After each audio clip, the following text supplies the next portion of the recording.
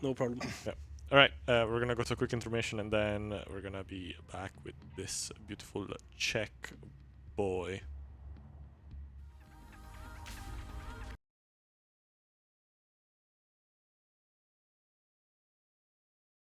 Speedonstore.com, get your merch now. Plum vs. Snowman, very frosty. Goose Jams by Lumilora, special edition, only available now. Winter Japanese shirt style, everyone loves it. ESA Classic is back, no print error on the NX controller. Get your stuff now at speedonstore.com.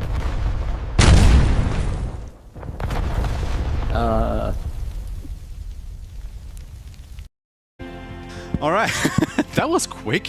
Hello there, everybody. How's it going today? We are going to be running Ghost of Yōtei, and it's late o'clock over here in Malmö. It's 10 p.m. right now, and it will be way into the a.m.s once we're done finished with this run, because this is going to take about 5.5 hours if we're good.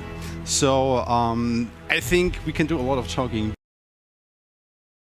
and Kiku are getting to know each other a little bit more now that Atsu has taken over raising Kiku as her own daughter, basically, after Dubei's death. And give you a home where you could grow up in peace. And it basically gives you the option to jump back into the game and do any unresolved missions and whatnot, and like naming horses. Maybe next time. When are we gonna name a horse next time? I really hope so. Yeah. I came all the way here. I guess I have to come back. Yeah, you do. I have to come back. I absolutely do. I mean, it's also the first time that I'm seeing Zeddy face to face, even though I have heard his voice in my head a couple of times already. Oh yeah, for at least 2 or 3 years. And this, is the first time. This is one of the wonderful things about this event, right? Just getting people together. Yeah, like even so, it's called the European Speedrun Assembly. It's not only Europeans. There are a lot of other people here. Wait, do I miss anything over this? Yeah, okay, cool. All right, there we have it.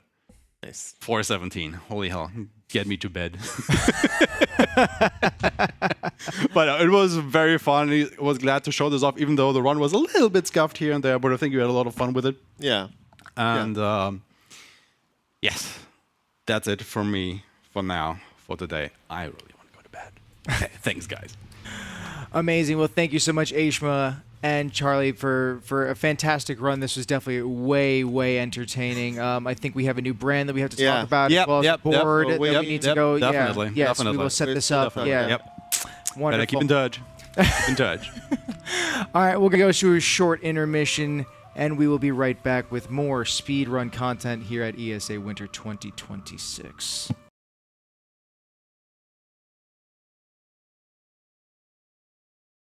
Hello. Oh no, she's been on stream 3 times today. Hi. Welcome back. I'm taking all over from the host, so. It's all good. Like, it's your show. Right, well, welcome to Walt Disney World Magical Racing Tour. I've missed the word quest. I don't even know the end title of my game. Right, so welcome to the worst Disney driving game that I have ever played in my entire life. I'm now playing this just to prove a point that there is no reason nobody else should ever play this game. Ever. And that I'm speaking specifically to Sam's community. Do not make him play this game. I will leave the community forever. This game's good. Hold. Tech, can we just kill? Just kill this guy. Yeah, just kill him. Just kill it. It's over. Yeah. Right. Anyway, so there was an incentive at the beginning of that was running through to work out which character, very unique, descriptive, genuine, 100% racing driver. That is definitely 100% legitimately a actual authentic Disney character. Am I selling this enough? I believe it. Yep. War Drums. Yes. Who is my victim? Your victim will, with $103 over, $103, be Polly Roger. My go. Hey. Let's go. Haha. Right, and now I'm going to be the most imaginative name ever. Ah. Is that how you're feeling ahead of this run? It's how I feel every time I touch this game. Good to know. Right. So, timing begins in 3, 2, 1, go. I am ready for cinema. I'm not. I'm going to cry. I'm indifferent. See, I like this game. I'm like the only person I think that likes this game. I've seen about a minute of gameplay of this, so we'll see. You sent the VOD I sent you. Now it's to put you off. It intrigued me more. Yeah, I figured that. So there are some slight speed optimizations in this. That is it. Oh, look at that. She can drift. Congratulations. That is the entirety of the game. Did you just drop a teacup? I did, yes. Interesting. Oh, there's a wall there. This game hates the British. It really does. Valid. I just dropped another teacup. So the basics of this game is that you collect up to 10 coins, your cart goes faster. The weapon balloons don't actually make any sense of, like, doesn't matter what position you're in, they just work. As some of you may have seen, I handed the front row and my commentators and the host a lovely, lovely sign that says frog. Now, there is a lovely,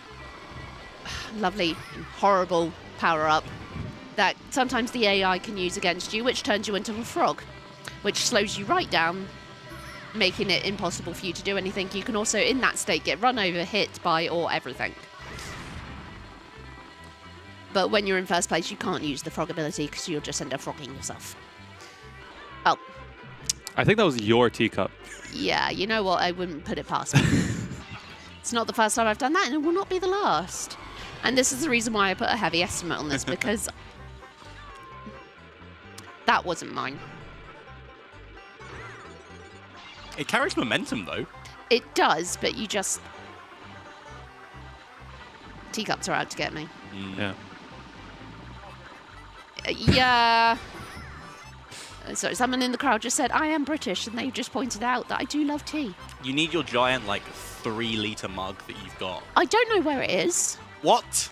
War Drums, can you solve this right now? This is the most important problem we have. Sorry, what? We've lost the large mug.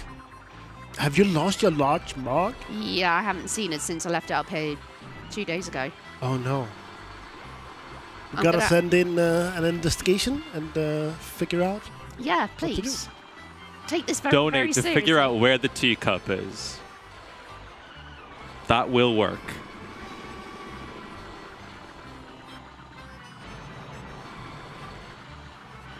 Music goes hard though. Kind of does. No, there's better songs in the later Oh, there is. half. Oh, there is. The one thing that I think that this would have benefited more with is if it did the Looney Tunes.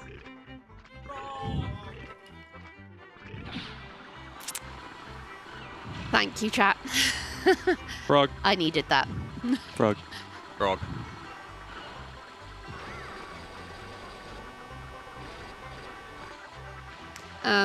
I lost my train of thought there.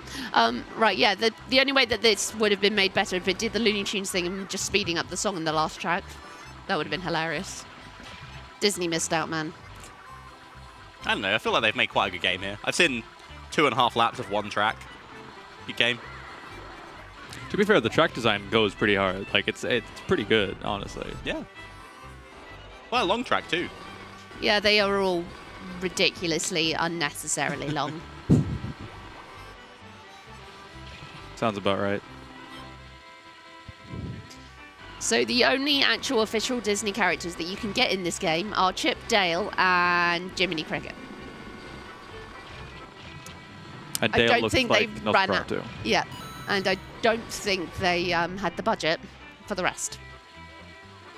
Which, I mean, why bother? Who wants Mickey Mouse when you can Who wants have Mickey Mouse when Oliver you... Chickley III, you know? Exactly. Exactly. Right, now we are on track 2, and probably where all the budget went to. Dinosaurs. hold. Hold is a dinosaur. Dino Jungle reference.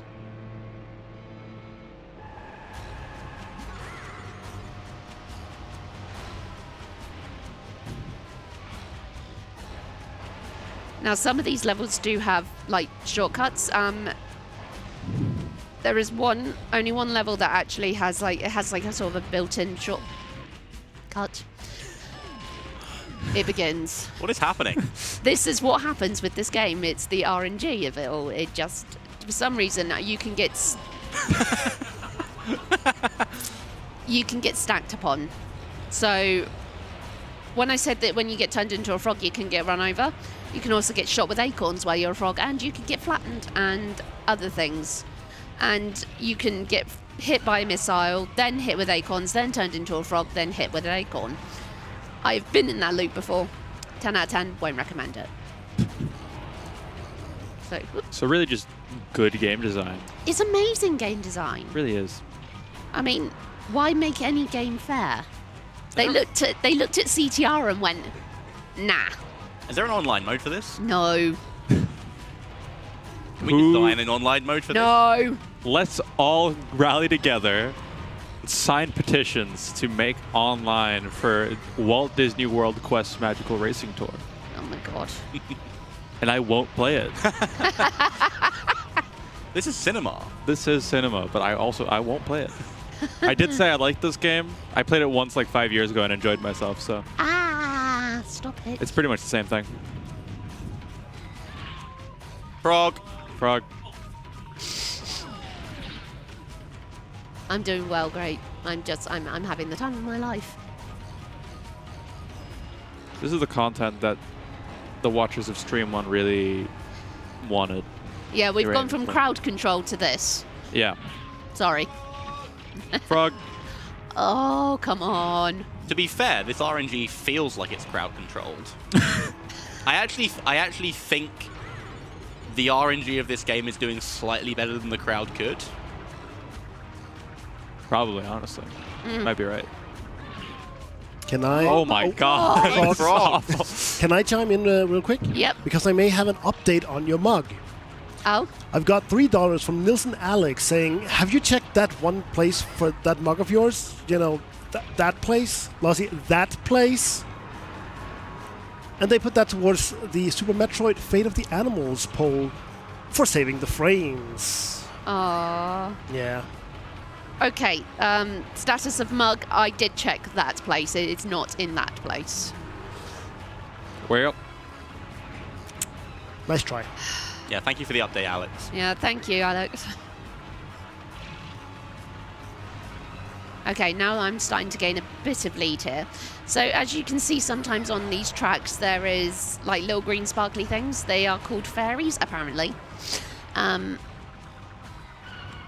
When you collect, there's 8 of them in a track. When you collect all 8 in each track, it unlocks a special character.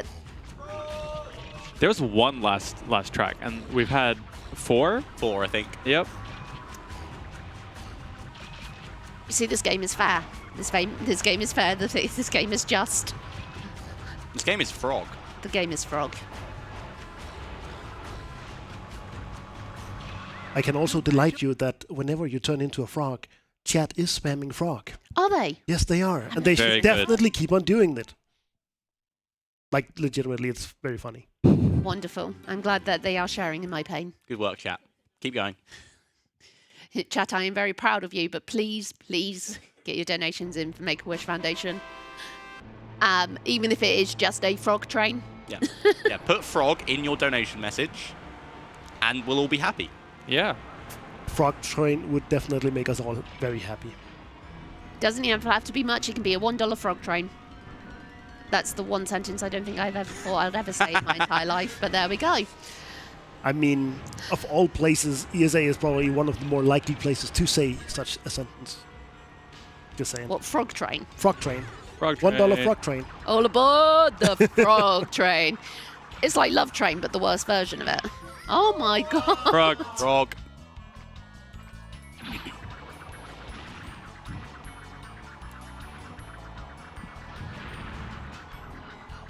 So you're going through the balloons, which I'm guessing are the equivalent of the item box, right? Yes.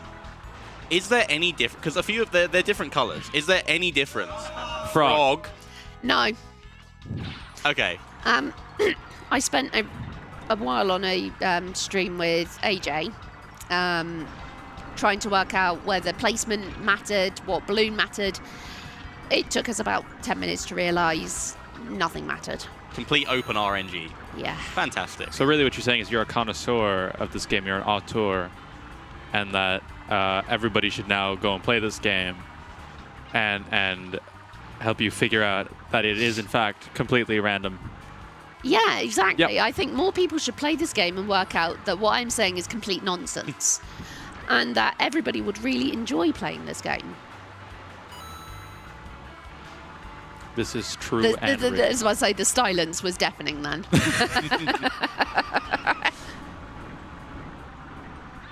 Oh my god! Frog. I do have a $1 donation from Frog with the donor message Frog. Frog. Frog! Frog!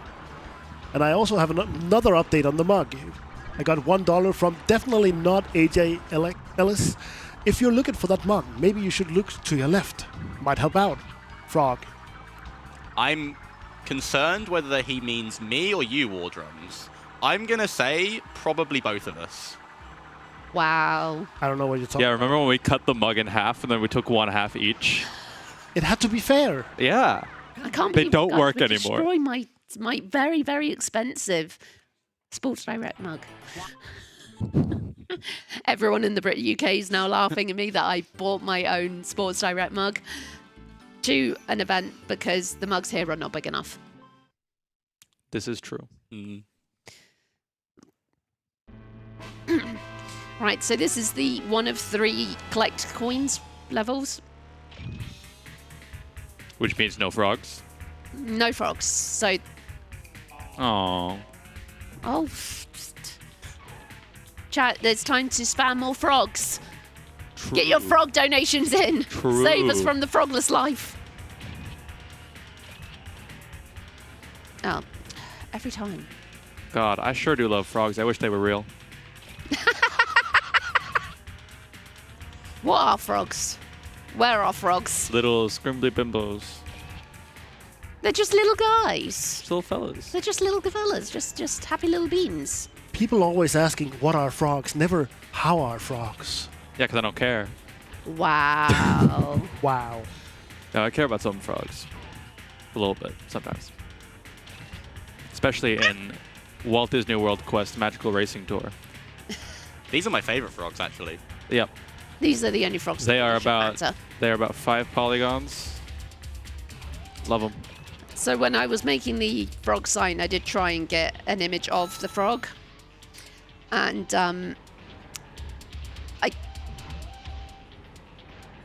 I went through the floor then. Thank you, game. I love you too.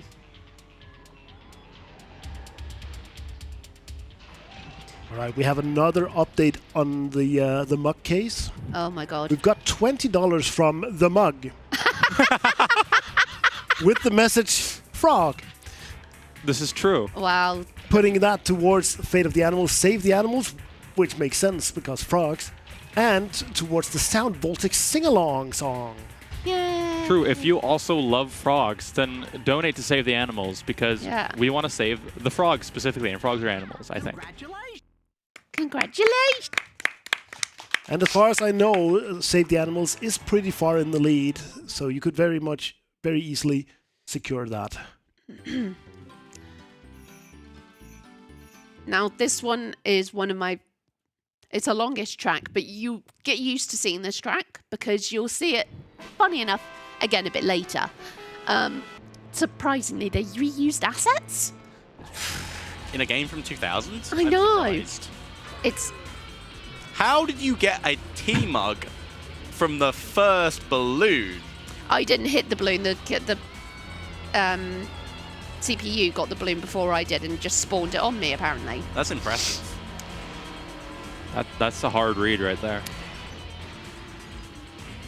But this one has one of the better soundtracks in this level. Can I point out Jiminy's smile is terrifying in the like in the left here? I don't like that. Stop looking Oh at my me. god! It happened again. I got hard red twice! You're too predictable, Ozzy. I must be. If I lose this race, we know why. Apart from the fact that I'm bad at this game, but still. So just to confirm, the coins do absolutely nothing. The coins, when you get to 10, speed you up. You know what? That is surprising. That's the only thing that they do. And only at 10. And only at 10. Well, that's something. Yeah. I went the wrong way then. Doesn't matter, I'm still in the lead. For now. Just wait. Oh. I'm looking at that sign. Whee! Damn it.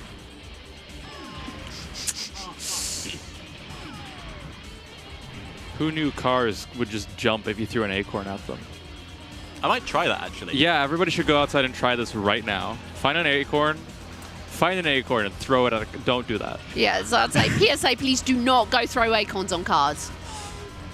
I know from experience, not a good idea. They do jump and you break them. I was about to say, speaking of someone who's got a very fragile little car, when I say fragile, she just doesn't like me at the moment. I'd rather not, because I park under a tree, and the amount of times I'm like, oh, look at that. Bug, acorn, bug, berry, bug, acorn, berry. Yeah. So you already know about the acorns hitting cars. Yeah, because I can hear it sometimes. Ka-thud. Oh my goodness. So this is the way I should have gone earlier. I've got an acorn behind me and I can hear it, and that's upsetting.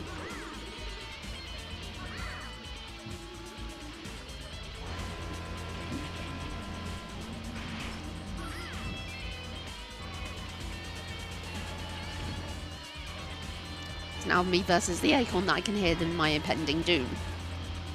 So do the acorns home on you?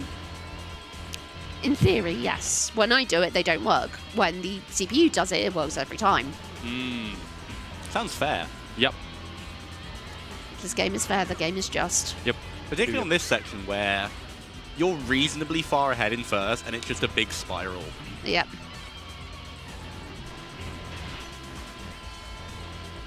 I love it when like kart racers make the CPU just buff for no reason. It's great. I also like the fact that they never hit any of the things I lay out for them. They just all hit. I just hit into theirs. Ah, there's a wall there. Oh.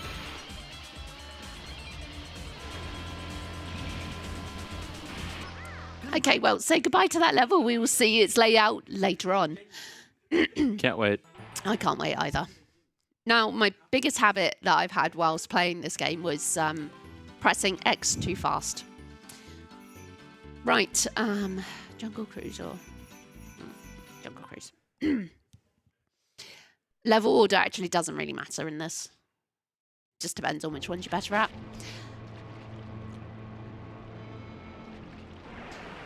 Now, if I get the glitch and Jungle Cruise towards the end of this level, I will probably cry. It still counts the lap, but it's not one of those glitches that, unlike the lovely ones that you would have seen from CTTR, CNK yesterday, these ones don't work.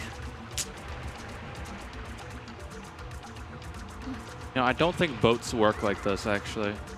What do you mean? They don't float. I don't know where I'm going with this bit. They don't float? Have you been on a boat? I work on a boat. Exactly. That's what I'm concerned about. Now I am concerned. Yeah. On. It's constantly sinking. No, I don't know where I was going with that bit. I agree. This is slightly unusual for a boat. I do agree with that. Oh my. I've missed you. Yeah. I've missed you, Frog. The Frog is at home now, though. We have a now we're in $1 donation from Jolier saying Frog. Thank you, Jolier. And we do have a $50 donation from Maeve, parentheses Frog, Oh.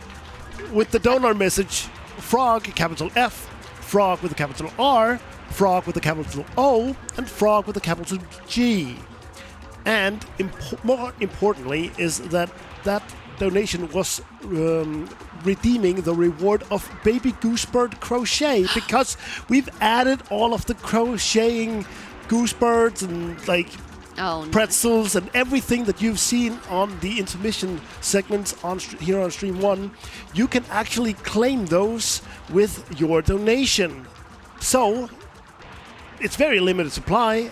Yeah, I've only made them. Yeah, all of them were made by Lossie. And get your donations in, claim them quickly. They will not last long. I can guarantee you that. Well, Bing Bong didn't last long. I didn't even know he went up.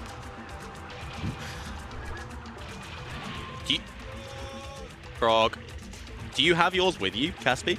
No, Caspi. I know. I got the Morta chicken hat earlier on stream too, and I thought about Mort bringing came home Mort and came then went back away again. Yep.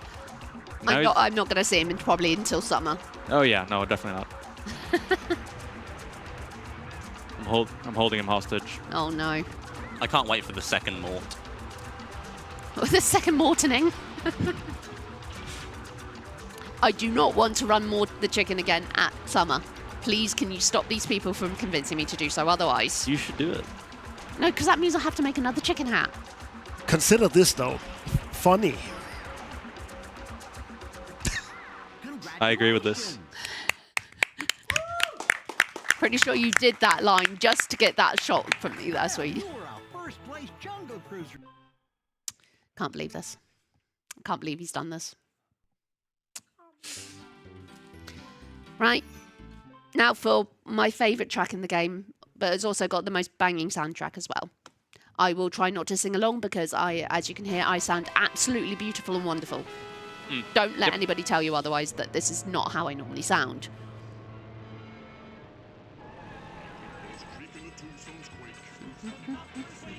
Banger. It is a banger. So this is a Silent Hill level.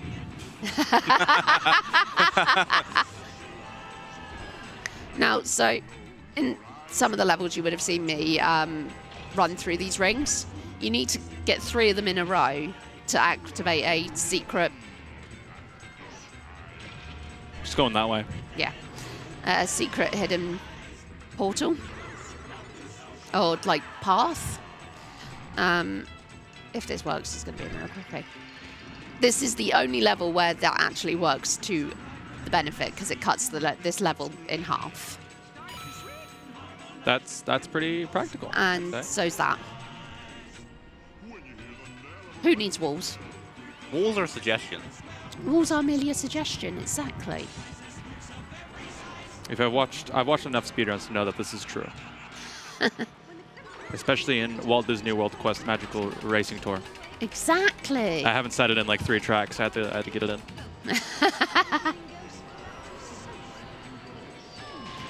Nice. I'm so far ahead. You are so far ahead, and you still got sniped. Game is fair. The game is just.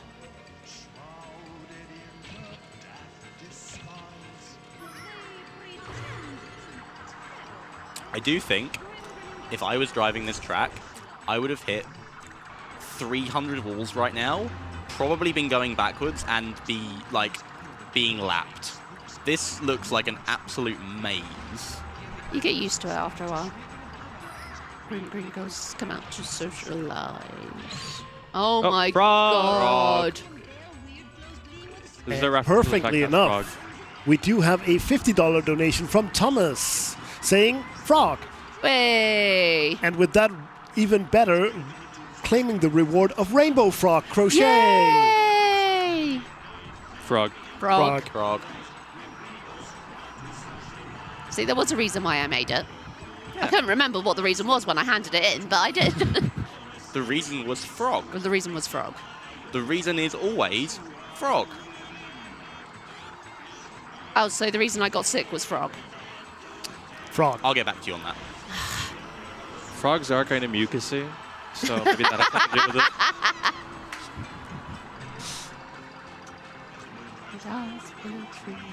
it. No, really, this game, don't play it. It makes you sick at ESA. This is how it works. And to socialize. But people have got sick before this game was showed off. Maybe this is the cure. It's the knowledge of it being on the schedule. Okay. Yeah. Yeah. Because I, of Everybody just wanted to get sick so that they confine themselves to the room so they don't actually have to physically watch this.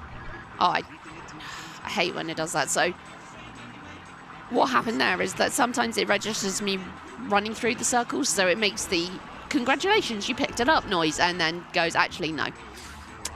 So I'm going to do the other way. Have you thought about not doing that? I mean, yeah. Oh, my God. You can't buck there.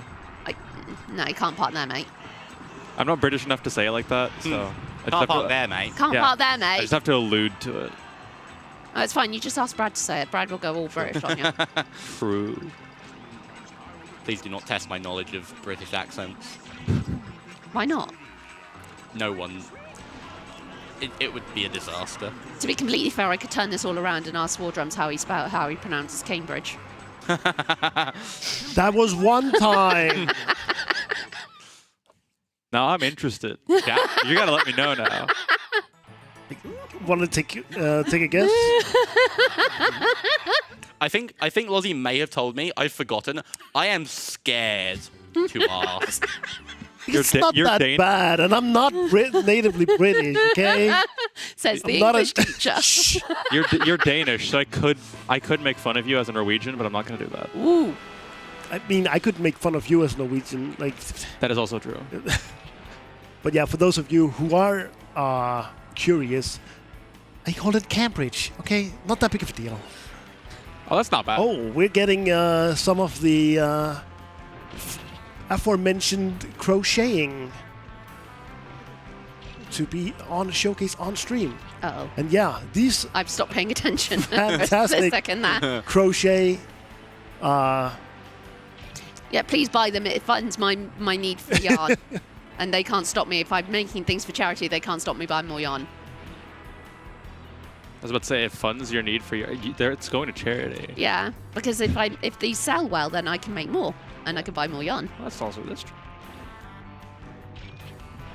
But yeah, donate. Claim them as a reward. Pretty easy. And you can even spend that donation towards one of the other incentives as well. A target or a poll or something. Or, frog. Frog. Frog. So this is another Whoop. coin mission. 30 coins still? Yeah. But as you can see, this one is a little bit more jank than the last one. Yeah, the physics of this look interesting, to say the least. They work. They work. We just don't question it. It just works. It doesn't. Nothing in this game works. I will say also, it's a suggestion of what the game developers thought of these levels, that you have a 4-minute time limit. And, It's worse when you're trying to remember where everything is as well. The difficulty with which this looks to control, I think they probably nailed it. Right. It's that one. Yeah, probably. I can imagine. Oh my. That's what we call overshooting. Yeah. That's what we I call know. perfect. Yep. I saw the last one was over here. Nice. Nice. So technically we are about just over halfway-ish. Oliver Chickley! Oh, there he is. There he is. My goat. The king. Right. See, this is where I accidentally always pick the wrong level because... Right, who missed that guitar level? I did. So I feel like we should go back and visit something that was of similar style, shall we? God, I love ASA usage. Oh my god! That's the 3rd time in this run you have been cupped immediately. Hate being cupped, man. I definitely heard a different word. No. Cups. Anyways. Cups, anyway. We've got time for donations whilst this track goes on and on and on and on forever. But also, hi, look at that! Surprise! It's almost as if we've seen this level layout before. Amazing. So do you want a donation, Brad? Yeah. Okay. Donuts. We've got $5 from Kolach, and I may be losing a couple of friends here because this is to be read in your best British accent. Oh no. And I don't know if I'm more scared or terrified or nervous or whatever, but here we go. Can't park there, mate. Honestly, Can't park there, mate. Can't park that yet. Good effort. Good effort. Frog. And that brings us to the next donation because we've got $75 Woo! from King Europe with the donor message Frog.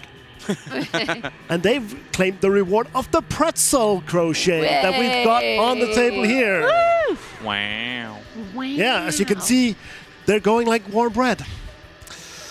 Did you say going like warm bread? Yes. Sorry, that might only be an expression in Denmark. Terribly sorry. I mean, I It's a good expression. I like it. I Should mean, use it more. I was more waiting for the pun to come out of that one. It's a pretzel. There's still Never time. mind. I mean, you could have made a knotted joke or anything like that. NT. I know. NT. I'm sorry. I tried. Can't believe it. Can't believe this. Actually, I'm more surprised that I managed to get through most of this run without a dad joke. And I don't even have one off the top of my head, which is even worse. Chat? Chat? Anyone Yeah. helping out? Dad jokers? Anyone? So the one thing I didn't point out about this run is that... Sorry, I just saw the rocket pass me then. Is that this level particular is really, really, like almost nigh on impossible to get all of the 10 coins on, because you get a bundle at the beginning, and then if you choose to go the long way, that's the only way that you get coins. So, So there's only 10 coins?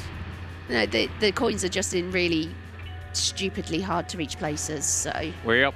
I did see a bunch in a line in the middle of that tunnel. yeah. Looked very awkward. Yeah. Yeah, so sometimes you can cut in and grab one that, but it's not often worth it because depending on how hard you cut. But there's a line down here, and that's probably as much as you can get within like one area.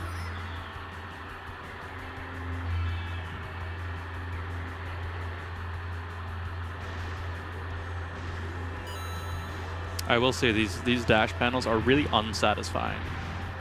They really are. I don't like the way that they're spaced. Some of them are like Yeah. right next to each other, and some of them have a gap, and I Yeah. really don't like it. Some of them don't like the others. Yeah. Yeah, I don't like the ones that kind of like have a gap, Yeah. but then kind of are like close together, but one also is not to the center. Some of the turbo pads are demonstrating good social distancing, and some of them don't care. It's 2026. It's been 6 years. Frog. Frog. Speaking of which, we do have a $50 donation from Odd Kara, Woo! who says Frog Among Us, because she redeemed the Among Us crochet. Woo! And put that towards the fate of the animals, saving the frames. Oh Wait, no! wait. How So- dare you? True speedrunner after all. Can't believe it. Did you say you chose the wrong one? We're up.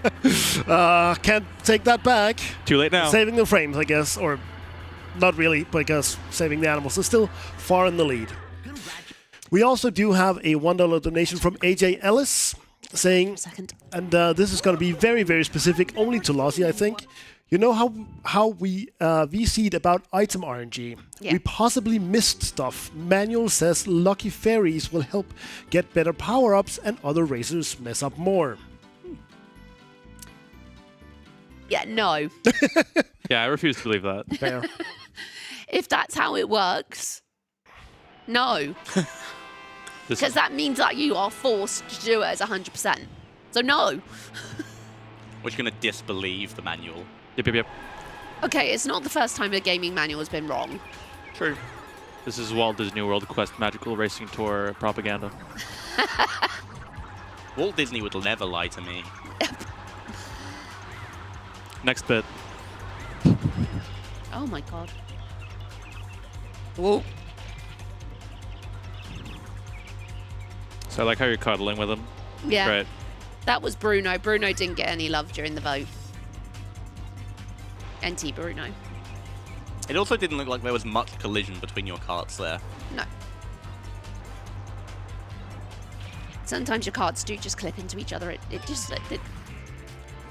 the game works. The game works. Nice. The acorns have collision. I can see that. Okay, so this is where I said that the home, they're technically home. Yeah. The red one's home. But the AI that's behind me recovered so quickly.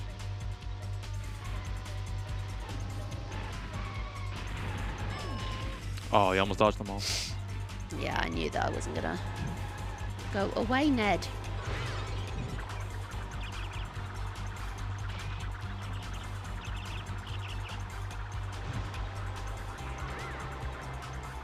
This is a jam. It is, yeah. How do we feel about a little cringe to break up the silence? Oh no. Yes, very much agree. We've got $10 from Peggy saying, "Can you say this in a British accent?" And here we go again. Get on my pop. Get that was bad. Oh, frog, nice. Let me try that one more time. Get out of my pop.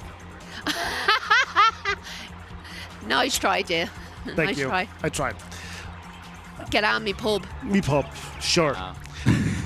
It does say my pop on the screen, so that's Yeah. why I said that. I love Peggy Mitchell. I love Peggy Mitchell. Do we want some more cringe? Yeah, go ahead. Right. Keep them coming. This is a different type of cringe because we've got $2 from Trollier saying, by Lossie's request. Yes. Did you hear about the secret agent pilot? He spent most of his life in disguise. Frog.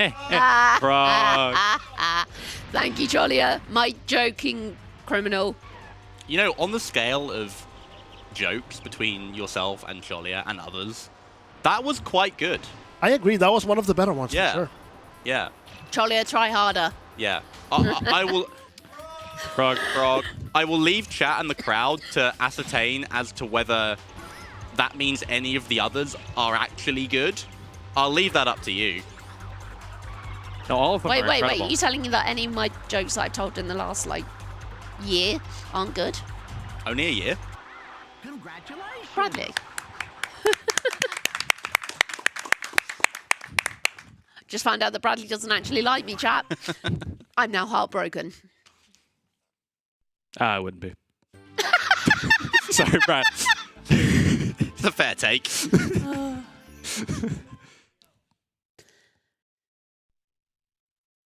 Chat, you can mend Lozzie's broken heart by donating to your Make-A-Wish and redeeming some of the crochets. This is true and real. This is Unreal. very true. Are we back on the boat? We do actually have a small, little wholesome little message here. Yep. $5 from Anonymous saying, "Hello, Space Lossie. Hello, Bradley Gaming. Hello, Caspi. Hello, Wardruns." Hell yeah. Hello. Hello. Hello. Oh, ho, Hello, a anonymous, pirate whoever you friendly. are, but hi. And they contributed that to the Sound Voltaic's sing-along song Target. Maybe jump me heart is yo ho. Yo ho, a pirate's life for me. So this is actually a reference to Pirates in a Misadventure with Scientists from 2012? Pass. I don't know. It's an Aardman film. Okay, it's great. Incredible premonition from Disney.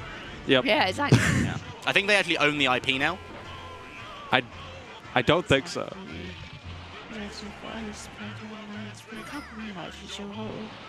I just want to enjoy the music. This is great. Heart is yo.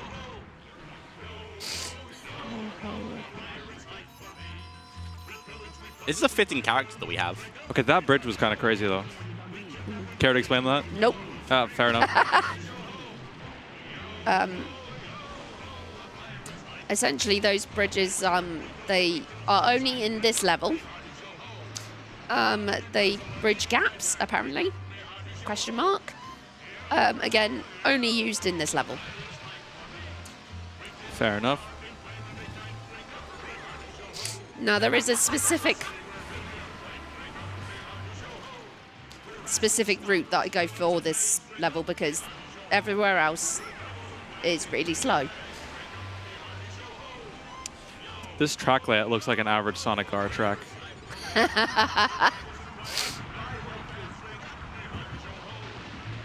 Oh my god. You got sniped midair. That's kind of rude. It happens. Aside from me. Frog! Frog! Oh my god, I got flattened. Oh. And two. The flat frog. The flat frog.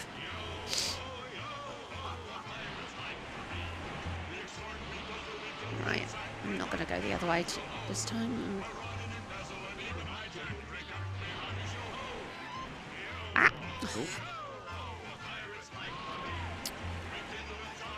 Really had to bite my tongue there. There were a lot of words I wanted to say there, but I think the only one that I'm going to really go out with is bugger. Very British of you. Very British of me. Yeah. Bollocks. Yeah. Bollocks. Yeah, exactly.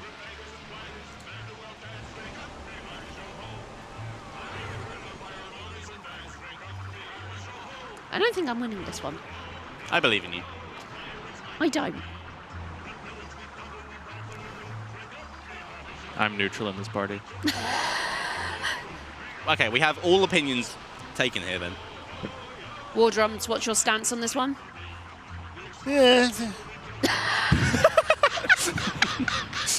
Okay, between the four of us, one of us will be correct.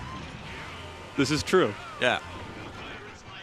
Actually, how can I be correct if I'm neutral? Yeah, exactly. Time to make a decision. Which side are you on? Frog. Frog. the only real side. Yep. Right, can I get the shortcut this time without actually missing it? Thank you. Bird on man's brink up, meat parties your hole. Right. Hold, hold, hold. Ooh.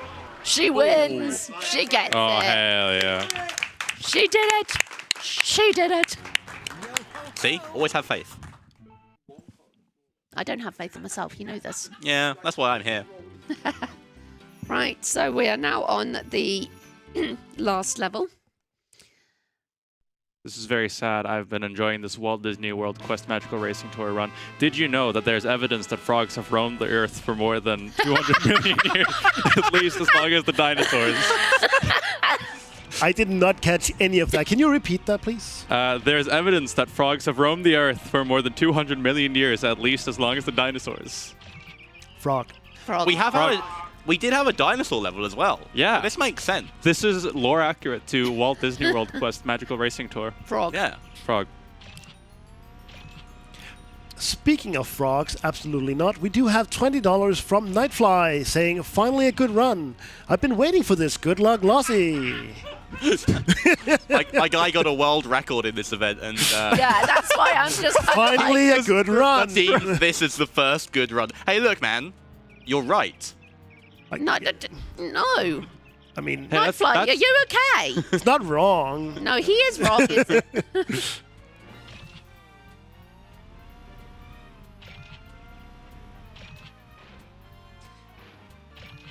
Right. This would be a banger Mario Kart battle mode stage. Just saying. Stop trying to make online happen. Damn it! Surely someone out there can already make this happen.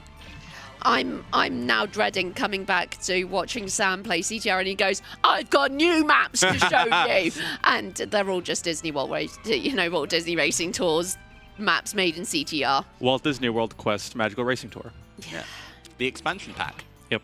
Notice how I have to look at the title of the game every single time because I do not remember. I don't remember it half the time either. And to be completely fair, and much love to and shout out to Dylan, who's part of the reason why I am playing this. I've completely lost track of what I'm doing now. Disney, start the sentence again.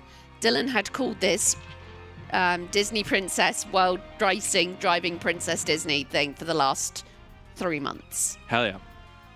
I don't think he actually ever learned what the game title was. He did also call me and Bradley Elsa and Anna. So Yeah, I'd forgotten that happened, and that was like a week ago. yeah. He was saying you should dye your hair blonde because I'm a brunette. I'm naturally blonde, so I don't think he knows that about me. So, Dylan, if you're watching, you are a fool, and I've played you like a damn fiddle. Dylan, are you going to let him stand for this, or do you want me to ban him preemptively? Please just DM me. No. Okay, I'm missing coins. Where on earth am I missing coins? There's one. How am I missing coins? Am I that dumb? Don't answer that.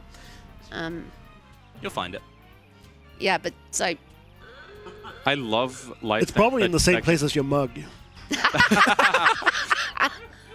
Chat, any update? Any updates? Right, tech. So... Get ready on time, tech, because when I collect this coin, it'll be it. So, 3, 2, 1, time. Frog. Frog, frog, frog, frog, frog, frog, frog, frog, frog, frog, frog, frog, frog, frog. Tech, time. Tech. John Tech. John Tech. John Tech, please. Tech. Time. Did you know that there are There over...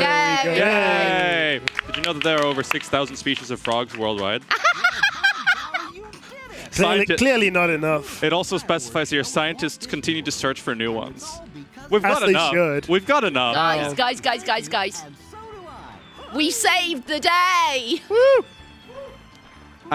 That's good. That frame rate on those fireworks is It's not just a scene. Just a scene. one of the frame rates ever. So, I love frame rates.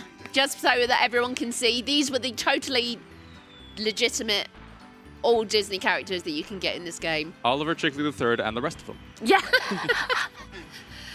But anyway, that's going to be a lot from me because I think I've caused enough pain for this evening. For your throat specifically, I think. It's fine, I don't have to talk tomorrow. Probably a blessing for a lot of people at this stage. But just wanted to say thank you so much, ESA. I was very ill at the beginning of this event. I only got better this morning. So me running this was a little bit towards the beginning of this week. All memes aside, it is a semi-decent racing game if you get past the RNG side of things. But that is it from me. Anything from you two? 100% at ESA Summer. God, no. Mort the Frog. chicken at ESA Summer. Mort. Mort. Mort and Frog. Mort and Frog. Mort and Frog. I've doomed myself into eternity with Frog the Mort. Mort. Frog the Mort. Frog the Mort. Anyway, anything from my host? Yes, I do just want to mention, because as you probably noticed, we've gotten a lot of the crochet reward claimed already. There is actually only 2 claims left, which is the Mew and Mewtwo set that Lossie is currently holding, and the fidget worm. Oh, did the mage go? Everything else is gone. Oh, Everything else is gone. oh, so the fidget one. So we only have those 2 yet left, and I cannot imagine it being long until I thought it was those a are gone croissant. as well. You thought it was a croissant? I'm not joking. I saw it on the table. I was like, that's a croissant. No, it's Anyway, I think we are going to call it here and go to an intermission screen, and then we will shortly be back with a little bit of a talk with you 3. Yes, you cannot escape it. And afterwards, while we are talking, they will be setting up Call of Duty Modern Warfare 2. So stay tuned for that, and we will be right back.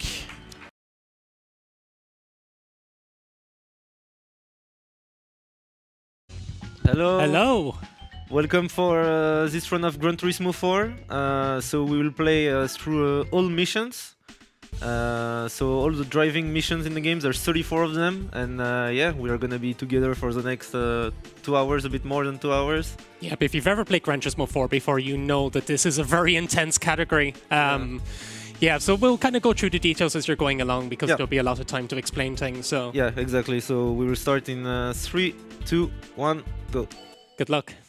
Thank you. So these start off very straightforward. So all of the missions are kind of broken off into sets. So the first 10 will be, they're called the pass missions. So basically how the missions work, you are given a preset car and you have to complete an objective. So for the pass missions, you're given a section of track. You are put in a car that's evenly matched with the AI, and you just have to pass them. For this one, it's very straightforward because, as you can see, like the slipstream basically lets you take an inside line at the corner pretty much immediately. There is a lot of minutiae we can talk about with the cars, but for the moment, we're just going to keep it simple. As you can see in fourth gear, this car loses so much speed up the hill. So this was like one of the most straightforward ones. So obviously they're gonna, like, I would say the first 10 are consistently quite easy. There's one... some stuff, 2 of them, even 3, because I have trouble with the golf one for some reason, even though it's not supposed to be I think too hard. With the golf gears can be weird. So basically, like, they kind of nerfed these cars heavily for these missions by giving them really bad tires. Typically in the so when you buy a car from the dealership or you win one, it usually comes with sports mediums tires, which are kind of like the middle of the road compound. For these, they give them like really bad tires. So like there's comforts, there's sports, and there's racing. Comforts are the basically the economy type tire. And for these missions, they give them, like, for this one, it's actually the road tire, which is the best of the comfort tires. But for the last one, there were the road tires, which are the in-between. For the next one, they'll also be road tires. So it's going to give these cars really poor, like, kind of braking. Like, when you try to throttle out of the corner, like, that's another thing we have to explain, the traction control. So I'll explain it now in a moment. So you see in the bottom left corner, there's a symbol with a triangle and an exclamation mark. So you'll definitely see it with this one. So yeah, another very easy overtake here. Like, you basically get an inside line for free. When Cousin tries to throttle out at this corner here, you're going to see that light flash up, especially when you're turning and accelerating at the same time. That's traction control. You cannot adjust the traction control on these missions. It's preset. Unfortunately, because the traction control is really heavy with a lot of these cars. Thankfully, they did disable the stability management for all except one test or one mission, which we'll get to. The stability management in this game is horrendous. It basically slows the car down every time it's about to lose grip and every time you take a turn. If you have bad memories of Gran Turismo 4, like if you remember like the cars like just not really rotating properly, like obviously it has a reputation for being an understeer simulator, the chances are you were playing with the assists on default settings, because every car comes with stability management like at 10, which is like insanely high. Like even if you play it on like 1 or 2, it still gets in the way when you're trying to corner. So yeah, another very easy. This is on Monaco. They're very like they give you a lot of easy inside lines for these ones. They get progressively more kind of like less intuitive as they go on, like more kind of like compound cornering sections. Also, you might have noticed we're kind of like doing these in a weird order. So we're starting with 1, then to 2, and then we kind of go right, which brings us to 4, and then we go up the tree. So now we're on 5. Yeah, so it's more convenient with the menuing to do like 1, 2, 4, 3, 5, 6, 8, 7. So that's why the missions are like mostly in orders, but not exactly in order. So yeah, next mission is also quite easy. I would say it's easier than the previous one. So we are with the beautiful 206 RC. Mm-hmm. And yeah, I think we're supposed to overtake in the last chicanes. I think that's how it's intended, but we can send it already in this left corner. So slipstream is quite important for this one. Like slipstream will be a recurring theme of a lot of these. So obviously when you're kind of like lined up with the car ahead of you, it removes the wind resistance. Some cars, like every car in the game, has like a drag coefficient property, which determines how much speed it loses as it kind of gains up speed, like how much like the wind kind of holds the car back. So like for some cars, they have really high drag coefficients, so like you're going to want to be slipstreaming as much as possible. So like getting a good slipstream on this one makes it like quite easy to overtake, like in the first corner or two. The 206 is a really awkward car because it has really bad tires and it also has something called an open differential, which means that because it's a front-wheel drive, which means the front tires are used for accelerating and turning at the same time. Typically, you have something called a limited slip differential, which means that if one wheel is spinning more than the opposite wheel, it kind of keeps the two of them like synced up, so one of them just doesn't wheel spin like crazy. But the 206 RC was not lucky enough to get like it's supposed to have one in real life. I think Polyphony Digital just misconfigured the car, so traction control's working overtime. This is actually quite a fun one. Yeah, I'm gonna go for the cut here because like there's no like game-breaking glitches or anything like that, but the game still will not punish you for cutting the track, so we'll take advantage of that. In this one, it's usually not faster, but because the only objective is to stay ahead of the AI, like you can just block them off and never give them a chance. Plus you don't have to drive through the entire straight here, so we will go back to this track later in the run, but it's the only time we're gonna do the shortcut because then you get a bad speed exit, so it's not worth it when you have the entire... oops, again. Nice mismenuing. Yeah, you need to hold circle or triangle to have the money to cash out immediately. But if you press too early or too late, start pressing too early or too late, it will not be taken into account. Okay, this one can go wrong, so...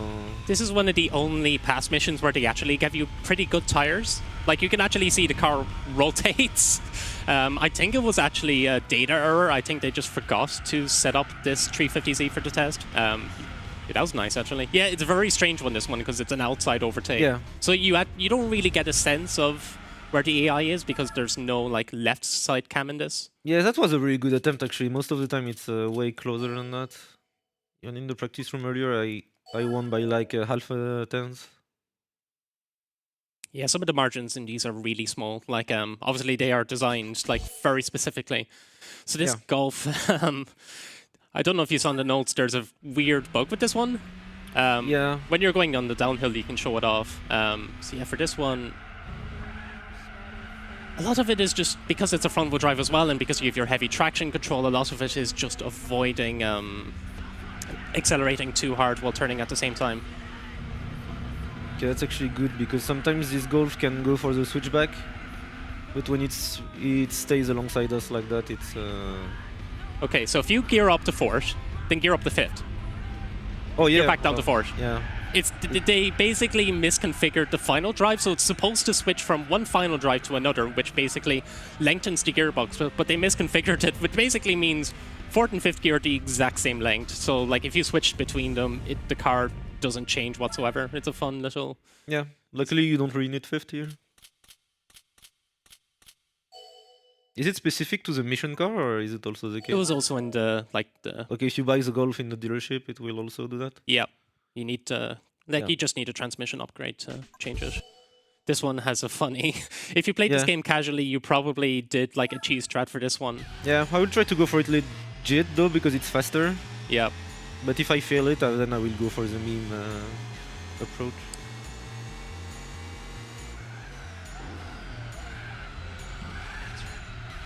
Pretty good. So, yeah, basically, for this one, because again, the only objective is to finish ahead of the AI, you can bump the Catadome NSX off the track, and you get a penalty, which is basically a 5-second, you have to slow down to 50 kilometers per hour. But the AI takes so long to rejoin the track that it's just a guaranteed win. Yeah, you lose like 2 seconds something if you go for that strat. So I guess if you have a bit of trouble with it, it can be good to go for it because at least you get a run going. It's better to lose 2 seconds than having to restart. But so here's the legendary Renault Aventine. Yeah, big French engineering. This car, on a beautiful machine. A legendary track as well. Yeah, Le Mans.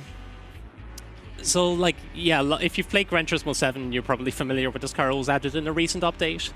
Yeah, a front-wheel drive boat. Yeah, again, a lot of this is just slipstreaming and kind of navigating through certain chicanes. Yeah, we can cheese this one though, so it becomes really easy because we can cut through the chicanes. Mm-hmm. We'll just do We'll just do that. Yeah, first place already, and we still have like the full Mulsanne straight to go down. Yeah. Sometimes you can give him slipstream. Sometimes he will catch you up with slipstream and give you a little bump. Let's see if that happens, but I think he's a bit too far behind. So this is the last of the past missions. So yeah, this is like the easy kind of introduction. But from this point on, like with 11 and yeah, like the first couple of the next ones, which are the tree lap battles, they do not really play around. Mainly just because they give you like really poorly configured cars. Yeah, we'll get to those as we come to them because like we will have plenty of time to explain. But yeah, these went well. Yeah, because after this we'll have the 3-lap battles, like 3-lap events, and it's actually the longest segment of the mission because it will take around an hour to go through all the 3-lappers. Something we haven't explained yet is that we're playing on the PAL version, the European version. So basically, there's a few differences. The main one is that this runs... Oh, well, actually, the main difference is the mission 34, the last mission in the game. Yeah, it's a lot easier on PAL than TSC. They gave... so how the last set of missions work is you... the one-lap magic, so you basically have 1 lap to catch up to the rest of the AI. And you have to sit at the start line for a set period of time while the other cars kind of make their way through the track. But on Mission 34, they gave a much shorter timer on the PAL version compared to the other versions. And also, the AI takes longer to cross the line.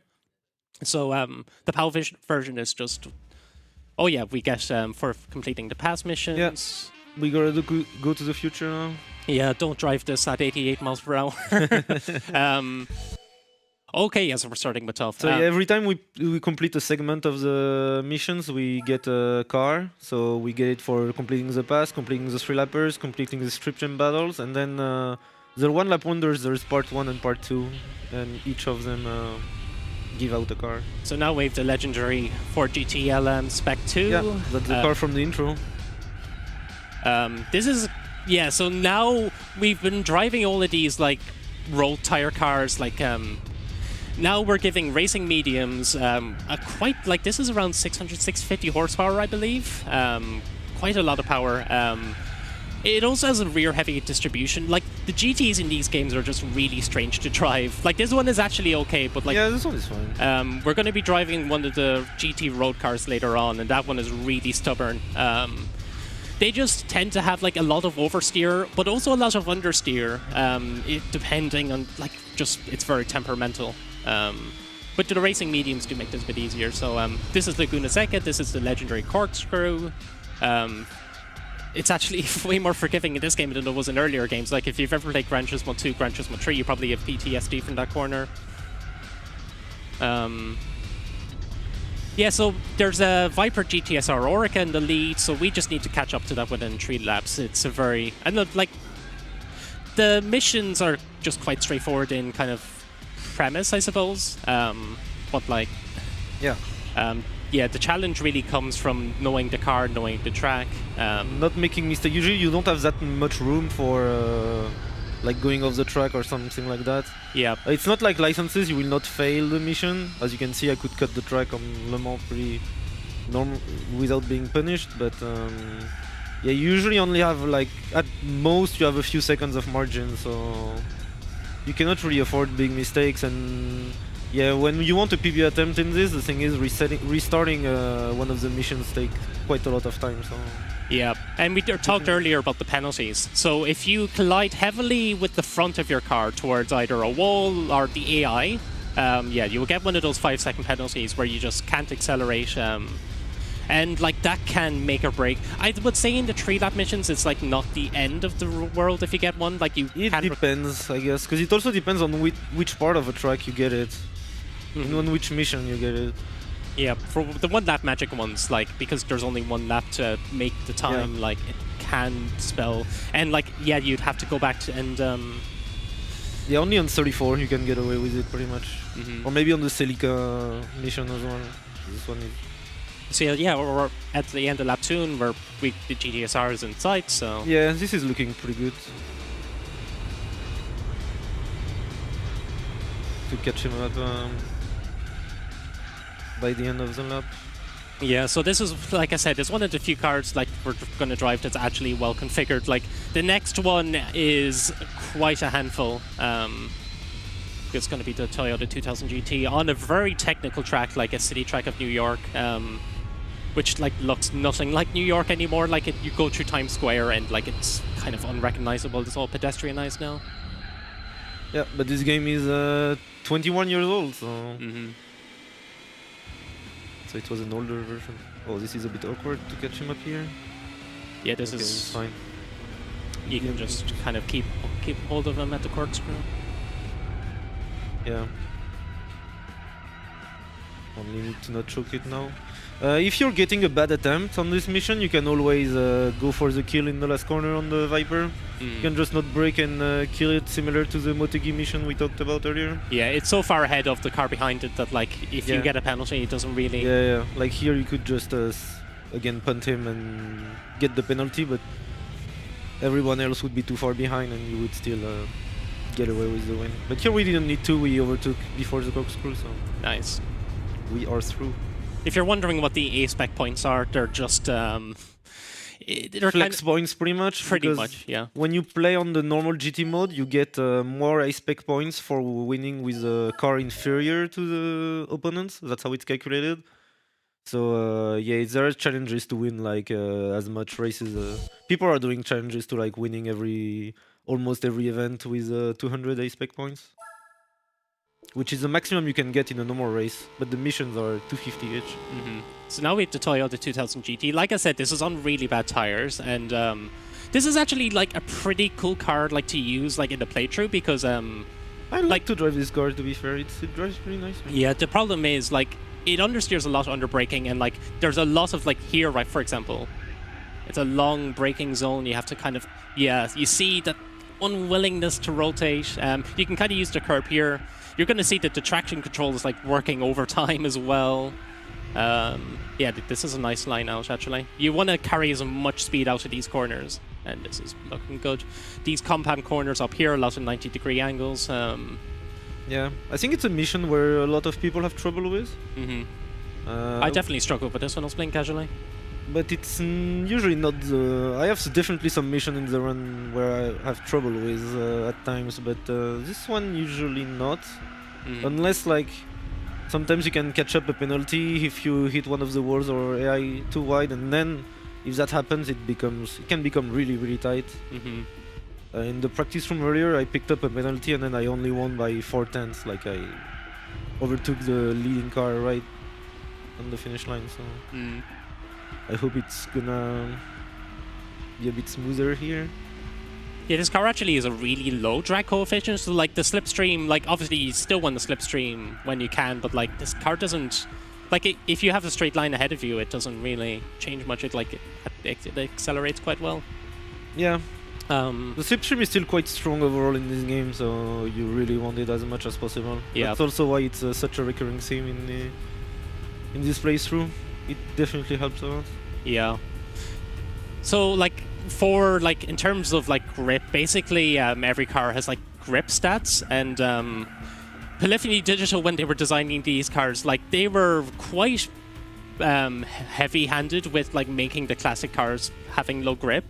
Unless they were like race cars, like the Chaparrals, for example, have pretty good grip, but like, yeah, they were very punishing. But there are a few classic cars where they, due to an underflow error, we will get to those. I think it's like in one of the two next missions is going to be one of those cars where Polyphony tried to give them really low grip, but because if a car is below a certain level of grip, it actually underflows and it has like way more grip than it's supposed to have, which you can kind of see firsthand in one of these upcoming missions.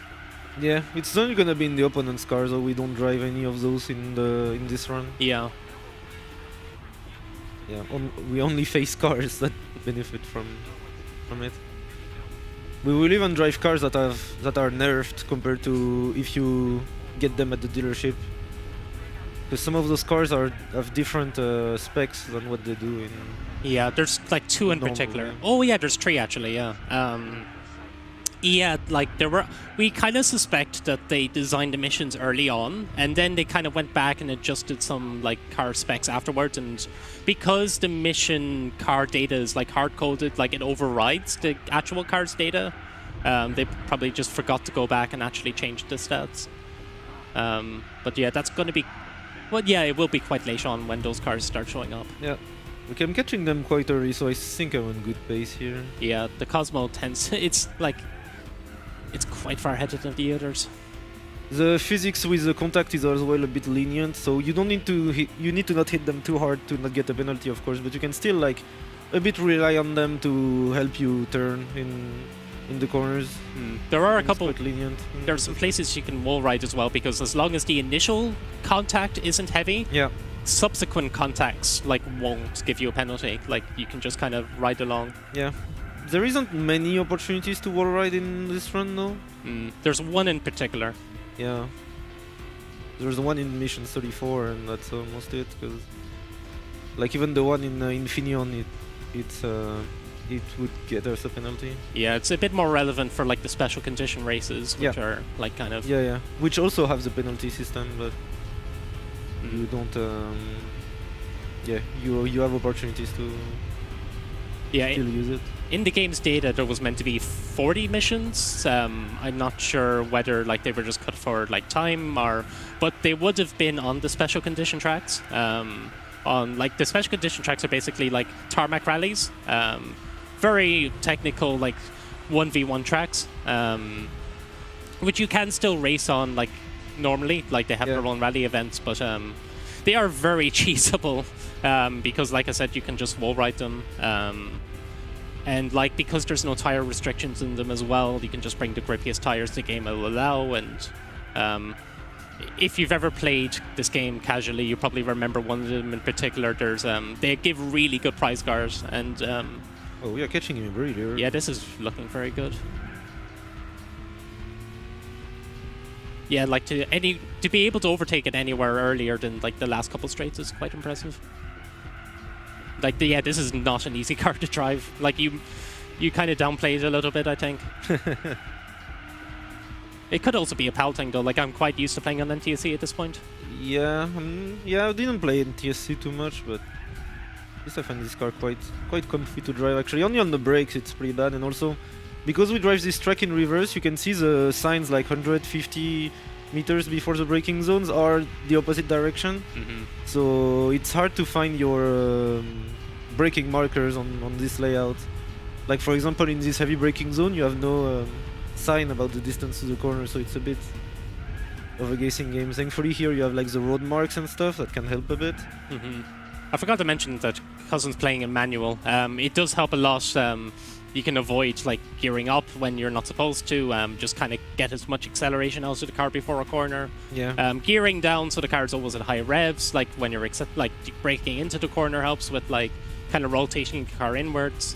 Yeah, engine braking as well. You get better engine braking by because the automatic gearbox tend to gear down pretty late when you brake. Yeah. And also sometimes when you're in between two gears a bit, the automatic likes to switch back and forth, which is pretty bad. You can hold like the gear up button to like hold the gear, but like at that point you might as well be playing manual. Okay, so this one we were having a interesting experience on in the practice room. This one on paper is not too hard, but it can go wrong pretty quickly. Yeah. That's the issue with it. So if it goes smoothly, yes, there's gonna be plenty of margin, but it can really go south in little time. Yeah, so this is quite an unforgiving track, Upper Paris. It's very bumpy. Yeah, the car is configured a bit weirdly. So like it is actually like a quite well balanced car. Like it is nice to drive, but with the way the suspension is set up, it's quite like floaty, and it wants to like the weight of the car wants to move around, but also like it really snaps over bumps. You can kind of just see it like So again, it's kind of like it oversteers but also understeers. Yeah, like for this, you can see here, for example, you have to be very careful breaking it in. You have to keep it in a straight line as much as possible, otherwise it will just swing all over the place. It's quite easy to underdrive the car as well because it's really grippy, so you can push more than you think. Yeah. Especially under braking. Yeah, because most rally cars like tend to have a bit of weight at the front of the car, just from the front heaviness of like the tools. This corner is tricky. Oh yeah, like it's okay. This was good. You can see that like if you overshoot it, you just go straight into that wall. You lose all your speed. You get a penalty. Oh, that was close. Yeah. Nice. Thankfully, not a penalty. Usually, I'm a bit closer and can make this overtake more smoothly, but I guess I didn't have too fast of a first lap. Yeah. The tarmac lines. Oh yeah. So the AI takes a really weird line here. Yeah, it slows down here and pulls to the left, which is really slow. So easy overtake opportunity there. This is looking pretty good so far. Should be, yeah. Ooh, even though I still cannot take the first corner properly. Here you see you can brake really late. Your instinct would command you to brake earlier than that. But you can really push it with this car. Yeah, like this car is a lot of off-throttle rotation, so you can kind of let go of the throttle, kind of let the car. Yeah, you kind of have to be a bit careful, like when you throttle out, because like it will just snap back into grip and.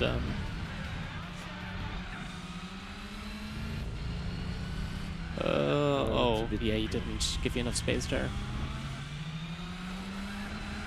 You can make it in this corner if you have a really good attempt. Okay, at least I have the outside line here, so it will not be an issue in... I hope he will not try to dive me. Okay, that's good. Yeah, now we should be well on pace to catch him up by the end of the mission on the last lap. If I don't make any critical mistake.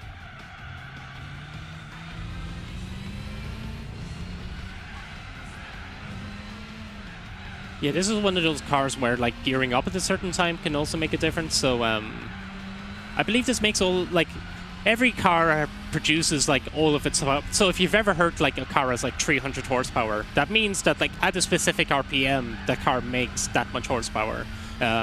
So for this car, it makes it at around 5,250. So after that point, like you can still drive it beyond that, but it can just noticeably start losing acceleration. So yeah, if you gearing up at around like 5,500 to around 6,000, depending on the gear you're in, can like, I mean, it just as long as your cornering's good, like it's just micro optimizations. But yep, we're looking on very good here, and you got space. Oh, that was.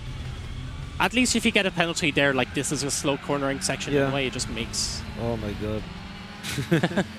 It's okay, the under braking on the heavy braking zone coming up is... I think Colin McRae wants revenge for for beating him 30 times in the dirt run. It's okay, the AI is pretty bad under braking here, so we can send it pretty comfortably. It is quite a contrast from Saturday's run, when we were just convincingly winning every race by like a minute, and now like the AI is actually putting up a fight. We are not going out of bounds this time. Oh. There is a few where you can go out of bounds, but it's really difficult and inconsistent strat. So the any % run by Westworld C does do some out of bounds, because you can kind of very similar to like the Mario Kart Wii runs you were probably just watching. Yeah, you can kind of go out of bounds and like trick the game into thinking you did a full lap when you actually didn't.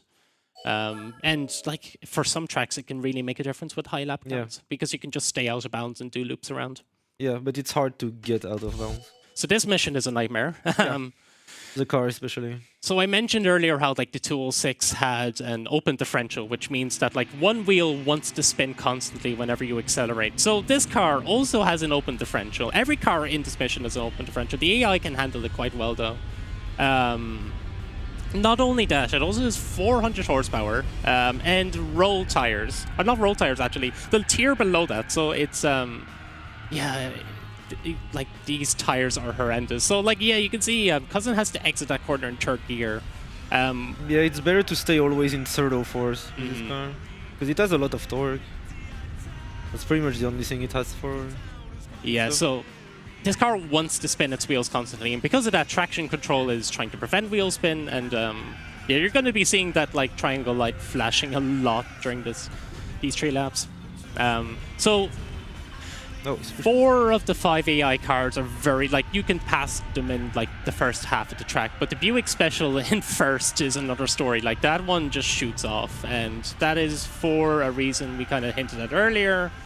It has so little grip that it actually is the tied highest grippiest car in the game. Yeah, because if there's a hidden stat in the car's game's data called performance. So every car has a front performance and a rear performance, which is basically a grip modifier. If that number is below 900, it loops back around to like 1,120 something. And for context, there are 3 cars with the highest grip in the game. There are the Suzuki GSX R4, which is like a Suzuki Hayabusa engine in like a motorbike engine in like this 600 kilo chassis roadster. That has highest grip. The Muse S2000 R1 has also tied highest grip, and then the Caterham 7, which you actually can't use in any event. But these classic cars, because of this glitch, have more grip than those do. Oh! No. Can I still catch the Buick? I guess I can. If you get a bump here, maybe. Oh. That was really unfortunate. Yeah. That's the issue. They offer and overshoot this corner and put themselves out. I don't know if I should immediately restart or if I should still try to. It might still be. That's a really unfortunate place to get a penalty. Yeah. I'm 8 seconds behind though. That's a lot. I would see how you're catching up in the next couple margins. Yeah. You're getting the slipstream here is helpful actually. It's not the best. Get out of my way.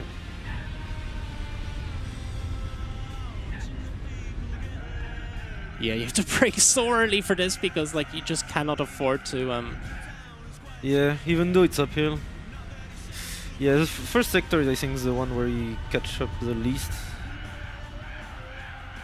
Yeah, it's so this car's just horrendous. Yeah, I think it's the only mission where you have to actually to catch up a car that is faster than yours. Yeah, because this Buick not only does it have this grip bug, it also has like over 600 horsepower. Yeah, it's a fake muscle car because like it says it's from 62, but that's not the truth. I might be too far behind. Let's see. Yeah, on the straight it pulls ahead as well. If you get a good line here, like for this, you kind of want to brake a bit later in a way to kind of get a good line into the. Yeah. Need to not hit the walls at the exit here. Really easy to do. Yeah, it's not. Yeah, I'm catching up too slow. This is looking. Yeah, it doesn't seem to take a great line here. I was like, what, 8 seconds at the end of for previous lap? I think this still, like, yeah, if you get a good, like, exit here, okay, this might be, this could work, actually, I think. Let's see what the gap is. It's gonna, I think I'm gonna miss it by a few tenths. I think getting the slipstream might help, though. Yeah, but you cannot really overtake in the last straight, though. Well, maybe I could go for a kill as well. I've never really tried to. You know, on that last left right-hander. I can always try to send it. At this point, I'm committed to the mission.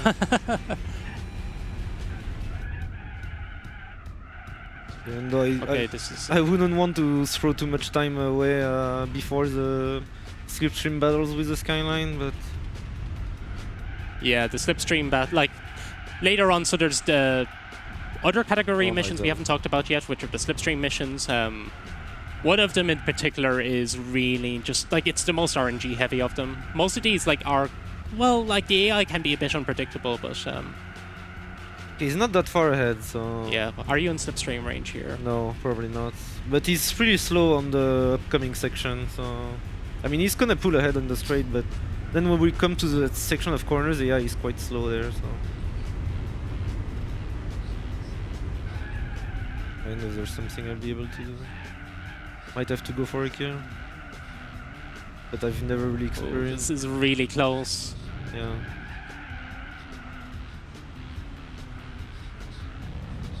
Okay, this is actually looking doable. Yeah, perfect. Okay, that was. Oh no. Okay, no, I think this is fine. Yeah, okay. Yeah. Just you have to keep it behind you now, but... Don't choke it. Oh, okay. Oh, this is... Oh my god, yeah, this was so close. Okay. Oh, that was such an unfortunate penalty. Like, the fact that the car blocked you off and... Yeah, okay, I was right to keep going after all, but... Yeah. That was really close. Oh, oops. Okay, it's okay, it still saves the progress when you click restart here, so... Only like a fade to black extra, so not too big of a time loss. Okay, so this mission is quite easy because we can cut in 2 different occasions. Yeah, Suzuka has like 2 kind of main cutting opportunities. Yeah. And it's quite it makes it quite an interesting mission as well, because like it's quite long, 3 full laps of Suzuka. Our car is pretty slow, pretty stable. So yeah, I'm not a big fan of this mission. Yeah, it's a weird car. Like, it's one of the most rear-heavy front-wheel drives in the game, which is kind of... Usually front-wheel drives are really heavy because the front cars are doing all of the work, and because of the engines at the front, usually you want to get the front wheels kind of being pressed into the road to give them as much grip as possible. But the Beetle Cup car just has most of it at the rear, which means that like it is quite easy to oversteer. Like, it can actually rotate quite well, but just means like the traction control is like doing a lot, and also the racing super hard tires. And yeah, we are only facing. It's weird that we all face blue Beetles. Yeah, like, it's all 6 blue Beetle because this car has like an insane amount of different colors. And in the thumbnail as well, I think it's all different colors as well. Yeah, but for some reason it's 6 blue Beetles. This and like the Lupo Cup cars as well. The 2 Lupo Cup cars have an insane amount of different colors. The Clio V6 trophy as well has like an insane amount of... Yeah, they're carryovers from the last game. Yeah. It just exists in every possible color. Yeah, I think with the Lupos specifically, like the GTI had like its own Gran Turismo like demo disc that like was handed out in Volkswagen dealers. So like I think there was like incentive for Polyphony to add all of these cool colors. Yeah, like there was a lot of cool promotional stuff Polyphony were doing in the early 2000s with like car manufacturers. There was like a Prius special edition as well, I believe. There's like a massive community around all of these, like trying to collect all of these rare versions of like Gran Turismo like trial discs. Okay, so the 130R is not flat out actually. Flat brake tap or bit longer release. Yeah, so make it because it understeer a little bit, and then on the chicane we can cut as well. Hopefully the AI doesn't cause problems. Okay, that was... Oh, he touched me a little bit, but that's fine. So yeah, we have 2 more laps of this, and as you can see, we're already in 3rd. So normally by the end of lap 2, if everything goes well, we should be ahead. So yeah, I guess if you have donations or messages, you can go for it now. It's probably a good time. Yeah, absolutely, cousin. We have $4 from Reza Maulana 98. Might have gotten that wrong.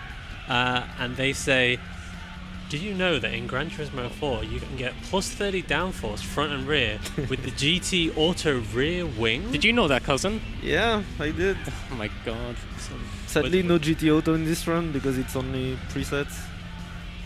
Yeah, I've resisted the urge of talking about the GT Auto rear wing up to this point. Well, because I was going to talk about the 2000 GT earlier and say, oh yeah, I can get 30 downforce with the GT Auto rear wing, but I was like, yeah, thank you, Reza, for the donation. And you can even gain the downforce and then remove the GT Auto rear wing. Exactly, yeah. And you would still keep the benefit from the GT Auto rear wing. Yeah, downforce is a very valuable thing to have in this game because it just makes rotating, braking far easier. As it should, because like downforce is the main thing about motorsport these days. Yeah, it's funny though because like it's only a rear wing that you equip. Ooh, that was close. Yeah, penalty.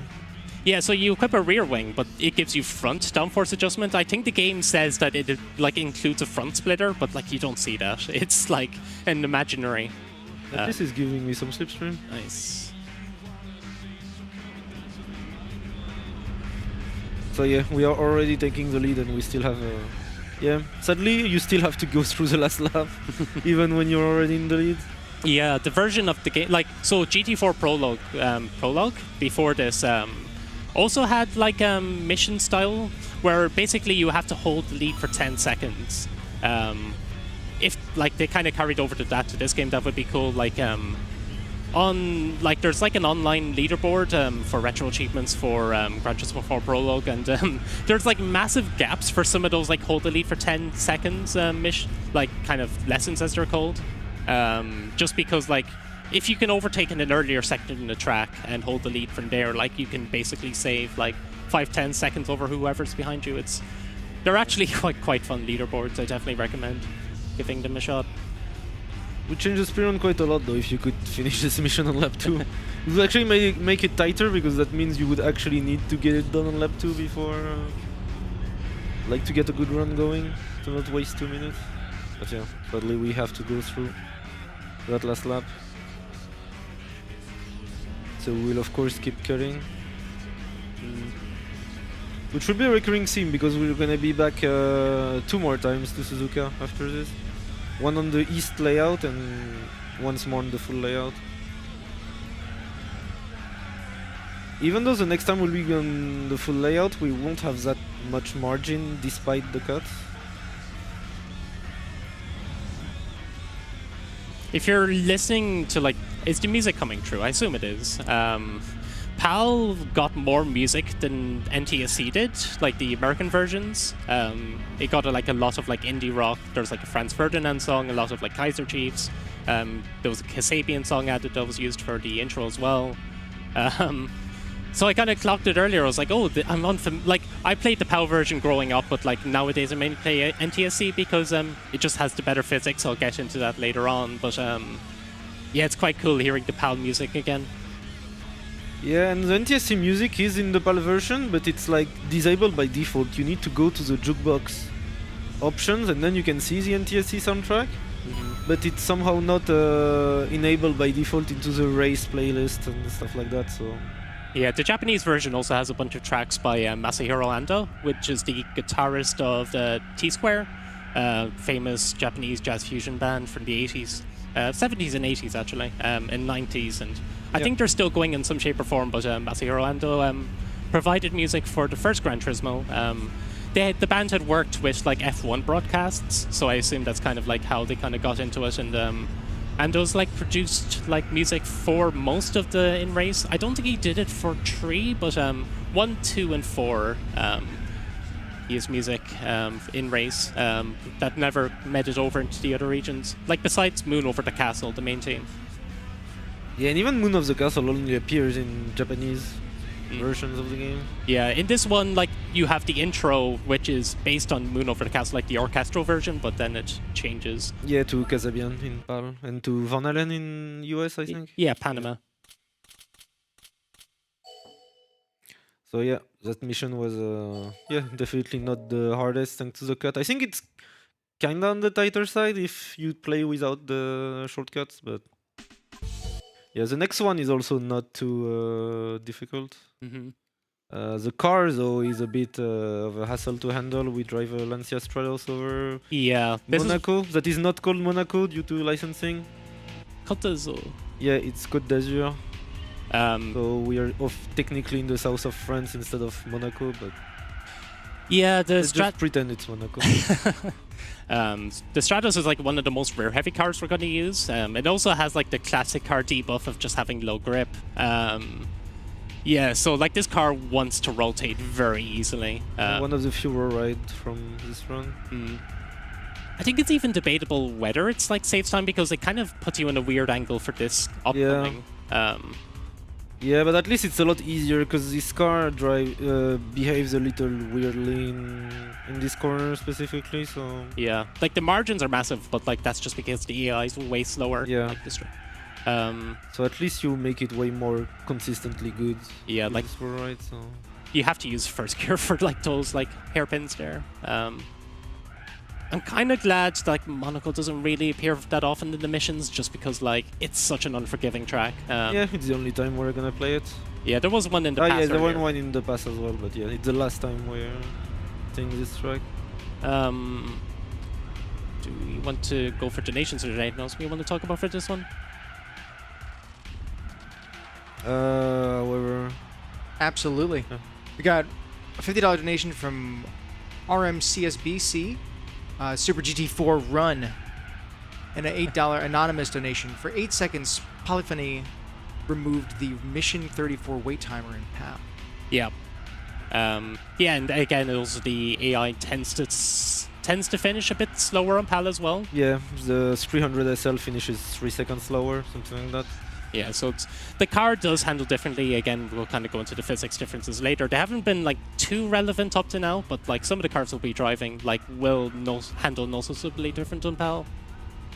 So we are voting the Auto Bianchi here, which is the car you gain for Sunday Cup, I think. Usually the first reward car you get when you play through the game.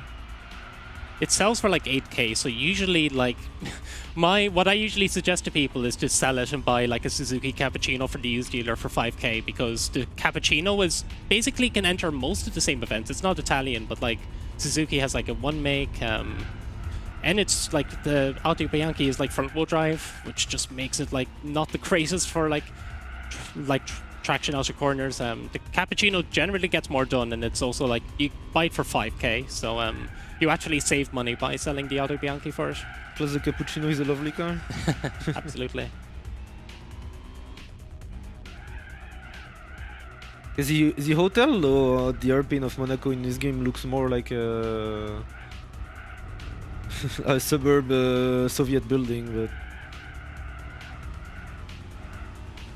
yeah, they did not pick the like sunniest day. It's funny because like in Gran Turismo 3 generally had more vibrant like vistas and like because it's in sunset, I think, in Gran Turismo 3. But here is just a plain day. Yeah, I find I have to like play with the contrast settings a bit to kind of make the environments pop out a bit more. But yeah, it's super vibrant in Gran Turismo 3, and here it's a bit more kind of just. But I still believe the colors in these games are really better made than even most of modern games, because like a lot of games tend to have like really flashy colors to look good and stuff, but you kind of lose in realism, because like after all the colors in real life are pretty tame overall, and it's kind of a contrast going from Dirt on like the Dirt run we did on Saturday to this, because Dirt had such heavy bloom, and like like the color grading between tracks was so like one track would be like have a heavy blue filter, one would have a heavy orange filter. Like some of these tracks do have like quite heavy like kind of sunset effects. Like I'd say Twin Ring Moteki tends to. Yeah, because again it's sunset on this one. But yeah, might not have the flashiest colors, but I think there's few games with colors that look more real than this game, in my opinion. Of course, in the texture resolution and stuff like that, it has aged 20 years. So even though it was way ahead of its time, it's still you can still see it's old. But I think on the color side, they really nailed it. Okay, so we are already catching first place, and we have plenty of the lap left to go. Can I overtake here? Yeah. Oh, nice. I guess because it's at a very low speed, the penalty collision is a bit more lenient. Oops, got back on the throttle a bit too early. So yes, this version of Monaco is like still not exactly like real life. It kinda looks like Monaco in the 90s, like up until the late 90s. But it still look a bit strange at certain I guess areas. it wouldn't surprise me if they kind of like surveyed the track like late 90s, early 2000s. Maybe it was planned for like GT2 or maybe like an early version of GT3. So yeah, because it's still the same track model as GT3 that has been reused. Because like this section in particular, like the swimming pool section, it's really like 90s vibe here. And Raskas coming up as well. Oh, car was a bit wobbly here. Like this corner as well is not exactly like that for quite a long time now. Yeah. And even back when the game came out, it was already not looking like that anymore.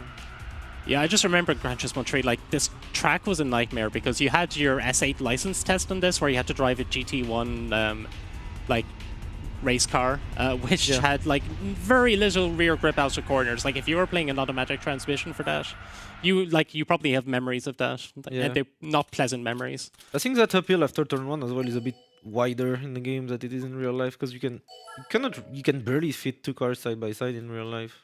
And like it fits, but realistically you cannot really pull side by side. Meanwhile on this game you can. They also flattened the bump before Mirabeau. Okay, so this mission is the same track and car combo as one of the license tests. However, it's much easier because the car has much better tires. Yeah, and it also has less assists as well. Yeah, it only has traction control. So the R8 is one of the best cars in the game. Yes. So like all of the LMPs generally handle quite well, but the R8 not only has like the highest grip of the LMPs, but it also has like really big tires. Well, yeah, wide tires, I should say. So it just feels really like it feels like it's constantly in contact with the road. Super grippy. The one kind of disadvantage of it really is that like it wears its rear tires like a little bit quicker than some of the other cars. The Pescarollos are, especially in PAL, the Pescarollos are usually best for rear tire wear. But in terms of like driving feel, like the R8 is probably the best. Yeah, and you don't have tire wear in missions, so. You can drive through those cones, by the way. It's not like license test, so I didn't take any risk by going that close to them. You can generally afford to drive quite riskily in these in the missions because, like, yeah, they're like obviously the main like cost of if you fail is you have to slow down for 5 seconds. But this one is definitely one of the easiest missions in the game because the leading car is not going very fast. The AI is not very fast with the fast LMP prototypes. Yeah. So to kind of explain like what kind of separates these cars, so the LMPs, the Group Cs, they generally have 63 front downforce and 88 rear, which puts them in like the second highest tier. There's an F1 car in this game and that has 75 front and 105 rear, but like to get that, it very rarely actually appears. Sorry. So yeah, these have 63, 88. Some cars, so the JTTC GT500s, which we'll be seeing later on, those can get 50 front and 70 rear. And for the missions, they are actually generous enough to max out the downforce in those. So those are going to feel really grippy. One of them later will be using the Moto Paper Z, is especially nice. The rally cars have 13 front downforce and 18 rear, which is really unfortunate because if you just take a road car, put a GT auto rear wing on it and increase the downforce, it has like pretty much twice the amount of downforce that a rally car can have. So the rally cars are just like penalized on downforce. Like for no, like, yeah, it's a bit ridiculous. So like the meta for vanilla GT4 tends to be just to get like a road car. Like the Impreza Spec C that you can get in New Dealer is like one of the best rally cars in the game, just because it has so much grip and it can get 30 downforce with the GT auto rear wing. I really enjoy driving this track car combo. I really like this track, I really like this car as well.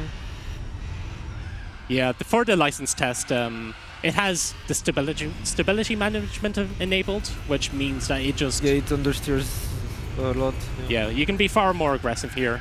You get far more of a sense of how the car actually wants to rotate. Yeah, and also you get race mediums, meanwhile on the license test you have race super hard. And as you can see, we overtook the Bentley on lap 2, so the last lap is pretty much just a parade lap at this point. I mean, of course, in the speedrun we still have time to gain or to lose in that last lap. Let's say 2 more corners to go. And 8 seconds ahead, yeah. Yeah. Oopsie. There is a wall ride you can do here, but it's really particular. Yeah, and usually you will just get a penalty, and then it makes it not worth it. So recently, Gran Turismo content creator, he was originally a Call of Duty creator, but he moved into racing games, the gaming definition. He basically attempted basically everything in the game without using the brakes. He just unbinded the brake. So you wanted to get gold in that R8 at Infineon license test, and he had to go for that wall ride. Like, there was no way around it. And he tried for hours to get that. Like, you have to slow down enough, but not too much, because if you go into the wall ride with too much speed, you just fail the test. Like, it just detects the collision. But like I said, like, if the initial collision isn't like too heavy, like, you can just do the full wall ride. Yeah, but like he did get it in the end. I'm pretty sure. Like we had to basically, with save states, just do a proof of concept run. And once we did that, like we kind of realized there was one kind of like angle you could do the wall ride. But anyway, so now we are really beginning to see the PAL differences, and also here's a cut with the R92 CP. So as you can see, the traction control light is going absolutely crazy for this one. Like even in third and fourth gear, the car is bouncing like crazy, stuttering. So basically, PAL is running at 50 frames per second. NTSC is running at 60. And for whatever reason, like high downforce, lightweight cars tend to, especially if they're rear heavy, just have this really strong stuttering effect. Yeah, you can see it here. The car is just like, thankfully it is staying in straight line. If you had like rigidity wear or something like that in the car, it would want to spin out constantly. Yeah. Actually, you have a license test with this car on this track as well, but I think it has no traction control. Oh, it doesn't though, yeah. Yeah, and it's a nightmare to drive. Like you're on third, fourth gear, and you're still like wheel spinning all the way.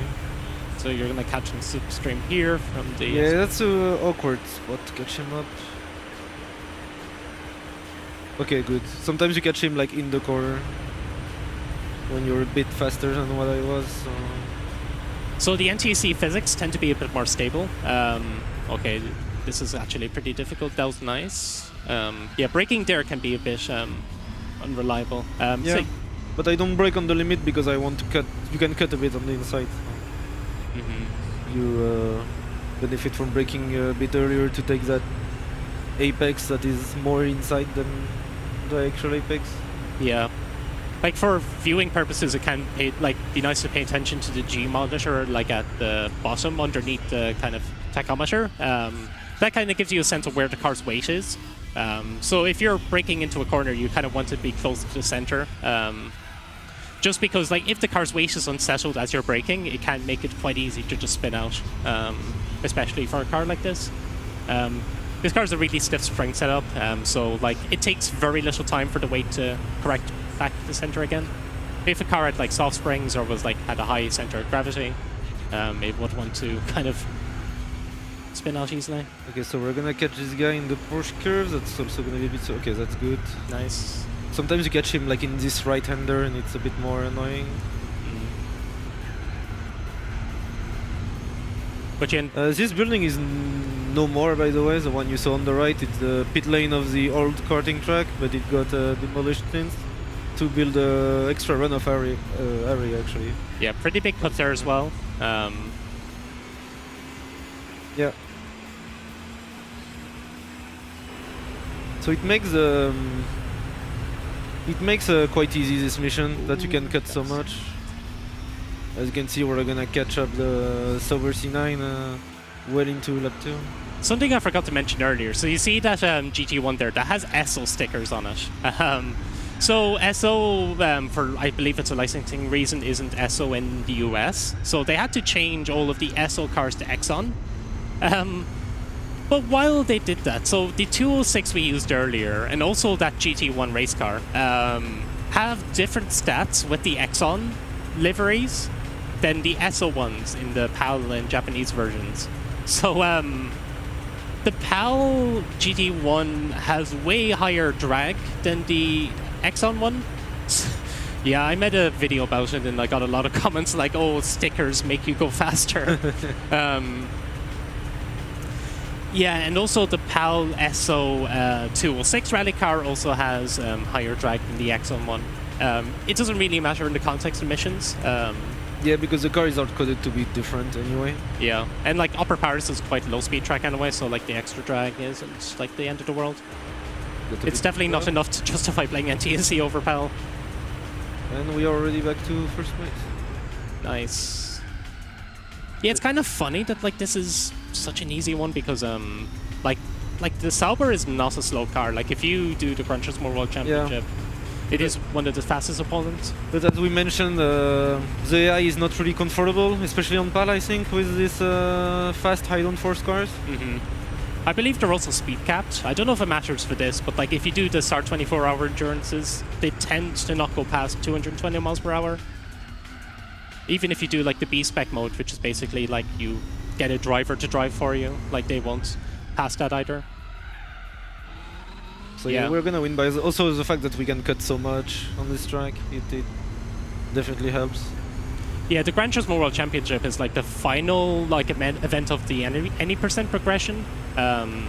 It's like 10 races using like these prototype race cars, but it's way easier. Well, actually, it's easier in theory on PAL because the AI is so much slower. Like they cannot drive these cars properly.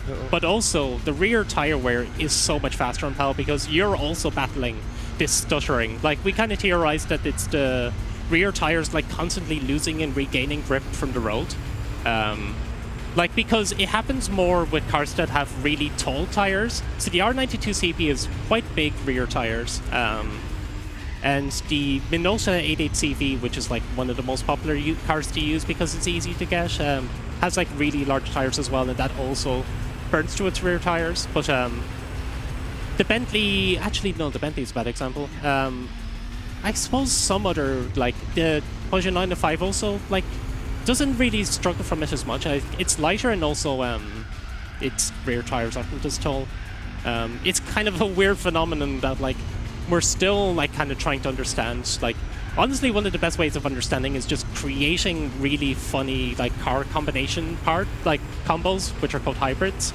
You can kind of like go in and edit like parts from different cars onto like a car to create like a build that just has like a V12 engine from one car and like massive tires from another. And like sometimes you just see how the game handles these builds, and like you can actually learn a lot from about how the game like works just by making these Frankenstein's monster combos. So we are already more than 30 seconds in the lead. We still have of the last lap to go. Thanks to the cut, actually, this is not the longest mission in the game, by very few.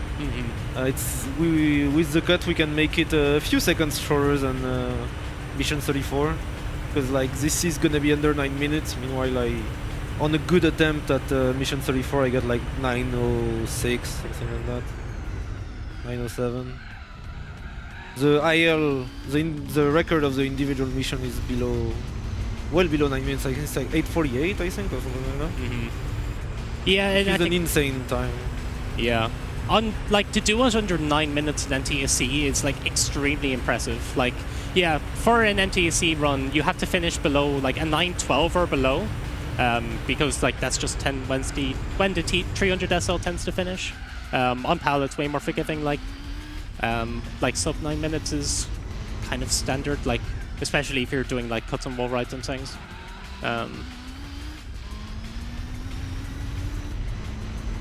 Yeah, this plus the fact that you start 7 seconds. Do we have any messages, donations? Yeah, we still have a few corners to go if you want a donation. Through.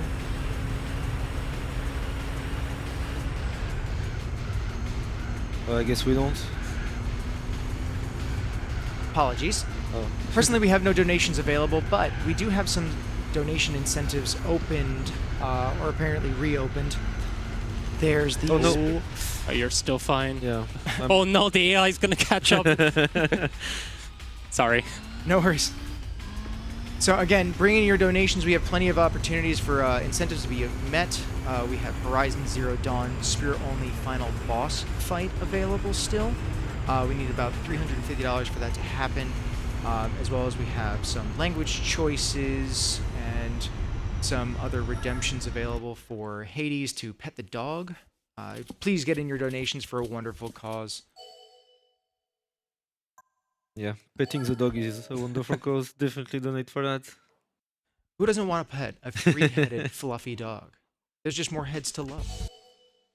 So this mission's quite interesting. Yeah, it's not the hardest neither, but I like it. The car drives pretty nice. So we drive a Micra MMR, but it's pretty much a Micra cup car, and we are against the classic Japanese JDM sports car like Evos, Subarus, or 34.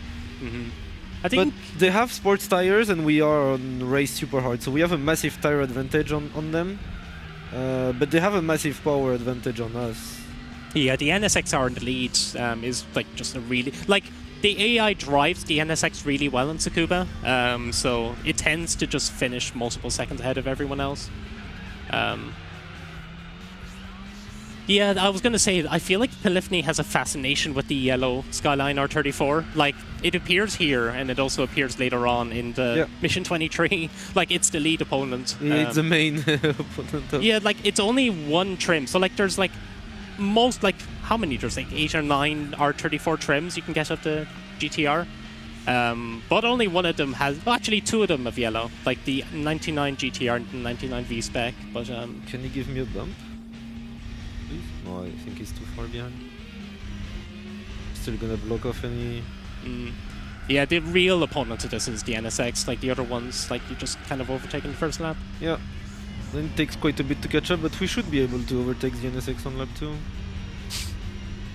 Because here we can brake so late with our race tires, it's insane. This car has pretty good grip, it handles pretty well, and even for a front-wheel drive, even with the power on, you don't understeer too much. So yeah, it's super lightweight. Most of its weight is at the front, which means that it brakes really easily. Like if you have weight at the front, like it just means the weight when the weight moves forward, it just allows it to brake really quickly. Oh no! Oh, I wasn't expecting him to brake so hard. Okay, it's fine. We're gonna pass in the European.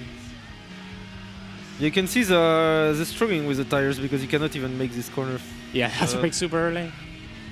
Yeah, almost run into the back of him. So maybe he can push us as well, which would help a bit. Come on. No, he slowed down instead. Yeah, no push for us. And normally in the last lap we should be able to pull ahead by quite a bit. Well, not if I keep taking corners like that, but... God, it's nice hearing the PAL music again. Like, I know I said it before, but, like, I was a massive, like, feeder fan as a kid. Like, yeah, I remember Gran Turismo 3, the Just a Day intro. Yeah, that one is really cool. And then hearing their music again in this game. Like, when I used to, like, burn CDs as a kid with all of my favorite, like, MP3s, like, feeder was a... What was there? Yeah, I think the PAL soundtrack is superior to NTSC in this game. Does Real Dream by Deep Sky, is that in both? Yeah, you mentioned that the NTSC music is... Yeah, disabled. you could always enable it manually, but I guess most people were not even aware of that, and even myself I discovered pretty recently while navigating the jukebox. I saw some of the names and I was like, oh wow, was that supposed to be an NTSC song? Yeah, NTSC does have a couple of good songs, but like, yeah, like it's... Yeah, but most of the overall place is super weird in my opinion. Yeah, the tonal... I mean, the tonal shifts of PAL is also a bit strange, like you have a million miles away by your like Schnauze. I hope I pronounced it correctly. Like that one's a very kind of like minimal like electronic track, like yeah. And then it kind of jumps from that into like contemporary like indie rock. So yeah, we're towards the end of the 3 lappers, and the harder ones are out of the way, I would say. But yeah, it was not what was scaring me the most. It's yeah, it's gonna be the slipstream battle with the Skyline. I also don't like much this mission. I really don't like it. This car is really, really bad to drive. Yeah, so earlier I mentioned that its stability management was disabled in all missions except one, and this is the one. Which is really funny. Okay, so this mission is just botched all together. Okay, so where do I begin? Okay, so the car is on really bad tires. It's on the comfort tires, C2. So yeah, as you can see, the stability management killed all of the car speed mid-corner. It just, like, as soon as the car started to lose grip, it just slowed it down. It tried to, kind of, like, correct its direction. Yeah, you'll see here again.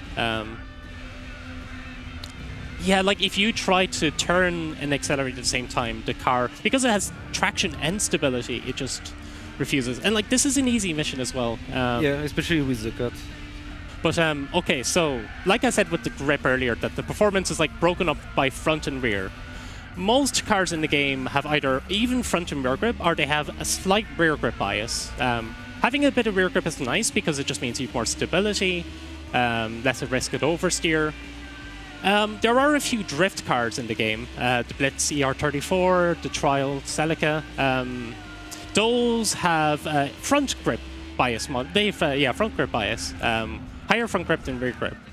I suspect that they made a mistake and gave this Amuse S2000 Street version the drift car grip because it is 105 front and 100 rear, and it just wants to oversteer on every single corner.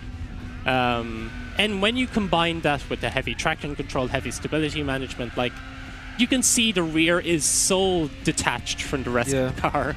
Like, this isn't even front, like, grip, like, weight distribution as well. So, like, it wants to rotate. It does rotate, and then you're punished for rotating. It's...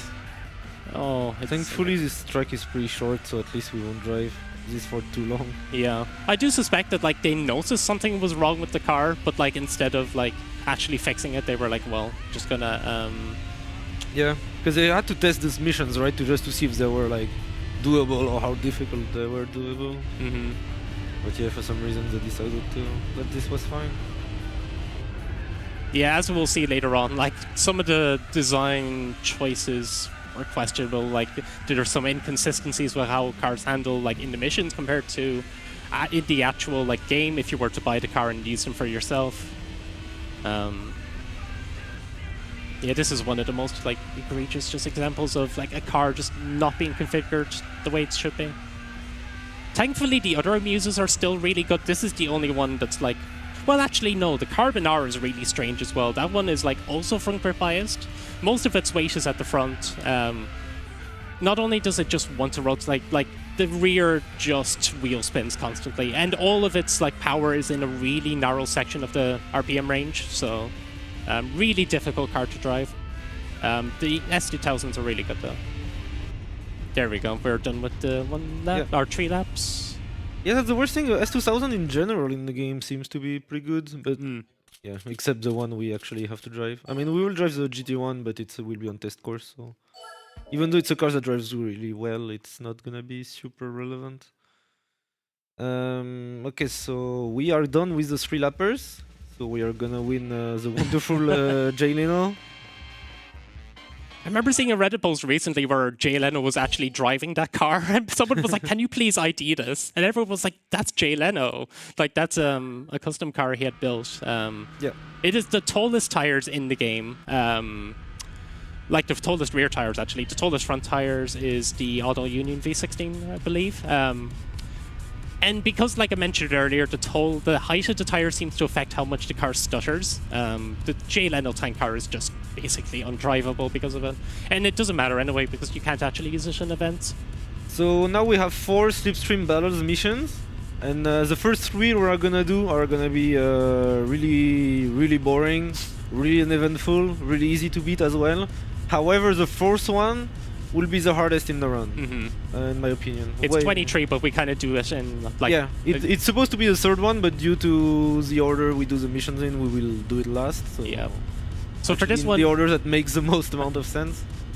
Yeah, so for this one, you're not in slipstream range yet, but if you kind of cut towards the inside, because the AI takes, like, a white line, you can, like, eventually maneuver yourself into range. Yeah. So you'll see the car will suddenly, if you can hear it, you can also hear that the wind sounds also. Yeah, the wind sound comes off when you're in the slipstream. That's the easiest way to... The Cube is a really high drag coefficient, so, like, this is a car that really benefits from the slipstream. Yeah, so you kind of need to angle it so, like, you're kind of at an angle there. Yeah, so now... Slipstream, yeah. And you can see instantly that I gained over 10 kilometers per hour in the slipstream. And yeah, considering the car we're in, I think doing 175 in a Nissan Cube is... yeah, this was something I didn't think about until you mentioned it. I was like, yeah, that is, like, a scary speed. Yeah, I wouldn't feel comfortable on the Autobahn with a Nissan Cube at this speed. Yeah. So if you've ever played Gran Turismo 3, you probably remember there were a lot of test course races. Yeah, Gran Turismo 3 loved test course. Yeah, so Gran Turismo 4 really tamed down the amount of test course races, but they still found ways. Yeah, this was the thing. I think in 3 they wanted to basically have these sorts of slipstream battles, but using your own car. But the problem was they were just super unbalanced. Like, most of the time you would... like, if you did get a good slipstream battle, there are some races where you constantly trade first place with the AI, but, like, usually you just shoot off, and, like, if you set up your gear ratios correctly, like, the AI will never have a chance to catch up, and you're just, like, doing 10 laps in some cases, especially for, like, the Vits and Yaris race. Yeah, especially in GT3, you have also the setup glitches to get, like, light speed. Yeah, GT4 is actually a bit more, like, 4 has more glitches when it comes to actually setting up the gear ratios, but yeah, 3 as well, like, if you know your way around the gear setup screen, like, you'll never really struggle with test course. So coming into 4, they realized their mistake. They were like, okay, we're not doing... There is one event. Actually, there's 2 events that have test course races, I believe, Dream Car Championship as well as Like the Wind. Yeah. But they did feel obliged to include these missions where you have to do the slipstreaming. Yeah, and only one of them will be interesting, but because like this is as easy as it looks. Much. Yeah. The only way to fail would be to just not pick up slipstream. So yeah, now that we overtook everyone, we can just chill on the inside line. Actually, it's better to shift down to third. Yeah, there's a lot of debate for these missions whether you're supposed to like stay in a high gear or shift up. Like for the Skyline one especially, like some people prefer to stay in 5th, some gear up to 6th. At least this car without slipstream is for sure better in 3rd. But yeah, as you can see, I was stuck at 159 in 4th. And now I'm doing 161. Because there we go. Nice. And now we are gonna do it again, but with another weird family van that goes a bit faster than this one. And on this one, for some reason, like you cannot. Yeah, I think it's like the odd. Yeah, because I remember you messaged me asking like why you couldn't skip the race results, and like when you do the missions for the first time, you have to sit through the whole like finish. Yeah, this animation you see at the finish line, you don't have to go through that in normal races, but in the mission you have to go through if you haven't beat them yet. Yeah, so this is basically the same thing again, just with a very slightly faster car. Like this is a 4-wheel drive, but it's like super heavy. It's like over 1,700 kilos, if I remember right. Yeah, look at this beautiful machine. It's a nice color, to be fair. Yeah, we are taking the kids at 185. I think we can get over 200 in slipstream. We're gonna get the slipstream earlier as well on this one, because we are already naturally catching up. Oh yeah, now we're already in slipstream. We're already in slipstream. And you see, yeah, 200 with 4 kids on the backseat. Yeah, I've seen people do challenge runs where it's like cars that I can bring my family to the soccer game with. Like, yeah, 4-door only, 5-seaters only, with a boot. Do we have anything else to talk about for this one? Or? Yeah, we didn't mention that technically this category is New Game Plus, because you need an International A license to enter the mission. I think the first one you need International B, but the later one you need International A. However, when this category got first introduced, you had to get through the licenses and stuff, but we decided to make it shorter and less of duplicata to the all licenses run. We decided to make this category like New Game Plus, and you need to start with a save file where the missions are unbeaten, but you start with the license already obtained. Mm-hmm. This is which cuts the run by like it would be an hour and a half longer if we had to pick up the licenses. So yeah, this is something really that we've really struggled with in the community, like making Gran Turismo runs that are like interesting and like aren't like 9 hours long. Yeah, because any percent is over 9 hours, I think, or just below 9 hours. Yeah, because you need to get the licenses, and the licenses are quite long in this game. Yeah. Then you need to do all of the. Oh yeah, so the any percent run actually does the missions. We haven't actually. Not all of them. Yeah, it does the ones that are after the slipstream ones. Yeah, it does the first part of the one lap wonders. Yeah. Because the prize car you get from it is really useful for any percent. Yeah, it saves like it's completely out of the way to do the missions. Like it doesn't change the any percent, but the car you get is a Toyota 7, which is a classic car, a compact car, an MR, which is also useful. Yeah, and part of the route you don't have any car that is fast enough to beat the World Championship, and the one you can buy from the dealerships are like 4 million credits, which is an amount of money you'd never get in any percent.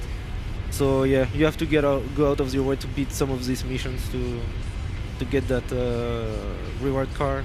Yeah. Yeah, and basically the Toyota 7 is used as a missile.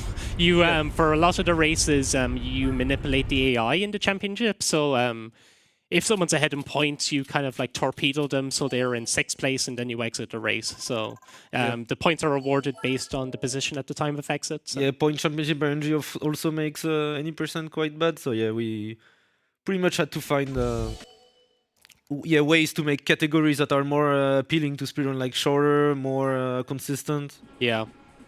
I will say, like, Gran Turismo 3 is a really cool any percent, like 2 as well. We've both ran Gran Turismo 2. Yeah, 3 I don't know, because it's a lot of points RNG with the championship. It seems a bit... Honestly, I like that, though. Like, I like the strategy that goes into it. Like, I really don't. I know it kills a lot of racing game speedruns, actually. You have a lot of, like, WRC games, the PS2 era of Colin McRae games. You also need to skip rallies and rely on points. The thing is, it's usually very RNG. Like, you just drive the races and then you pray that you got the good RNG. Yeah, I think for some of them, like, you can like do enough to manipulate that, like, you never reach a point where it becomes RNG. You kind of like based on, because, like, for example, for the one makes, you usually know, okay, the yellow Vitz has this amount of points, I need to knock that one down, and the lineup needs to be in this order before I exit. Especially for those ones where they're all kind of like the same make, so they're all bunched up really easily. I got the subscription really late here. Can have it by the end of the corner. No, you have plenty of leeway on this mission, so it won't matter too much. But yeah, like, this is a bit of contrast going, like, we've gone from 1 lap to 3 laps, but that's because this is the 4th of the 4. Yeah, and this car is a lot faster. But yeah, this is the 4th mission technically, but it's a lot easier than the 3rd one that you will see right after. And here I like to still keep in the slipstream for the car behind, because then you will see all the AI will bunch up.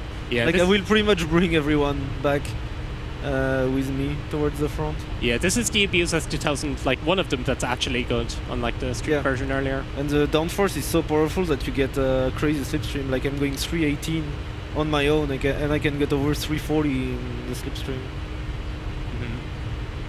It really makes a big difference on this car.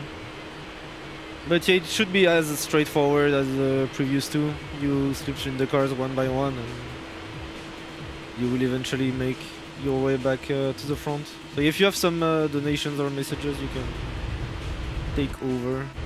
Yeah, absolutely, cousin. So we have a $10 donation from Ostrava saying, Runner, can you do that sick trick where you press the circle button again? I mean, we actually will be using. Yeah, we will. Yeah, later. There is a shifting technique you can use using the handbrake. That it doesn't. Well, if you're like frame perfect with it, like, you can use it with basically any car. But like, it does help a lot with cars with slow shift speeds, which we will be using later on. It's way more prominent in Gran Turismo 3, where you. Yeah. On Gran Turismo 3, you use it with most cars, but here there's only one car in the run where we can really get benefit from it, and it will be towards the end of the run, the second to last mission, so you have to stay on stream till then to see it. Yeah, basically in Gran Turismo 3 what you could do is if you tapped the reverse button while the car is at high RPMs, it puts the car in neutral gear, and then when you let go, the game checks what gear the car should be in. And like, if you're in the high like RPMs in 3rd and you press reverse, the game is like, oh, you should be in 4th gear. So the RPM needle does this thing where like slowly glides down to where it should be, and while it's doing that, you still accelerate. And by doing that, you skip the time in between the gears when the car doesn't accelerate, which saves a ton of time, especially in the license test. So you can save like multiple tenths. So like, I actually like enjoy how it kind of changes the game. Like, it makes it more like, it makes the driving a bit more interesting, because you're trying to do like these frame perfect reverse taps to maximize the effect as much as possible. Yeah, in GT4. Yeah, in this game they fixed it. In the games in between, so you had GT Concept, which was kind of like a follow-up to GT3 that was mainly concept cars that were like in the Geneva, Tokyo auto shows. Then you had GT4 Prologue, which was like kind of like an introduction to GT4, so they had a few tracks like New York, Tsukuba, Fuji 90s. You could reverse shift in those games as well. That's what the technique is called. True, yeah, in GT3 it's with the reverse, not with the handbrake. Yeah. Like that, yeah. But it's the same principle. Exactly, Just yeah. keep the neutral phase. Yeah, in GT4, if you tap the handbrake, it also puts the car in neutral. In every car except for front-wheel drives. The handbrake works a bit differently for those, but yeah, if you tap the handbrake and also gear up at the same time, you get the same effect. But obviously, tapping the handbrake slows the car down. It's not like in GT3 where it's just like you're just putting the car in neutral. So you have to tap reverse or tap handbrake as briefly as possible. So you can see we got first, and we obviously are not gonna give slipstream to the leading car. And you can see that I bunched. We bunched everyone up by giving our slipstream to every car we overtook. Yeah, this is foreshadowing for the next mission, the whole concept, so giving slipstream to AI. Yeah, so then, so the next mission, forget about mission 34. Yeah. The hard one is the next one. Well, I mean, on PAL, yeah, I would say 23 is like, it's like difficult to understand. Like, even if you do understand it. Like, even if you do understand it, it can be a bit inconsistent and yeah. Meanwhile, mission 34, once you are comfortable with the car and with Nordschleife, you will make it every time. But on this one, it can always go wrong, no matter how good you are at it. Yeah, that is interesting. I've never noticed that the Cube one pays more than the... So that was 10,000. Wasn't the Cube one 12,500? Yeah, the first two were 7.5k. Wonder how that happened.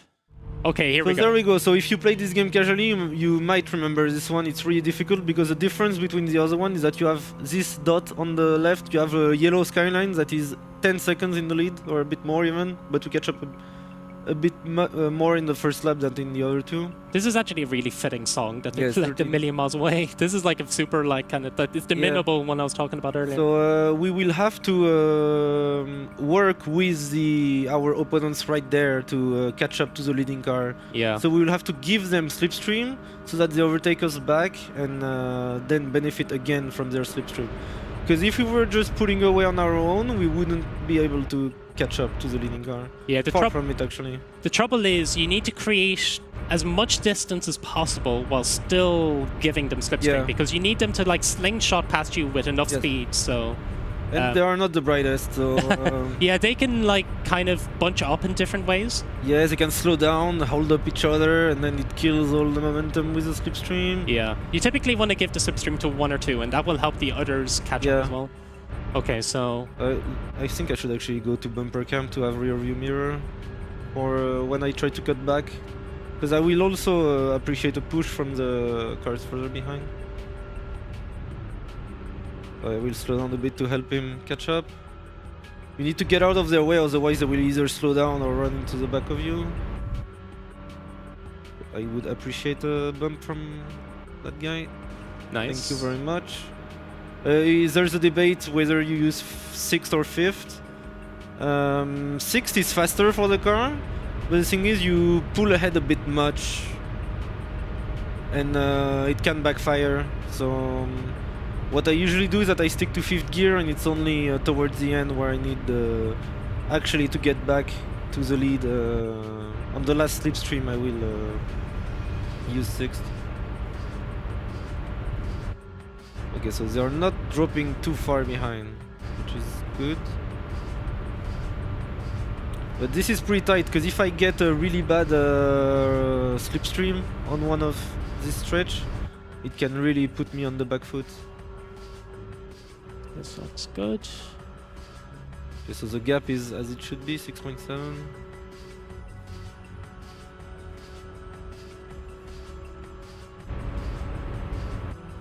I prefer to get out of the way a little bit too early. Oh, I will not get the push now. Maybe. Yeah, from this guy? Nice. Yeah, great. This is looking good. Yeah, this is pretty good. When you get like near 280, like 78, 280, that's pretty good usually.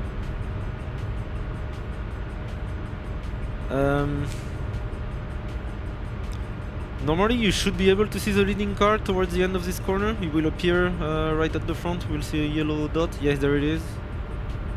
You can see like way in front. So you can see that we are catching up. But yeah, it's pretty tense. It's usually pretty difficult to know if you're gonna make it until the last moment. Yes. So now we can see the AI over there. Yeah, unless there's a major thing going on, you cannot know for sure if you're gonna make it or not until the very last minute. Yeah. And it's also 7 minutes in total, so that's why I really don't want to restart this one. This is looking pretty good though. Yeah, now they're kind of... Yeah, can go south really quickly now. And usually for some reason on lap 3 I tend to struggle more to get a good slipstream. Come on, Kenzo. Why did he slow down? Okay, I still got a bit of a push. That shouldn't be too bad. Because I will have a long slipstream. Yeah, and the issue is you cannot just stay behind and push them all lap long because they brake. They tap the brake at the beginning of the corner. And they also, even if when you slipstream them, they seem to not be willing to go above a certain speed in the corner. So you couldn't just push them all the way long. When I did this as a kid, I didn't understand the whole the slipstream battle element of it. So Yeah. I would just slipstream on the first straight, and then I would just drive in the inside, and I'd always be like 1 or 2 seconds behind, and I'm like, where are you supposed to save time? Yeah, and even later I understood you need to work with them, but I couldn't find, as a kid, I couldn't find a way to work properly with them. Like I was trying to let them by and get back ahead, but it was always too inefficient, or I was trying to push them and it wouldn't work neither. Okay. Can I get a push from this guy? Yeah, small one. It's unusual to see an R34 in red. It's a nice color. Yeah. Okay, you can see this guy is much closer ahead now, but we're already in the last lap. So we will have one more slipstream. Yeah, I feel like you usually just want the bump. Well, actually, you can get the slipstream as well. Yeah, I go for a slipstream. And you want a good slipstream. Like, if you get a bad slipstream, you will not be able to get back in the slipstream of the yellow one on time. Yeah, this is looking like a very good attempt. Because you will not have the last stretch. Like, the finish line, as you noticed, is really early in the final straight. So you really need to catch the slipstream in the last corner. You can catch up here, but it's quite rare.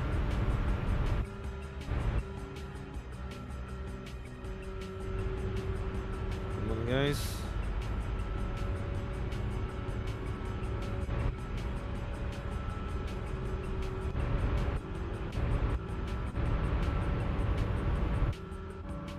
Come on, give me the push. Oh, Nice. perfect. And now we'll use 6 gear. You can see we get a better... Yeah, this is easily pushing 280. 280. Yeah. Okay, yeah, and if you... This is looking pretty good. We're not in slipstream yet.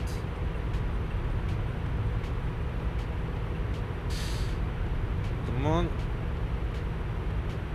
Still no slipstream. Should have it any moment now. Oh, There we there go, we go. yeah. That should be early enough. Yeah. Yeah, this Yeah, is that always will be it. This is a bit of a scary one getting this. Yeah, you were saying you're struggling with this in the practice room. Yeah, I failed it 3 times in a row this morning. This is the thing. Yeah, we were doing it last night, and we were. Yeah, it was like a first try. But it's a lot of just the AI can just not behave. Yeah, that was a good attempt. Nice. Yeah. Also, I feel like the leading Skyline got a better time when I failed this morning. Like it got a low 704, which is what I got here. This one also pays more, but 10k for this is not good pay.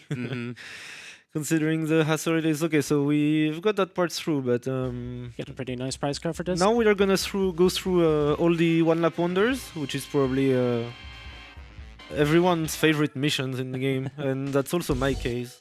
We do start with a nice one though. This is the Moto Pitwork Z. Yeah. One of the best handling race cars in the game. and we can actually talk the mission of the mission with before actually driving it, because we have that big timer going on. We have to wait because we give a head start. So we have a theme, like usually a manufacturer, and we need to catch up the leading car, which will be progressively slower cars which get head starts. So yeah, some of them are really tight of the mission, some of them are more lenient. This one in particular, the first one with Z's, is pretty easy. You can do a second gear launch for this one as well. Yeah, can try it. So we will do the Todd Rogers strat. Yep. To start in second gear. We'll do it 2 more times in the old mission run. Yeah, a lot of the time, if you can avoid a gear shift, like for this one, it's actually not the end of the world, but for some cars later on, the gear shifts are so slow that like starting in a higher gear just means that like not only can you put down, the downforce can work against you sometimes. Yeah, but like the car can put its power down still easily in a higher gear, and you avoid the gear shift. So yeah, like this car clings so nicely. In this game, like the game gives it to you for free in the Old Japan GT Championship, like, and it is arguably the best JGTC. Like grip-wise, has a nice weight distribution as well. It's really good for endurances. You also get it in arcade mode from the start. Okay, could have been a bit more. Could have taken a little more slipstreams than what I did, but it's not too important. We need to be careful in these corners because it can be awkward to overtake the AI here. Yeah, you kind of want a good exit here. I mean, it's still... Yeah. It's still gonna make it. Okay, I won't have as much margin as I wanted to, but that's still perfect. Only, like, what? 1.5, 2 second margin? I didn't notice I was still in bumper cam. So I drove this all the way on bumper cam. I think this one will also have a, yeah, because it's 7.5k, it will be... Yeah, I cannot get the money down instantly. That's a bit strange. But yeah, it's like multiples of like 10, like if you get it quick. Another JGTC, that's a difficult one to pronounce. Yeah. This one can be a bit tricky, but luckily we have the 2 cuts of Suzuka that make it easier. Without cut, though, this one is a bit tight. Yeah, this is another PAL weird car. Yeah, well... This car is so slow, like it's barely getting away. Yeah, you sent me a video last night. There's one later on with the Subaru 360 on Tsukuba, where like the car can't like drive past 90 kilometers per hour. Yeah. So you just, like if you watch it from its perspective in the replay... Yeah, it's really funny. For this car, it's a bit the same concept, yeah. So that's why we have to give it so much of a leanway, because our car is super powerful. Yeah. This car can be a bit unstable, though. Oh, yeah, I was going to say on PAL especially. Yeah, so with the cuts make this to have some margin, but I will still go a bit careful, and normally I don't even win this with that big of a margin as a result. And, yeah. So earlier I mentioned that the GTTC GT500s have their downforce maxed out, so typically they come on 20 front and 40 rear, but if you go into the settings you can increase it to 50 front and 70 rear. The NSXs are the cars that like don't really, well, they do want the downforce, but if you just max it out and don't adjust anything else, it will oversteer because they are rear heavy, so... and the thing is, if I bin it, I don't have enough margin to still win the race. So like if I send myself off sliding or something like that, like in 130R or something like that, I would have very most likely to redo the mission, and given how long it is, I think like if I bin it too hard, I will just restart instantly and not even try, because I usually like get like 2-3 seconds at most of leeway. This is also like like I said, PAL weirdness. So if you pay attention to like, okay, well the TCS and the car sounds like it has something stuck in its throat, and you can see the RPM needle is just like vibrating. Yeah, this car doesn't like drives pretty well on NTSC, like with the 60 FPS physics, but on PAL, like this car is very unwell. Yeah. Like it is a nice car, like it is good grip.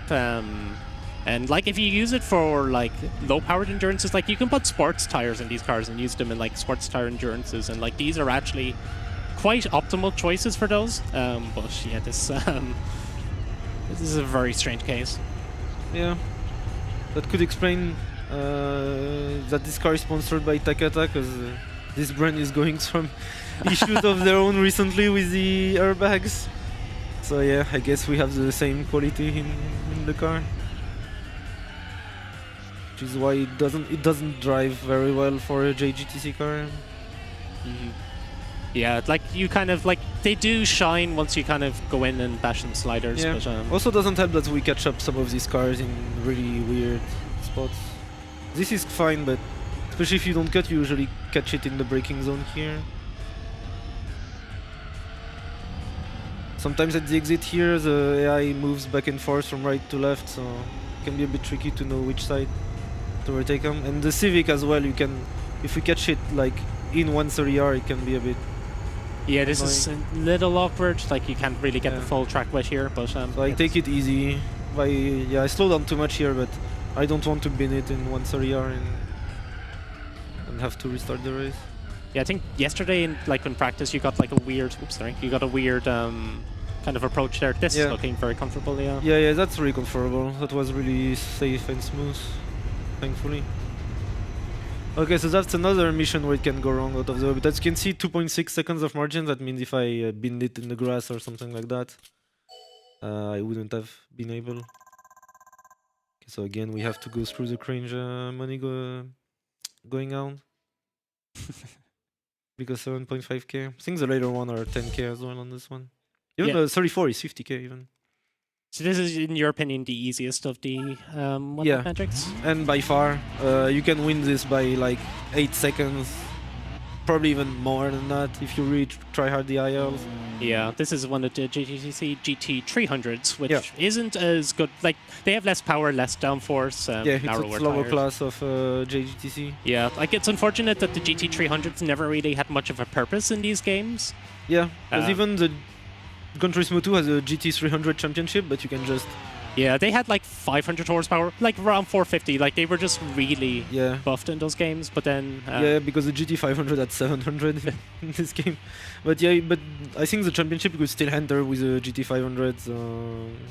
This is the 2005 Fuji layout, which is quite rare in this game. Like we kind of speculate that it was introduced late on. Yeah, because it was built the same year the game came out, so I guess they added it last minute.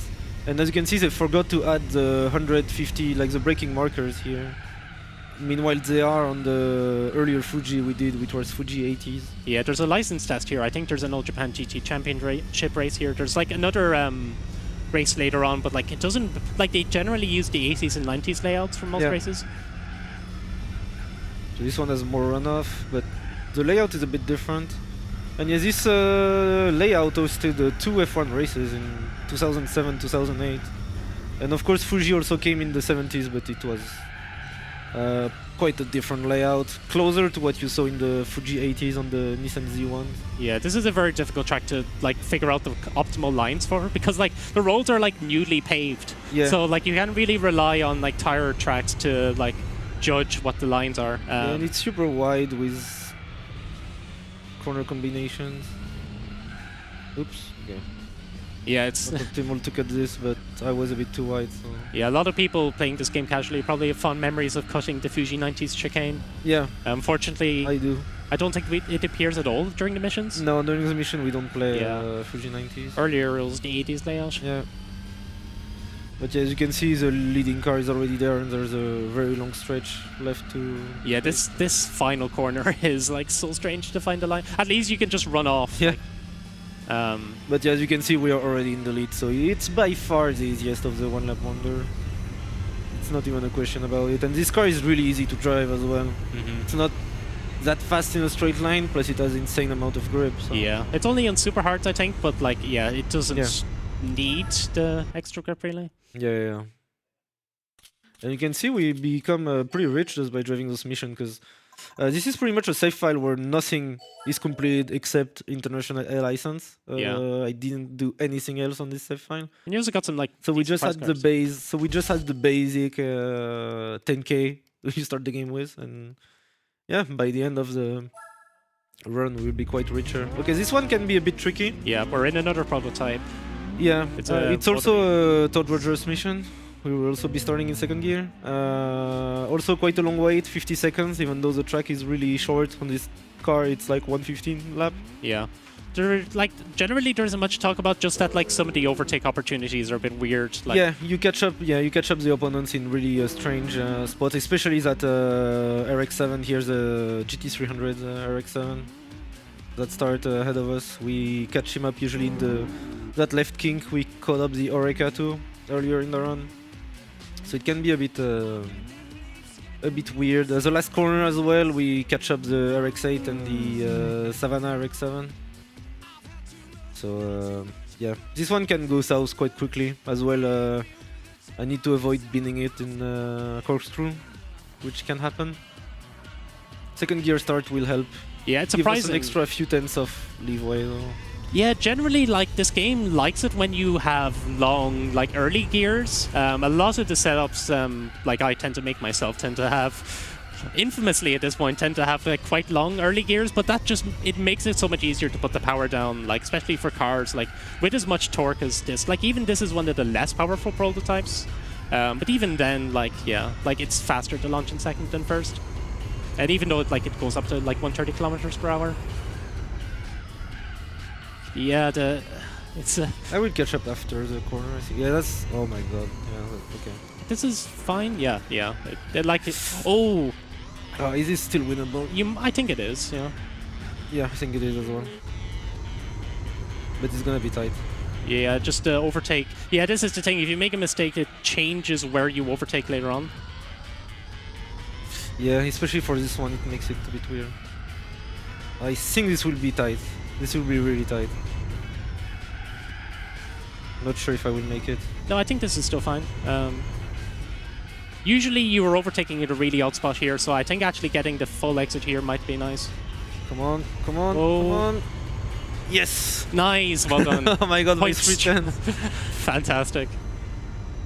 Okay, yeah, that was pretty tight. We're doing pretty well. Like, we haven't had... Like, we had a couple incidents, obviously. But, yeah, like, but we no didn't reset. restart a single mission, yeah. Yeah, we were worried about the 206 one. Yeah, I wonder if this can PB even. Probably not with the mistakes that happened, but... anyway, even if I do, it wouldn't count because we are not showing the frame rate. So the C1 Corvette in the lead is another one of those cars I mentioned that has the bugged grip, like the Buick Special earlier. Not that it really matters for this one, it's quite an easy one. Yeah, the car is pretty cool to drive as well, and I really like this track. The main difficulty is that in the last sector, is this fast left-right sections, it can be a bit awkward to overtake those much slower cars. Yeah. And the AI as well takes lines that like use the entire track width, cut across the track and stuff, so... It's unfortunate, a lot of these US race cars got a bit screwed over by car stats because I mentioned earlier that the GT500 JTTCs can get 50 front and 70 rear downforce. These US race cars, so this Corvette C5R, the Dodge Viper, they can only get 38 front and 53 rear. So there's, for whatever reason, a strong Japanese bias when it comes to the race cars in this game. And yeah, as it should, in my opinion. Like. Yeah, like I have heard people say that, like, no, like, JTCC back then was insane. Like, the regulations just allowed for, like, scary cars to be built. And yeah, even though you have some leeway for this one, you still don't have enough to afford the penalty. So, to be careful when catching these cars. Also, it's quite easy to underdrive this car, as it has a lot of grip, so... Yeah, it's also one of those cars you need to push more than instinctively you would like to, so... Thankfully for these one-lap magics, they usually give you the stock tire compound, whatever the car comes with. So this is racing mediums. If it was a road car, usually comes with sports mediums. Yeah, it's not like the earlier ones where you were just on, like, the comfort tires. They were generally quite generous with these ones, except for the two where... the car stats do not line up with what the car actually does. Yeah, we still haven't driven those two. Yeah, we forgot to mention earlier with the R34 mission, obviously it was so involved that we didn't really get a chance, but the R34 Skyline normally has around 300 horsepower, a bit over that. There was a gentleman's rule, so if you've ever played this game and you've wondered why the game says 276 horsepower, but then you go into the garage afterwards and it says like 300, that's because cars could not be advertised over 280 PS in Japan. They just the manufacturers agreed that like if you built a sports car, you advertised it at 280 PS, which converts into 276 horsepower. But for whatever reason, for the R34 mission 23, they changed the torque modifier, which means that it just has less power than the dealership R34. Yeah, but it's the case also with the AI cars, so it doesn't make much of a difference. So this is a car that the any % run uses because it's surprisingly versatile. You can just put sports stars onto it and do most of the beginner professional events. Okay, so this mission is pretty funny, but it's also one that is easy to fail because you don't have much margin, and it's also really easy to underdrive this car, especially when you get like, you know, in a full run you only get one attempt at this. Once you're used to the car, it's pretty easy mission, but yeah, it's very easy to get it in one attempt. It can be like it's easy to go a bit too careful and lose by just a few times. Yeah, but it's really short, so you have less time to make up a difference to what the game intended you to do. Yeah. This car is very easy to just oversteer out on exit. It does, like, it's actually pretty, like, it's one of the best rally cars in the game, but as I mentioned earlier, like, the rally cars generally are just quite weak in this game. So, like, yeah, you can just feel it just kind of unwilling to rotate a little bit. And also the cars ahead have, like, almost equal power to you, so they can be a bit of a pain to overtake, especially the first two Subarus. Mm-hmm. I mean, it's all Subarus, but like the two Impreza. I would actually say this is probably one of the best designed missions. Yeah. Like, in terms of just, like, all of the overtakes are in interesting kind of, like, tricky It's also what makes it tight. I think it's because the track is shorter, that it's better calculated. Yeah, you can see you kind of had to lift off the throttle over there to kind of get the exit. It's a little bit of a stubborn car. But it doesn't really matter much anyway because, like, you're kind of limited by your exit on this one here because the AI just blocks you. Yeah. Come on, get out of the way. And normally I need to be sending that black legacy in the... Yeah, it's looking good. Yeah, I think we're on... You can kind of use it to help you rotate as well. Yeah. I think we are on pace to catch the 360. Yeah. I think this is fine if I don't mess up the last corner.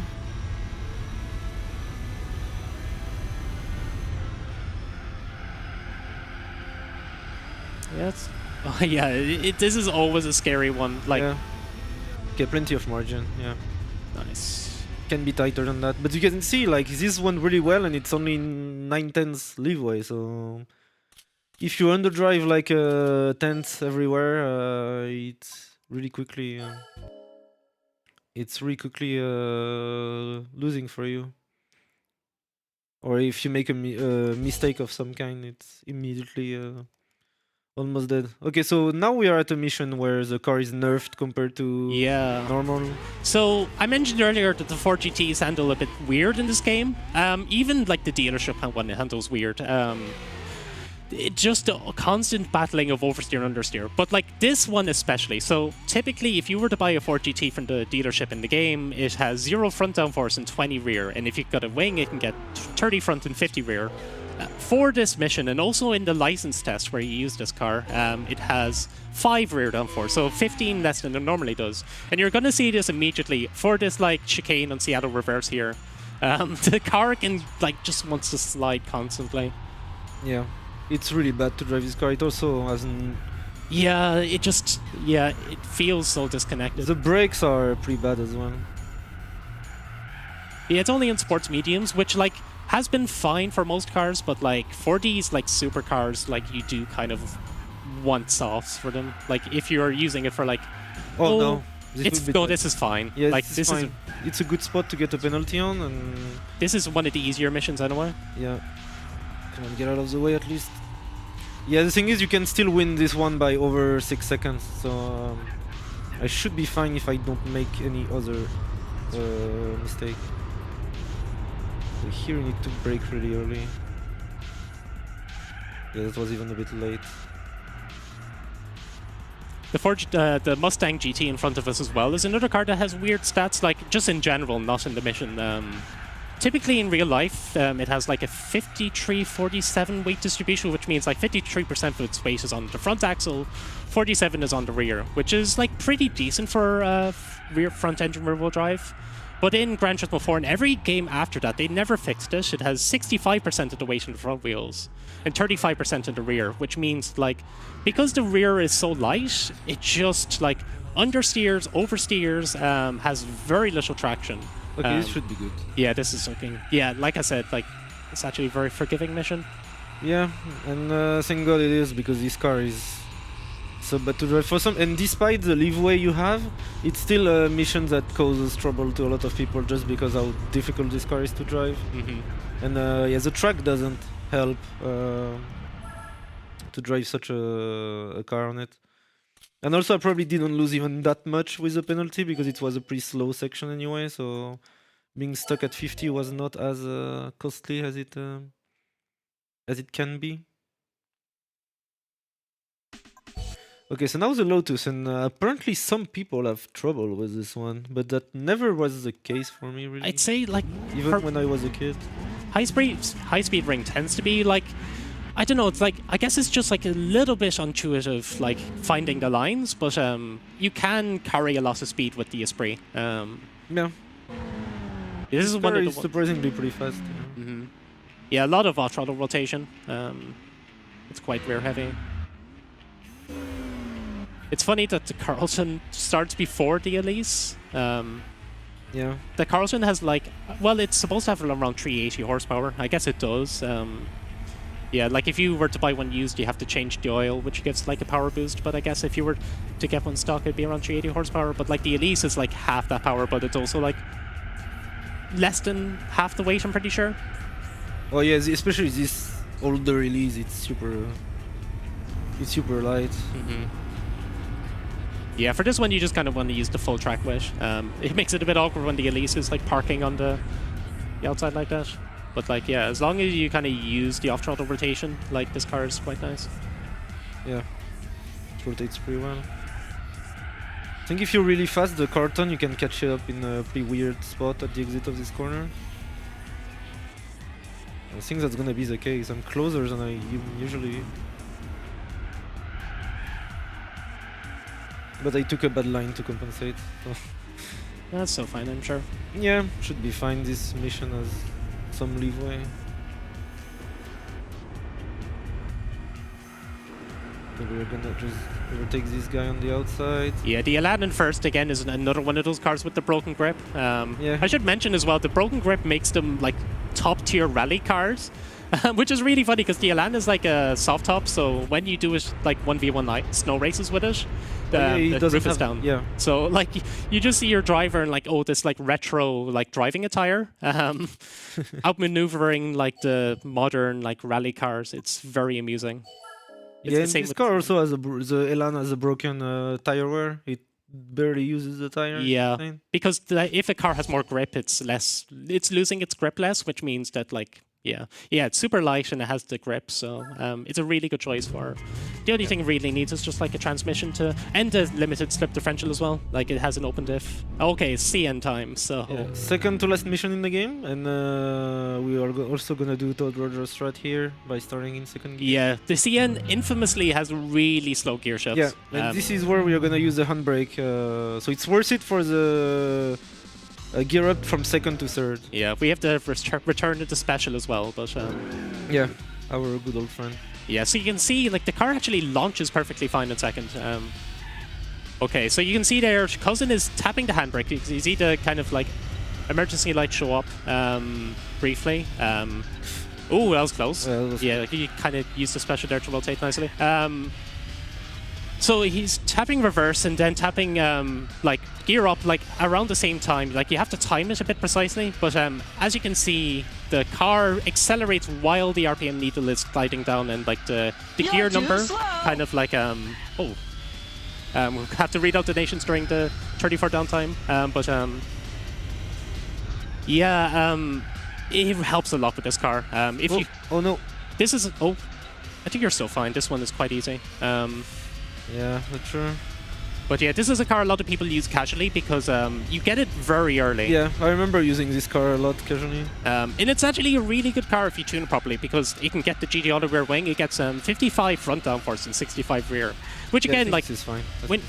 When you consider that most rally cars get 13 front and 18 rear, and this can get 55, it's quite insane. But you just have to work around the gears. You're driving a manual, like kind of setting up the gears. I ended up making like quite a long video just solely dedicated to this car because there's so much to talk about with it. Yeah, this is looking totally fine here. Oh, it's fine. Still fine. Well, the apex has not been hit here. You did really well to do all of these missions, like without resetting. Yeah, I mean we can still lose a lot of time if I have to reset the last one, but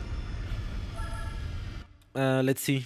Because we only have one mission left, but it's 9 minutes long, so we're still not at the end yet. And I guess that's the mission everyone wanted to see. I'm pretty sure a lot of people who tuned in to watch this run solely, maybe some of them solely want to see this one.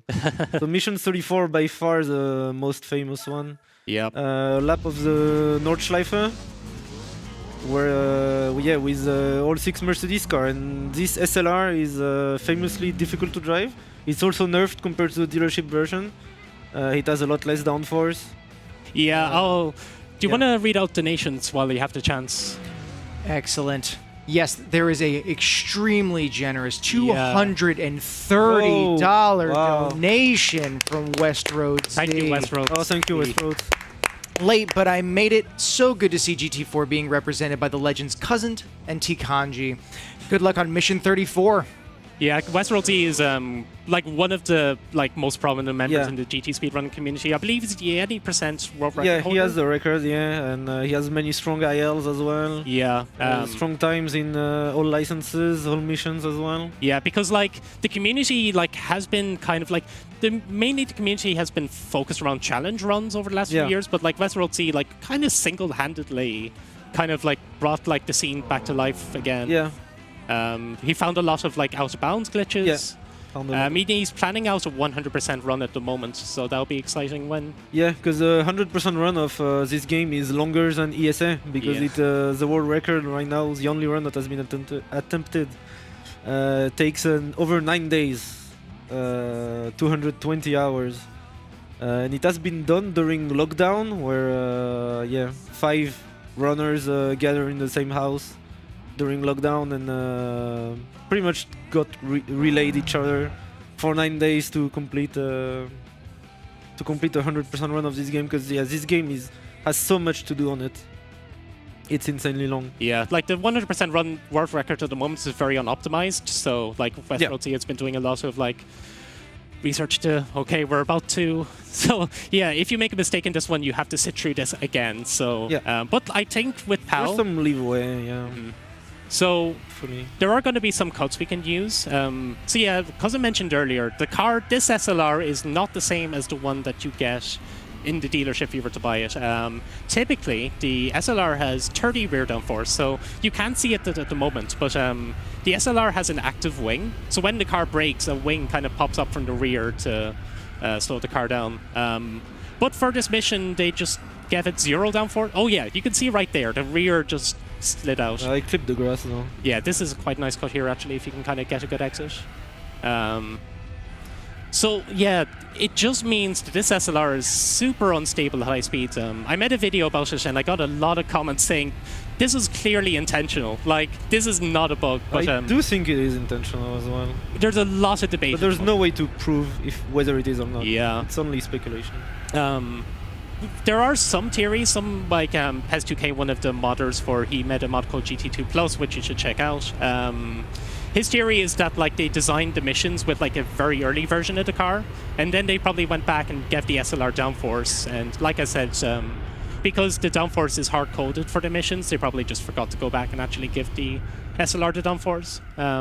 But it's a weird situation because if you gave the SLR the downforce, it would understeer a bit more, but it would just make this mission so much more consistent. So now there's a pretty big cut coming up. And out of Northforest, I believe you pronounce this is Foxhole here. this is a pretty difficult braking zone. You kind of have to brake early, cut in. Yeah, so like you can kind of like cut. Oh, you're taking it normally. No, it's here as I cut. Oh, you can also like kind of take it a bit earlier as well, and you can kind of go straight through. This is still a massive time save though. Yeah, like 2-3 seconds maybe, perhaps, which definitely is gonna help at the end.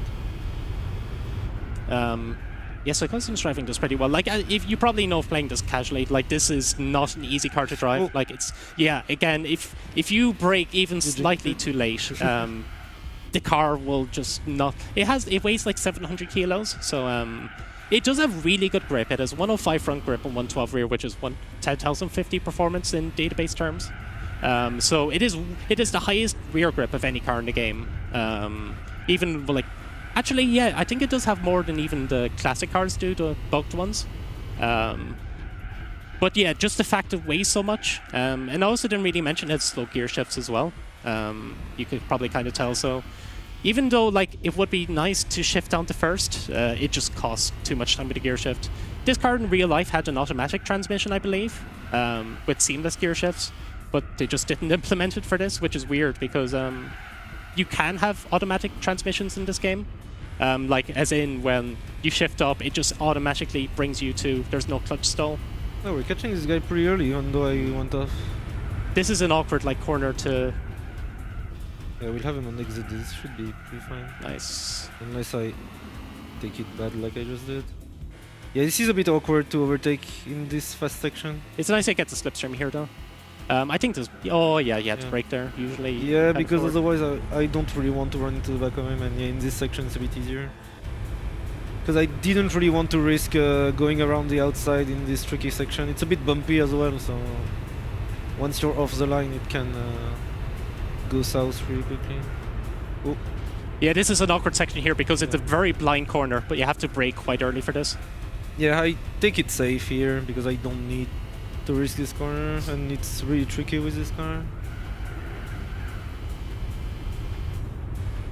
And yeah, we're coming up to the carousel, but sorry for the carousel lovers because there is a faster line than just taking the carousel. Yeah, just to kind of give context for how much easier PAL is. On NTSC, you would usually be overtaking the first car around here. We already overtook it like a massive section of the track earlier. Yeah, so this is already like... Oh, that's gonna be awkward. Oh, yeah. This, yeah, like I think you're around this area in practice. Oh, no. Oh, yeah, this is the lack of rear downforce in play. Yeah, and I touched the grass. This is still easily doable. Yeah, I should still be able to make it. Yeah, like a mistake like that in NTSC, like... Oh, yeah, it would be dead. For sure. This is still gonna be a bit tight, I think. Like, I'm not in safe territory. Yeah, like it is. Like these are just awkward. We're coming up to YouTube corner now in the moment. Yeah, usually around YouTube corner, like the one corner that tends to be used a lot for compilations. Oh yeah. The next one as well. That tends to be where you overtake that car on the TSA. I think this one is more of a YouTube corner. The one coming up right here. Yeah. This is the proper YouTube corner. Oh yeah, the gravel here can I be committed legal. YouTube moment. Yeah. Clip this, boys. Okay, this might be a bit tight now. No, I think you're honestly fine. As long as you don't make any major mistakes. This is an awkward section as well because the car goes airborne, so you have to brake a bit early. Yeah, I take it safe here, usually. And this section up here is quite difficult as well because if the car's weight is unsettled, the car just spins out. So you have to keep it quite... Oh, okay, you're still fine. Like, this is still but I recoverable. Go back on the road. Yeah, because on the grass you really have no grip. Yeah, again, like the lack of downforce makes this so like temperamental. That's actually gonna be really tight. I still think you're fine. I never catch it this late, this car. This is usually around when you take the car in NTSC, so like these margins look very comfortable to me. Yeah, like you have the entire of the final straight to catch up, so... Yeah, but that means I will catch them up in the last chicane, which is a bit tricky to navigate, so when you have traffic... Yeah, let's see. Yeah, like you kind of... way to find out. You've kind of just seen, even with the cuts, like small mistakes add up on this one. I think I can still restart once and make it underestimate, but we immediately make it tight. No, this was a great run, honestly. This was really impressive. Yeah, until now. Like you made, again, like I said this during the dirt run, and I'm saying this again now. Be awkward, I think. No, okay, no, you're fine. On the right side, I'd say. Oh well, actually, no, I think you have enough buffer to correct. Yeah, this is an awkward. Slow down a bit to make sure I don't. Lovely. Nice. Okay, yeah. From this point onwards, like unless you make a. Okay, I'm surprised I overtaking this early despite making so many mistakes. But yeah, like I was gonna say, like you make all of these runs look so easy. Like, I mean, myself casually, and I'm sure so many other people watching and playing, like, spent hours resetting these. And there we go, time.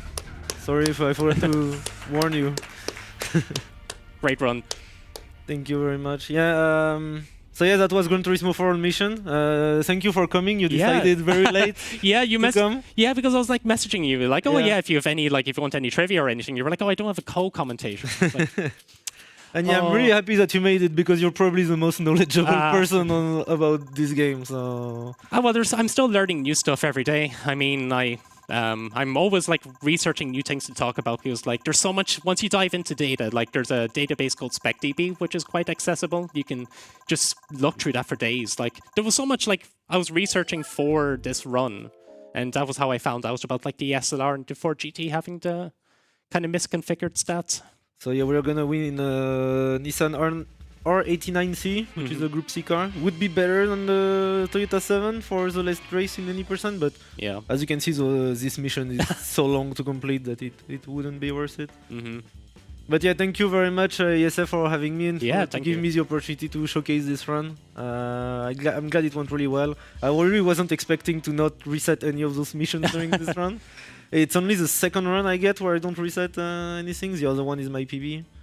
So yeah. Yeah, that was really impressive. Congrats. I'm really happy with that.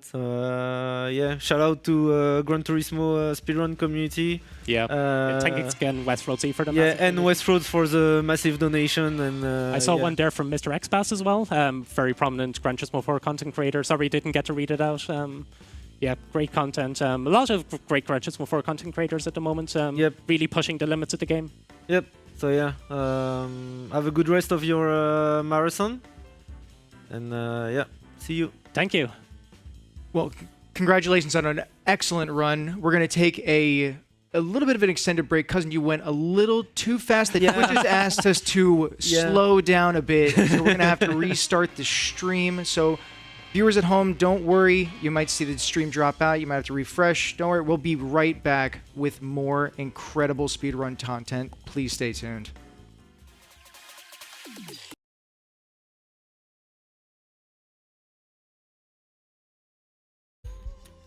Yeah, hello, I'm Bam Bam. I've got a commentator with me today. Yeah, I'm Drunken Shoe. I have nothing. I don't know anything about this game. I've seen 2 practice runs, but I guess I'll try to ask some questions if there's anything to do. But yeah, that's why I'm here, to try to support my friend. Yeah, so this is Journey to the Savage Planet. We're just going to start straight away. It's like a first-person shooter. We explore an alien planet. It's got a lot of like kind of comedy vibes to it. Lots of crazy creatures.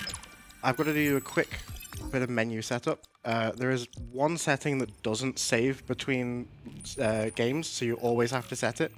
And that is Echo's chattiness level. So Echo is kind of like GLaDOS, although a little bit more comedic. Well, she's your friend basically. But her dialogue can delay some of the quest triggers, so we have to turn her off, which is really sad because she's got some great lines, but it just takes too much time. And then right there, I just turned off the intro video. There's like a whole monologue from the CEO of the company who kind of explains the lore, and you can just turn the video off. Oh, press the exit button. Good start. So a little bit on the lore. We have been sent to explore a planet for colonization because Earth is getting too big. Come on. And we've crash landed, and now we have to like see what we can find. Sorry if you like these hoverbirds, but we have to kill them for carbon. So this is the tutorial area. It kind of just teaches you how to scan things, which we're not actually going to do, and then yeah, how like resources work and stuff like that. Here I am setting up the crafting menu. We're going to do a thing called quick crafting, which is when you teleport into the Javelin, which is our ship, you can actually print from anywhere in the ship as long as you open the crafting menu. So we don't have to go to the crafting machine and do like the long cutscene where you like deposit the resources.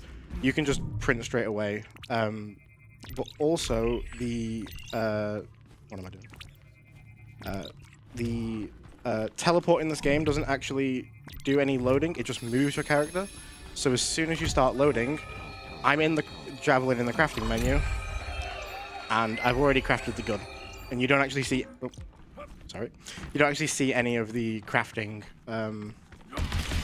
That one's easy because the button is just on the first one, so you just spam space. But on later ones, I do need to, like...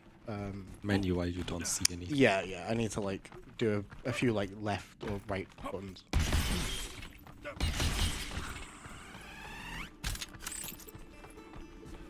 So, we get this cool splash screen. I enjoyed it the first time I saw it. And then here I'm grabbing some throwables. We have quite a lot of throwables. This is a trampoline, and my other one is a like bait for enemies, which we'll use later in an area like there's a lot of annoying enemies who like try and hit you. There are 3 main resources in this game, like carbon, silicon, and aluminium. We only need carbon and silicon, but we do need some... That's a very big bounce. We do need some for the crafting. And there, with the bounce pad, I skipped the tutorial fight by just leaving the area. Oh, okay. So, so that was a bomb slide. They're quite tricky. You have to land very precisely on the bomb, and then if you initiate a slide, you'll kick the bomb into yourself and transfer all of that momentum into you. That one usually fails. It is quite a tricky one because there's not a very good like run up to it, and it can also send you backwards, which would just take you straight off the map. That guy was in my way. Sorry. So we're coming up on our first like upgrade for movement. This is double jump. Oh come on, that's annoying. Yeah, normally you would skip this little loop around, and then there's another big loop around, which we're going to do with another bounce pad. This one would be really bad if I missed. Oh, okay. I did not think that would happen in a run. You can see my walk of shame. Come on. Okay. I've never ever done that, so that is really unfortunate.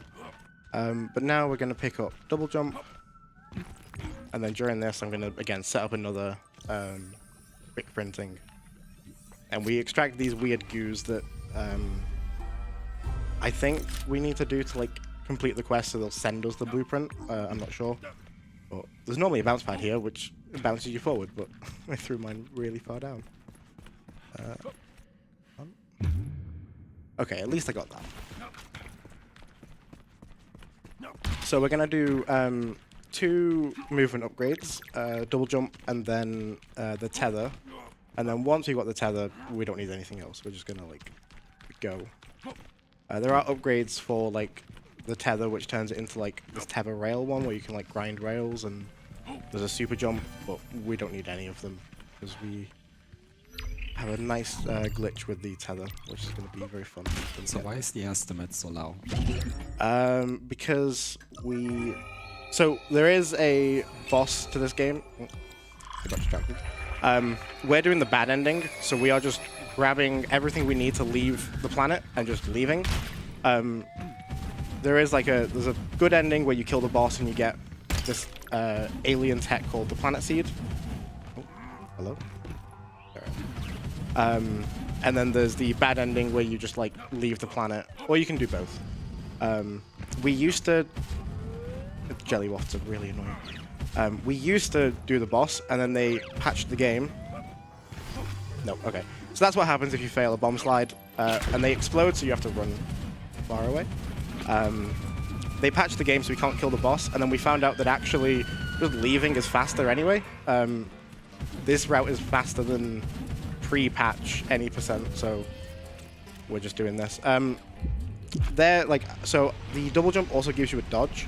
If you bind it to scroll wheel, it is the fastest form of movement, but you can only go left, right, or back. So yeah, we kind of have to go on our sides. Why do I keep clicking that? So there I grabbed an alien alloy. They're usually used for upgrades, but it's literally just to repair the ship. You don't even need it to repair the ship. The game just wants you to have collected one for the quest. Like, you could use that for a weapon upgrade, but we don't need it. This is silicon. We need 100 carbon for double jump, and then 100 silicon for tether. Okay, cool.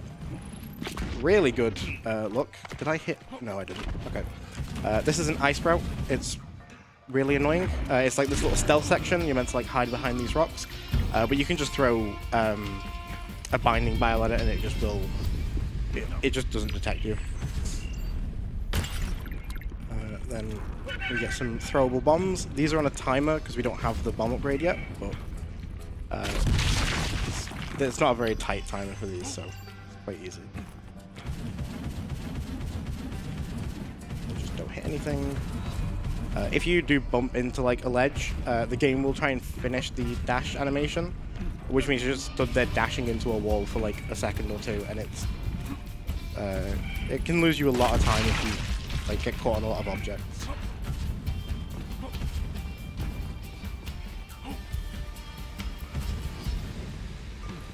So this is the proton tether. We call it the wiggly plasma, because I did not name the skips in this game.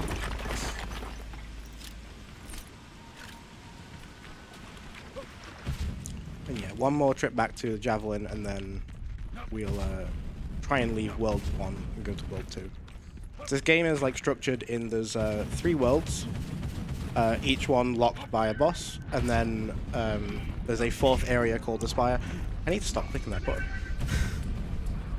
There's a 4th area called the Spire where like the final boss is. You're meant to go to World 3, do some like big switches that unlock the boss. Okay. And then come back to World 1. In pre-patch, you could just like throw yourself into the void and then hit a death trigger all the way at the bottom, which would spawn you in the Spire. Unfortunately, they moved the trigger to load in the Spire. Did I get that? No, I didn't. Cool. That's the one problem with trying to quick sprint. Where am I? Okay, there. Normally there's an audio cue, but I just didn't hear it because I was talking. So this is Whippy. It's Wiggly Plasma Yeet. So these are meant to just pull you to the point. Why am I so bad at this? Oh, okay.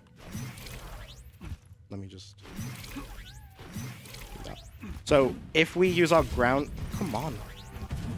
If we use our ground jump to like break the tether, the game forgets where you're supposed to go and just gives you all of the speed of the tether without actually like pulling you in.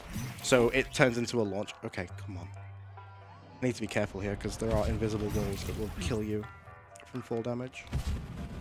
And yeah, we can cancel all fall damage by just double jumping just before we hit the ground. Come on. Okay. And maybe that 20-minute estimate is accurate. Oh, come on. I've never failed this one this much.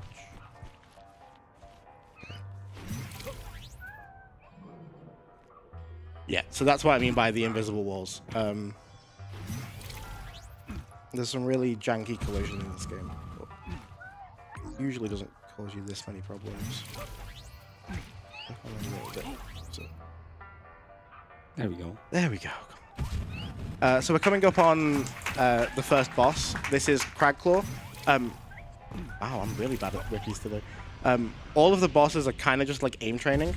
Oh, I need more health. Okay. There is a big invisible wall behind the boss, but this boss arena has these whippy points. So, see ya. And yeah, that's the first boss. You just throw yourself over. And there's no like checks for if the boss is dead on any of these bosses, so you can just... Nope.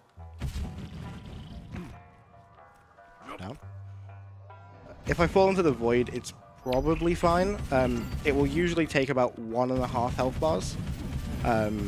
sometimes it can just insta-kill you. I think if the game like doesn't know where your last checkpoint was.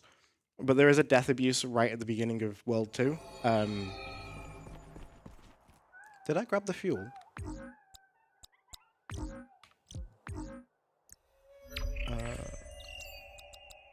Which one is fuel? Yes, I did. Okay. That would have been really bad. Why I forgot that I grabbed the fuel. I think because I didn't explain it. Here's another whippy. So here you're meant to use like tether rails, but we have the whippy, so we don't really care about that. That's a fuel cell, the thing I didn't know if I'd grabbed. You need 5 of them. There are 10 in the game, and the levels are designed in a way that you need to get to World 3. Okay, come on. To get 5 fuel, but we're going to do an out of bounds that lets us get 1 in World 2 without the World 3 ability. So again, that's partly why it's so fast, because we don't actually need to kill the World 2 boss. Okay, my whippies are really bad today. So bad. So this is why I grabbed the bait. This has floop snoots. The names on these enemies are really silly, but these guys are super annoying. They like snipe you with their like tongues. They're meant to be like these like mosquito things. And if you don't bait that, they will just shred you because there's like 5 or 6 of them, and their accuracy is really, really good. Okay. What was that collision? Okay. Deaths are really punishing. There's like a long wake-up cutscene, but I don't need to go that way now, so I can kind of do like a shorter route. Now that I've grabbed that fuel. This is going really smoothly.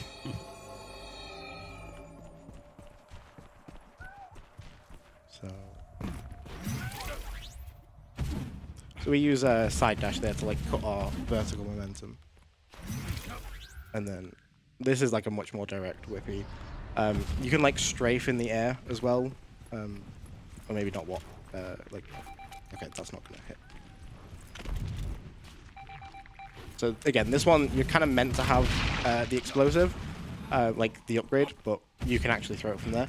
This requires a super jump upgrade, but with a super bounce, we can get up here. So these bounce pads, they have like a little like pop when they like expand, and that gives you a little bit more upward speed. Okay, cool. I got it, but straight into a wall. It gives you like a little upwards momentum, and then when you add on the actual bounce pad, it gives you just enough height to get up to the top.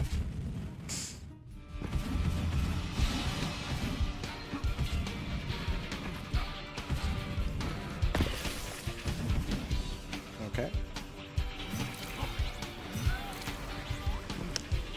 That's the release.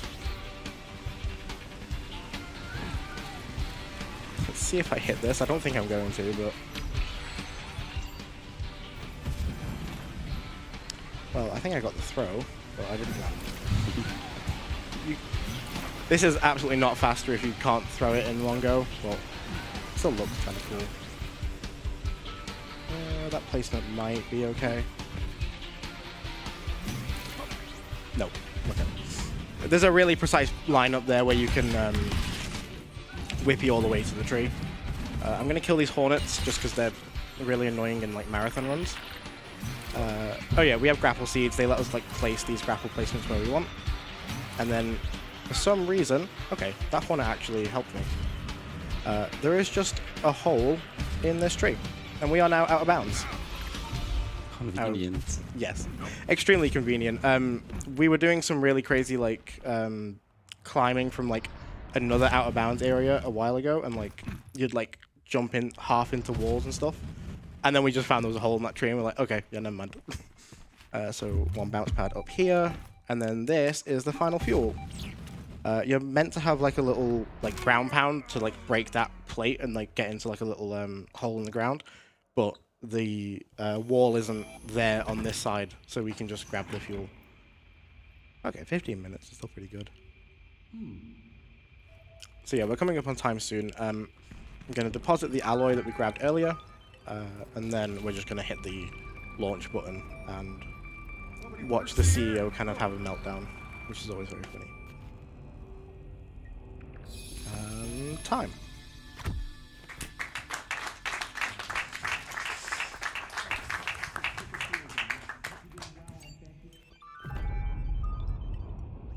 So yeah, that's everything from me. This is a really, really fun game. It usually goes on sale quite a lot, so if you want to pick it up for cheap, it's a 15-minute run, even if you're bad. World record is like 10 minutes, so if you get good at it, it's actually a really quick run. And yeah, we get to see him like melt down, which is always very funny. Yeah, that's everything from me. Anything from you? Okay. Thank you so much, Bam Bam. That was an amazing run. We have a quick donation as well. We have $2 from the CEO saying, "Thank you for listening to my speech. Enjoy your complimentary splash screen." And with that, I think we're done with this run. Stay tuned, because coming up we have Yu-Gi-Oh! Forbidden Memories. Alright, see you soon.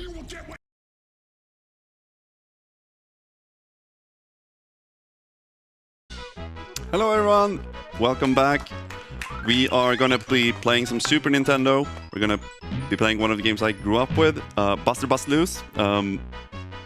So I'm gonna introduce a little concept here that I want to try.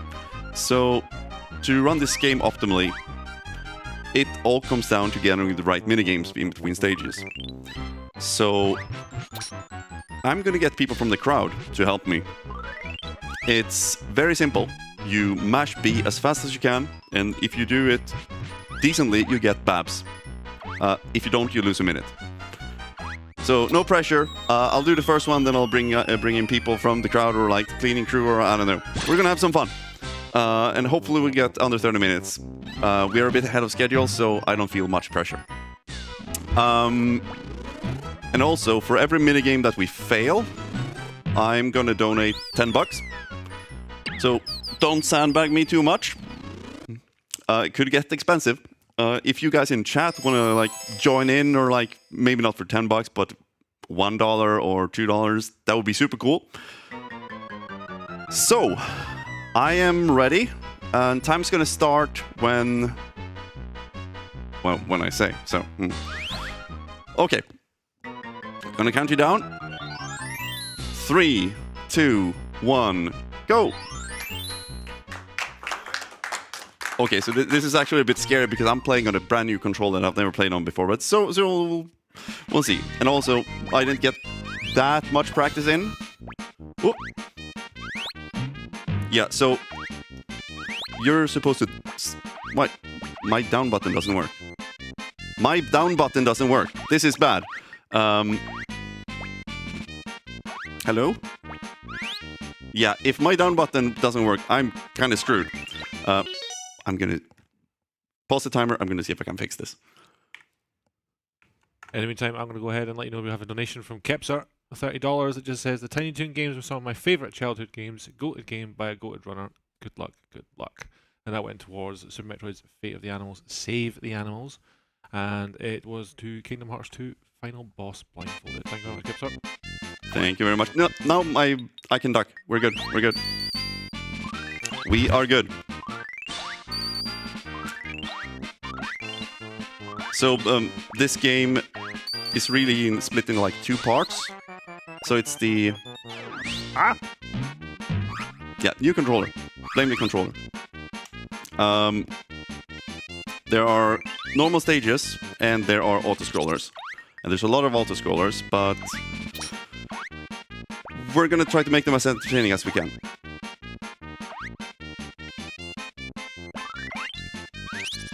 Oh, actually, I need to wait for my dash here to fill up so I can actually run up this this ledge. Most of the stages kind of have a tying to some movie or something like that. We're gonna just bash Arnold here, get us key, and run and dash to the end of the room. We're gonna come up to the boss fight, which is, I don't remember his name. It's not Tasmanian Tiger. It's something similar. But he's very hungry, and we need to feed him to win. So after we have completed this first boss, we're gonna be coming up to the minigame.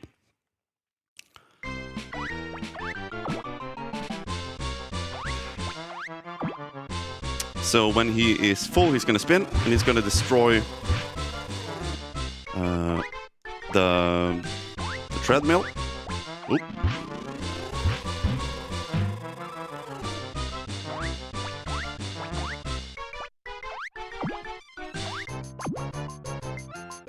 That's decent.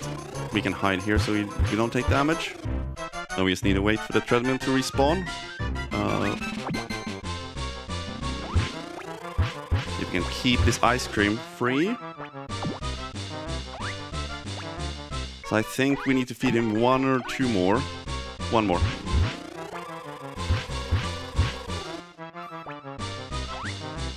And if we hit him, he's gonna... Yeah, that's it.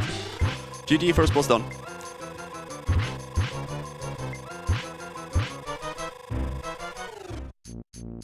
This is full. DC needs to sleep.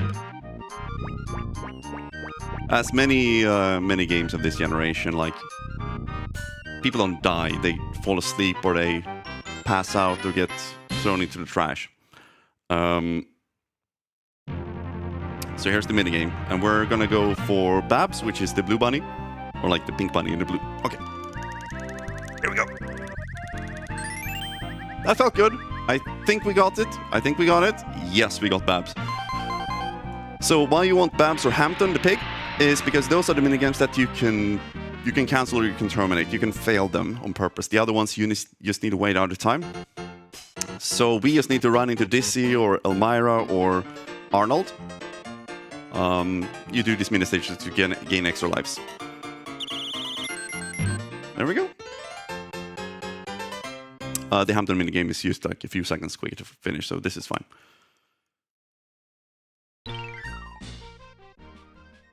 So, Cowboy Stage. This is a very long auto-scroller. Very, very long auto-scroller.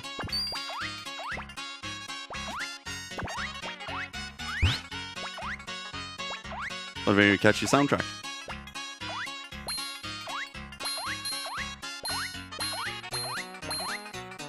I'm playing it very safe here. You can do 2 or 3 dashes or 2 or 3 jumps per round, but I'm just playing it very safe.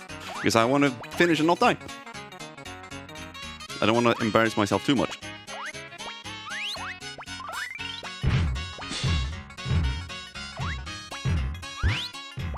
Here we go with Montana Max, and he's stolen all the gold, and we're going on train chase.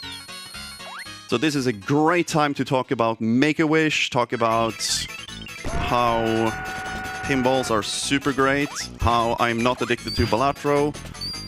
I'm not going to say it, but yeah, I've been playing a lot of Balatro. I have been playing a lot to others about Balatro. Yes, obviously, if you get your donations in, it is all for the benefit of the Make-A-Wish Foundation.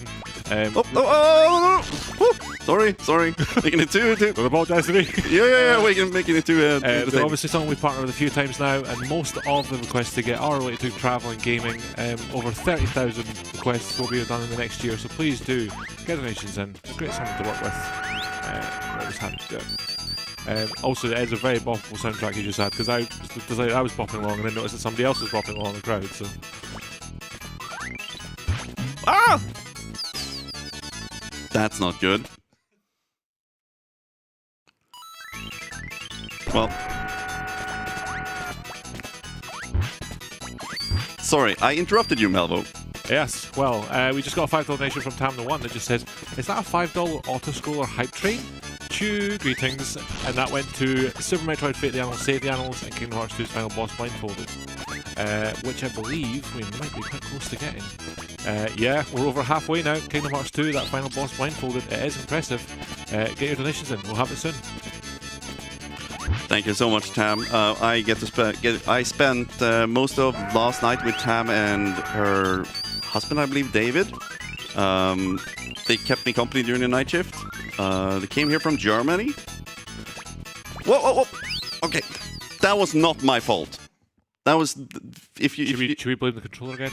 No. That was not the controller's fault either. Sometimes this game just ends you. If you land on I can actually show it here, where the corners are not corners, they are slopes. So you can like get trapped on corners. And that's what happens when you run in that section. Well, you get more of the amazing music, more of me, more of ESA. I don't know if you want. Is the level's incredibly unfair to play? Yes. Let's see here. Okay, we're good. And this is the checkpoint as well. We're really gonna have to make up some time on those mini games, guys. Even though I when I was practicing, I really sucked. I really sucked, and I still finished underestimate. So if I don't mess up too much more, we're gonna be good still.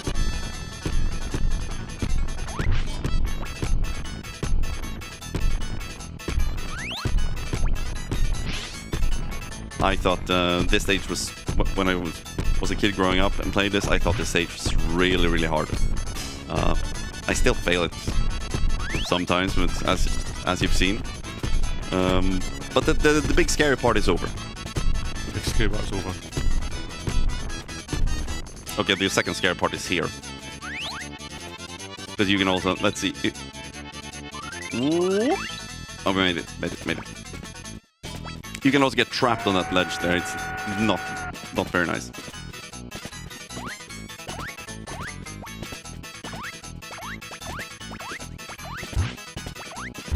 This train is having a party. So we are going to be coming up on what's kind of a mini-boss, the Magician. We're going to beat up these two guys, Gale and the other, I don't know. So there's a little thing we're going to do here to save time. We're going to attack him from... We're going to kick him to the left so we can keep attacking him. Otherwise, we're going to push him off the screen. There we go.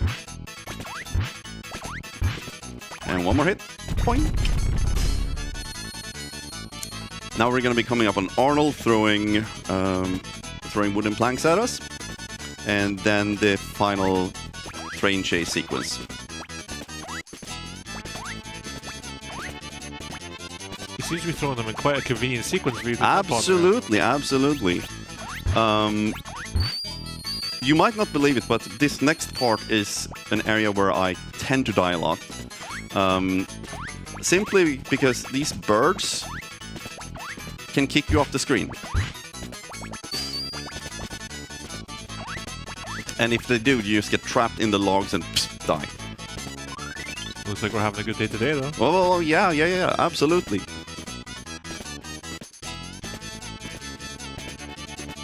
So this is the end of, well, we're approaching the final part of this long autoscroller. The next stage is going to be much more interesting, but also much shorter. There's a very cool sequence, I think it's the 4th stage, where you just play American football. Brilliant. Yeah. That's what we want. Yep. Although I can see people behind you starting to get uncomfortable. Who's he going to pick? Is it going to be me? Probably. Yeah, do we have a volunteer? Come on. Everyone leaves the room. You know, Melbo, if everyone leaves, I'm just going to give it to you. What?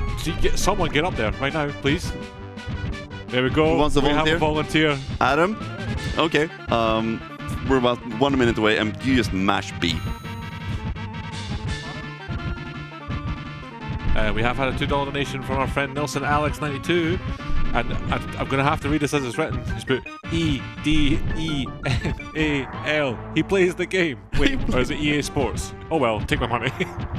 Goes to Save the Animals. Sorry, no, apologies, I'm wrong. Save the Frames. Thank you, Alex. And remember, pumpkin. We also have a $5 donation now from Tam the 2, which just says Choo Choo from... Okay. And his poll responses for Save the Animals and Kingdom Hearts 2 Final Boss Blindfolded. Thank you very much. Thank you, Tam. Do you know if you want to ride a train, that's probably not the best place to be? This is not the best place to be. You could just go on the train itself. I am very nervous about the upcoming American football stage. Okay, you can take it over. This is just auto-scroll from here. Just mash B, or hold B to skip the dialogue. Yes, that's the one. So just hold B to skip the dialogue here. You can move closer, so you're in shot. And they're gonna hop on the Dolium wagon and paddle away. And you can just keep holding B. And I'll tell you when you should start mashing, so you don't need to start mashing too early.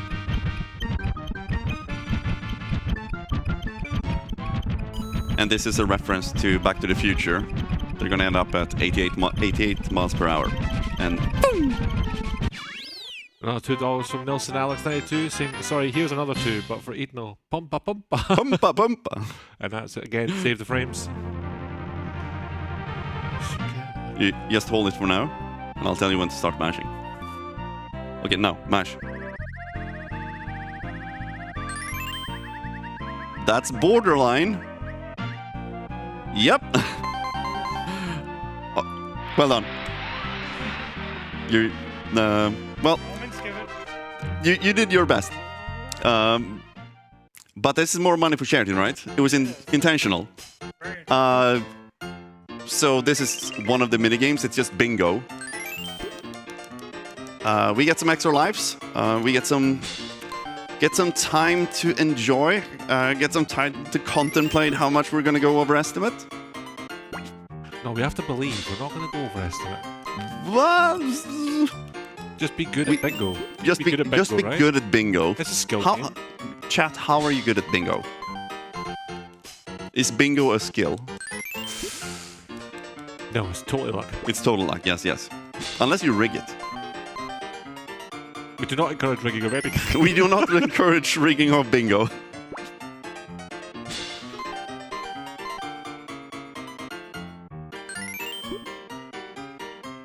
But this is like, speedrunning this game it's you can play the stages fairly clean, and then you have then you miss the minigame.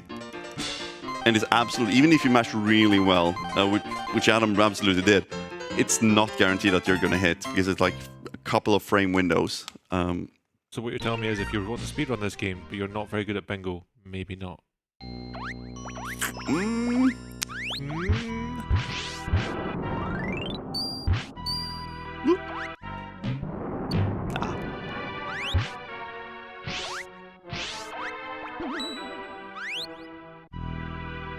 So this is just like good, solid, fun platforming.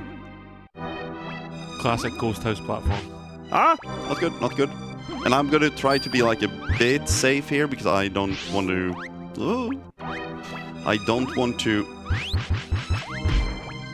die.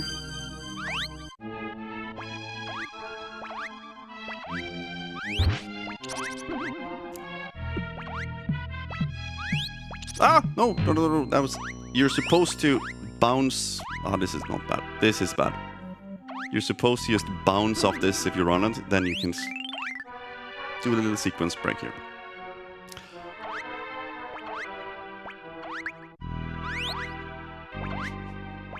This is not great. I would love to have more HP here, but here we are.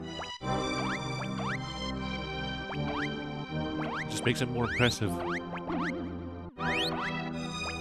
Okay, that's fine. We're gonna be very careful at the boss here.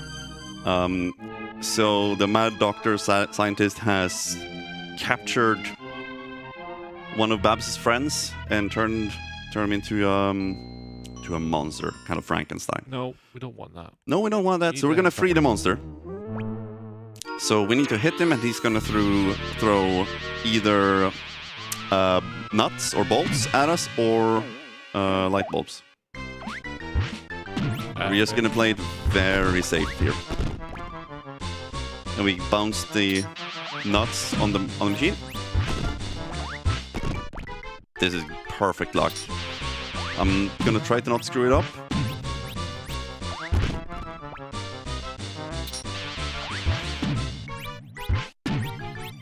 That's... Ooh! That was too close. Don't scare me like that. I think it's 1 or 2 more hits.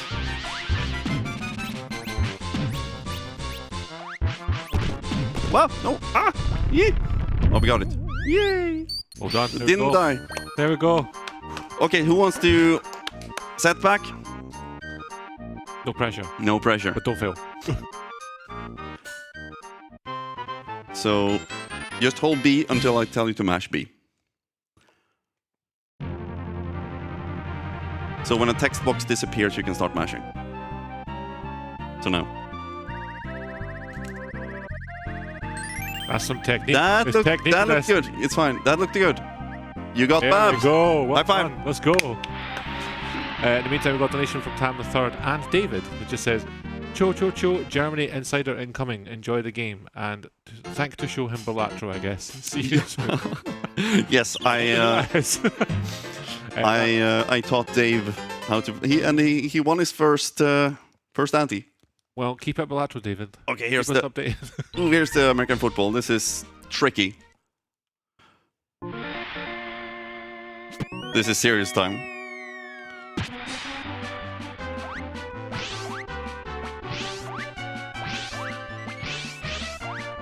Okay, we made that.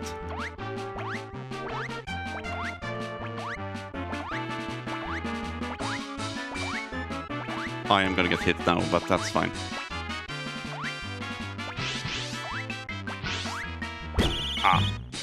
Oh well, that was very good. Very, very good. You can get all the way to the end, but you can see here that we are almost at the end. So we got to do maybe 2 runs. First down and goal. So we're catching up. That was a very good. We are catching up. You did an American football. I did an American football. Oh, and now we're just mashing without, like... I was supposed to hit pass, but I guess we're running. There we go. Big thank you to David and Tam, who sat with me for a good 30 minutes trying to figure out the pattern here again, which I had completely forgotten. And they can attest that I failed a lot. I'm not gonna lie, it looks like a very intense game of American football. It is. Oh, someone. Dompa, come here. Mash B.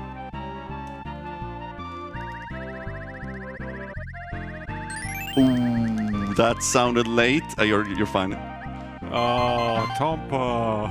Well, it's $20 for charity. Not from your wallet, but from mine. That's why we're here, isn't it? Bingo! Okay. We have 2 stages left. Oh, I can see a bit. So I got the co-commentator here. Have you played this game, Tompa? I have not. I've seen runs, I've seen the task for it. The task is really good.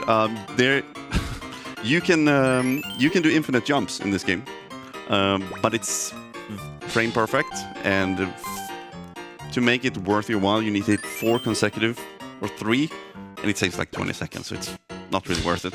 There's 2 things to note here: is how quickly we managed to get Tompa's name up there, and also every time I speak to Tompa about a new game, I feel like goes, "Oh yeah, I've seen a task about that." Always something about a task. Taskaholic, what can I say? So we got 2 stages left now, and about 10 minutes on the clock, so we might be okay. We gotta keep them on the edge. Oh, look at that. $5 remaining on Kingdom Hearts. By the way, that's some Edel spelling right there. Blindfolded. Blindfolded? Blindfolded. But that's not my spelling. I misspell other words. It was $5 left. We got a $20 donation from Lionheart that just says mash B. Mash B? With a lot of exclamation marks. So don't just mash B, really mash B. Okay, we need... Also, Mel, you're coming for the final one. Oh, God. Oh, God. Do better than me. When do you need me? In like 3 minutes, I think. Okay. This is a fairly short stage, but it's a lot of waiting. So we need to go up in the bubbles here, and then we need to jump over some... Well, we're gonna jump over some balloons. We are going to play some paintball. We are also going to ride what do you call it? Zeppelin. And finally, we're gonna escape the calamity. Just to quickly confirm then, that's final boss blindfold had been met. That's a run that's happening later this morning. Our very own Mizzo's doing that run. The next incentive that we have up for people to donate to is still that Call of Duty Modern Warfare 2 1v1 Rust snipers only. Get it in. Yeah, and we met the other blindfolded incentive over the night. I did notice that. They went live just before I went to sleep, and then I woke up and they were pretty much done. So.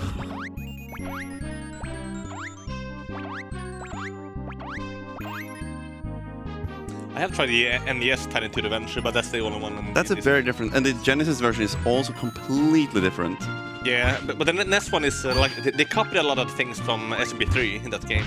Yes. Like many of the memory addresses are even the same, and they work the same. Okay. So that's kind of fun to compare the two when I use one of them. So we've a $20 donation from Sphere that just says setback coming in clutch. That goes to the Save the Frames and the 1v1 Rust match we just spoke about. Thank you very much.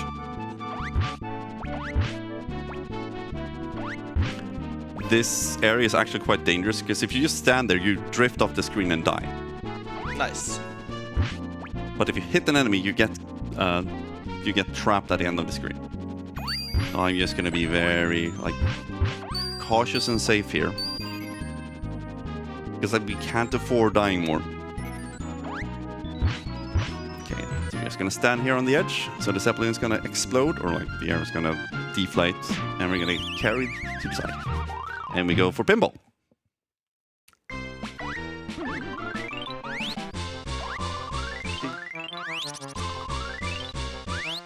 Ooh, up again. We need to collect all of these balls. Open the hatch, and we are out. I always love that music. It's nice. And now, time for the final part, escape the calamity. And then Melville, you're up. I'm not nervous. You're nervous. Yeah.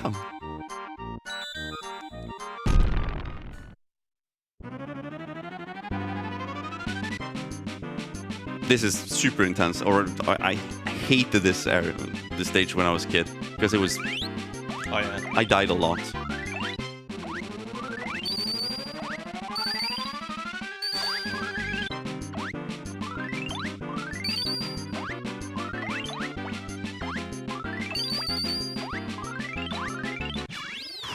We got it.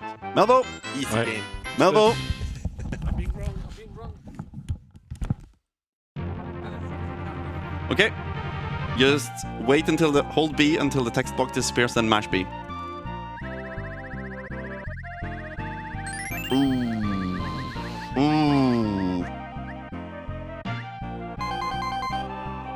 2 out of 3, or 3 out of 2, depends on whether or not you're cheering for charity or not. Or bingo. I'm sorry, guys. I let you down. Chat, I'm very sorry. Now it might be really tight on the estimate, but we'll do our best. Oh no, I've rolled it. I've killed the run, guys. I'm sorry. I mean, I helped. I think it's fine. We have a $5 donation from Connie Cecile Morty that says, "Save the animals, please. Thank you." And no. Naturally, that's to save the animals. That's not what we do. So I think what you guys did, you just helped me getting extra lives in case I die, right? Yeah, that was intentional. Yep. You said that you could afford to die more. Yeah, well, for the time. Also, is this a bad time to tell you that we love bingo? We do love bingo.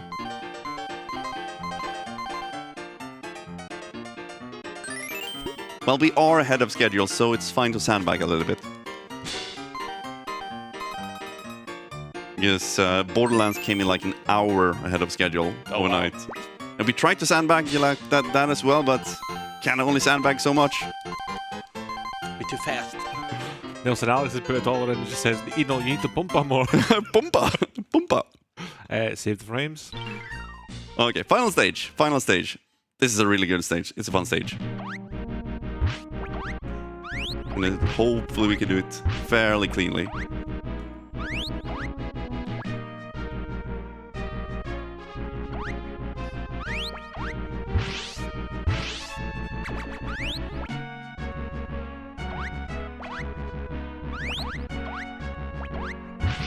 Oh, need a key?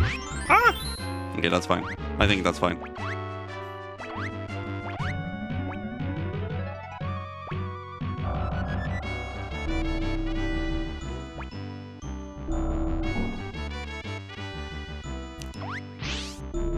So the goal here is to get to the end of the stage and fight Daffy Duck or Plucky. Darth Vader.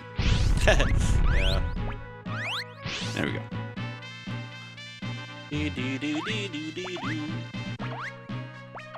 It's very Star Wars inspired. But just enough to not like violate copyright. That was the thermal detonator from oh yeah. Super Star Wars games. That we will see in like Thursday, Friday? Yes. Yeah. Return to Jedi. Oh wait. Yeah. Ooh. We're good. So you just need to hide behind these pillars to not take damage.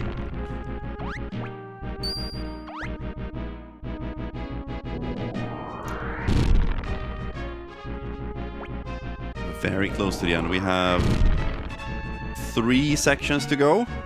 So if you want to get in any final donations or tell us how much you love bingo. See, this is the problem. Yeah, this is the problem.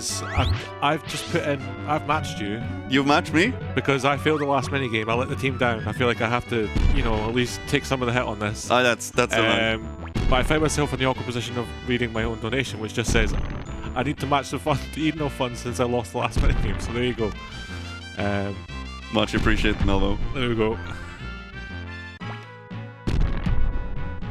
And now you're pressing me to do the same because I failed as well.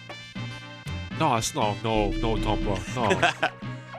I bet you love the fact that you walked into this stream this morning before breakfast.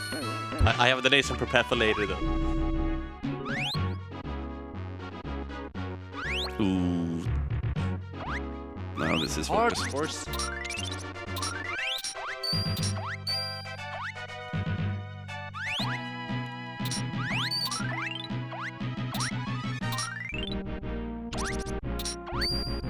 Ah! Ooh. Nope. Okay, we're fine. We're fine. No. Are we though? Nope. Okay. We're gonna do it like this. There we go. No! Huh? Okay, that was too close. So this is cool. We can skip a big part of this stage. Fine. Let's see. There we go. So you're supposed to get that key that's over there, but we're not gonna get that key. But we are gonna play it very safe here.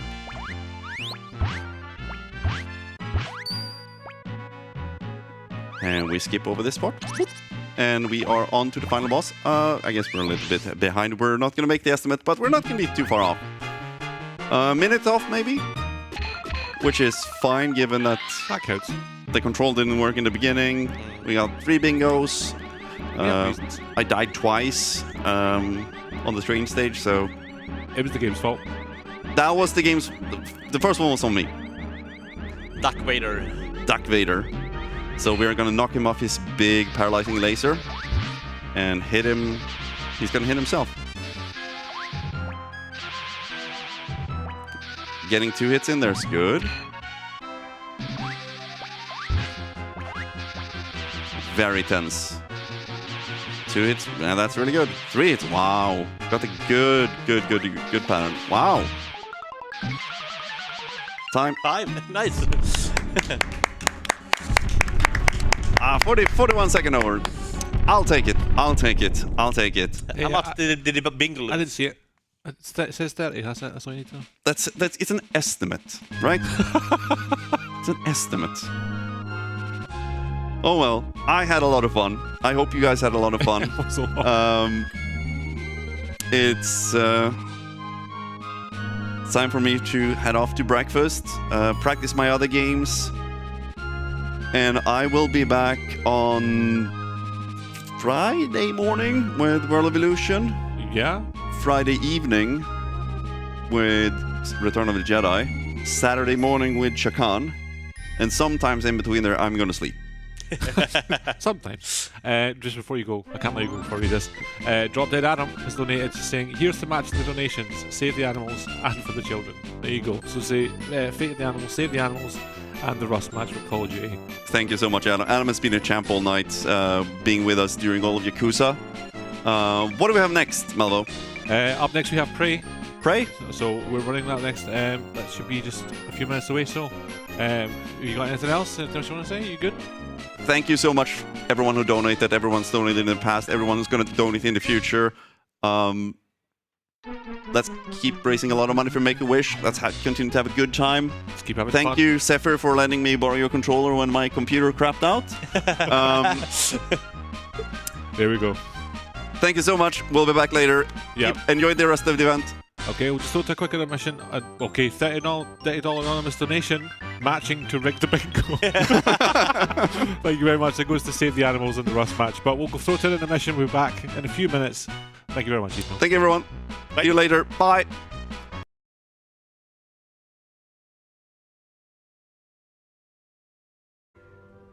Hello, welcome back to ESA Stream 1. We've got a nice little late night dungeon crawling session going on here, and we're going to start with the darkest dungeon of them all. So, Rebel Dragon, take it away. Thank you, Toasty. So, I am Rebel. This is Darkest Dungeon. Let me start the first loading screen because we got to wait for it before we can even go anywhere. Right, yeah, so this is a roguelike game with RPG elements, dungeon crawling, etc., etc. The category we're going to be doing is we're going to be going to the Weld and defeating the withered hag, if I can even speak. So if you're ready on tech, I'll get going in 3, 2, 1, go. Right, so this game is on a 2D plane, but so I'll be using basically a multi-control. Already I get surprised and moved. Insane. So this game is, as you can already see, full of RNG. I'm going to try my best to mitigate as much as possible. I will be using both a controller and keyboard and mouse to play this game because that is optimal. And I'll explain why when it comes up. Oh, nice, I got surprised. Right, so this is the old road. This is the tutorial. This tutorializes you on kind of how to do the combat. Basically, we get a Crusader and a Highwayman. The Highwayman is good at hitting the back ranks. The Crusader is good at hitting the front. He's going to push me back probably. Oh, I resisted. Hell yeah. So we're going to double dodge. That's genuinely an insane play from that guy. So the old road is a massively annoying reset point. But if you do lose the old road, you do just move on to the hamlet, and the game just gives you more guys to play with when you get there. So this guy's blanket firing me. So one thing I will say now, nice crit. When you get a crit, the enemy will move forward because when you kill an enemy normally, they leave behind a corpse. But if you crit, the corpse just gets obliterated with their body. Right, that's the first quest. Return to Hamlet. So Hamlet is like the game's like main like hub area where you can do tons of things like recruit party members, upgrade yourself, and all this other stuff. So we're gonna pop. We're gonna also give myself. I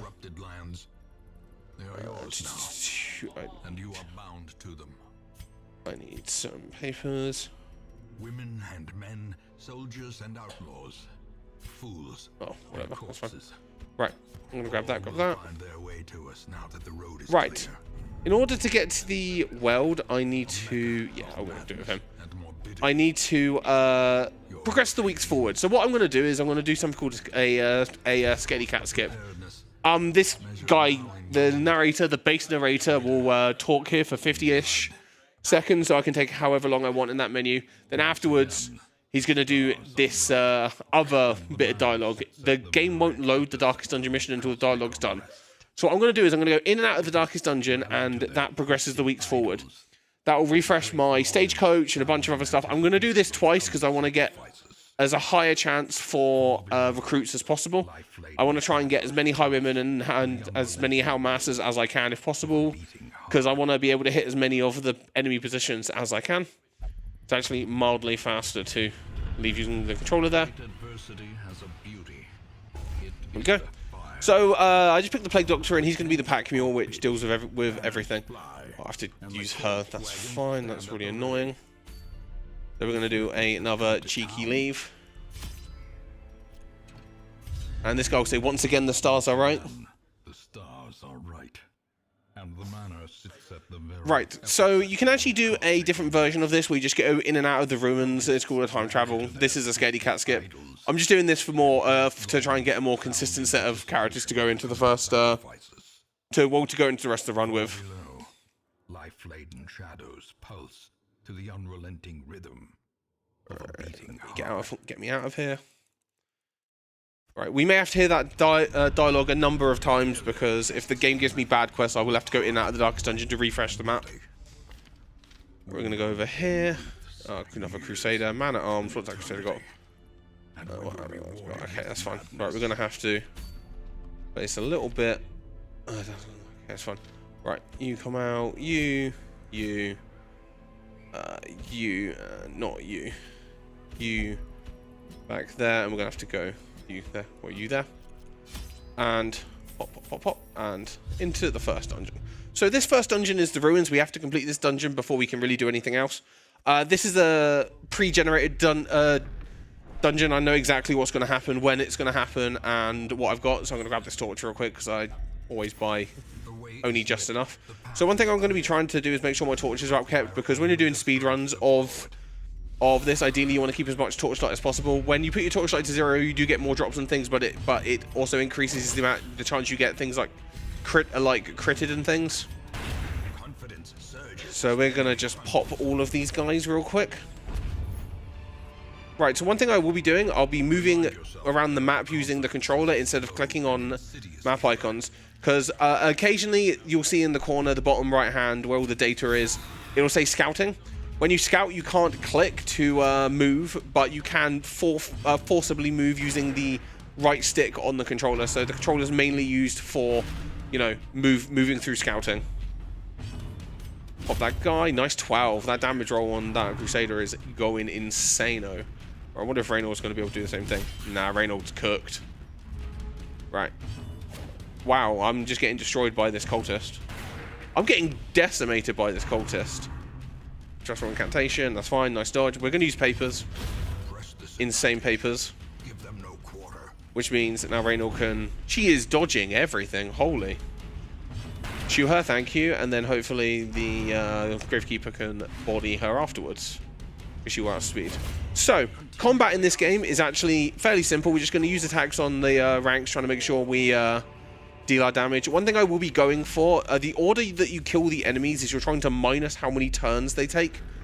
Because each enemy turn takes about 4 and a bit seconds. And in order to reduce how many of them they take, I'll be trying to, like, you know, optimize which characters or which of the enemies I'm taking out at which time. Oh, nice. They'll get surprised. Occasionally they'll get surprised. That basically gives you just a free round to rain havoc on them. 6. That's not amazing. We're actually going to do double paper here. Hit that guy. Thank you. That -1 turn. Nice dodge. Alright, go for a slash. That's fine. 6. That's not terrible. That's quite bad. He's shooting. Thank you, Dismas. There we go. Right. So, this first quest is actually an explore 90% of rooms. Exploring 90% of rooms means you just have to, like, you know, as it says, explore 90% of rooms. One thing we can do with it is we don't actually have to complete any fights that are in any of the rooms. The only reason why I complete those ones is because there are, on the area I didn't go to, there's another fight in, like, this little bit here. There is another fight there. So there's no point in trying to avoid it. Right, that's hunger check. That one's always there. Right, we're going to pop through here. We're going to go down. Right, there's one more fight that is in this. There is a thing we need to shovel on first. See, they're scouting, but I was moving through it. Normally, you have to wait for the scouting if you're playing on just the keyboard. So I'm going to pop that again. Nice. Right, hopefully I don't get surprised. Nope. Immediate escape. And that gives me the quest complete. Right. So now that we've done that, and we've done the time travels and all that other stuff, the scaredy cat skips, whatever, we can now go into the... Well, let's quickly check what I've got here. I've got Jackal there, so we're just going to go gaming. Alright, there we go. We're going into the world now. So the Hag is the boss fight in the world. Basically, the way you get to the apprentice bosses is you need to get to level 3 with a certain, like, area. And you get that by beating 3 quests. There is another version of this category where you open multiple clients of the same game. This is... I'll mainly be doing the single client category because you need to... Because down patching to get this game to work with that is just annoying. And I feel like this is a much better showcase of what this game is. Oh, the dub... Oh, I want paper memes. Paper memes? Paper memes. Right. Rapid dashes just kind of don't leave a corpse, so they're all Gucci. Right. We're going to grape shot. Thank you. Alright. Rapid rush. That's fine. Nice dodge. Right, we're just going to, like, drink potion because I've got nothing else for her to do right now. Oh, I didn't mean to do that. I wanted to sword him. I guess I'm papering with both. Papering all the memes. Right. Just looking at this dungeon. Okay, so I have to complete 100% of room battles here. Room battle quests on the Apprentice and Short can actually end in one room battle if you get very, very lucky. So if I see a treasure room, I'm ignoring that. Do not look at the red orb. That's the Shambler. We do not want to deal with that. That would be an amazing Shambler time, though. Oh, treasure room, though. Okay. Oh, that is awful. Actually, that's not too bad, actually. She can do that. He can pop that. So, I will have to move the Gravekeeper back. Sorry, the Grave Robber back, sorry, in a moment here. So these guys mark prey, and the guys at the front just kind of whack whoever you've got marked. Right, he can only move, so I'm just gonna swap him with that guy for now. So she's gonna dodge, thank you. When it comes down to the turn, I'm gonna teleport her to the back. And then shoot that guy. What a dodge. Okay. This isn't going too well, but that's fine. Right, so one thing also is you probably noticed I didn't bring a healer with me. In Apprentice missions, you don't necessarily need a healer. As long as you're doing okay and like you're like paying attention to what's happening, you should be good. What a miss, bro. You should be okay, you should be good, but I'm getting pretty like unlucky with what I've got happening here. But I shouldn't be too bad. This area isn't like the Cove, which is the other area you can go to, the other higher level area. This area is a bit easier. That's good. Rain of Blight, that's... oh, rough. Rough. Okay, Blight. So Blight is a dot damage, it's the damage over time, it stacks. It's actually quite brutal if like you get hit by it too much. So that's why I brought some potions. They're both going to get Blight. Oh, resist on the Blight. So we're going to heal that Blight on her. And we're going to murder that guy. Hell yes. Disma's going to go. He's going to shoot that guy for 6. That's not terrible. This guy's going to go. He's going to hit him for 5. Yes, let's go. He's got... how much HP he's got? He's got 2. We're going to go for papers. We're going to go for paper memes. So papers is like not an amazing move, but it is useful for dealing damage to 2 things at once. 3, hopefully Dismas goes next and shoots that guy. Nice damage roll. Is that the end? Nope. Okay, right. Where have I got to go? I've got to go down here. Right, I'm going to do 1, 2, 3, 4. Do that. 1, 2. That should do me good for now. Right. Nice dodge on the trap. If you get a scout, you can disarm the traps. Nice hunger check. If you get scout, yeah, if you get scouts, you can disarm the traps, but without that, you can't. Let me just see if I get a scout here. Oh, nope, I've got this fight here. Toasty, have you got anything you need to read while I'm fighting these dudes? Yes, I would love to. Maybe there's a bit of advice about how to fight these dudes in here, because we have a $3 donation from the Third Crusader, and they've said, you need 3 Crusaders at minimum. Trust me, bro. You do, actually. There is actually a Crusader strat in this where you use 3. You give them all the move where they dash forward, and you just have 3 at the back, all dashing around each other. So they know their stuff, and the Third Crusader has also voted to save the frames in Super Metroid. Nice crit. It's really good. 5. Okay, my damage rolls on the 2 Crusaders is going not very nice. Right. 8. Mark of the Ren, that's fine. Oh, he's on Death's Door. I can playing Death's Door now. When a character hits 0 hit points, they don't die. They enter Death's Door, and basically every time they take damage, they have a 2/3 chance to die. It's a 67.7 chance, basically. What a miss. Is he gonna die? Oh, he dodged. Insane. Yeah, so it makes a check every single time. Or dodge again. So when they're in Death's Door, they're actually like nerfed. They have debuffs and things. That paper was very risky. I don't know why I did that. Nice crit. Does that end? Okay. Yep, that's in 2 battles. That's not too terrible. Not bad for a first one. Right. Mash through here. I'm going to not mash too hard, because if you mash too hard on the menus in this game, you will crash the game. Oh my god, I'm getting generally nothing here. Oh, I need some papers. Hang on, let me...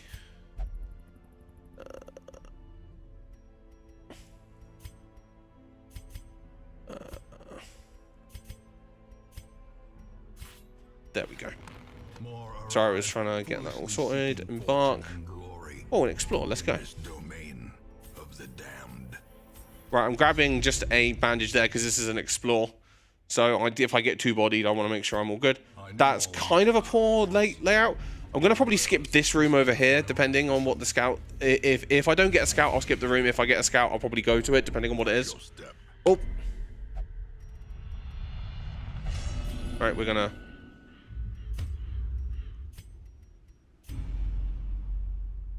Oh, okay. What happened there?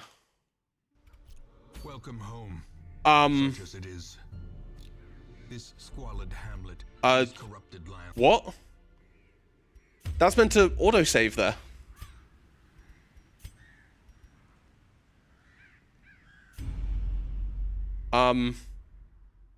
That's not good. Okay, I'm gonna have to exit the desktop and restart the game and see if it brings it back. If not, we've just lost our save file that we've been playing for 15 minutes. I've not seen that before.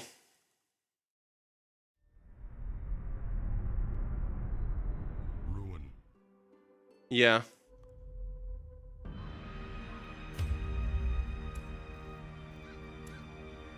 Okay, that's fine. Yeah, we're gonna have to start over. I can't. Yeah. Welcome home. That's ridiculous. I've never.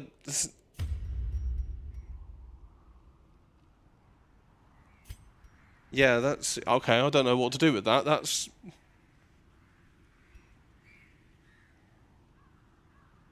Have we got enough time to start over, or do we need to?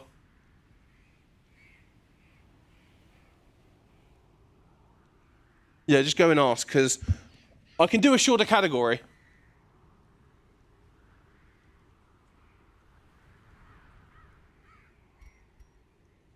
That's really unfortunate. I was doing a skip. I was trying to. What I was doing there was you can refresh the virtue check over and over and over again by resetting, but I don't know why my. I'm gonna quickly exit the desktop and. I don't know what happened there. That's so weird.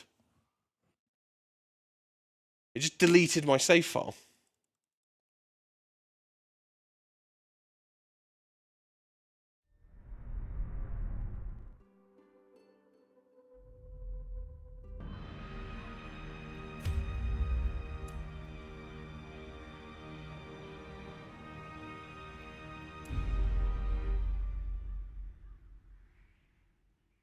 What we doing?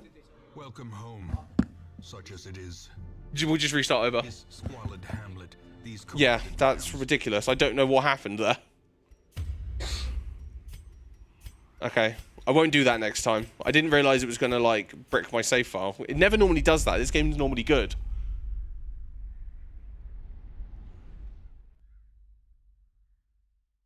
Yeah. Right, sorry, I guess we're going to start... Welcome home. Oh, well, what the hell?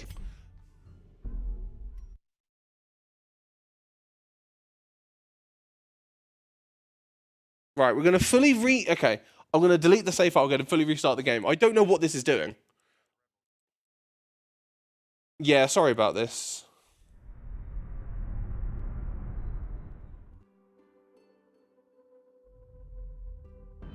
Now what I'm going to do is I'm going to campaign. I'm going to delete that save. Then we're going to Alt F4. Then we're going to go back in. And what we'll do, just to be extra, we will... just quickly do that to... We'll just validate the game files real quick. So. Something about the amount of I don't know if they made reference to this or not, but Paw Patrol birthday hats in here has somehow cursed the stream. Right, we'll try this again. I do apologize about that tech and schedule, but that's genuinely never happened to me before. I mean, these things happen. We'll have a do-over, so, yeah. Let's give Rebel Dragon all your support, because it's not easy when these things go wrong. Right. But you got this, bro. You absolutely got this. Right. Hey, you could try the third Crusader strat now. Yeah, if I get lucky, yeah. Now, let's see. Is it going to give me in Hamlet? Old Road, got it. Right, cool. We can, right. I won't do the strat I did then again. I'll just give up on the person. Yep, no, it's fine. Tech, I can go in. I can go now, so I'll go in 3, 2, 1, go. Right. Hello again. I'm Rebel. Welcome to Darkest Dungeon. Welcome to the Old Road. This is a roguelike dungeon crawler with RPG elements. There is darkness. There is dungeons. There will be death. Hopefully my save file doesn't corrupt itself again. Genuinely, this is the first time I've had issues with that. Usually this game is genuinely insane with like saving. This game saves so much that the reason why like opening multiple clients of the games works to cheese stuff is because of how the game saves so much. All right, 10. Right. Anyway, right, so combat. I'll go over that again because we've restarted, but essentially I'm going to be trying to minus enemy turns, taking out different ranks of enemies, trying to like dish out as much damage as I can. I'll be trying to make the best decisions I can in the shortest amount of time. Right. That guy's going to blanket fire, so he'll hit twice. He'll hit 2 people. Hopefully he'll die from this shot. Why do you dodge, bro? If I get a crit hit, no crit. SMH. Right. Nice dodge. Hopefully Dismas outspeeds. He did not outspeed. Pop that guy. Pop that guy. Right, now we're done with Old Road again. Right, I'm gonna be doing a menu, some like, you know, going in and out of the Darkest Dungeon. I have like a minute to do it. Do you want to read that donation while I'm doing a menu? I would absolutely love to. So we have a $5 donation from Tech Stress Roll with the message, Rebel's resolve is tested. And I think he's passed. I think he's passed, don't you? Right. Again, we need to do a couple of scaredy cat skips, so we're just going to go in here. This guy like talks for 50 seconds, and then we have to do the scaredy cat skip afterwards.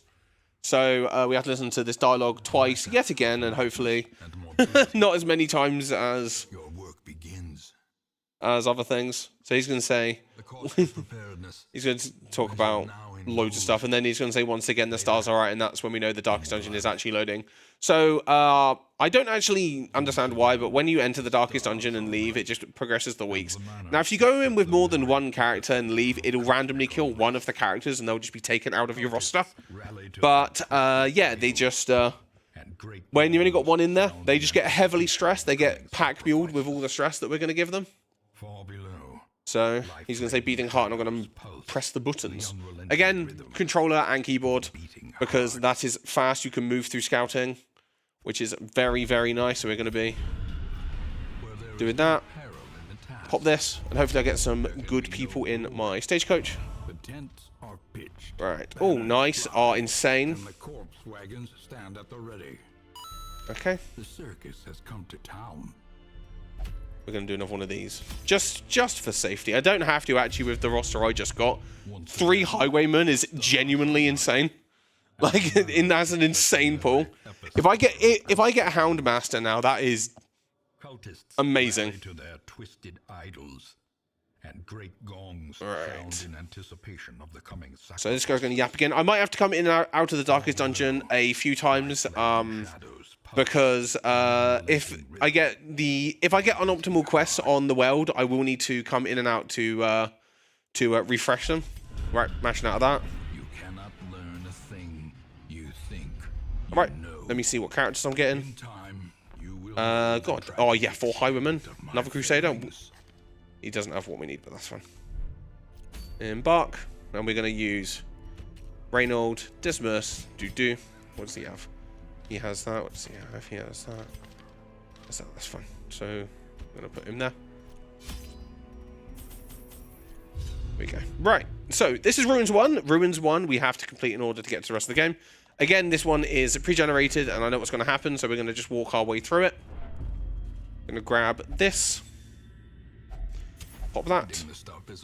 Right, I'm going to pop in here, and there is going to be a fight. When I'm doing fights, I'm going to be trying to minus enemy turns as much as possible. Enemy turns take about 4.5 seconds to complete, and we just don't want that to happen, so we won't be doing them. So pop that guy. Shoot that man. Right, again. Go up here. This expedition at least promises success. Again, this is all... I all know what's coming. So I'm coming up on a corridor fight. While I'm doing the corridor fight, do you want to do that donation? Yes, I will. So now we have $4 from the 4th Crusader.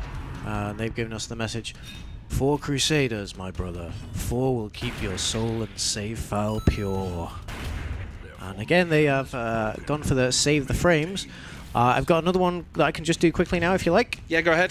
We got $2 from Mellow1892. Phew! Glad to see the run has just started. Yes, you're going to catch this full run now. This was all just for you, Mellow. So thank you so much for those 2 donations.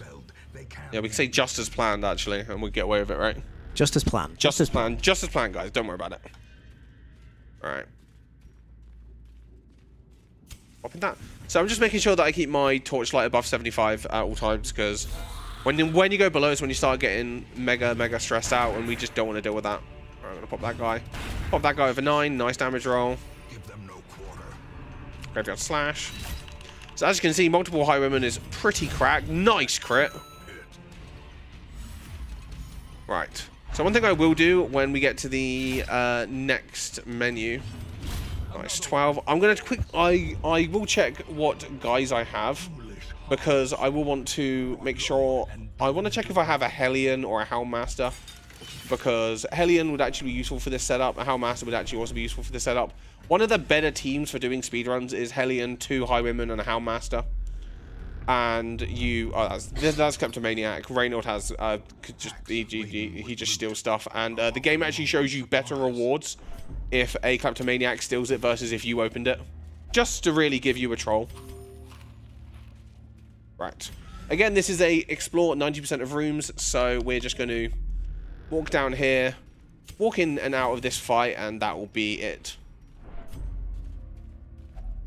Pop that shovel. Go in there, pop that, just to make sure I'm all Gucci. Don't get surprised. No surprised. I'm going to have to take an attack, though, because they outspeeded me. Leave. Hell yeah. Right, quest complete. There we go. We are out of that one.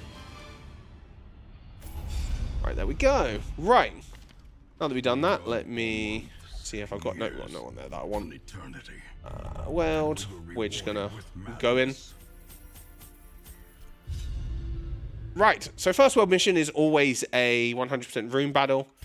We're going to get a scout. I have a straight line anyway. I have no choice but to go the straight line. Let us burn out this evil. Right, do that. Do that. So straight line ones are kind of annoying because you have no options to avoid things. So now I just have to take it if anything goes wrong. Okay, I have to fight these spiders now. Web, that's fine. Spiders are kind of annoying because they like stun you, they mark you. They do all this annoying stuff. But they don't have a lot of HP, so we will probably be able to clown on them before the end of the fight. But they are just going to attack the guy at the back. So we're going to pop that guy. And pop that guy. What's that? That's useless. Nice, another corridor fight. Hopefully it's not too bad. Ah, it's one of these boys. Oh, and they're surprised. Hell yeah. Right, so we're going to pop that guy at the back. How much HP has he got? 3. Okay, we're going to pump at the back again. Nice. So again, minus enemy turns is all you want to do. Get those guys out of there. So now there's going to be taking only 1 turn per round now versus taking our 4. he's going to shank me. Nice dodge. Nice crit. There we go. So this is automatically a confirmed more than one room battle. Because in 100% room battles, if it's a one room battle quest, because that can happen, it has to be a treasure room first. Oh, there's a madman at the back. We do not like madmen. Madmen just cause nothing but stress. So this guy's going to put horror on us. So we want to take out the madman as soon as possible because he is the worst. Right. While I'm taking care of these guys, you want to read the 2 donations? Yes, I will. So we have $5 from the 5th Crusader, who has said, "You can never have too many Crusaders." And guess who the next donation message is from? The 6th Crusader. The 6th Crusader, who has also given $5, and they've said, "Rebel is an amazing runner. How quickly the tides turn." With each Crusader, my voice is getting more husky and dramatic. Yeah, bro. Right, what am I doing? Oh, this is the guy with the slash. Okay, he's good. Pop him, pop him. Right, groping swipe. This guy's gonna take stress every single turn for a little bit because he got... Oh my god, don't pull me, please. Oh, damn. Alright, that's fine. Take out that guy. Take out that guy. Nice crit. Hopefully I get... okay, I didn't get all that back. So the bar underneath my HP bar is actually stress. Stress is actually pretty important to manage in this game. Nice dodge. I'll move him over there. So when a character gets to max stress, nice crit, they will go through a virtue check. I tried to scum the virtue check last time. I won't do it next time. I won't even attempt it. I'll just eat whatever bad RNG I get. I was trying to be fancy pants about it, and obviously I got mega punished for my, like, you know, for that. Okay, nice fight. That's annoying. Surprise though, that's good. So we're gonna pop all these guys. Gonna pop her. I'll take species on 7. Bad dodge. 9, thank you. Get rid of her. She does stress. These other guys just do nice dodge. These other guys just do bleed. They're not too bad. They can give you rabies though, which is always fun. Because getting diseases in this game is amazing. Right, nice one. We're gonna just slash this guy. Nice 7. We're actually gonna... Another rapid rush. That's fine. Nice dodge. I might grape shot. Grape shot hits 3 enemies for lower damage. Pop that guy. Ah, that was worth the risk. Paper will do though. Okay, right. Into here. Alright. Oh, have I got to walk all the way to the end? That's an amazingly bad thing. Oh, nice trap. Oh, I'm blighted. Thank God I brought the potions, bro. Alright, cool. Ah, yeah, I've got to go all the way to the end. This is a 3-room battle one. Not the worst thing in the world, but it could have been way better. What am I doing? Pop that guy. I want to get rid of these guys at the back because nice crit. They can mark, and mark makes it so enemies not only do more damage to you, they will target you more. And I don't really want to deal with that. One thing I will do after this, because I've been getting a lot of money, I will be buying riposte on all of these guys and the Lance Rush on the Crusader. Right, sorry, that was in my face. Gonna get rid of that guy. Nice 11. The dogs don't actually leave a corpse, so you can like take them out at any point. You just need to make sure that the other guys can actually do damage to things. I was going to do that to this guy. Okay, I could actually probably use Escape Cloud. Oh, double blight, insane. Pop that guy. Wow. Okay, we're actually going to we're going to potion up again, and we're going to book. We're going to nice and paper. Nice 7 to his face. Is he going to go first? Yeah, he is. We're going to heal him first, and then we're going to slash that. Oh, I didn't mean to hit the corpse. But it's fine, I got damage roll anyway. Right, I'm going to pop him with food. Sometimes the controls get a little bit whack there. You sometimes have to mash the B button before you can do anything. 6, that's terrible. Grape shot. There we go. Second grape shot. Nah, they're gonna go first. Nice dodge, Dismas. Here we go. Good decision making. By that I mean insane. Man at arms, that's fine. We'll probably have to sell that. Back things loot. Want the money. Hunger, there we go. We've got 10 food left. That's more than fine. This should be... Well, this is the last room, 100% confirmed. Oh, it's ectoplasms. Ectoplasms are very annoying. They can clone themselves if you let them get away with too much. So we just want to not have to deal with that. So we're going to try and get rid of them as much as possible. Yo, the damage rolls.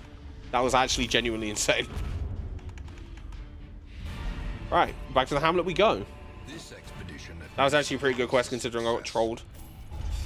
So we're going to go back over here. Oh, Master, and I'm going to get rid of you because I don't need you. Grab a Hellion in case I need her. And we're going to go in here. We're going to go boom. We're going to buy Riposte. We're going to buy Riposte. And then on Reynor, we're going to buy Holy Lance. And then we're going to go in here. And we're going to just quickly sell this because I don't need them. Sell those because we don't need them. We're going to go into him, go pop, pop. Pop in here. We're going to go pop, pop. In here, we're going to go in there. We're going to go. Where's the other car I bought the thing for? Was it him? I didn't buy him. Oh, does he already have it? Oh, sorry. I'm going to turn off. Actually, no, I'm going to turn off that one. Put that one there. Right, there we go. Sorry, I was trying to have to make decision making there. Right, have I got a quest I can do? I don't, right. So, those little icons around it mean that's a medium mission. We don't want to be doing a medium mission. We're not doing... If we were doing the second tier of boss, doing medium missions can be optimal if they are short enough. But in this case, we're not. It's not worth our time. It's not worth our time. So we're just going to refresh the. We're just going to refresh the quest again and see what we can get. We've only got to do 2 more wields and then we can fight the boss. So that's pretty alright. Hopefully they're not too long. Alright, let me through. Okay, thank you. Here we go, get through. Poor Plague Doctor's just going to get bodied by this. Right, quick check here. Do I get anything? Oh my god, so many bloody bounty hunters there. And again, nothing. Okay. This is where the main time lapse comes for this category. The game loves to give you medium missions for the Weld and the Cove and things. And we just don't want to be doing those. They take way, way, way too long. Ideally, you get just 3 in a row of short missions, but that's not what we've been getting. So, hopefully, I get one this time. I'm looking for... I don't care if it's a Rune Battle or a Explore. I'll take either. I do not care. I just need a short one. So... Ignorance of your enemy and of yourself out. Will invariably lead 6 more recruits than usual. Okay, I don't need any of this. That's fine. Really? 3 in a row? That's insane. Toasty, you got anything you want to talk about while I'm bagging for a quest I can actually complete in a short amount of time? Yeah, absolutely. So I can remind people that you can put your donations toward not just a pull, not just a target, not just a reward, but all 3. So please do not let us get away with just taking your donation and you not getting a say in how these runs go back for it. So at the moment we have some targets. What do we have? Let's see here. There's some Logitech gear you can get as rewards, including the... let me find the exact model because I don't want to misspeak. The Logitech Lightbeam LX Light Rig, as well as we've got a couple of Logitech G52 Lightspeed headsets as well. So have a look at those before you make your donation. This is horrible, by the way. This is this is not going well for getting what I want. sits at the very epicenter of cosmic unrest. Right. So as I said, we're trying to get the Weld to level 3, so we need to beat 3 short missions. Or if I was doing a tier 2 boss, I would do a medium mission and hope it was fast enough. But it's not always the most optimal. So let's hopefully, we're going to skip past this again. And hopefully I get what I want. Want to quick check my orders. Free building upgrade? Insane. Alright, we're going to do that for when we need it. Again? Oh my god. This is genuinely trolling right now. Again, the stars are right, and the manor sits at the very epicenter of cosmic unrest. Cultists rallied. I will take literally. I will take anything, game. Just give me something. I did get a free building upgrade though. That's actually going to be really useful for later. I don't normally use the building upgrades, but when you get a free one, you may as well throw it on something. And I threw it on the one that lets me upgrade my moves, so I can upgrade all my moves to at least rank 1 when I need to. I could have done it then, but I want to try and get going with doing the quest just to get some more money and such. All the decadent horrors I have Oh, seen Jesus Christ. in comparison to that final This is awful right now. So you actually can do this in like under 30 minutes if the game just gives you 3 quests in a row that you can do. But we're going to be here a little bit longer than that. The stars are right, and the manor sits at the very epicenter of cosmic. Again, this game does have a lot of RNG in it, so this is expected. Not always something that you can account for. And you do have to listen to this dialogue every single time, even if you turn off the voice lines and things, and the options you turn off the sound or whatever. You still have to wait for this guy to stop talking about the unrelenting rhythm of a beating heart. So it's always mega time loss every time you got to do it. Oh, let's go! Finally. Right.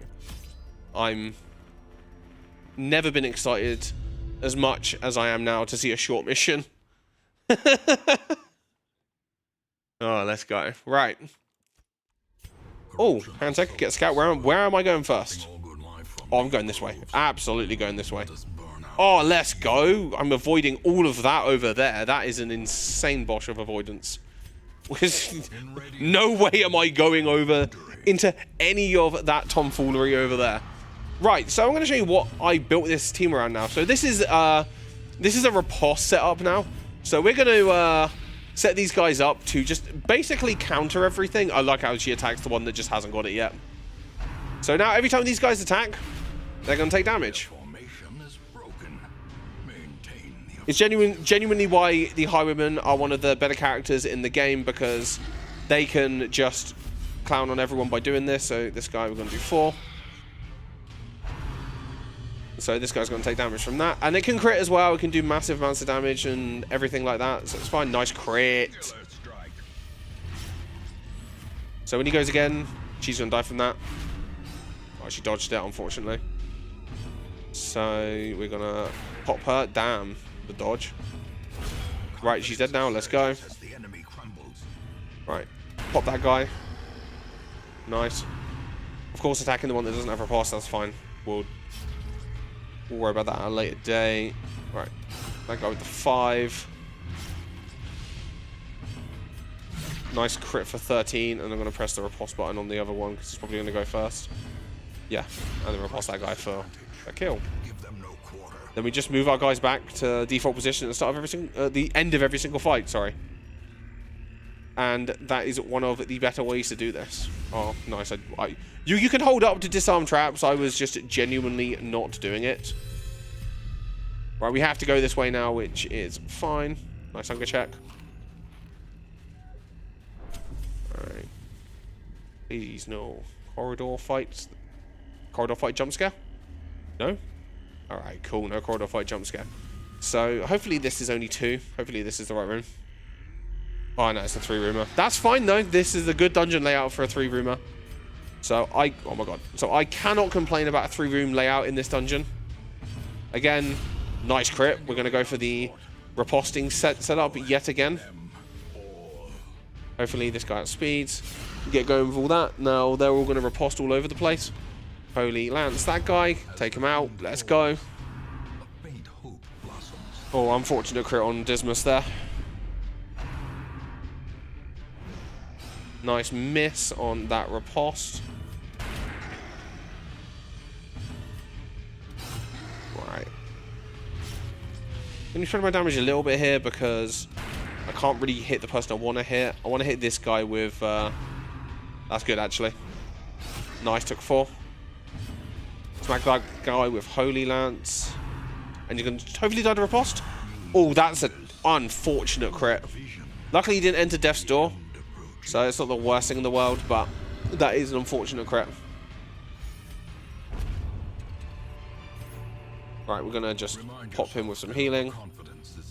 Smash him. Let me go. Thank you. Sometimes the menu like gets really confused with the controller in. I don't know why.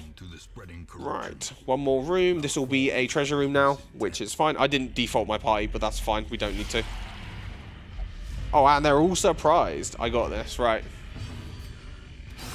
7. He's gonna get bled, so he'll die. Get rid of that guy because we do not want him around. I'm gonna riposte that one for 12. And then we're gonna do that to get rid of those. Oh. Nice, and the crit as well to get rid of him. Oh, also some incantation. Ah, unfortunate dodge there. Alright. Okay, we're gonna have to take out this guy here, but that's fine. That gives us more opportunity to take out the cultist there. So we're gonna swing at the cultist here with that, and then hopefully shoot her with that. Unfortunate dodge. Hopefully Reynolds goes next. Nah, that's fine. Eldritch Pool. No, he dodged it. Nice dodge. Or a dodge. Shoot her. Thank you. And that should be the final fight of this one. That's a pretty quick dungeon. Unfortunately, the setup for that dungeon took longer than, than the actual dungeon itself. Alright, pop that. Right. Gonna quickly go in here. I'm actually gonna quickly buy that, buy that, buy that, buy that. Buy that, buy that, buy that. Because I have so much money. Oh, and I got a short mission. So I don't have to, like, back her out for a minute. Right, we're going back into the world again. Okay, that's kind of an okay layout, actually. It's not the worst in the world. If I got a scout, that would have been amazing, but whatever, we deal with. Am I going to get a scout? Oh, nice. Let's see where I'm going. I'm going that way first. Oh, this is quite good already, actually. That's a lot of blank rooms. So in 90% rooms, you can like miss one room. I will have to go down that line. I will have to take a couple of corridor fights, but that's more than fine. I will happily take that. One thing that can happen is when you're walking back over tiles that you've already discovered, you can get other things spawn on top of them. One of the most famous ones is the collector. If your inventory is like over 75% full, there's a chance a super boss can just spawn in front of you and body the crap out of you if you're not prepared for him. Luckily, this team would actually be able to fight him because I'm like, because I'm cooking.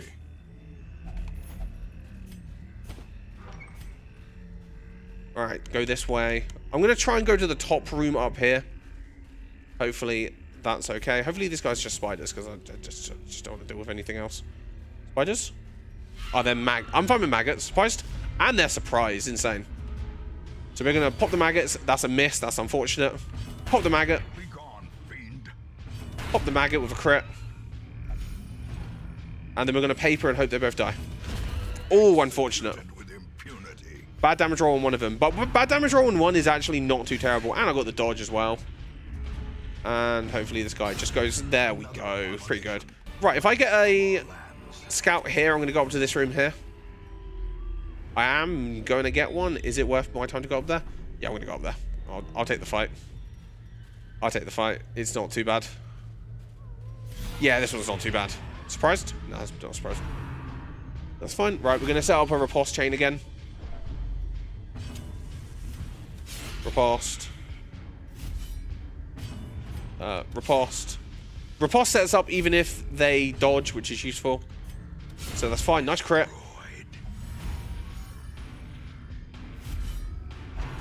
Right, Renfield Gods. This guy's going to take a riposte. That's an unfortunate crit, but that's fine. Right, Bump of the Night, he's going to take a riposte, that's fine. We're going to do papers, actually. Ah, unfortunate miss. I was genuinely trolling. Papers? Yes, papers. I was trolling there, genuinely. So, papers is not really that good of a move, but this team's so good that I can, like, actually, like, you know, cheese a little bit, and it should be okay. Right, back down again. Right. So hopefully that room there is just a fight I can leave, and then we can just not have to deal with any of this. Depending on what that other fight spawn is there, that one right there, it will depend on what my decision making decides to be. So as you've probably been assuming by watching this game is basically just all about my quick decision making, what I'm doing, why I'm doing it, and just kind of committing to whatever bad decision I happen to make. You just have to commit to the bit and hope to God it's correct. 6, that's fine. I'm going to grape shot. Okay, we're going to pop that guy. Grape shot memes. Okay, papers. Then grape shot memes. Oh, no, riposte memes, that's fine. Alright. Default party again. Pop that. And I don't need a scout, so I'm just going to mash the down button. I didn't get one anyway, it's fine. Right. Am I going to get a fight jump scare? Oh, I got a trap jump scare, actually. Curious is the trap maker's art. Is this an AMT room? Efficacy unwitnessed by his own Okay, eye. we're actually going to...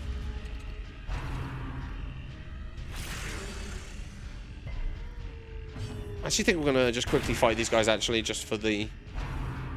Just because my guy at the back is pretty stressed out, and I don't want to get, like, too invested in trying to stress heal him. So we're just going to try and take these guys out. Okay, this already isn't going well, but that's fine. We'll deal with it. Oh, dude, you got rabies. Oh, no. Poor guy. Okay. Riposte that man. Give them no quarter. Right. 9. That's kind of bad, but that's fine. This guy's going to die. Their formation Thank you. broken. Maintain the offensive. Pop that guy for 5. Rabies rush. Am I going to get more rabies? No, he dodged it. Nice dodge, but that's fine. War dodge. This guy's going to take damage again. Takes 5 for the kill. Nice. 7 on that guy. 14, that's fine. That's not too terrible. Right. The whole reason why I did that fight is because one of my guys is really stressed, and I don't want to deal with him getting stressed out. Right. Right, embark. Right, so now the hag mission is there. So we're going to just buy a bunch of stuff, and we're going to go the hell in. So this is the withered hag, or just the hag. This is the apprentice version of the boss. This is the final boss of this run that we're doing. Boss is in Darkest Dungeon. They always spawn in the room furthest away from where you start. So I'm going to quickly count the rooms before I move on, because I just want to make sure I'm confirming where I'm going. And you just have to take whatever comes your way when you're going down the boss route. You can get some amazingly good things. Oh, I'm just going the chain on this one. Look at that bad layout. That's 1, 2, 3, 4, 5, 6, 7, 8, 9, 10 rooms. That's insane.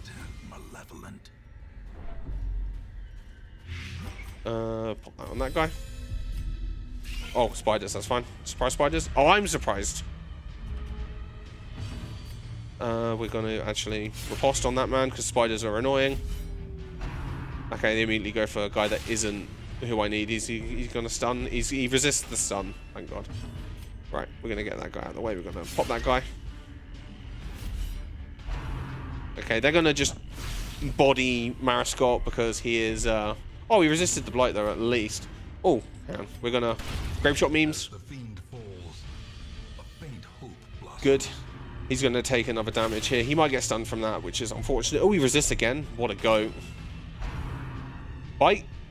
He might get blighted. What a genuine goat. Holy crap. Another abomination cleansed from our lands. There we go. Right. Pop all of those. Default that party. Looks like we got another donation that just came in. If you want to read it, I've got a couple of fights I got to do. Yeah, that sounds good. We have a $20 anonymous donation, but they've left a lovely message. Donation in honor of Rebel being an inspirational lad and for offering fun and insightful commentary so often on both streams. Cheers. Here's to you, Rebel. Thank you.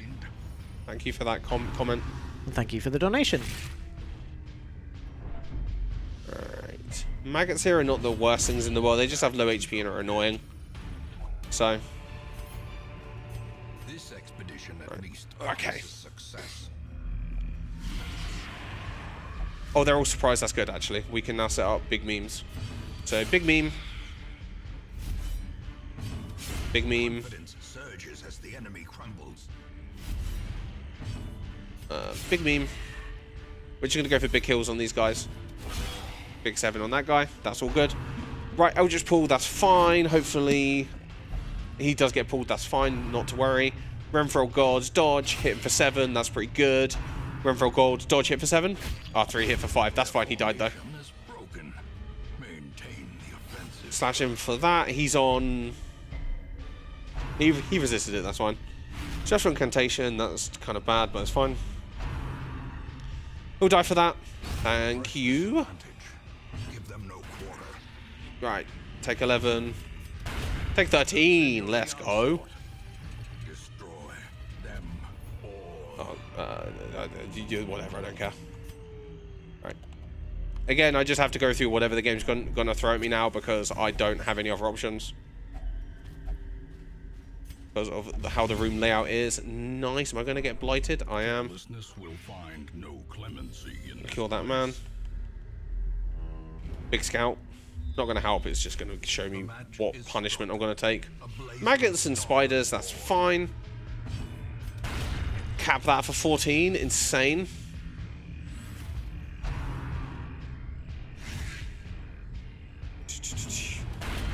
Executed with impunity.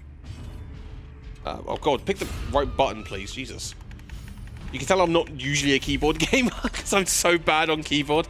Luckily, this game isn't too intensive on keyboard, so it's much more slow paced. It's more just about pressing the number keys, and I'm like I've been a console gamer all my life. This is like the only PC game I speedrun with like a keyboard.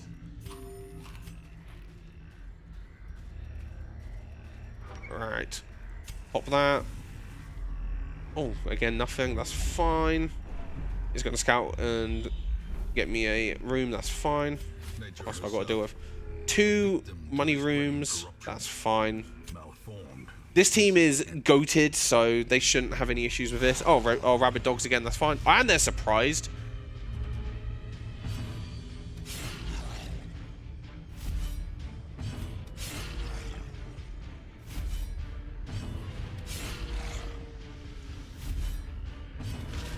I really went for the YOLO there, actually.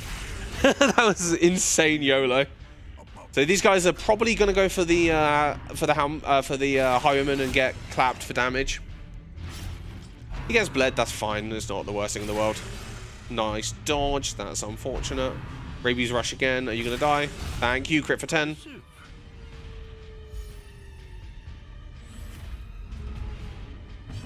Grape shot memes. Grape shot memes failed. Cap that guy for 13, insane.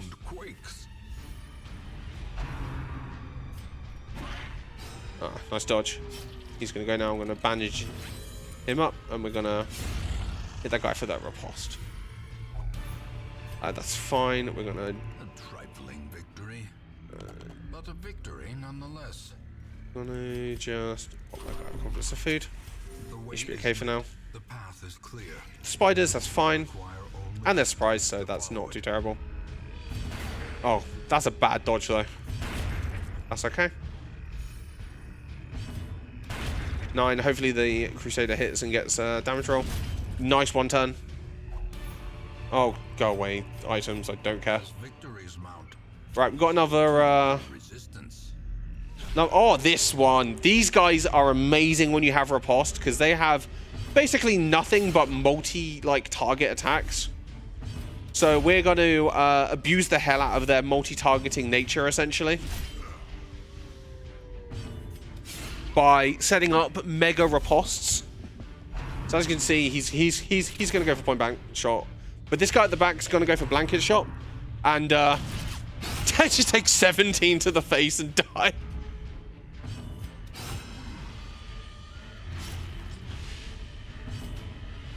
Okay, that was a little bit of lag there, but that's fine. Shoot that guy for 9. I've still got 1 turn left. 7, insane. Right, I'm going to quickly do a little bit of healing before I leave this room, just to make sure I'm okay. Okay. Out of that room. Oh, nice maggots. Surprised? No, surprised, that's fine. Pop that for 5. They have 6 HP. You want to deal your 6 HP on that, because that's what you want. Nice resist on the stun. Grave Nibble. Resist the stun, please. Nice resist on the stun. Shoot that guy for 10, thank you.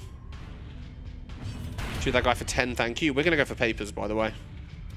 Oh, I misclicked. That's fine, don't worry about it.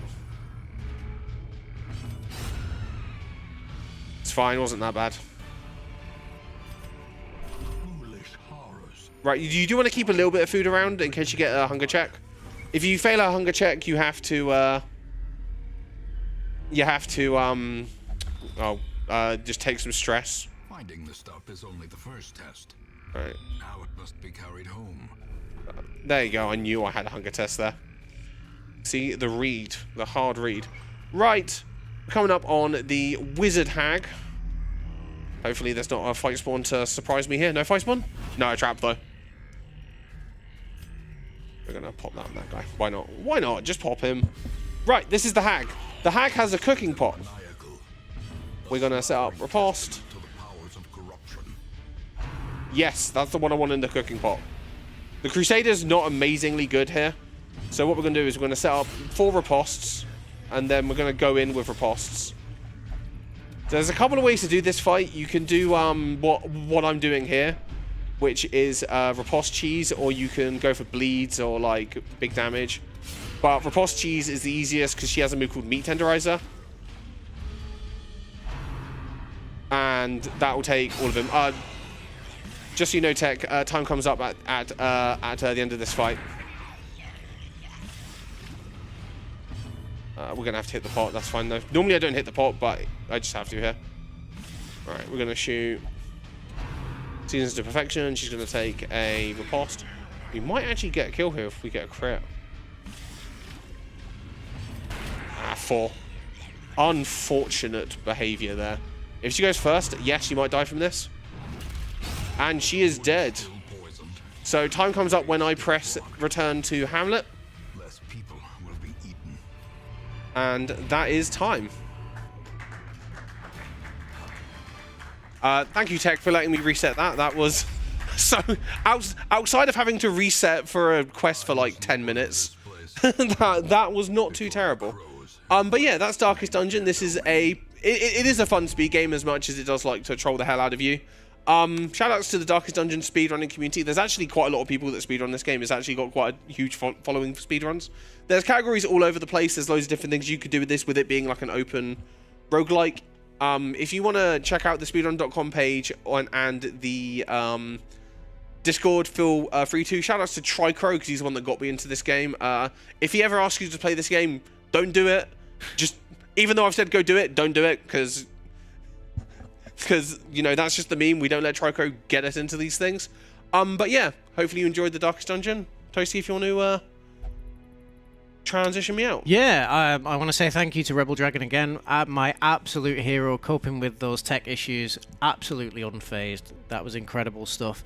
We're going to cut to a quick intermission, and then we're going to continue our late night dungeon crawling session with some Hades. See you on the other side shortly.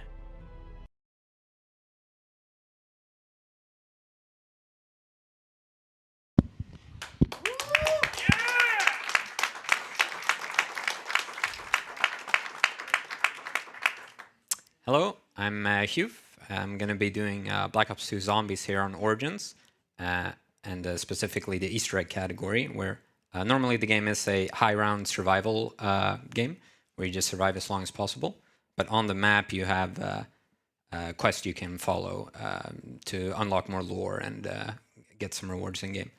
And I'm also going to be doing a patched run, which the run has a lot of RNG in it, and some of these instances are basically run killing or costs a lot of time. So I'm running a script in the background, which gives me some favorable outcomes. Not everything, but just to make it somewhat playable. Yes, so I should be ready to go. I'm loaded in the map here, so I'm just going to do a fast restart, and yeah. begin. So time is when the black screen completely fades out. So go. So it's a round-based survival game where the zombies' health and speed and amount of zombies increases every round. And I need to progress through the rounds because killing zombies will give me points, which I will use to buy doors and equipment. So right off the bat here, I'm going to be finishing round 1 as fast as I can with nades through the doors. You also get more points if you get headshots or melee the zombies.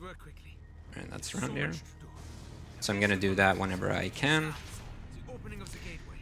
I'm going to be going for one of the newest tricks introduced to the run here, just like 2 years or so ago, which we call Round 2 Lightning.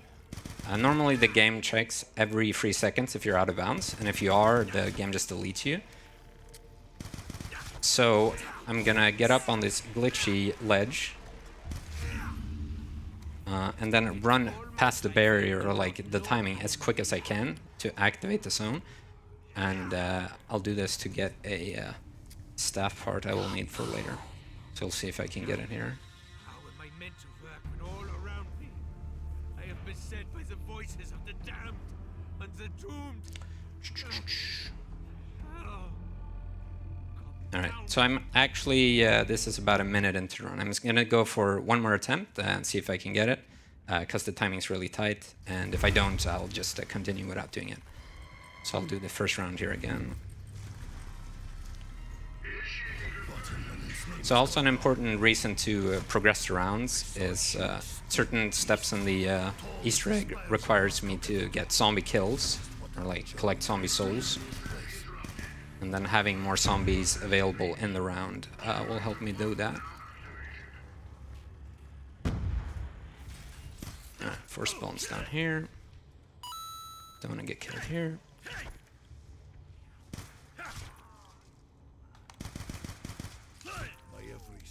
Alright, so I'll give this Round 2 Lightning trick at the start one more attempt. Did I get that? Yeah.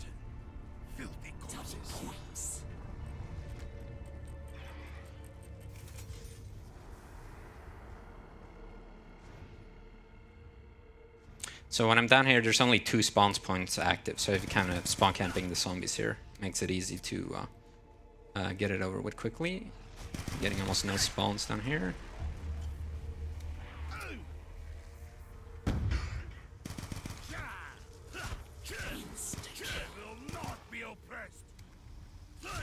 Alright, so I'll give this one more shot here. I must find a way to survive this nightmare. Perhaps these machines may help. Okay, so you have to run through here quickly. Excellent. I'm actually gonna leave the part for later because it's still a bit slow. And then on the map we have these robots stepping across the map, and you can enter a defeat from beneath, where I can get a windstaff part. So there you have to do this trick really quickly or you won't have time to get the robot here. And this robot here is RNG, it's 50-50 to get the proper robot, and then 50-50 which foot it is. So that is set by the script. Alright, so I'm gonna turn on the second generator here of the run. Keep in mind how many zombie kills I get here, because when round ends and transitions can impact how the robot cycles look. So I don't want to end this round too early, or I will not get a favorable robot outcome.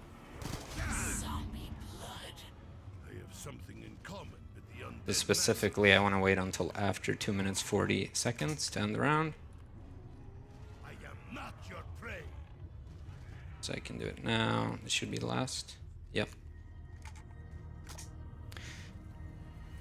So for this main quest, I have to craft and upgrade 4 different elemental staffs. So a big part here at the start will be collecting all of the staff parts. I also need to collect these discs, which will allow me to enter a portal into a different realm, where I will get the gem required to actually create the staff.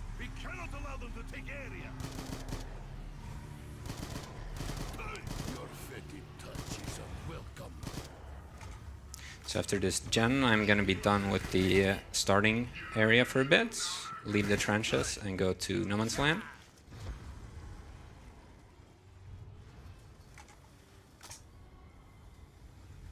And the donation incentive was hit, so I'm going to be activating some items around the map to start a musical Easter egg. All 3 of them, actually. Here in the No Man's Land area, there's a different mechanic, the zombie soul box. So you need to kill 30 zombies and collect their souls in it. And then once I do that, I will get a melee weapon upgrade. So that's going to be my focus here for the next few rounds.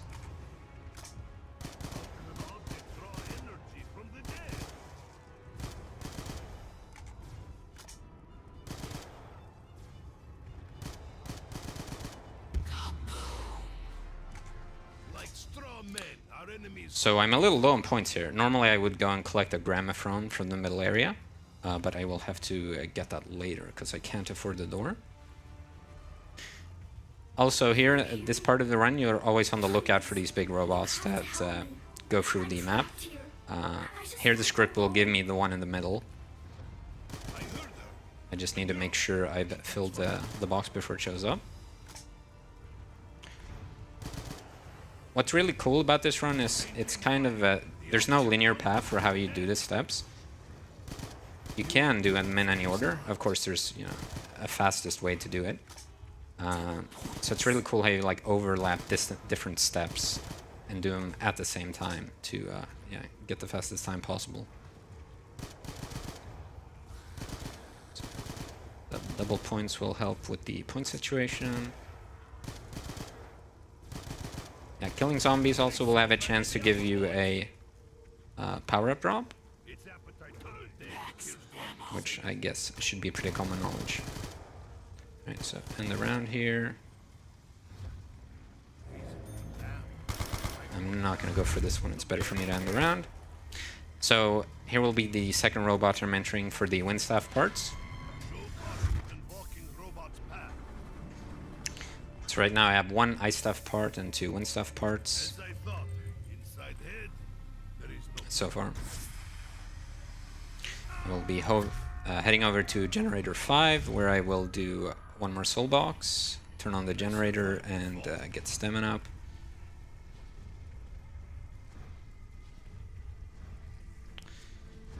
I'm gonna look out for the wind disc here. What's in the worst location? I have to go in here to get it. I'm also going to be turning these... I'm not going to turn them quite yet. Flamers are really useful. Get those off the wall.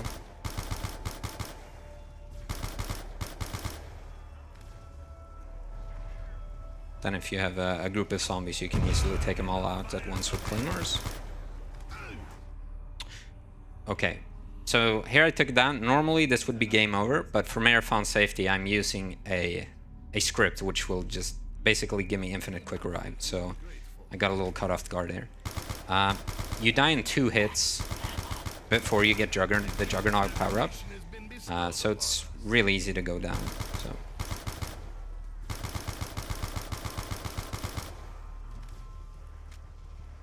Oops.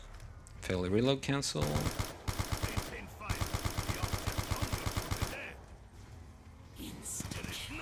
Okay, so as the rounds transition here, I'm going to turn on this generator. Once I turn on all 6 generators, this will activate the Pack-a-Punch machine, which we'll want to use to upgrade the starting pistol, because this gives you knockback when you shoot it, so we can use that to boost a bunch. Oh, I think I didn't hit this enough.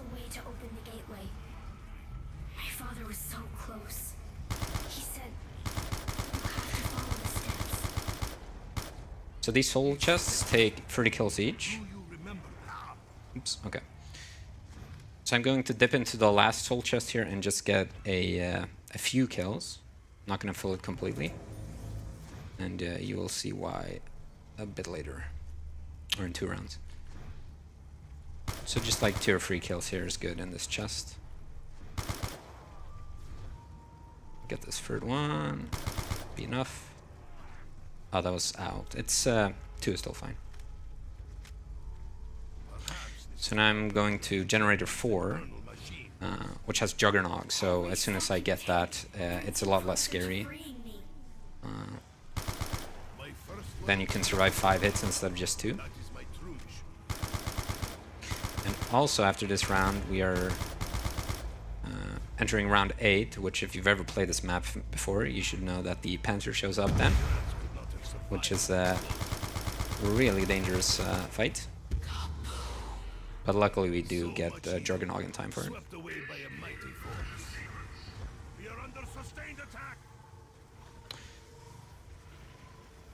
So what I'm going to do here for the Panzer is I'm going to use a Claymore to break his mask off. Because he doesn't take reduced, or the mask doesn't take reduced damage against that. And then I can use bullets in his crit spot to take him down as quick as possible. Or I get in as a kill and I can kill him for free. That's nice.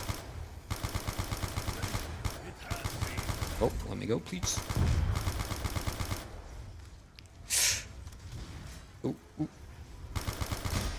Well, that was way sketchier than it should have been, but we got it.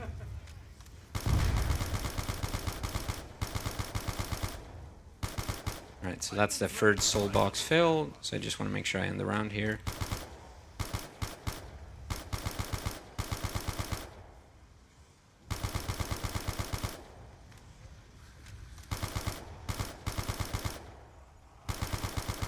Okay.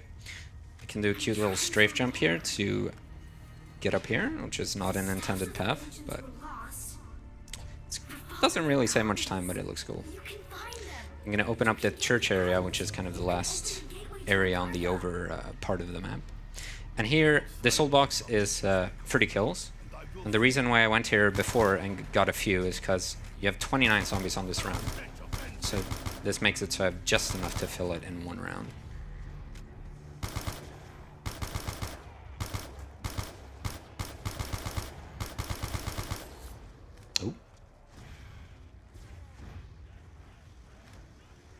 I have to be a little careful here, because if you kill, if you get collateral kills with the MP40, so kill 2 zombies with 1 bullet, it only counts as 1, which could mess up the total in the actual box. So it's really only a problem when they get grouped up a lot. Alright, that's full, good. Now on run 10, I have generator zombies spawning, which they spawn in and they want to take back the generators I've turned on. But if I'm activating a generator at the start of the round, when they're supposed to show up, they don't spawn. So I can do this to delay them so I get them next round, which will be more convenient. So this is the last generator. This will activate Pack-a-Punch. Also, I filled all the 4 soul chests. So that gives me access to this melee upgrade I'll grab out of this rewards box. And then here, just to my side, we have the Freya robot, the last wind part I need, which is right on time. Alright, I have to remember the fire disc so I don't forget that one. I need to press this. Okay. So that red little radio is part of one of the musical Easter eggs. So I haven't activated any of them fully, but yeah, I'll do that throughout the run. Red disc. Very early on in the run, I grabbed this muddy tablet, which I put in here, and then using, or you put it in this bird bath, and then you need 20 melee kills to clean it, and this will a bit later allow me to get the G-Strike grenade equipment. So it's really nice there how you just finish the boxes to get the melee upgrade, and that's precisely when you need it to like do this step. It really goes hand in hand. Alright. Since I had to enter the robot there, they all the zombies despawn, so it's taken a little longer than usual. Okay, that's 20. So now I'm gonna enter the crazy place, which we haven't been to yet. This is where all the 4 gems for the staffs are located. What did I forget? Okay. I'm not quite gonna enter there yet, because, as I said earlier, I didn't have points to get the gramophone. I'll go and get that now.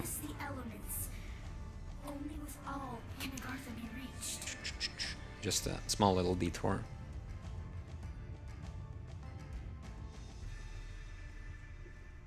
For the ice parts, you get them from these dig piles around the map. And I do not have the one in the middle area yet, so I should be able to get it here. Yes, so I have all the wind parts now, or ice parts. Ice parts and wind parts, actually.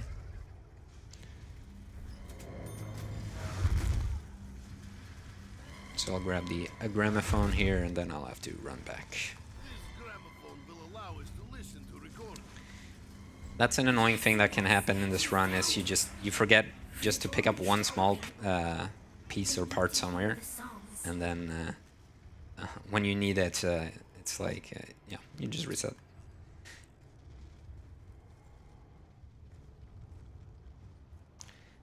So inside the crazy place, I get the gems for all of the staffs, but there's also a puzzle. So I'll have to craft the staff, return to the crazy place, and then you have like a puzzle to do inside the crazy place. And you also have a puzzle on the overworld. So I'll have to do 2 puzzles for each staff, so we have 8 of these puzzles total. Grab the ice gem. Here's the ice kind of puzzle. So it starts with a 1, which is the third item there. You can just remember that. Have it in mind, make it a little easier on me when I go in to do that.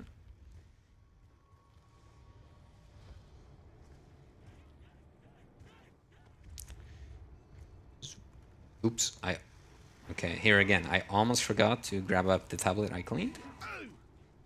This tablet, if I ever step in the mud, it gets dirty again, and I have to go all the way back. So, really have to pay attention to not get into the mud. Alright, that was the scariest parts of the mud, so it should be high now. So in the center of the map, we have the place where you craft all the staffs, the excavation site. Oh, I don't have the gramophone. Oh no, the gramophone disc.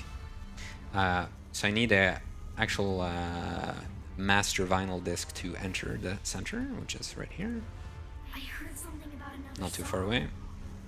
One that would open the main chamber. I think you found it.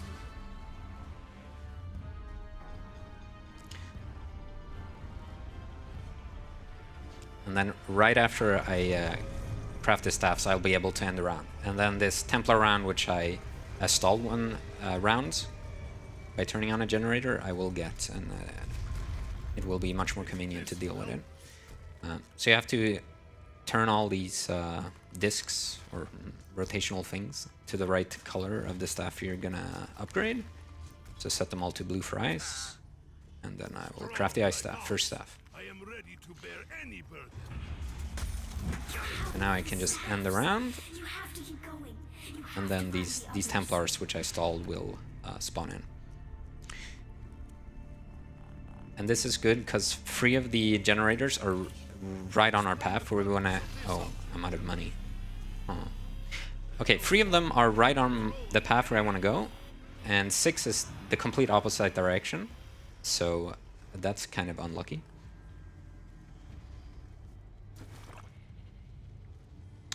And my tablet just got money, which is fine, because the bird bath is right here by generator 6.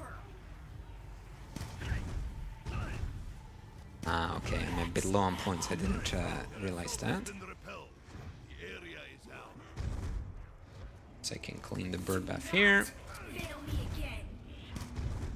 I should try and get 5,000 points, so I can actually get the boom mill done.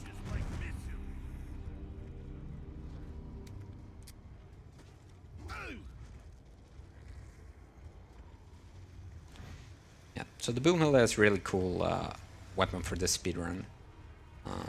If you've ever seen any Origin speedrunning content, you've probably seen the boom hilda. And you'll see why in a second. So you just can turn around and gain a lot of speed by boosting with it. So for world record run, how you use your Boomhilda is extremely important. And when you get max ammo for it, kind of determines how often you can boost and how much time you can save with it. So being efficient is important, even if it's just, you know, seconds here and there. I'm gonna be entering the crazy place for the fire gem. So while I'm getting the fire gem, I'm gonna do the ice staff puzzle. So you like overlap those two activities at the same time. I think I said it was number 1 was the first one. Yeah. This is like a ternary and quaternary number systems. Okay, so that's 7, 10, 9.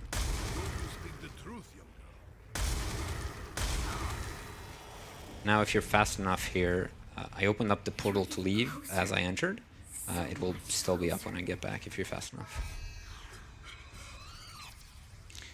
Don't forget this one.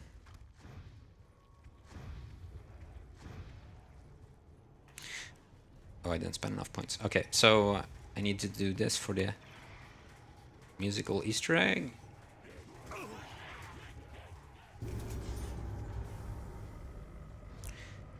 Now the clean tablet, I've brought this entire way. I'm lacking a bit of points. And it's still clean? Oh, 750. Yeah. I can place it down here where I picked it up initially. And then again, I need 20 melee kills to finish that upgrade. And will give me the G-Strike grenade equipment. These tombstones on the around the map, I have to freeze and shoot 3 of them. That's like the overworld puzzle for the ice staff. I might be low on zombies here. Yeah, okay. Usually you get all the 20 with this round, but it's no issue.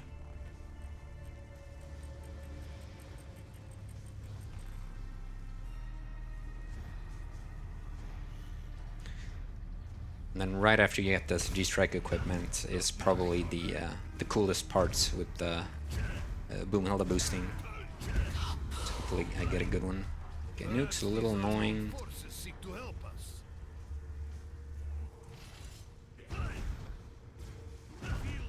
There we go.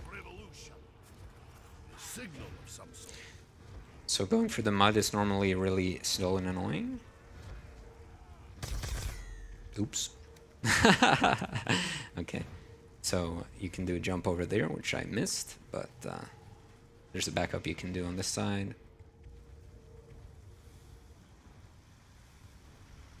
So this is kind of the round 2 lightning area again. Okay, where you can just boost up and get back to where I should have been. And here we can get a good boost through the mud.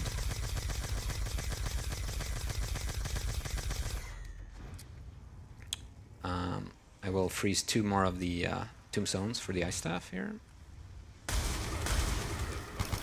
So freeze and then shoot it.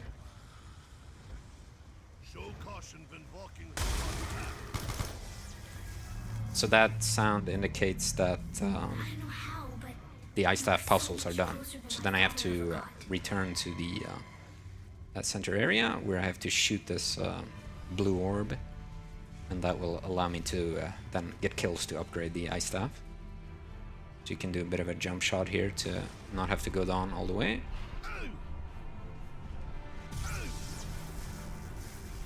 Take this path around.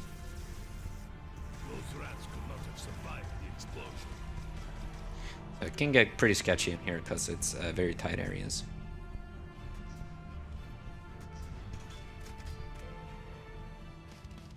Okay, so I'll turn on the first musical Easter egg here. This is Archangel, which you get by hitting those 3 green rocks around the map. So let that play right here. So the ice staff, the puzzles are done. So then you put it back into the crazy place, or it's never been there before. And then you'll be able to get kills in the crazy place. and the staff kind of acts like a soul box. I don't hit this. So when I kill a zombie here, you can see the soul is absorbed. And then getting 20 kills in here will fully upgrade it, so it gets its full power.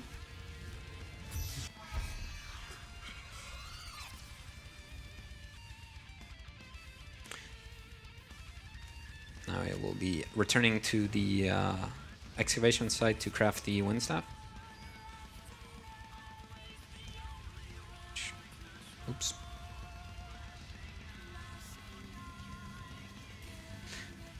So the movement outside of Boomhilda boosting is a lot of trying to make sure you don't run out of stamina, so you can do quick strafe jumps throughout the map. So this should be yellow for the wind staff.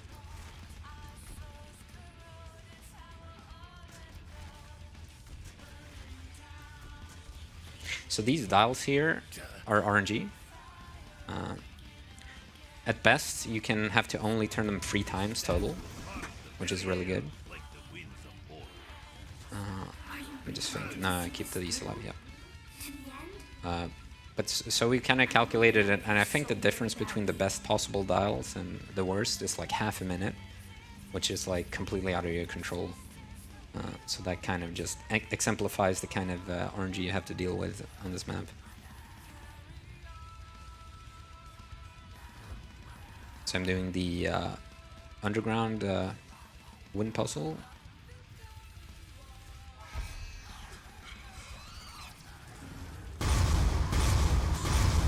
You just have to set these symbols to the right combination.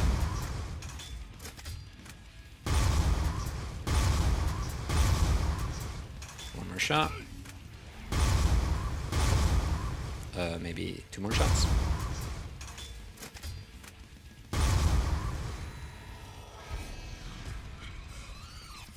You solved the chamber puzzle. How did you know what to do?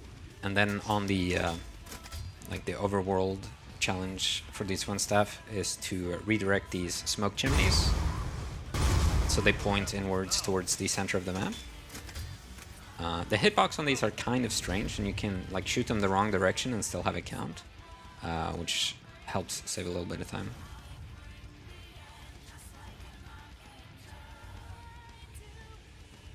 So this one I will be shooting from like completely wrong angle, really.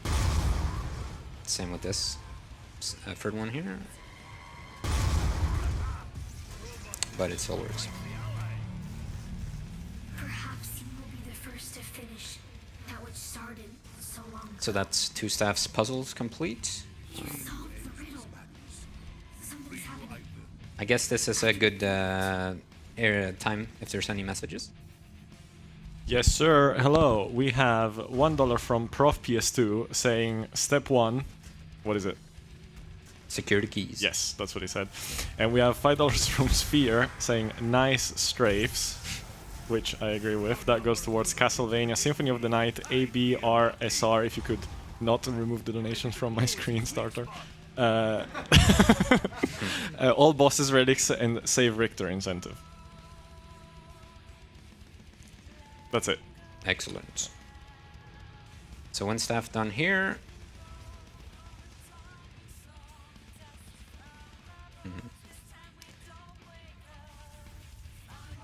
Okay. Wait a second. I just realized I'm missing a fire staff part. So yeah, next up is crafting the fire staff.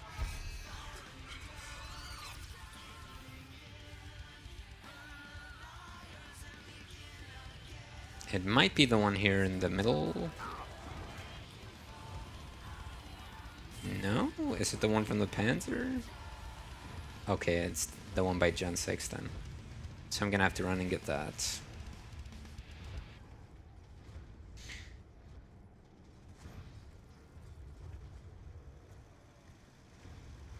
Oh, okay, I never shot the plane, that's why. So you have this plane just flying around.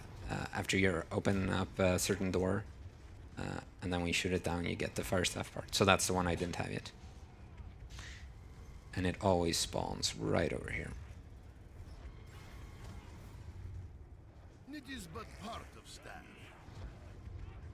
Flesh burns from your bones. I'll get to the Panther eventually. So Fire Staff, it's really the most powerful, unless you're going for a really high round. But really up to like round 50, it's super strong. Set the dials here.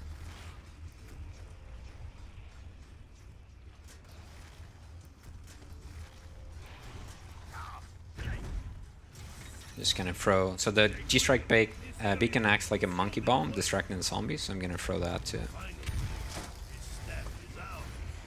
craft the staff in peace.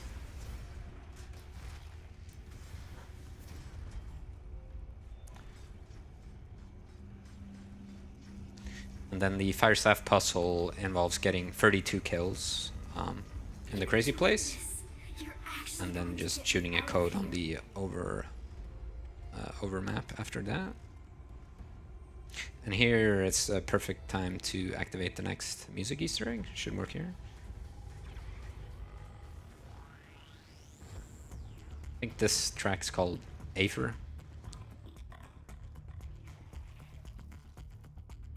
Uh-oh. It appears I did not pick up the gramophone.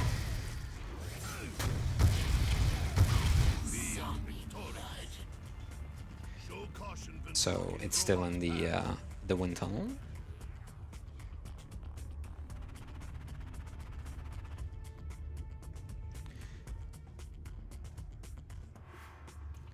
It's not end of the world.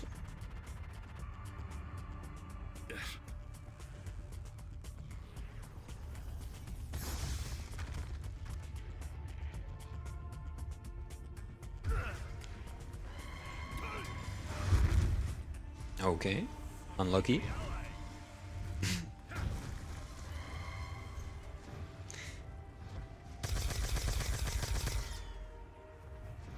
So this might take more than the full round, unfortunately, because I've killed a few zombies on 13.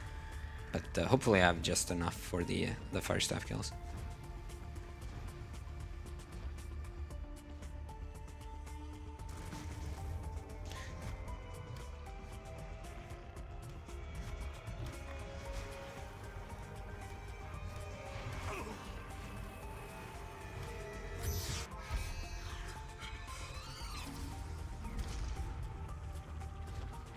Should press this preemptively.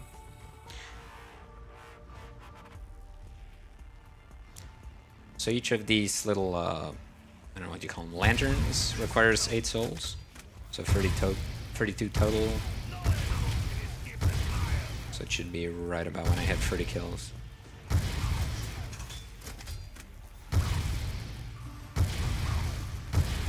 So those Templars I had on round 11, they show up every 3 to 5 rounds. So when this round ends, there's a potential that they show up again. And I have to deal with them. Because... okay, I'm way under on kills.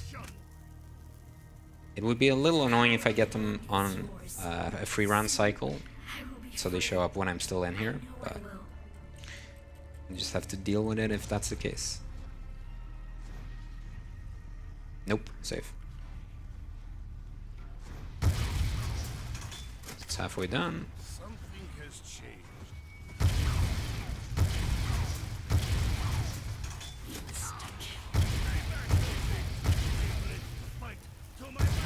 Fire Staff's pretty clutch.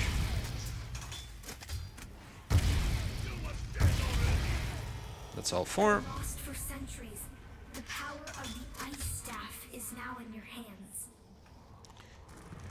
And I can leave through the ice portal here because that puts me exactly where the upstairs puzzle is for the Fire Staff. So this section is pretty cool. I'm gonna enter a code for the Fire Staff while calling the tank. I should grab, there's a double tap reward upgrade here I'd like to pick up. This basically doubles the number of bullets I shoot, so helps with damage a lot. Okay, so this would be 5, 7, 6. So I enter this code. And then right after that, I will call the tank, which we haven't really seen much of.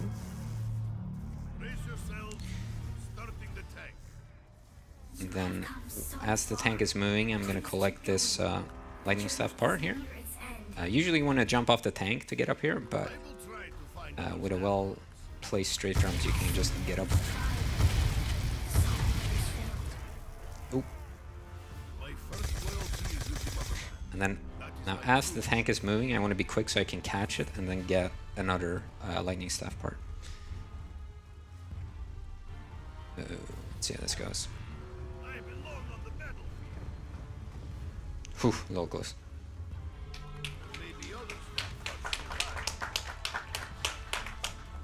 Oops. So I'm just noticing also I don't, right at the start with Run to Lightning, I never actually picked up the parts. I'm gonna have to go and get that before I can craft the lightning staff part.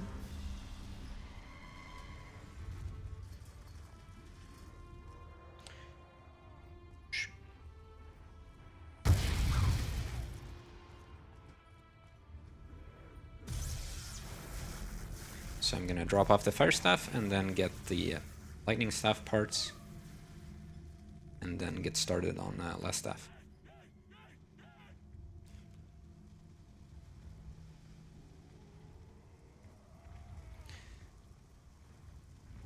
So in a lot of these like big open areas, you like to be boom hilda boosting as much as you can. Here, because I took a few extra detours and my max ammo luck hasn't been that good. Just kind of have to run it normally. Who would abandon such a thing? Okay, I get it. Okay, so I lead through fire would be the easiest way to get it. Actually, I'll probably just do the Run to Lightning trick again and actually pick up the part this time. Yeah, here I'm just holding the round because I currently don't need the zombie souls for any steps.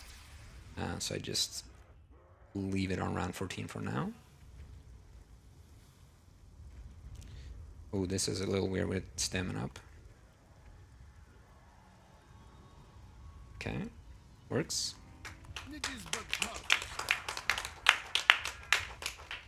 Get to see it twice. It's so cool I had to do it 2 times.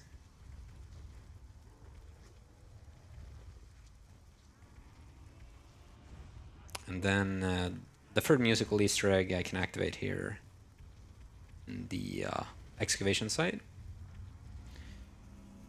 I also need to make sure I get this Maxis part I haven't picked up yet. I haven't mentioned Maxis at all, but he's like a flying robot, a drone we build. We don't really see him much though. Okay, set this to purple for lightning.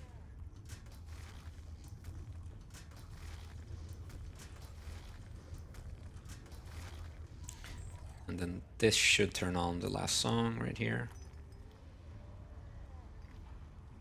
It should. Maybe I missed one of them. I'll try activating the one in the crazy place again. Could have missed that one. Oh, that's nice. When the final steps are taken, the gateway to Agartha will open.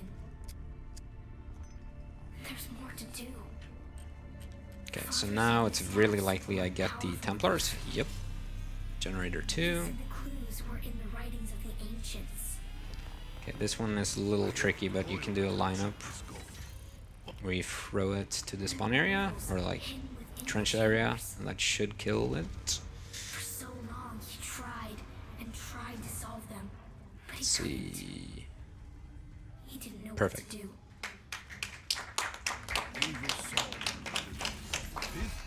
Now I get to play the piano. That's the lightning staff puzzle in here. It's just 3 set chords. I have no idea what song it's playing, but it's somewhat harmonious. Also, I'll collect a few souls for the staff upgrades in here. Pick this up, because I'm gonna be I will want to enter via the wind tunnel. Oh, robots in the way. Come on. And I have some ammo to boost as well, so that's nice.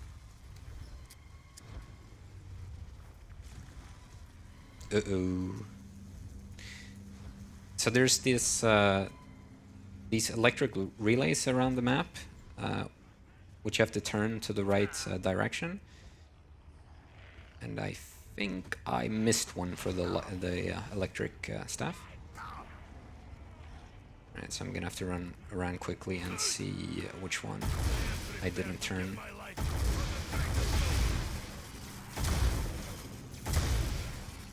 Might be top of church, actually. That one should be good. I think there's 7 of them. Usually the idea is after you do the piano. Oh no, it's the bottom one, of course. You go and turn these relays, but they're always the same. Our actions have consequence. Okay, that one was wrong. I missed another one. Okay, I missed both of them at church. Okay.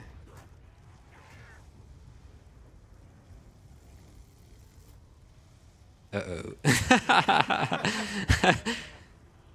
Alright, well, let's go check the other ones.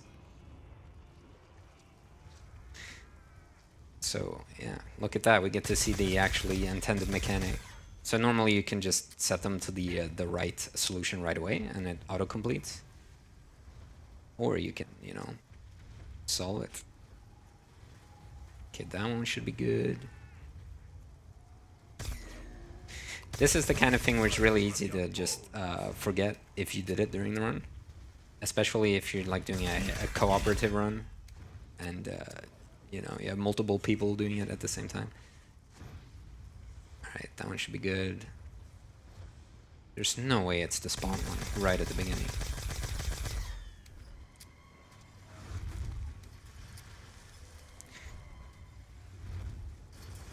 Well, get to enjoy the sad rain of Origins.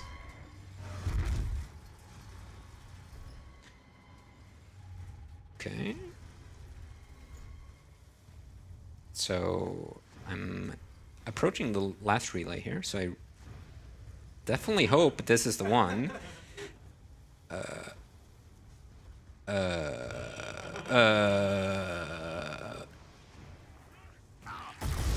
Wait, did I not do the piano properly? Okay, I'm a little confused. Alright, I'll go back and check them as efficiently as I can. I guess oh right, I never checked back of excavation after fixing the 2 ones by church. Yeah, that's it. Beautiful.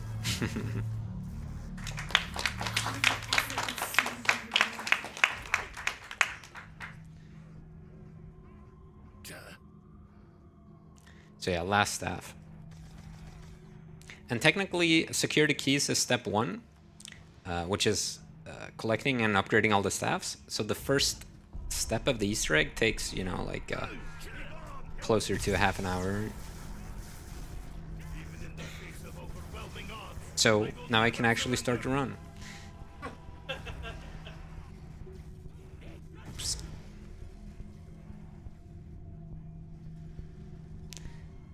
I have the gram, yes.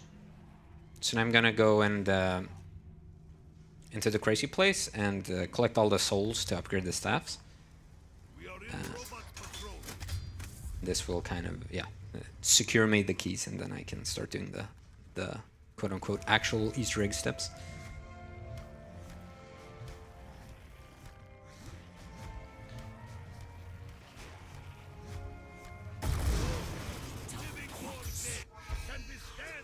So 2 of them are already red on my HUD, which means they're fully filled up. So I'll need at most 40 kills in here.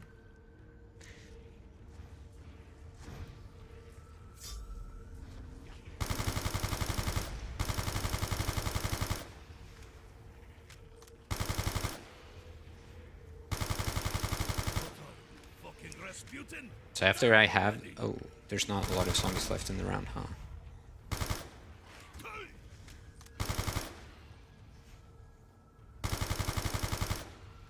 Ah, yeah, okay. So after I have the keys, the next step is Ascend from Darkness, which normally you have to take all the 4 staffs and put them inside of the different robots and in the excavation site. This takes forever casually. It is really slow. So luckily we have Rainfire Skip, I guess you call it normally, where the trigger to pick up the fire staff is never removed. So once you've placed it in the middle area, you can just pick it right back up and do it 4 times. And that saves a crazy amount of time. Fire staff, good. Okay, well, here I get to show off my Marathon safety infinite quick revives again.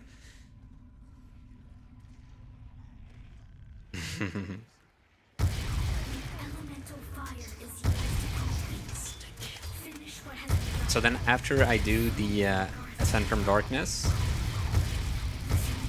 I do Rainfire, which is you enter the middle robot, and then you press a button for them to shoot missiles, and you have to guide the missiles with the G-Strike. Hello. Oh, I didn't craft it yet. Oh, I didn't get the part yet. Okay. Yeah. Thank you. Okay. Yeah, so I haven't crafted the Maxis drone either, which I'll have to do. Just make sure I get the part.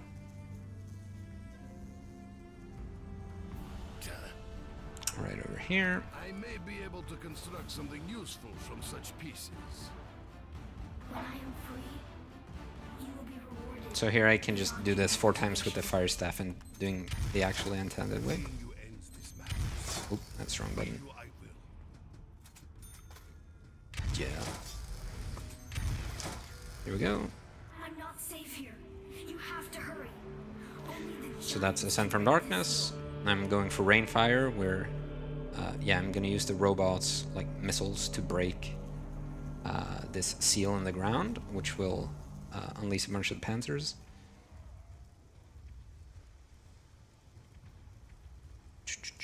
But I need Maxis first, because Maxis is what actually wakes them up.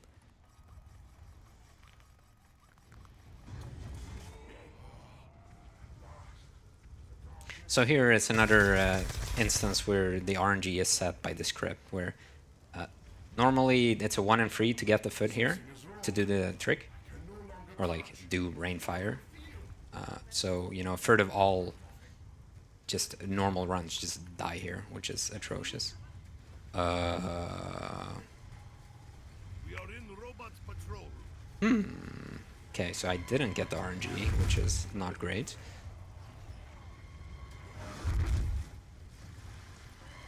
So the cycle is every 2 minutes.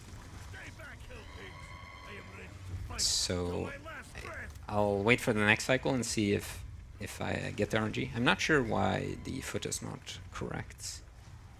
In the meantime, I can get an STG and upgrade it so I have it for the ending. I can also see if I could activate that last song. I'm not sure why it didn't turn on. Power such as this could provide weapons for the entire Red Army.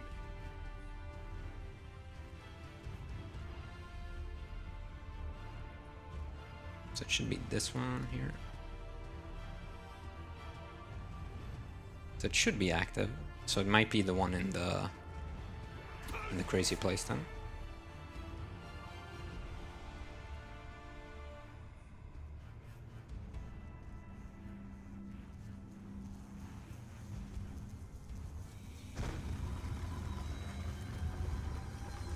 My weapon is transformed.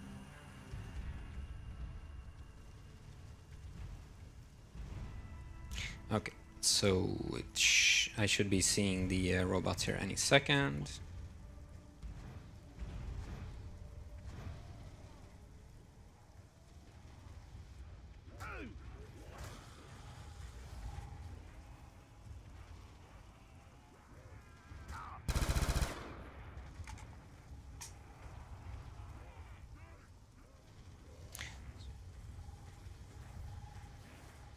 So just scouting here, which... so one of the robots will have one open foot. We are in the robot's patrol. And again, it's the wrong one. Okay, so... I'm afraid there's something wrong with the RNG script. I could wait for one more round and see if I get it naturally 1 and 3. Otherwise, I would probably try and load a practice mod that just kind of puts me in at the end and finish off the run that way.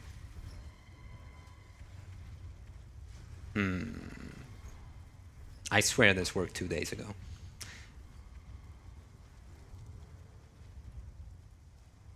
It's the ESA computers, man. Yeah, no. Yeah. You know, it's all been going wrong since we've come here.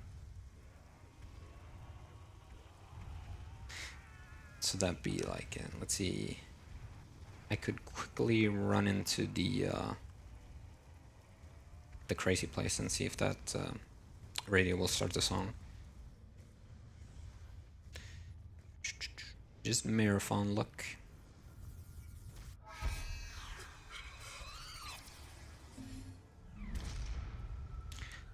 So this one's over here.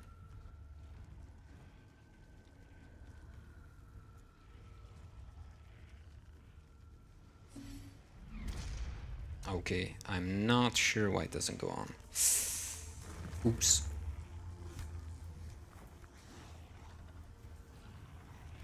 You wanna sing it a cappella? I didn't study lyrics enough.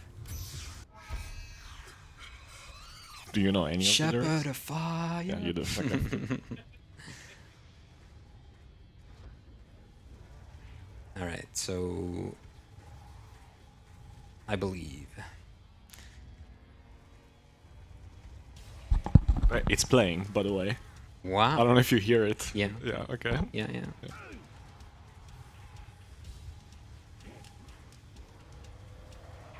Okay, so I'm not getting the RNG, it looks like. Huh. Okay, so... I might have a practice mod to just... which I can pop in and do the last 3 minutes of the ending. I'm not sure if I might not have to download it, but... I don't know what you want to do. If you want to cut it here, or... it's your run, man. Keep going. You're underestimate. Alright, it's fine to just go to desktop. Probably. We put my face on. Yeah, okay. They say it's fine. Yes. You hear that too. Let's see. I hope I threw that in. Like the sound folder? Yes, ending practice. Let's go. Shoutouts to Dank Slushy for making this one. Oh, but this will cancel the music. Or will it? Wait, sing a cappella? Oh, right. That's a good idea. Yeah. Okay, so this is a practice tool we use, which just puts you right at the ending where I am, so you can practice it. So isn't that convenient? I must work quickly. There's so much to do. So I'm gonna try a trick here where the Maxis drone I crafted, you release him and he goes into this hole and then he starts the fight. You can actually shoot a charged fire staff shot on top of Maxis, and then that will bring it down to the spawn point of all the Panzers, and then kind of just insta-kill them. And just call it Fire Maxis. So that basically skips the entire fight. Ooh! Okay. Robots.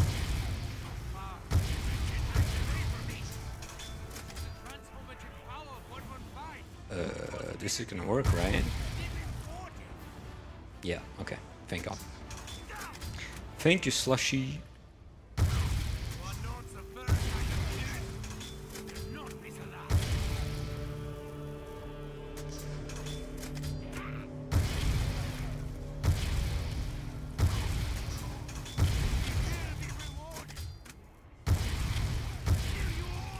So I'm scouting which foot I get. Ooh, ending round's kind of annoying.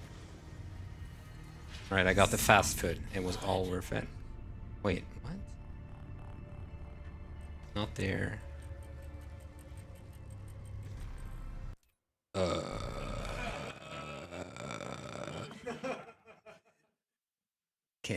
have it.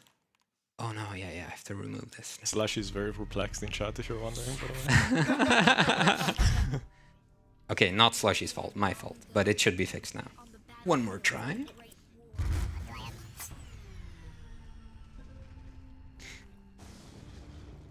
Ah, snow. You're so fast, man. Damn. Oh yeah, it time scales up just to speed up the wait time a little bit. But you still have to wait for the entire cycle. So yeah, this entire map is pretty cycle-based, where like the big robots come every 2 minutes. So then we kind of count a run in how many cycles, or like which cycle you hit. So like the world record is what is it, 29-minute cycle. So then it doesn't matter how fast or slow you are if you don't make, you know, the bus. It's just, you know, 2-minute Super Mario Bros. Frame.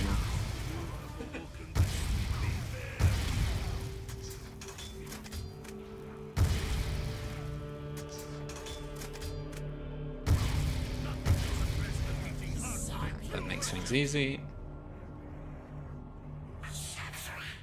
Alright, so I got the slow side, which loses 5 seconds. Oh no. So here I'm gonna throw the G-Strike onto the seal before I enter. And then when I press the button inside the actual robot, they will like sync up and I will break the seal as I'm still in here.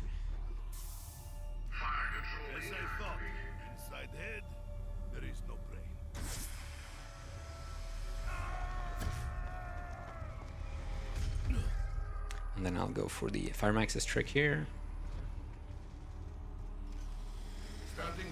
So try and get my charged fire staff shot on them. That should work. Yep, in my bottom right I can see them dying. And then after they all die... Okay, one guy survived.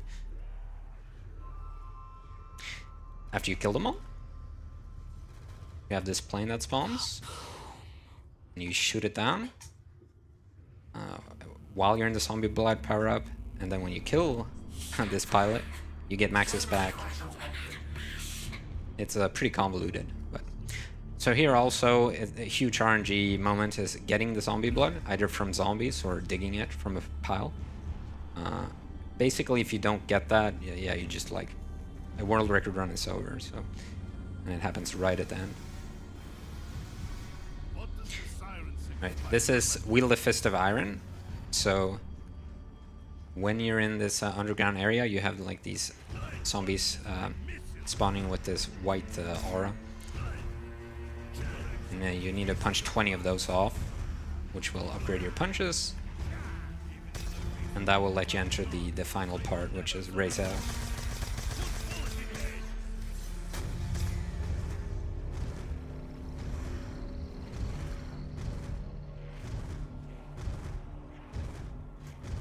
Okay. So going alright. Ooh, a little dangerous here. Slushy that doesn't have my marathon safe ending. Oh. Okay, how are we doing for time? You're over 4 minutes, but I'm not scheduling. We are behind. Oh, yeah.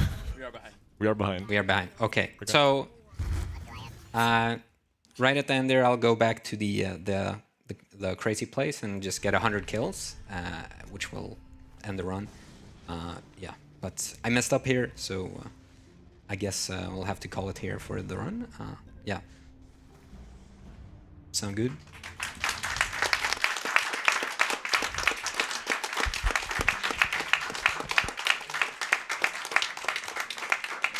It's a very fun and frustrating run, so if you like, which I was able to show off really well, you know, if you like Black Ops 2 Zombies, it's a cool thing to try. Otherwise, I probably would advise you against stepping foot in it.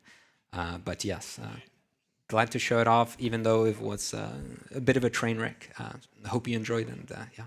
It happens. It happens. Thank you very much. It's a hard run. Before I send you off and then bring you back on, we have $10 from Lurven saying, "What's your favorite zombie?" It has to be crawling zombie. Yeah. Right. Those are good. Because they never catch me. Yeah. Fair enough. And that went towards the Castlevania incentive as well. We're gonna go to intermission and then we're gonna come back with more Black Ops 2 Black Ops 2 zombies, and it's probably gonna go worse. So don't say that. See you later.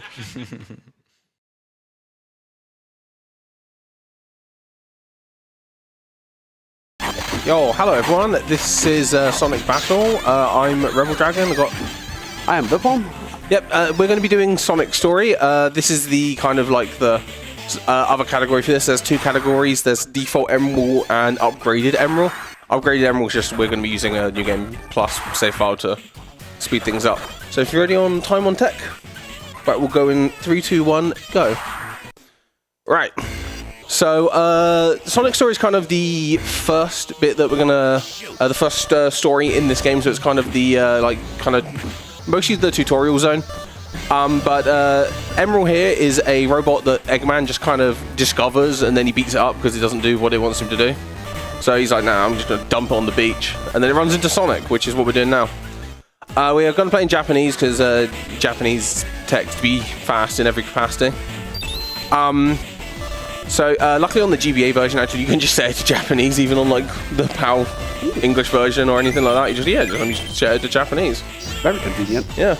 Right. So there is actually a bunch of movement. There's not really movement tech. You just hold the B button and the cursor goes faster when on the map. Ooh.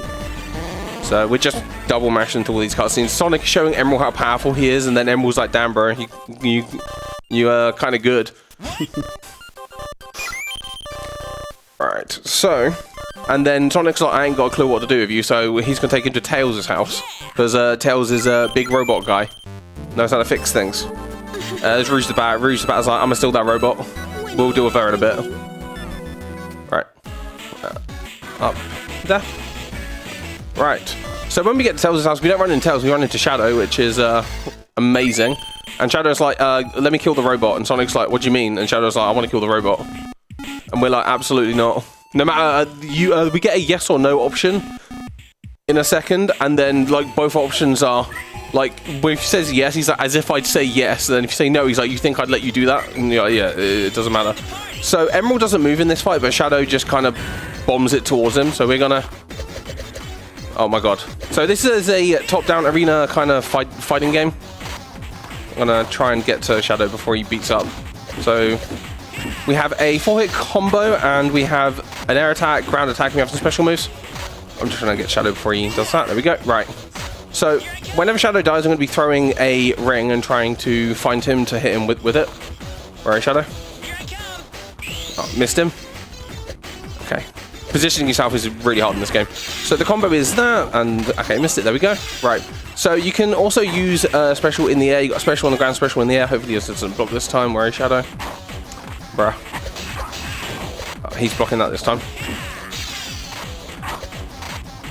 Okay, dodged him, so he didn't do that. There you go. Right, easy Shadow. So there's actually different like lengths of fights we need to do in this. Oh my god, I got a rare immediately.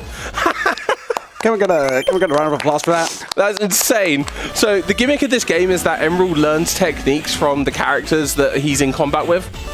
And so he would have gotten a card from Sonic and Shadow there. Getting a rare only gives you one card, meaning I saved like 3 seconds from like a based rare spawn.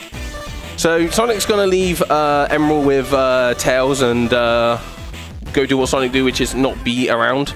So we're going to go back to the beach, and Rouge is like, yeah, where's the robot go? And Sonic's like, I ain't giving you the robot. So we have to fight Rouge for the robot real quick. We have to fight Rouge twice. Rouge's gimmick is that she floats in the air. The CPU never actually does. She has like a move where like when she's in the air, she can like drop downwards, but they just never do it.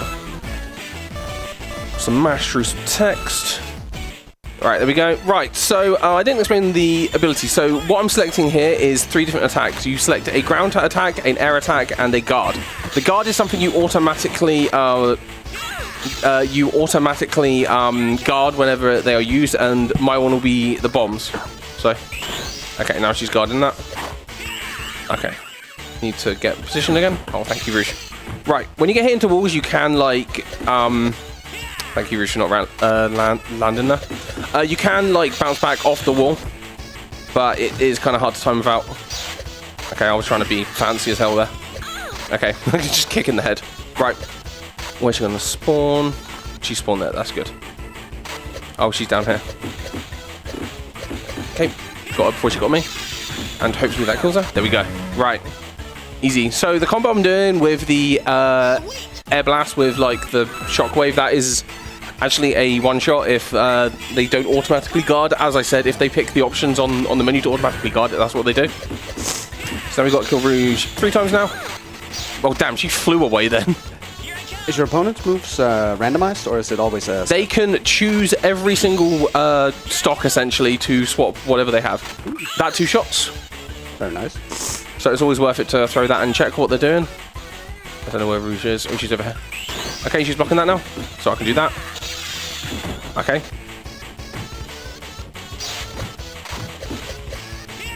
Okay, I was trying to be fancy there, but...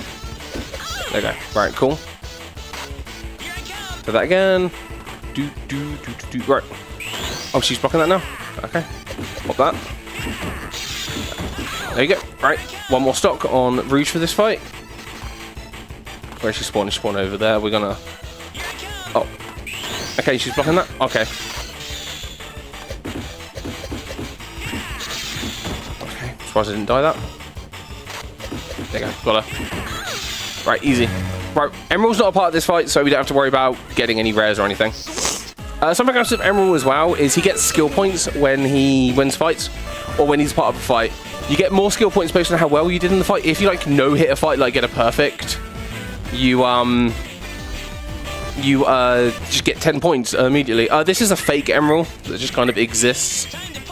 He just is at Tails' lab here, so we're going to fight the fake Emerald real quick. I'm just going to let him come to me. He's really slow because he's based on default Emerald, who is like abysmal in this game. Like his gimmick is that he's like terrible, like that's why Eggman like ditched him. So we're going to just dash around. Hopefully he'll come back. And do that. Here I come. You can throw it up. There you go, 2 shot. Here we come. Right, where is he going? He's over there. Okay. Oh. There you go. Okay, he didn't die from that. That's fine. Right. 2 more stocks. Where's he landing? He's over there. Oh, he's blocking it now. So, well, the opponent there is glowing. When you're glowing, any special move you do, like on the R button, which is what I'm pressing, is a one-shot. So, you've got to be kind of careful of them when that happens. That's a really, really, really good fight. Alright. So now that we've saved the lab from the grey emerald, Sonic's like, damn, I've got to check on those 2. And Tails is like, yo, I've discovered everything about Emerald, and that's that Emerald learns everything. So we have to do a little bit of a tutorial here. We have to teach Emerald a couple of attacks. We teach Emerald Sonic's heavy attack, and we teach him Sonic's upper attack. There is actually like a mild bit of speed tech with it, so we have to just leave there, go back in. Mash through it. Tails is saying, yo, if you punch with the B button, you get combo. So by pressing forward and the B button here, immediately puts you into the heavy rather than having to do the combo. And by doing this 5 times in a row, you should, oh god, you should, to finish the tutorial without killing Emerald. He probably took a little bit of extra damage there. Where's he dropping? Oh, he's up there. Yeah, bad RNG there. So as you can see, this is what the screen normally looks like when Emerald learns attack. You don't immediately get a rare spawn like me. I've only done this run in 2 different marathons, and I've got a rare spawn in both of them. Like, genuinely insane. Great marathon luck. Yeah, insane. Right, this is the upper attack. This is pressing back in the B button. I'm rounding me forward like a pixel or 2 every single time I do it, just so I don't get too far away from him. Because it is pressing back to do the attack, so you do move back like a pixel or so whenever you do that. We do actually have another bit of speed tech in this game as well. There's certain fights which you don't actually have to complete in the intended way. Tails here is going to suggest that we do a first to 10 KO fight here after he's finished like yapping about stuff in Japanese. Tails likes a yap. Yeah, he does enjoy a yap. To be fair, Sonic does enjoy a yap as well. Like, look at Emerald. Bro is just like stoic listening to these two yap. He's just aura farming in the background. He is just aura farming. He's like puffing the chest out a little bit as well. He's like, ugh. Yeah, Emerald, we see the fit. Calm down. Yeah. So Tails is gonna say, yeah, let's do a 10k. Sonic says time to party, and we're just gonna be like, nah, we out. And you just quit, and Tails goes, yeah, you did the fight. Don't worry about it. Yeah, lovely. There's actually one other fight later in the game in Rouge's story where it's notoriously hard. I didn't mean to do that. I won't do that. Right, there we go. Where you have to survive against Rouge without getting touched or hit by her for 30 seconds. You just quit out and she goes, yeah, you passed the test, man. Oh. So now we have to do a 10k. As I said, I've got a custom emerald. The custom emerald set now is set with bad moves and things like that. And he set deliberately so that he doesn't like body the crap out of me. Oh my god, he actually logged. Okay. Okay, let me... So I'm trying to spread the damage between the two and get down there. There you go. So he's got okay, Tails, worry. Oh my god, Tails. Oh, nice whiff. Oh, okay. It is an unfair fight after all. Yeah, no, well, technically, they can fight each other as well. Oh, okay. They're just ganging up on you. Yeah, because they're the NPCs, and I'm not. Okay, we're gonna go for.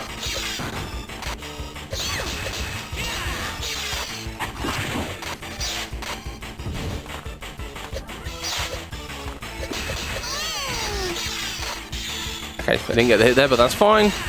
Make sure I get this one. There you go, easy. Right, I tried to go for a little like knockdown combo there. There are like certain combos and things you can do in this game, but as you can see, they can block, and because it's an arena fighter, certain things can or can't hit depending on like the perspective and things. So you got 2 skill points there because I got hit a bunch. So I'm gonna mash through this text, and now Sonic's like, yeah, let's go back to Tails' house, and Tails is being his regular, but Sonic, and then we go do it anyway. Oh, the classic. Yeah, the classic where Sonic runs off, and then now he has a buddy to do it with him. So we're gonna change his memory. Right, so now that's God Emerald that I've just equipped. So Emerald gets a ton of ridiculously disgusting broken abilities. You are limited by how many skill points that you have, but this is real broken stuff. So I'm gonna walk down and just like press the R button on this man, and he'll just die. That attack there is like a special, like rare, like chaos attack, and it's just insane. And he just gets that? Yeah, he just has it. He's just just easy money. Lovely. Easy money. If you use the default emerald, like the strats are very different. Yeah. So now I'm gonna charge. That's the block you have, and if you press it twice, you can swap the camera around. All right. As you can see, when you're glowing, you get the one shot. We actually do use a default emerald ability. That one right there is a default emerald ability, and it's just genuinely one of the best attacks like in the game. Very nice. It's just a little bop on the head with a spinball attack. Just a little boop. Just a little boop. Right, we're gonna go up to Mystic Ruins now, and we're gonna walk up here.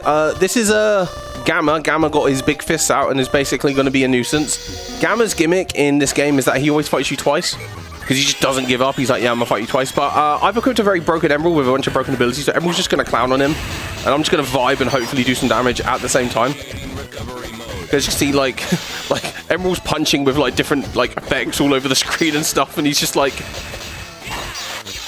punching so hard the air explodes. Yep. Gamma's gimmick is that whenever he dies, he explodes. Always a fun one there. So Emerald there is just gonna charge up. Why not? There we go. 2 more left. Hey, Emerald. Where's he dropping? He's dropping there. So enemies can drop in random places, and you just have to hope they like decide to drop by near you.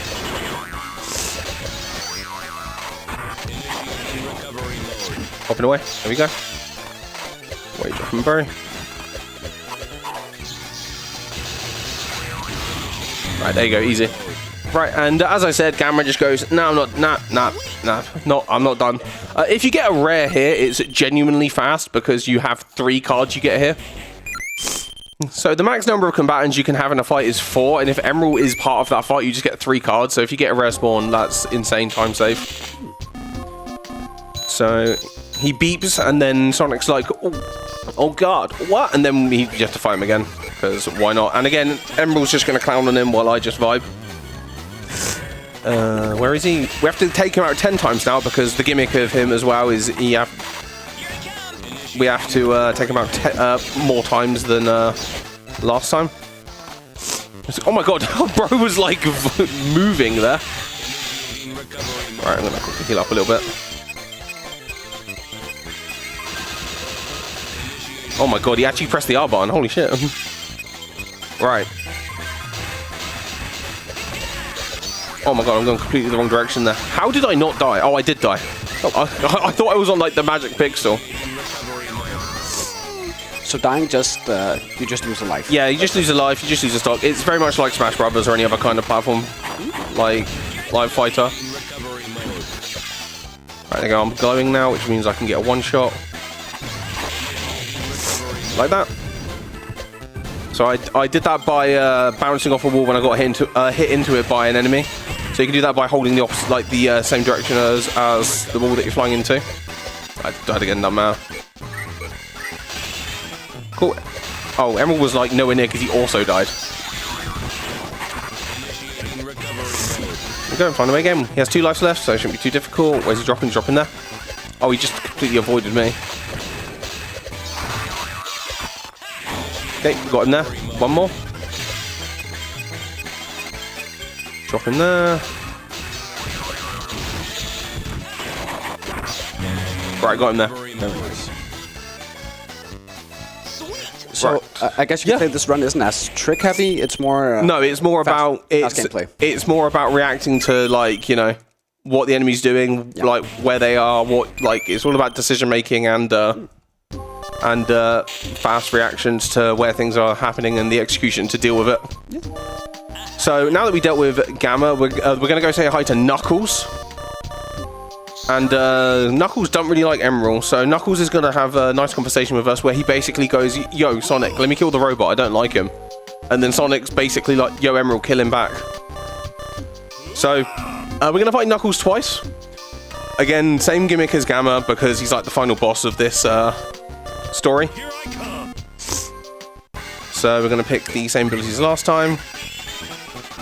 We're going to walk up to him and press the R button.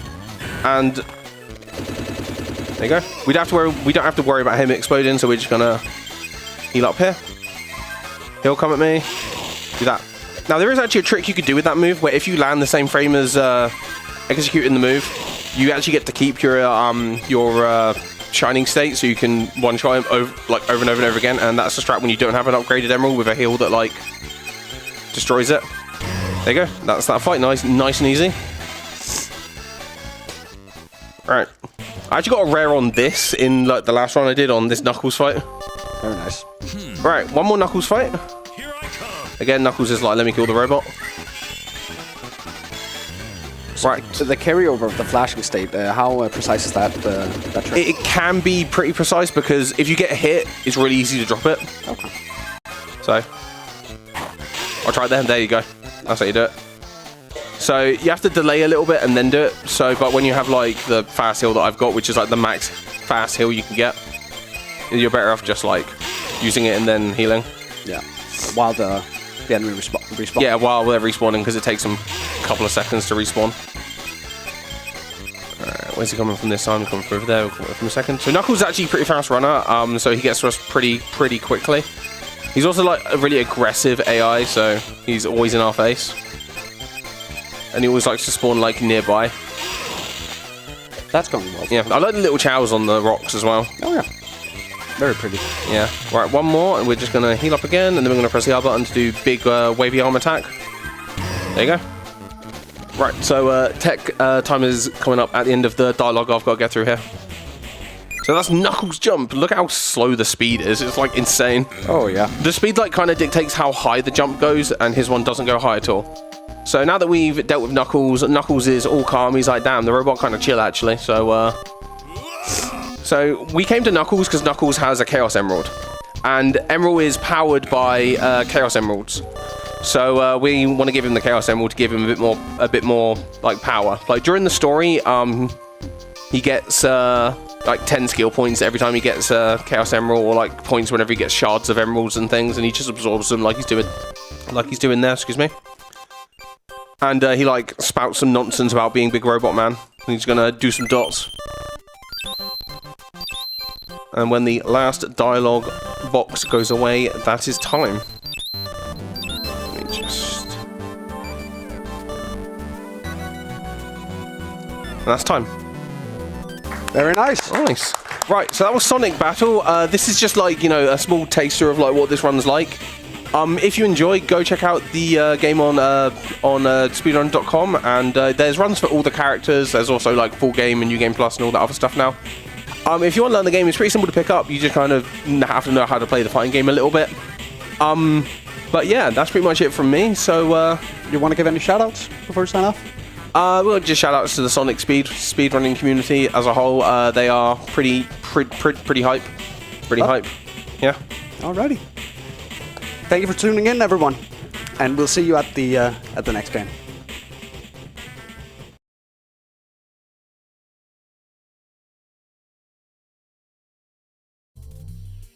That's us. Oh my god, that's us. That's us. Wait, what? Wait. Are we meant to be here? Wait. Well, well. Sup, gang. Sup. I'm Hypnoshark. I am IDK Maniac. And together, we are the Spud Bros.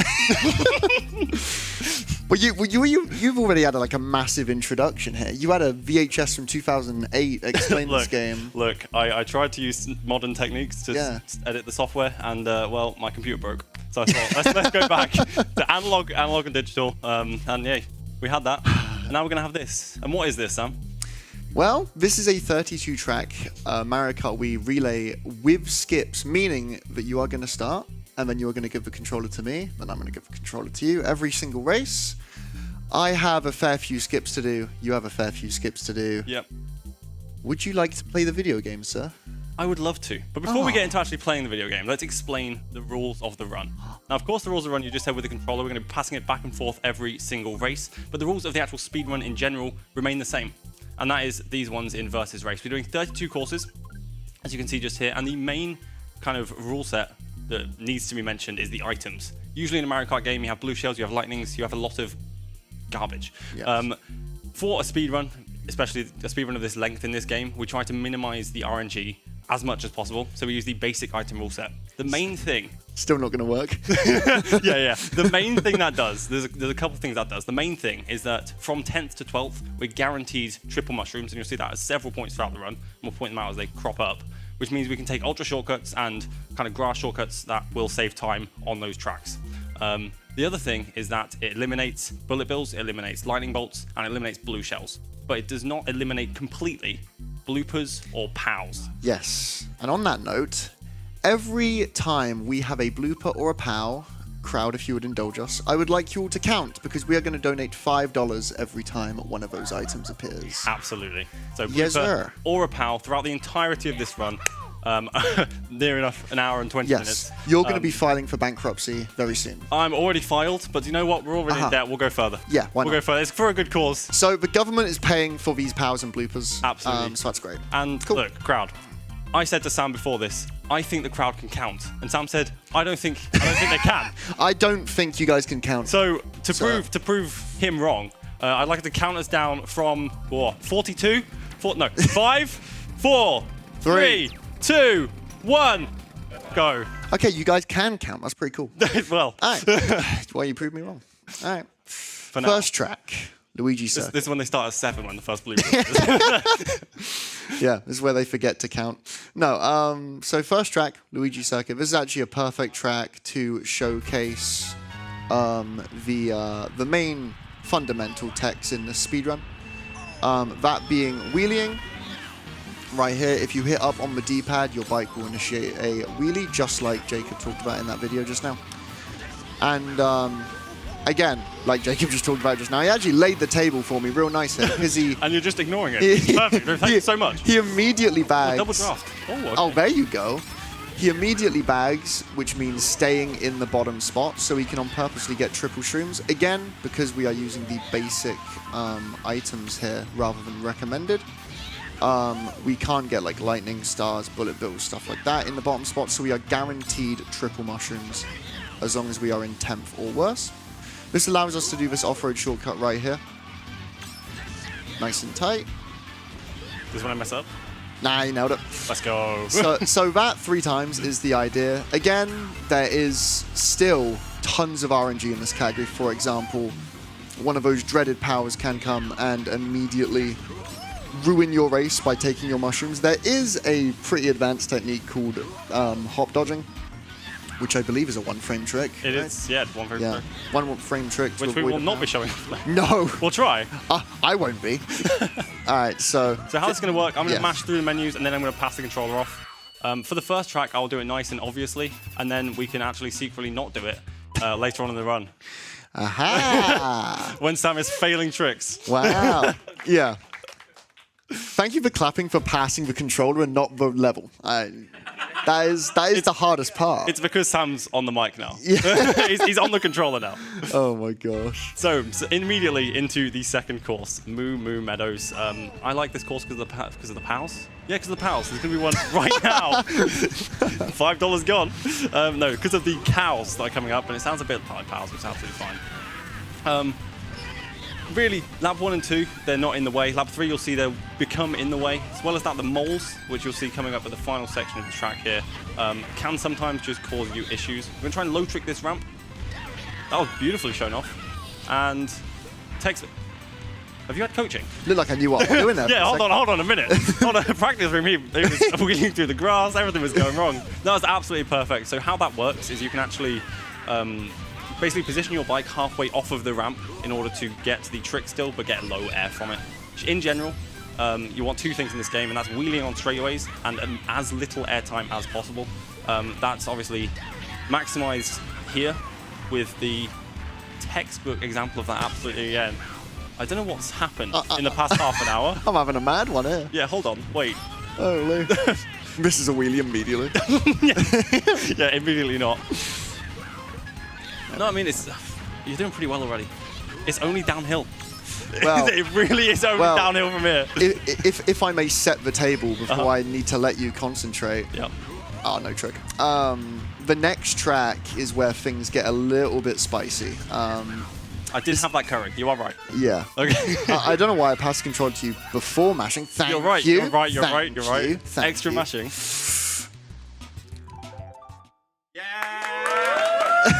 There it is. There it is. Get in. Get in. We'll have that. So this next track, Mushroom Gorge, one of the main reset points if you are grinding this category. We are going to be going for a crazy looking skip here. Jacob is going to stall for triple mushrooms by being in 10th place or worse. And then he is going to attempt to ride the mountain to our left. Not go too high, not go too low on said mountain to skip the checkpoint that you need to hit to get the lap count. Here he goes. I went too high. Went too high, unlucky. It's absolutely fine. So the thing is because he didn't get the lap count there, he's still in 12th. So he can go again, get another shot at triple mushrooms, obviously get it. Here we go again. That looks money. Barely. Let's go. Let's go, that's one. That's one. Let's see if Koopa Trooper has something to say about this on the mini-map here. He may just. I knew he was going to bump me. That is money. There we go. One more. Our third one here is actually a lot more lenient because I can just get the respawn, which is brilliant. Yes, you can fall down with the hole. blooper. Oh, £5? Race 3, £5. Cash. Out my bank account. That's cash out my bank account for that blooper. But I think that will count the lap. Come there on. we go. That's really nice. Yeah, there's potential to lose over a minute there. Yeah, oh, easy. If I have the controller there, it's about 5. Anyways. Hold on. Yeah. There we go. There we go. Come on. We're 3 for 3 on that. I mean, yeah, we'll take that. Yeah. We'll forget 1 point. Damn. That's crazy. All right. For the first time in this run, Chloe, it's okay. Oh my god, you're so nice to me. Thank you so much. We have $30 from Tristendo with no message, but thank you very much. And we have another $30 from Milsu with the message, Mr. Sam, Mr. Jacob, I hope you have had a blast at ESA and good luck on the runs, boys. Love y'all. And I'm actually going to pass it back to you for once. Ain't that crazy? Dude. What's going on? You've got good at Mario Kart. Chloe speaking and passing us back the mic. Hold on. Can't believe this. This must be a simulation. This must be a simulation. I can't believe this. So as you'll see, Sam is on Toad's Factory right now. There was a second blooper there, wasn't there? Yeah. Crowd, we're forgetting. You need to count. Every time you see a power blooper, shout out what number we are on. So, Toad's Factory, as we're going into lap 2, the main tech Sam actually isn't doing because he doesn't claw the controller. It's a pretty advanced technique to hold the controller, but it allows for much easier TF inputs, which are named after this track, funnily enough. It allows you to get extra height as you're going off ramps by flicking the controller from one side to the other as you are going off a ramp. That's used to skip the lake at the end of the shortcut. Completely unnecessary banana slime, not even in your line. Have it? Just showing off because... Oh my goodness. There it is. You are going to be bankrupt, aren't you? I already am. I was bankrupt with the first one. I was bankrupt at -3. I was hoping they would be negative so they would pay me. Sure. Yeah. John Nintendo was going to roll up and be like, hey, dude. Hey, look. We got your bag, bro. Bro, Miyamoto comes in, hands me a 50.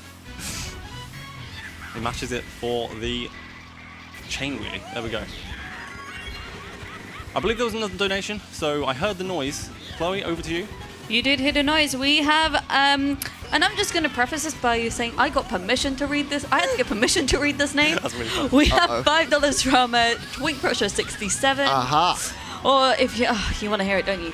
6, 7. Can I leave? Cancel the event. Yeah, if you make me say that again, no. Which just says, long time no see, GLGL. And we have $5 from AJLSX with the message, it's insane to see both these crazy gamers going nutty on Mario Kart Wii. Your ludicrous talent and preposterous grip with this game have been a blast. Whew. Good job, guys. Thanks. I'm so proud of you. Thanks. 4 for 4. We'll see about the rest, won't we? We're going to forget. One of those days. Oh, boy. All right. This level actually has a really, really cool RNG-based tech to save about a second. We will see if we see it, because Jacob is going to do something even more insane. So, Jacob and I were in the practice room earlier, and he told me, quote, I've hit this once in my life. And then he proceeded to hit it once in the practice room. So he's up to 2. That's all I need. Yeah. He is going to attempt to... Oh, hello, baby Mara. How are you? He's going to mushroom, try and get air off the curb, and then try and clip the tree and go over an invisible wall. No. Toadette did not help. No. I'm going to be honest. Getting air off the coping there, which is the main mechanism for gaining height initially, is just completely luck. Yes. So there is a chance, but I mean, going for it loses about 2 seconds. So making it at a marathon event, I mean... It would have been cool. It would have been cool. The actual... the panic green throw. Woo! Oh, my mushroom, mate. Wait, hold. Wait, dude. Yes!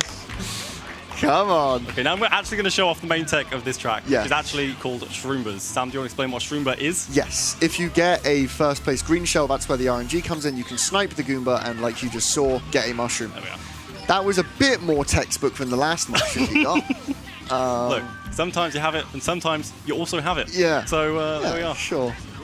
So another green, looking to snipe one more Goomba. Oh, that's unlucky. I don't usually go. You might get hit by your own green here. Look, that would be funny. It would be funny. I can hear it. Yeah, I can hear it too. No! Okay, okay. We're fine. We're good. That was actually too close. Okay, I need to lock in, sir. I can't remember what track's next. Coconut Mall. Oh, you need to lock in, sir. I agree. You need to lock in, sir. Yes. Oh my god. Well. All right. Now, Coconut Mall is the second example of an ultra shortcut we have in this game in the the format that we're doing here, starting a Luigi circuit.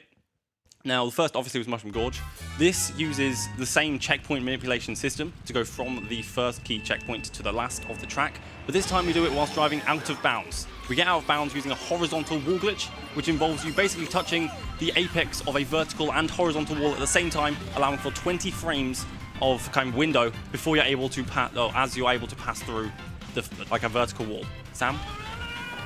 He hits it first try. He hits it first time. That is way, way, way harder than that looks. Absolutely textbook. Okay. Okay, do I explain the car park? No. Cool. So what we're doing here is, like I say, we're just going from the first key checkpoint to the last. Okay. That's fine. That's fine. So I'm being told I'm going the wrong way right now. I guess I entered the car park too early or too late, one of the two. Absolutely. But hopefully it fixes itself when I go through here. Yes, I'm in first now. A little bit of a hiccup, but we're okay. We're going to spin drift here, get a lap count. Absolutely beautiful. And do the same again. Make sure to drive through these last two cars. Be back in first. And do it once more. Oh, he's going for a backup here. Hit the checkpoint. He'll get this. I believe in you, Sam. Skirt. Oh, let's go. Hell yeah. All right. And then once more around the final cars here to finish the race in, I mean, still pretty good. Under a minute 15. I'm really happy with that. Yeah, that's really, really good. First time entry. Yeah. That could have gone very wrong. That is a relief. You know what else is a relief? I actually don't. What is a relief? You having the control. Oh, right. Okay. Yeah. Okay. Yeah. Very nice, very nice.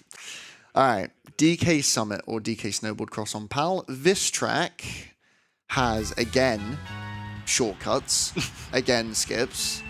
However, this time there is a single shortcut we can do on that S-turn on the minimap and a double shortcut we can do. And like me at Bastard Burger, we're going for the double. So here's what's going to happen. He's going to brake. You like that one? I will mention this could be just greens randomly here. Yeah, I think we're getting lucky with the RNG. Sometimes greens will just appear. They'll just appear out of nowhere. But as you're doing the double, just hit you off the edge. There we are. I'm Oh, unlucky. So that was a single. That was not me at Bastard Burger. But that was me last year. Tough. Are you the same? Hey, let's go. Hey, but not this year. Valentine's Day. I've got Sam by my side. So anyway. Anyways.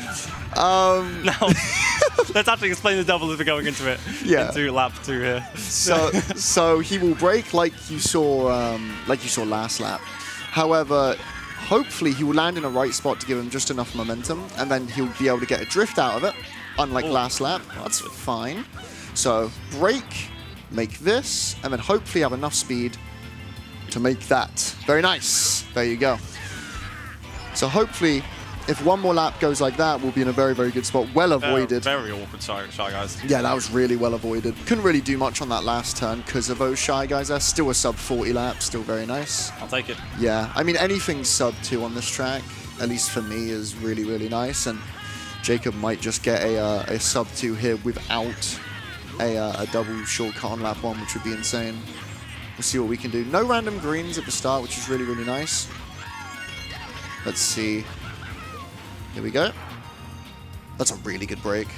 Holy, textbook. Love it. Dang. Hell yeah. All right. Hopefully, yep, Shy Guys are in a much better spot. And into the last turn. Sub 2? Not quite, but I tell you what, that's really good. I'll take it. Really good. Oh, whoa. Whoa? That's not when you applaud, guys. All right. We've been through this. No. Yes. There it is. Get in. Oh, no, actually, because we talked about it. I'll take that back, sir. Yeah. So the reason why Jacob is going to do this track, he's actually going to do 17 tracks in this, and I'm going to do 15. Why? Because we're cheaters. Anyways, the main reason is because Jacob can do a trick called Pipe Bounce, which is an insane trick where you line up with a set of triple mushrooms. You line up right here, and just watch this. Oh, so close. It does get the respawn, which means I'm going to do this. Thank you. So the idea of that is that you... Thank you. The idea of that is that you clip back through the floor and get the lap count. That's absolutely right. You clip through the floor, then skip to the Lakutu animation, and you can do it on all 3 laps. That is an absolutely beautiful, absolutely textbook recovery there, which is called Shroomless. Allows you to basically get the same effect as if you're using a mushroom, much harder than if you're doing it with a mushroom. Can Sam get it for the 2nd time in a row? Let's see. This is a big cheer if he gets this.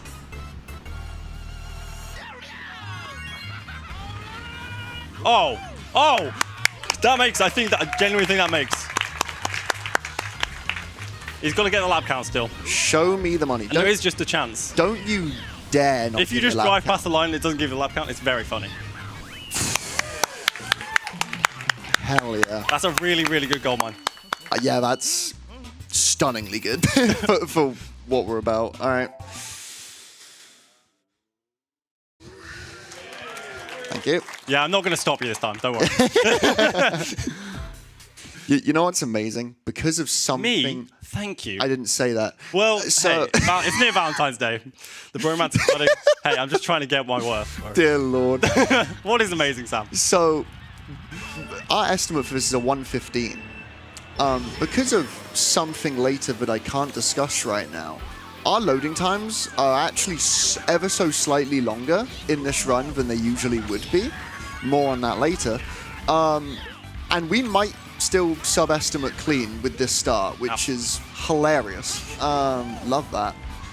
Daisy Circuit is a very, very chill track. Besides the first shortcut that is worth bringing up, you want to mini turbo at a certain point and wheelie and hope to get a bounce off the curb and skip the majority of the off-road. It is still faster even if you touch the off-road, but here we go. Unlucky, unlucky. Sadly, nowhere. But as we go into lap 3 here, Chloe, if you have more donations, do take it away. You're a funny one. Do I have more donations? Who do you think I am?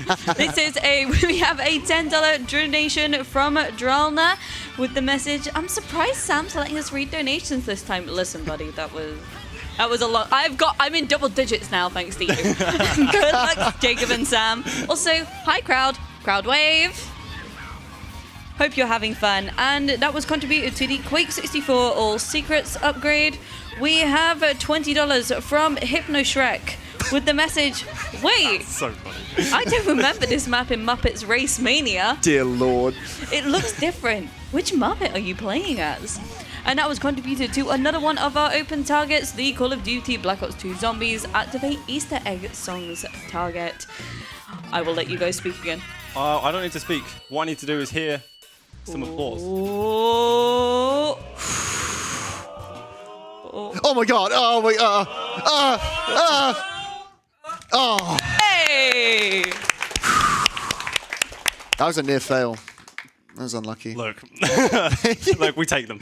At this point, anywhere we can. So this is Cooper Cape. Cooper Cape has one main piece of tech, just like Mario Circuit. It's got Shroombers, which means we try to get a green shell from this first item set. Fingers crossed. Enter. If we can get a green shell there, we can actually snipe that Goomba that you see on the right side of the screen there and cut across the grass. It saves more time than Mario Circuit because you are also using the mushroom to take an off-road. That was kind of close. That was scarily close. Jeez. You are also using that mushroom not just to cut across the road, but also cut, a straight... that is crazy. What? I beg your pardon. Oh, pal. I deserve to lose a $5 for that. Yeah, what? I went to throw the banana into the off-road to get more greens, and then I just launched it at myself, which was awesome. It's okay, you got a couple more chances for a green shell. There it is. See, it was worth it. And Sam's going to actually trail this green as he goes through this next set, so he gets an additional item roulette for the following lap. I actually don't know whether he does that, but I explained it. And now I got it. And now he got it. NT. You know what's funny? That happens an alarming amount. Like, a shocking amount. It's okay. It does happen sometimes, even to the best. Like, it's okay. Even to the best? Even to the best. Don't know about that, mate. I've done it once or twice. So again, we are just rouletting through the item boxes here. It's about a 50%, it's near on 50-50 for a banana or a green shell in first place. You'll see we have, I think, 5 sets if we get lucky with like where the items are positioned on the waterfall. Every lap to go through before we reach the Shroomba. You can get a small percentage, I'm not sure the exact percentage, maybe like between 0.5 and 1% in this item mode to get a fib in first place, which is useless to us, really. It doesn't block red shells, doesn't do anything, and that's just very unlikely. Oh! Thank you, AI. Very cool. Good Shroomba. Yeah, that was all me, that. Yeah, that was... Yeah. The game was like, you know what? You sniped yourself lap 1. You can have this one. You missed it lap 2. Yeah, you can have it. Yeah, you can... The amount of bananas. The CPUs are just not happy today. Yeah, there's like 6 of them just right there. They watched you in the practice room, was like, yeah, he's too good. Nerf him. He's too bad. We need to bully him some more. Yeah, okay. That's better. Coming to the end of Cooper Cape, Maple Treeway next? Maple Treeway is another big track with another big skip. I'll let Sam explain that as we go into that ultra shortcut. Yes, sir. Maple Treeway is one of the 2 shortcuts that Jacob will be doing outside of Shroomin' Warriors Goldmine rather than Shroomless that I simply do not go for because it is insane. So if he hits this in a marathon, that's just crazy. And Yeah, okay. Just shove it in my hand this time. Felt like I need a baseball bat for that. Controller action going on here right now. It's terrifying. I'll kick it towards him. Volley it. I'll let Sam explain what's going on this first lap. Yes, so you're going to do a Shroomless shortcut here, which looks slow, but what you actually want here is to be in 11th or 10th or 12th, and then jump back into a higher spot with triple shrooms, because the way that items in this game work is unlike some other racing games. You get the item when you touch the item box rather than when the item roulette stops. Okay, I was silent there for a second because there is an RNG chance you get a star from a leaf pile there, and it's the only way to get the star item with this item set. Like you can also get mushrooms and bananas from these ones here, but that is the only leaf pile that can give you a star sometimes. Pure RNG again, but I'm going to shut up because here we go for the skip. It's a 2-parter. This is the first part. Money. Okay, wait. The greens of death.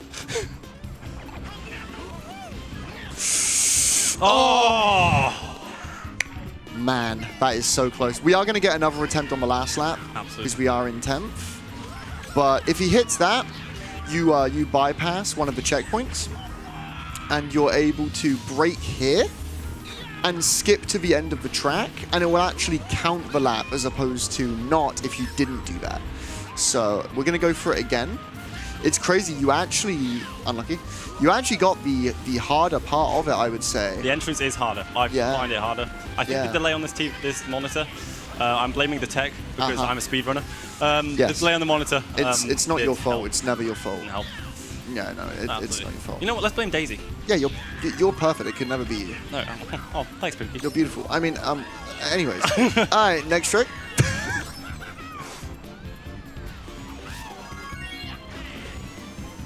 Oh, didn't get in. Yeah, that is difficult. Like, there's a reason why you will not see me doing this in runs, because it's just insane. I mean, the current world record doesn't even do this trick in the run. There you go. My PB does once, unfortunately fails it the second time, but hey, what can you do? Yeah, it's just a very, very, very difficult trick. I trust in Jacob that we will still win this race. We will keep our perfect record. Absolutely, because we're getting a star from this leaf pile. There is No, no we're leaf not. pile. There No, is we're no. not. You know what? No, you know what? Fair. no, we're not. No. No. The game bullied you. It's now bullying me right now. Yeah, that's unfortunate. And that's a shame. Guys, I can't believe this isn't going to world record now. Oh. Oh, no. Bump Baby Mario off? Oh, okay. I wanted blood, I can't lie. Should we go with the star? Should we also get a star from this box? This pile? No. Yeah, you can also get a star from that one. It's the only 2 you can. There we go. Alright, next level All things is considered, fun. Not that much of a time loss. No. It saves, what, 13 if you hit it once and 20? It saves about 35 if you hit it twice. Twice, yeah. Yeah. Okay. Was it 13 for one lap? Oh, hello.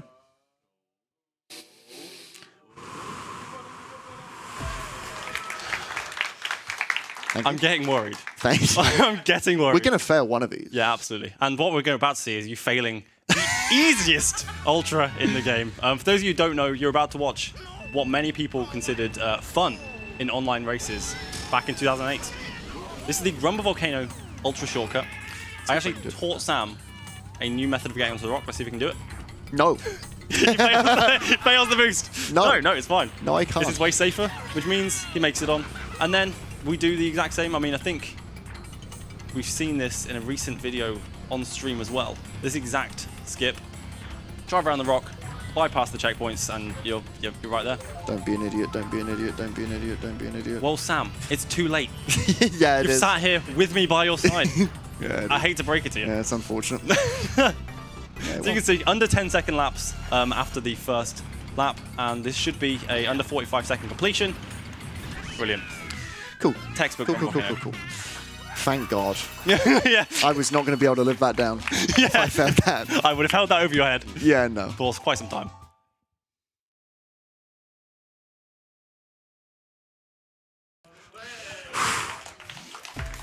We haven't failed one yet. It's very impressive. Yeah, still time. Still time, Still time, yeah. It's still on. It's still on. He can't, can he? He can't. He can't. Alright, Dry Ruins. This level, I am so thankful that Jacob is playing this because I am ass at this track. That was a great skip. Sand hop right there, right at the start. Really, really nice. Just cuts that first corner. We're going to be going for a thing called wall glitch right here.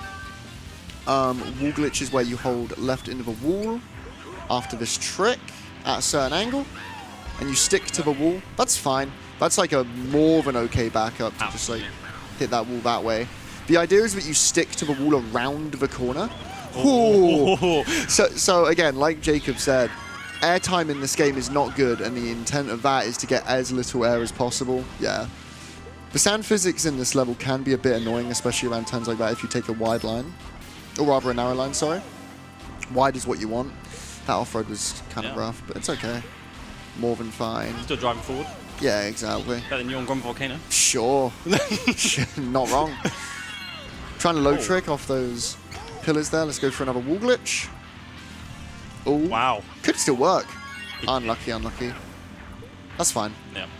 Yeah, we're getting good backups, so that's more than okay. As we go into the last lap here, we do have time for some donations before a cycle-based level. Yep, that sounds good to me. We have $3.20 from Resna Malana98. And this is a bit of a throwback to summer because it says Snow Shark and, I don't know, Maniac in one stream. Going to be a must-watch for sure. And that was contributed to the Black Ops 2 Zombies show. Activate Easter egg songs target. We had $20 from King Europe, which says excellent controller passing technique. There it is. Textbook. And we have $5 from Freeze Champ, which says, hi Clods and Lozzie, good luck on the run. Hope Mario Kart Wii will go alright and you nail all the tricks. Anyway, who's on screen exactly? Oh, and in brackets, pay me, Hypno. I did! Did you? I did! It doesn't seem that way, he's complaining. Oh my god. Oh my god. Oh. Expert technique there, well done. I was practicing that one for quite a few weeks. Jeez, man. And I pulled a hamstring. Yeah. I ain't doing all that. Well. I ain't doing all that. All right. Would you care to explain Z-cycles? No. Fair. So basically, what a bicycle is, it has two wheels. I'm glad I got him. Anyway, so the cycles on this track, as you can see, the cars and the cycles are just messed up, so there's no point. Oh. Oh.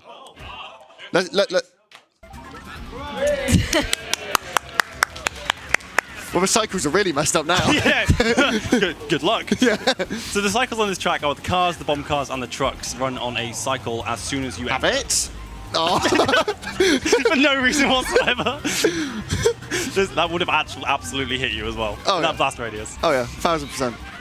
So as you enter the level, the cars start at the same time as you do, which means that as you drive around the track, if you don't make any mistakes, you can predict exactly where they're going to be.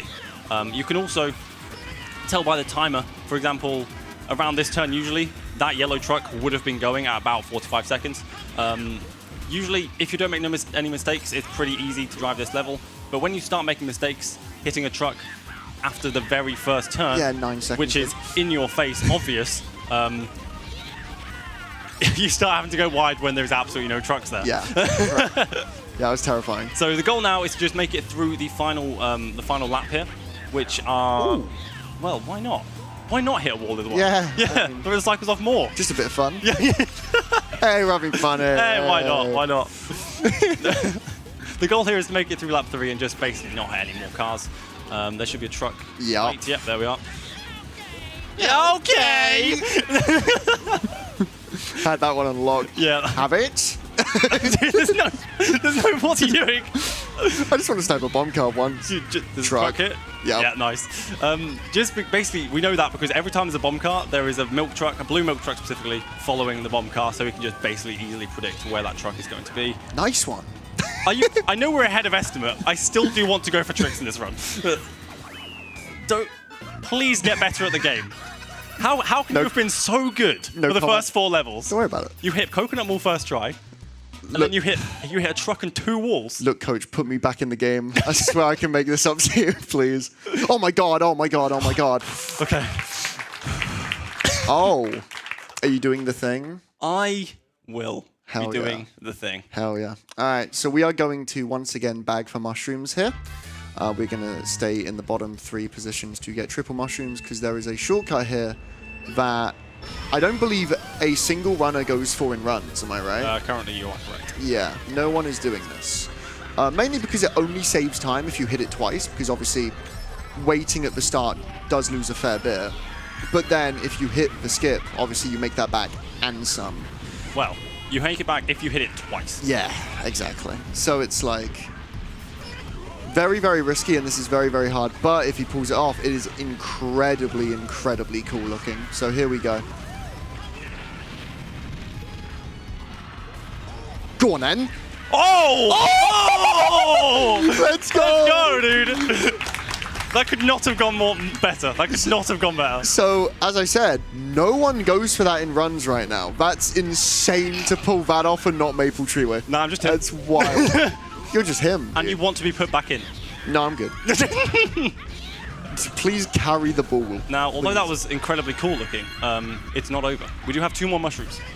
Yes, we will be going for this 2 more times if he's able to hit this one and not fall in the lava, which would be, again, this would be ridiculous. Well, once is ridiculous, twice is just obscene. Oh, that banana, hello.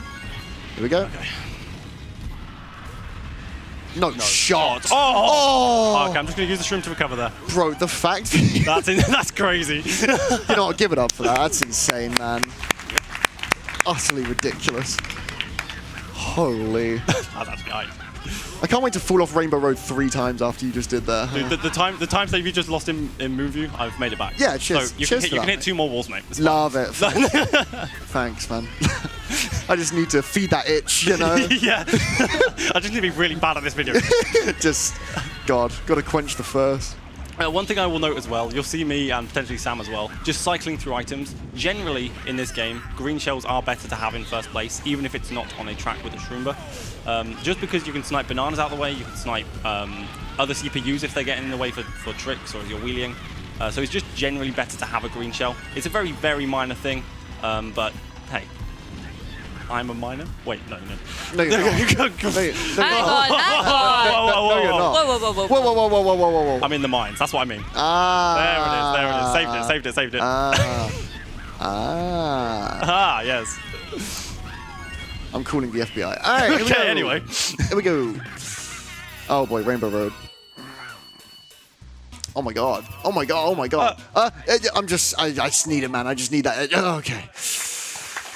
100% record. It's unbelievable. All right, halfway point. Let's go. Now, I will just talk about the next milestone I can see above the monitor. Because that is a Mario Kart Wii versus Cup race. We have $317 left to get there. I think we can do it. We have over half the game left still. Yes, sir. I like how you're doing my job for me. Well, Chloe, we're not allowed to let you speak. Oh, for God's sake! Do you know what? I'll let you take it away. Yeah. I can relax. Oh. So basically, and we're back. And we're back. Yeah. Flashbacks to summer 2012. Hello. Anyway, but it is exactly as Jacob was saying. We have $315 left to get to the versus race for this run. So we really do want to see that. So guys, make sure to get your donations in. It is a milestone, so we need to reach $3,000 for that one. Can I get some donations in, please? Yeah, absolutely. Oh my god, thank you so much. Actually, you know what? I changed my mind. Oh. I'm kidding. Go on. So kind of you. We have $5 from Mario Kart Hero with the message, hey guys, I just got word from John Nintendo and he said that it's pretty crazy that Hypnoshark is playing a racing game without Dingo Dial present. Well, buddy, may I post your attention to Tuesday at around 7 p.m. because you might see something pretty cool there. We have $20 from Anonymous with no message but contributed to the Black Ops 2 incentive, and we have $20 from Silent Thunder 25 with no message, but thank you very, very much. And breathe. Oh you my! You can breathe and we cannot. We all. I mean, I was going to say partially because we're in space, but I mean that's also taken my breath away with how beautiful it was. Holy! What have I swan dived onto Africa? The Earth is below us. So. Yeah, you swan dived onto Africa, but that's exactly what happened.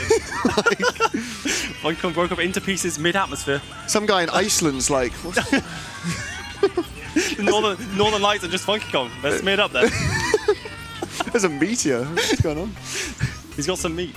As I throw a banana into... I do love, for no reason, throwing an item off of the top of that straight away and just watching it fly. And then nearly hitting myself with it as it lands. Nearly. I mean, nearly hitting yourself is much better than what you did on Cooper Cave. And I will not let you forget. No, that was hilarious. It really was. I can't get over how, what was that? I can't get over how, little distance that banana traveled. Yeah, it's crazy. So, as we're coming to the end of Rainbow Road, it is worth mentioning this is obviously one of the hardest tracks in the game. I was going to say making it through without falling off is an impressive feat. Making it through without falling off twice is slightly less impressive, but still an impressive feat. So, yeah. And this marks the halfway point in the game. We've done now all of the Nitro tracks. and moving on to the retros, which is games or tracks, sorry, from previous Mario Kart games to this one. So that's 16 tracks done, and 16 more to go. Indeed, and I just saw we're 38 minutes into this run, and I think retro tracks are shorter than Nitro, so we're pretty much bang on estimate with slightly longer loads. And you hitting 18,000 walls. And me hitting all the walls. And also, oh my god, oh my god, oh my god. I was wondering when you were going to... I have to be ready now. Yeah, no. You're giving me anxiety. I'm like jump scaring you with the controller. Alright. I'll check it out that door in a minute. Go fetch. Oh my god. I have to put down the headset and run. Alright. Peach Beach. So another cycle-based level. This water to our left here is going in and out. And on lap 2 especially, it's going to be very, very much in our way. You can snipe these catacracks to get them out of your way. They will hit you. So very, very good to have a green shell there just in case it's on your line rather than avoiding it. Really, really nice lap 1. Throw the banana and don't hit yourself with it. Look, it's that easy. And then, like I said, on lap 2. Go inside. Oh. That's a really weird angle to do that. Yeah. Made it work. Yeah, because it's worth mentioning that like you don't throw green shells straight in front of you when you're drifting. Like they're kind of at an angle like Funky Kong is, so it's very, very weird. Yeah, the way the game determines, Fib is very rare. The way the game determines how you throw your green shell is through the angle of your analog stick being held at the point where you throw it. Yeah. So as you're drifting, that's very hard to manipulate, and it'll just go off at random angles sometimes. So the fact I didn't hit that catacrack, I'll take it. Yeah, huge. Bro is not Kahu. No, look, hey, throwback? Throwback to last year when Kahu got decimated. Decimated by a There's no other catacrack. word for it. 15 times. Hey, look. Hey, We've all done it. We've all done it. We have. My god. Oh my god, oh my god, oh my god, oh my god. Close one. Oh, close one. Jeez. I don't know what came over me. Hot flush, I think. Yeah, no. Valentine's Day's edging closer, and like, look, I want to be edging closer to you. Oh no. Oh no. Honey? No, not the clips out of context. Honey. Honey, are you ready? How have we not burned out yet, by the way? Don't curse it. That's exactly what I just did. I wanted to. Now you're doomed forever. You should hold it as soon as you get the controller. We haven't even mentioned how to start boost. It's right near the start of when the 2 appears. But if you do it too early, you will burn out. Yeah, so. is it about, I think, 4 or 5 frame window in this to get the perfect start boost? It's as the 2 is disappearing. If you hold A and then continue to hold A until go, you will just get flung forward at the beginning of the race. So you'll see that every single race until we do fail it next track because he just cursed it. So Correct. thank you for that one. Absolutely correct. This is actually a really, really chill track, and so is the next one, to be fair. So if we do have any donations, another $5. There it is. What number's that one? 5, so that's $25. To charity, you say? Oh, God. Chloe, what's a charity? Well, we do actually have a charity money to read out to you. We have $5 from, and I got yelled at for mispronouncing this last time, so I'll try my best, from Cholia. Hopefully I said that right. Yell at me if I didn't. With the message, try turning on the subtitles, but Twitch just says British noises. Yeah. Oh. That was really clean. You know what? The practice has helped. Yeah. The practice has helped. That was unbelievable. That's the one piece of tech that we didn't practice. Yeah, no. Well, maybe you should have. I don't know. There've been a bit some ones, so Yeah, next time. no. Anyway, GL on the run and have a really good time. Yeah, that's tough. That's tough. I was You pausing. can yell at him later. Okay. Again, this is a very chill track, so if there are any more donations, Chloe, then absolutely feel free to read them out. Oh my god, I'm being spoiled today. This is Absolutely. crazy. We have a $5 donation from Magnago with no message, and a $10 donation from Anonymous, also with no message, but thank you both very, very much. We also have a $10 donation from John Collach with the message, glad to see you're getting those controller passes down. Pressure? What pressure? Also, Pressure? Happy Wiggler Wednesday to everyone at ESA. I can just hear that button going up and up and up, but just as I'm reading, thanks guys, we have a $10 donation from Viniter with the message, these two doing a speedrun together at sea level? Now I've seen everything. That's crazy. Do you guys want to give a little bit more context to that? Absolutely not. Moving on. Please do take it away, Sam. Yeah, so... I'll let you gap about that. So, we... Oh, I gotta concentrate. I gotta look in. Oh my god. Clean, man. Honestly. Look. I'm not clean, but the controller is. So Sure. it's fine. Well, I wouldn't say that. Well, anyways. Look, I ran it in the River Nile earlier, and I thought, look, Sure. it comes out either clean or it doesn't. Sure. Funky Kong came down from Rainbow Road, and I thought, you know what more perfect time to wash my controller in the river. Dude, I was going to say, we're from England. You don't want to be in the rivers, dude. Oh, yeah. The Birmingham Canal, when we're running the controller through. Are you a Birmingham merchant? I pulled the controller out, and it came out with a shopping trolley. But do you know what? Bonus. A bonus. Now, Sam, why were we up a mountain? Yeah, we were up a mountain because we're idiots. I don't know. No, we were up a mountain Yeah, well. because we recorded a YouTube video where I did a Crash Team Racing speedrun on top of a mountain, and Jacob did a Jacob did a Mario Kart speedrun in a McDonald's. Anyways, Look, I tried to also do it up the mountain. You did. And Sam said, "Hey, I'm the big content guy here. I'm gonna go first." Oh, so I said, how look, dare you. I said, "Look, Mr. Shark, I get it. You're bigger than me." How dare So I you. said, "Take it away." He did his CTR speedrun. It absolutely went flawlessly, apart from his freezing cold hands and cold heart. And then I went after, and the battery on the laptop just completely died. Within 15 seconds. Yeah, I did of the first turn. I was doing a Flower Cup speedrun, which is one of the shorter but more interesting kind of cup speedruns in this game, because it involves 2 ultra shortcuts, kind of almost consecutively back to back.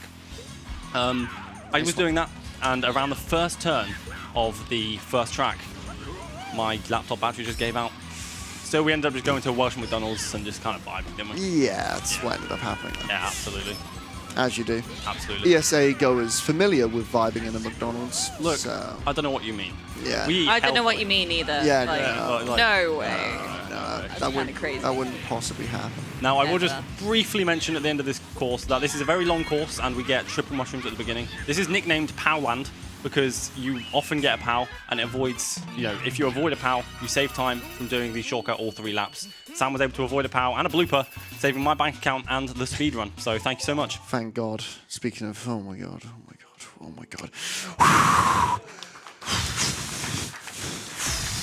Dude, you scared me, dude. Look, I can't help it. Dude, you scared me, oh my God. Halloween's over, my mask is still on. Grr? Alright. Oh boy. Oh boy. I just realized the level that's after this too. Oh. Very important. I don't know what you mean. Yeah, neither do I. Anyways, Sherbetland.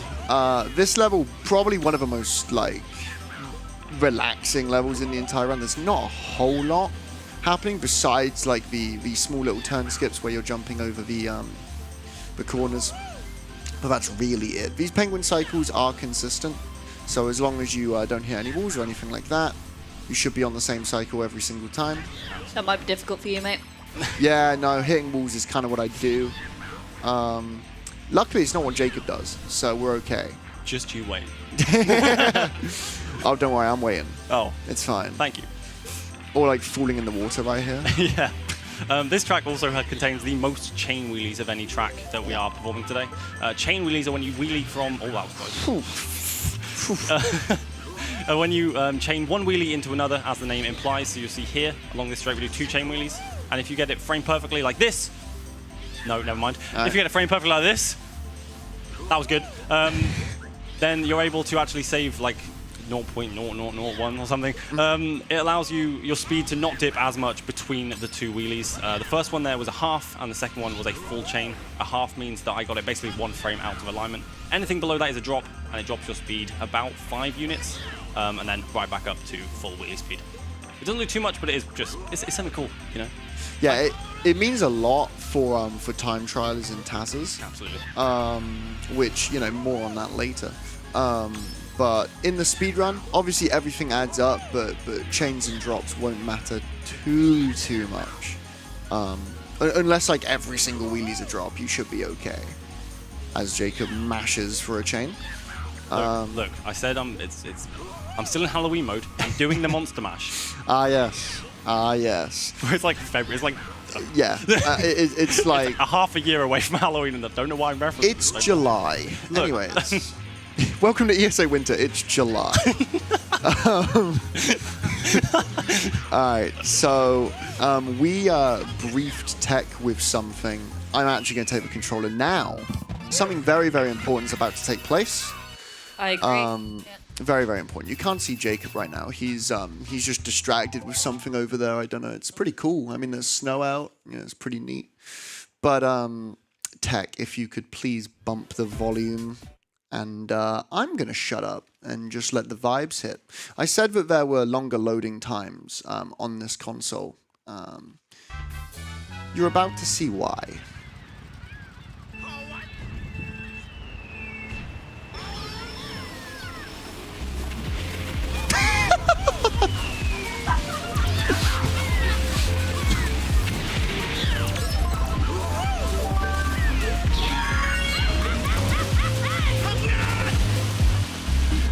If you are not posting crabs in chat right now, I'm furious at you. Everyone post your crabs. Crustacean Nation, where you at, bruh? Oh God. Oh no. Oh no. So, I think I'm gonna take 8 minutes to beat this level just so Jacob has to dance for that long. Thoughts? No, nothing. Keep going, keep going. Absolutely nothing. No, you gotta keep going. I really, really hope we have a technical difficulty right now. And you just have to keep dancing throughout the technical difficulty. Hello, at Tech Issues. Now will be a good time. Oh my God. I would explain the level, but who cares?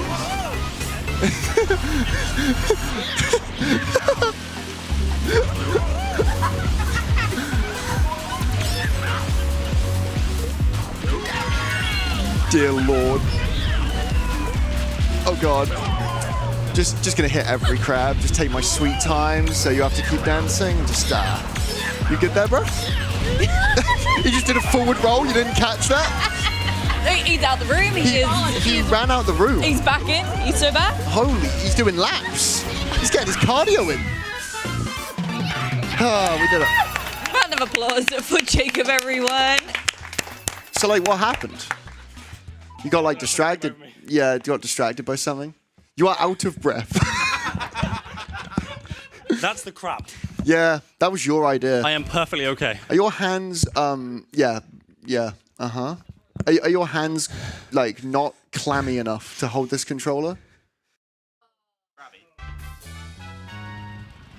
Ah, he's got it. That was a close one. We got there. All right. Well, that was fun. What was fun? Nothing. What happened? Where'd you go just now? So I blacked out for a second. Right. Yeah. No. I can tell like something came over you. You're breathing really heavily. What happened was I woke up in a room with your mum. Right. Anyway. That's where you went. Look. She's here. Chloe, please take it away. Chloe, please take it away. We have $1.67. Way to bring the vibes completely down. Yeah, great. Sam, it's your turn to leave. Do we even need to tell you who that was from? Who? It's from Kieran SR, and it says, Fry and Laurie really fell off. Fry and Laurie. I conduct a Carlsberg special brew in a sound working class home, and it'd be less English, GL lads. And that went to the Quake 64 All Secrets upgrade. Am I all good to keep going? For sure. We have $10 from Faradez with the message, good lucks all round. Thanks for showing everyone what an average day on the M25 looks like with that mean you highway run. Wishing everyone the best. Listen, as someone who drives on the M6 every day, yeah, no, it's the M6 as well. Yeah. We also have $2.50 from Tam, which says, yeah, the race is fun, but how do you call a trick where you switch the controller? That's insane. Greetings from behind you, which went to the Quake 64 All Secrets upgrade. Thank you very much. I don't have a name for that trick, Sam. What? The controller swap tag? Yeah, the controller. But I just said and with a name just now. Look, it's a terrible name. Yeah, I like the name Bob. Jimmy. Bob. Any bobbers? Bob. Later on in this marathon, Bradley Gaming no. is doing a Do you know what, mate? Spyro 2 run, and that's it. That's the only game he's playing. It's the only one. What I'll say is Bob is a terrible name. I'm sure we can build on it. Yeah. So funny. Yes. What do you mean I'm still blacked out? Yeah. You haven't woken up yet. This is all a dream, right? Won't wake up for a while. Absolutely. My God. 214 there is actually really, really solid. It's not bad at all. For just a little crap boy, please. Please. Hey, we please take allow those. it. I do like how you explicitly said don't. Oh, hello. Fucking oh, they're getting sketchier, man. They are. I don't. You okay? You okay? I'm having a heart attack, but it's going on. It's going on. Someone call John Safety. Oh my God. Get him on standby. Where is John Safety? Get him on standby. Skin me. I don't know. My skin's going red. That's all I'll say. He's turning into a crab. It's happening. Guys, I have anyway. Right, so this is Waluigi Stadium, one of the most tech-heavy tracks in this game. Good one, and Sam. What? So here's the thing. Sam said he's going red, and he needs help. Yeah, I'm going red. He's fine. I'm going red. He doesn't care about you. You're not worth enough. Anyway. Okay, it's fine. Okay. He'll be back, guys. Don't worry. I'll sweat it out. It's all right. You'll sweat it out. Walk it off, lad. Walk it off, lad. Don't worry. If you don't find me during the showcase, I've passed. Anyway. Okay, yeah. Please, no, you have 3 more runs at this event, please. Sure. It's okay. I know a good crab that can take them over. That's the way. No, anyway. This is still Waluigi Stadium. It's just awful. Oh, nice. Tech-heavy track, and he's managed to hit another wall. Get in! Which is crazy, because there's about 1 wall in this track you can hit, and he's found a way to hit it somehow. Get in! Because he's just basically using the terrain of the track to his advantage. unless he doesn't, because it's the drift. Yeah, correct. There's a big skip turn, and I'll point that out on lap 3. Sam isn't going for it because it is very, very technical. You know, I don't go for it in runs. But generally, it's just playing the game. Also on lap 3, the CPUs, as you can see where Birdo and Baby Daisy now, is on the minimap. That where the points cross over, that's a ramp from like over the top of one side of the track to another, and it's empty underneath, which means the CPUs on lap 3 especially can drop bananas or shoot green shells down that ramp. And because of where you're positioned in relation to the CPUs lap 3, you can just get unlucky sometimes. And you'll hit basically unavoidable items. Let's see if he gets unlucky. No, he looks okay. He does look good, doesn't he? Yeah. Well, besides the fact that he's red in the face and dying soon, but you know, besides that. Red in the face, red in the legs, red in the arms. But I tell you what, he's bloody tasty on the inside. As if that happened as I crossed the line. We take those. It's not too bad, actually. Tech issue W? Oh, yeah. I should have surprised you when you were drinking that. Thank God, I didn't know what to do. I had analysis paralysis, and I just analysis paralysis. I just froze up. I didn't know. Are you doing the thing, sir? It would be funny. Crowd. Should I do the thing? Yeah, I heard yes. Well, I'll do the thing. I'll try and do the thing anyway. Sam, what is the thing? The thing is, I don't even know what to call it. A backwards lap, I suppose you could say. I guess a backwards ultra shortcut is more accurate. Yeah. So he's going to attempt to jump onto a wall, which sounds easy, isn't. He's then going to cross the line while driving said wall, fall off in an exact point, and then drive backwards and activate the important checkpoints from there. So basically, here we go. See if we get on the wall. This is by far the hardest part. No shot. Oh, unlucky. If you did that, my God. We do only need one shroom to attempt that again. Again? But I don't think it's worth doing at this point in the race. It is. It is? Okay. But I get unlucky with a green shell there. Still could get one in 4th, maybe, if you happen to find yourself in 4th. DK, please. DK is an absolute savage. Nice. Do you get an iron? Nope. You do here. Let's see if it's a shroom. Give us a shroom. Come on. Oh, okay. Okay. So we're going for it again. But yeah, the idea is that you do a backward shortcut once you land on this wall here. But this is the hard part. No. Oh, go on. Okay, you'll see what happens. Okay, so he falls off, gets the lap count. Crazy you hit this. That's actually crazy, yeah. Okay, just don't mess up the easy part. And yes, So we're going backwards here and getting boxes in 11th and 12th place.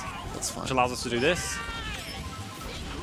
Chaining shrooms and then hopefully hopping over this correctly, getting the checkpoint, going in first place, and taking a shroom to be able to do this end cut. And that has never been hit before in a run of this game. So to do it at a marathon is actually... Yeah, I'm surprised at myself. I learned that trick about half an hour ago. That is the first time...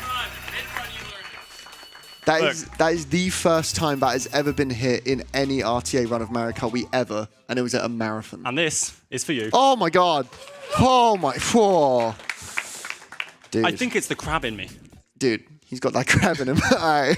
He's got that crab on him. Oh no! Oh no! Please. Oh no! Make it wholesome again. Make it wholesome. I'm not sure if Skenby can help you there. To be honest, I'm not sure. Chloe, can you please make it more wholesome? Please make it more wholesome for us. I can indeed, or can I? Oh no. We have $2 from Ryback with the message, feed me more crabs. That's worse. No, I'm bringing it back. Okay, so this is Bowser Castle 3. Bowser Castle 3, we also bagged for mushrooms at the beginning. Who are you? Yeah, we're good. Oh, cheers, oh, man. Well, there we go. Put it short. It's to help you from being red in the face, man. So Listen, he was on it. We're going to go for a skip here. Hopefully, if the CPUs don't bump us, which is the main thing, we're going to cross this. Beautiful. Nice. Absolutely textbook. The CPUs make that much more difficult than it seems lap 1. We did have to use a shroom to recover into lap 2. We'll see if Sam goes for a shroom as backup. Why not? Why not? Why not? Well, because you'll fail it, Sam. Sure. That's true. That's true. I'm not going to deny the facts at hand, but, you know. But look.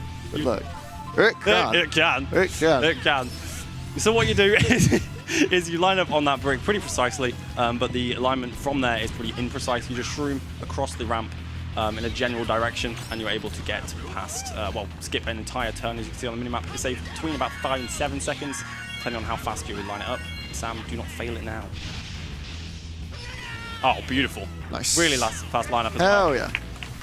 Felt good over that one. No, that was really good. It's a shame that you had to use the shroom to cover that one, but would have been nice for a 3 for 3. Absolutely. I'll go for shroomless. I mean, if I hit it, I'm the goat. Yeah, absolutely. But you know, there is also something to note in this game, which is kind of not talked about often because it doesn't really come up, and that is something called a shroom. I don't know what you can call it.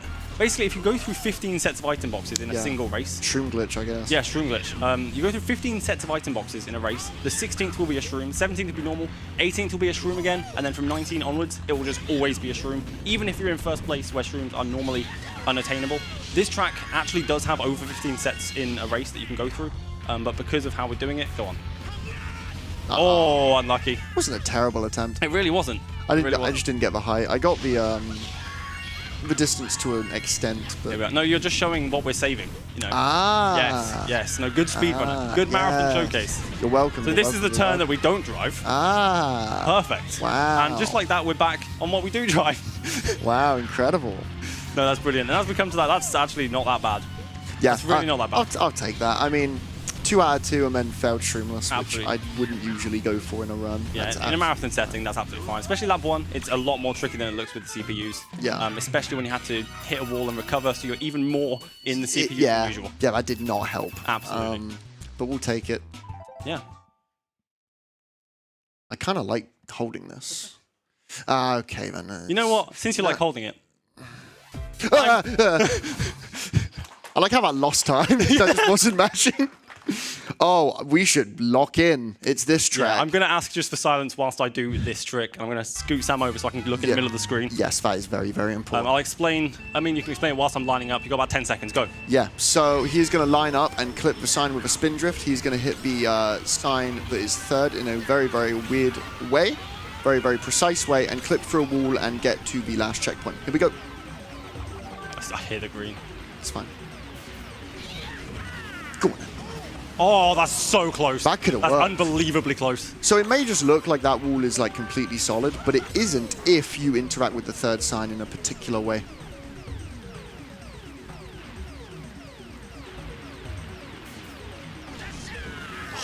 No spin drift, that's unlucky.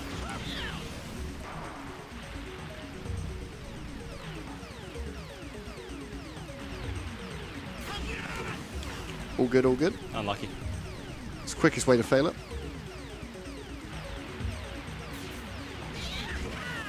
Go on. Yes! Come on! Come on! Let's go, man. That's huge. All right, do the cave. Oh, that's really awkward. That counts, okay. Okay, nice. We'll take that.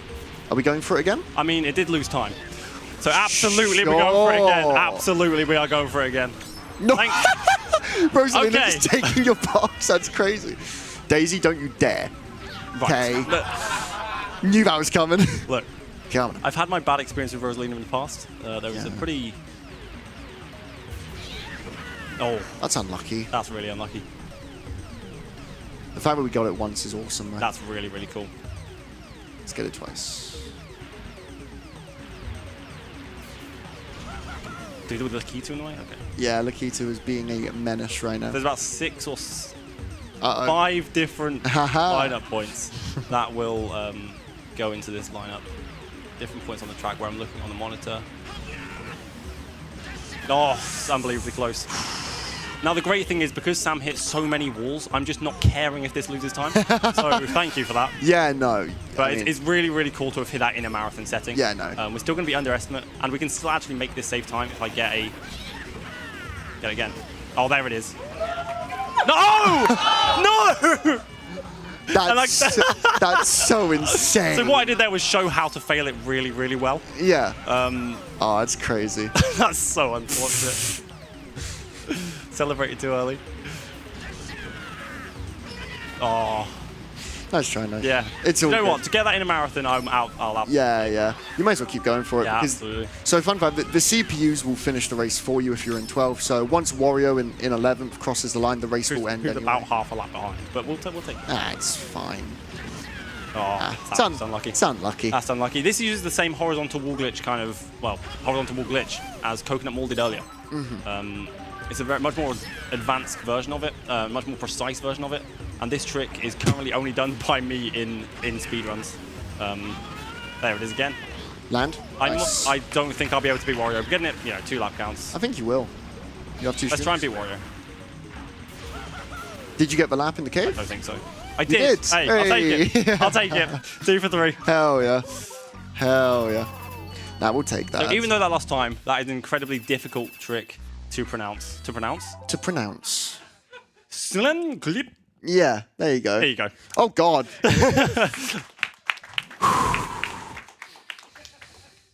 Sam, please. What does that mean? I think you know exactly what it means, mate. Anyway, we have $20 from Twistendo with the message, oh shoot, I forgot to say anything last time. Guess I better put something here. And I just want to remind you all, please do put your donations towards our incentives. We currently have one open for Black Ops 2 and we have one for Quake 64, and we would love to see those incentives, so get those in for those. And we have $5 from Tippy with the message, excited for the Go Get a Red Bull from the Fridge split. Anyways, back to you. No, apparently not. Back to you. Apparently not. No, okay. Well, I have more. Fair play. Don't feel like it, mate. Oh, you probably will after this one. We have $6 and 7 cents from MILFZoo, Dear Lord. which says, I just have an epiphany, but I forgot what it was. Anyways, tsunami!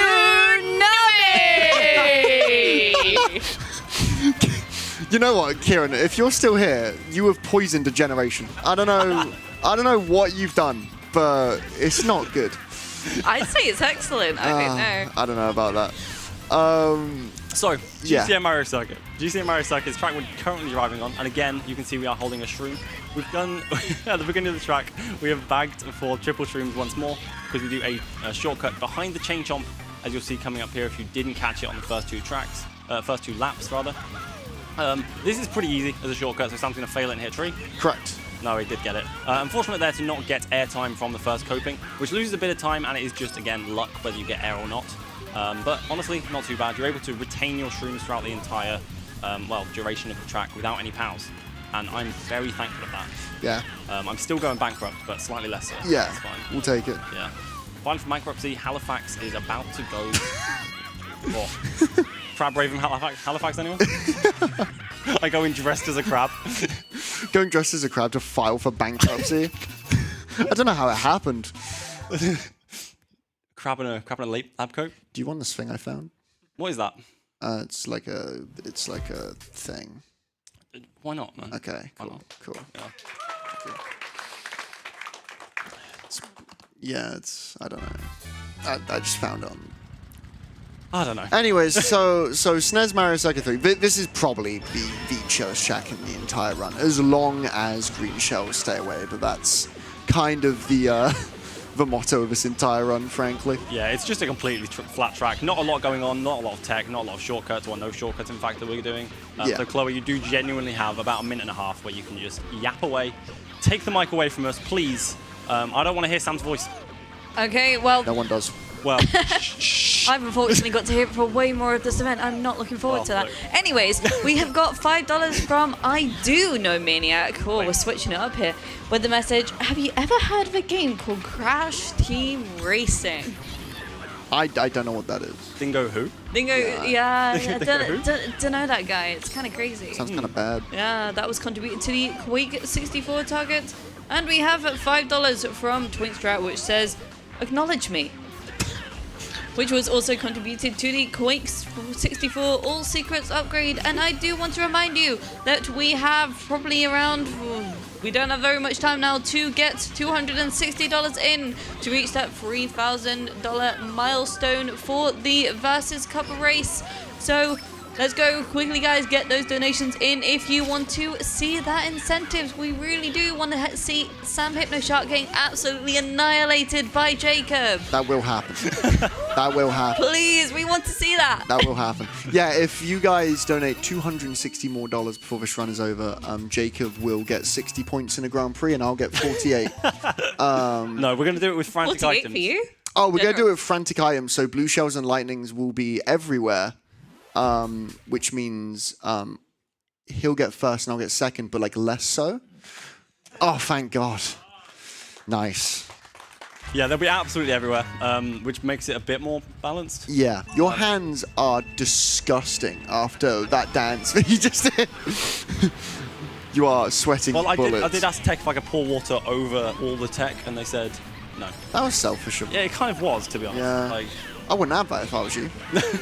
well, actually, you're right. Wouldn't stand for They didn't say anything about Red Bull. So we Also, go my hands were with Red Bull over the entire stream setup. My God.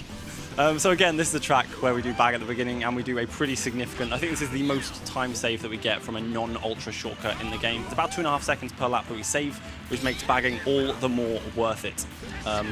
The only thing, once again, that can stop that is a POW. Reds on this course are very uncommon. We did actually see a red at the end of Mario Circuit 3, which came on an unavoidable turn, so I had to go slightly wide to kind of dodge it on my green shell. But this is Reds just crack on walls in this game, essentially. So tracks where there are a lot of walls that just can get hung up on and stop, it just completely stops, breaks, and it's not an issue. Sam? Yes? I like your bush. Chloe? Anyways, Chloe, please. Anyways. Please take it away. Anyways. The incentive will in fact end after the glitch showcase, so you do have a little bit more time than I thought. That is my bad, but we do have $260 to get there, so come on, we want to see it. Hell yeah. And we don't want to listen to whatever was just said there. Oh, we just got a donut. We did just get that. Thank you very much. Well, we have a $20 donation from Anonymous with no message, but that was contributed to the Quake 64 All Secrets upgrade.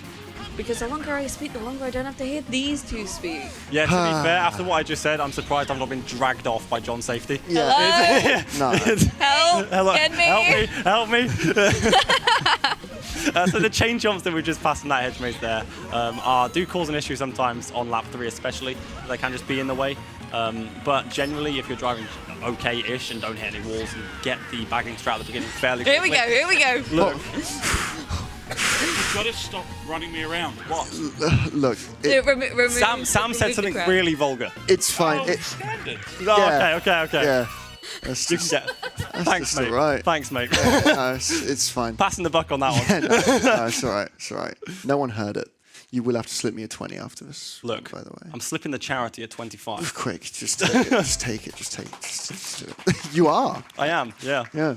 Just a cheeky 25. As am I. To make a wish, why not? Yeah. Yeah. Yeah. Yeah. It's cool, man. Anyways. This one is DK Mountain. DK Mountain is usually performed on time trials with a Mac bike, which is like a tighter drifting bike in this game. Simply because of that massive mangle of S's in the middle of the course. You'll see as we're coming up to it going down the mountain that the S can cause a bit of an issue. So we do take pretty precise lines. There's also a shroomless shortcut that we go for. Providing that I don't royally mess anything up, we should be able to get that pretty safely. Yeah, there is one shortcut to mention here, which is on those S turns. Again, like Jacob said, Mark Bike is the ideal here, but you can still absolutely do the shortcut with basically any vehicle in the game. It's a very, very easy one. I'm setting him up to fail, but he will not fail it. Just skip that little turn there. You can do this shortcut, I'm pretty sure, in pretty much every iteration of this track in the Mario Kart series. It's a thing in Mario Kart Double Dash, it's a thing here, it's a thing in Mario Kart. I would like to expand actually on what we were talking about in Peach Gardens with red shells, because I feel like in this game in particular, red shells, hello. Whoa, Holy. whoa. We're off. Wow. That was a $260 donation from Tristendo, which says, ugh, fine, I guess I can help out a bit. And with that, we have reached the $3,000 needed for the Versus Race incentive. Thank you so much. Hey Tristendo, can you please stop putting your donations towards our other incentives as well? Please?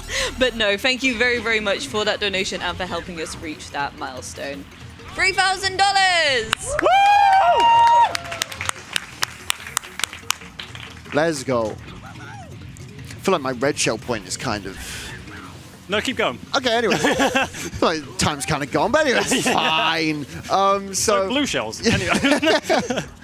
But what I was going to say is you don't really see red shells in this game at all, because I feel like out of all the Mario Kart games that are out there, yeah, that boulder cycle was tough, but we're fine. Nothing we can't deal with.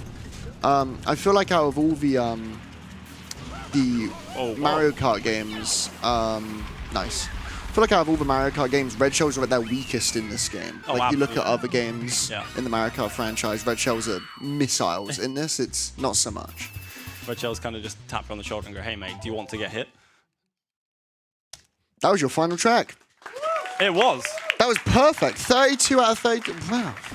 That's kind of crazy. No! No! Oh my God. John, safety. Don't He's attacking me. Don't scare me like that again. Oh my God. I need this. Ow. Anyways. I just thought you should know, Scam. We just said nope in chat. We've ran him absolutely ragged here. I'm going to call him at 3 a.m. He's just going to not want it. He's not going to want it. So this is the final track in the game. The final retro track, N64 Bowser's Castle. It has a special place in my heart.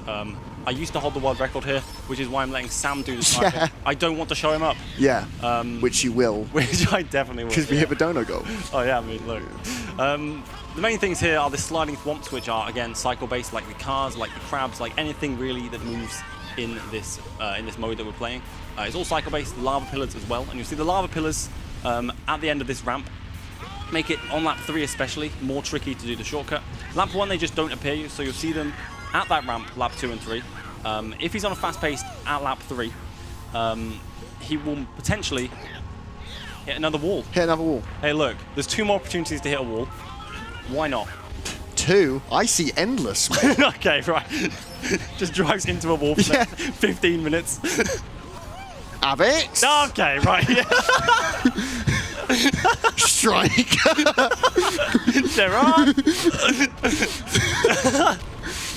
Made that form cycle. Okay, so the great thing about what Sam just did is that the lava pillar point is mute. They won't be in the way unless he hits about 3 more other walls. It's all part of the plan. Which means the last turn skip that he did on lap 1 and hit the wall, but you can do that without hitting the wall if you're, not this guy, will be much, much easier to hit. You'll see in the glitch showcase coming up that this track, remember how this track looks now. That's all I'll say. Because, oh no, the lava pillar was in the way.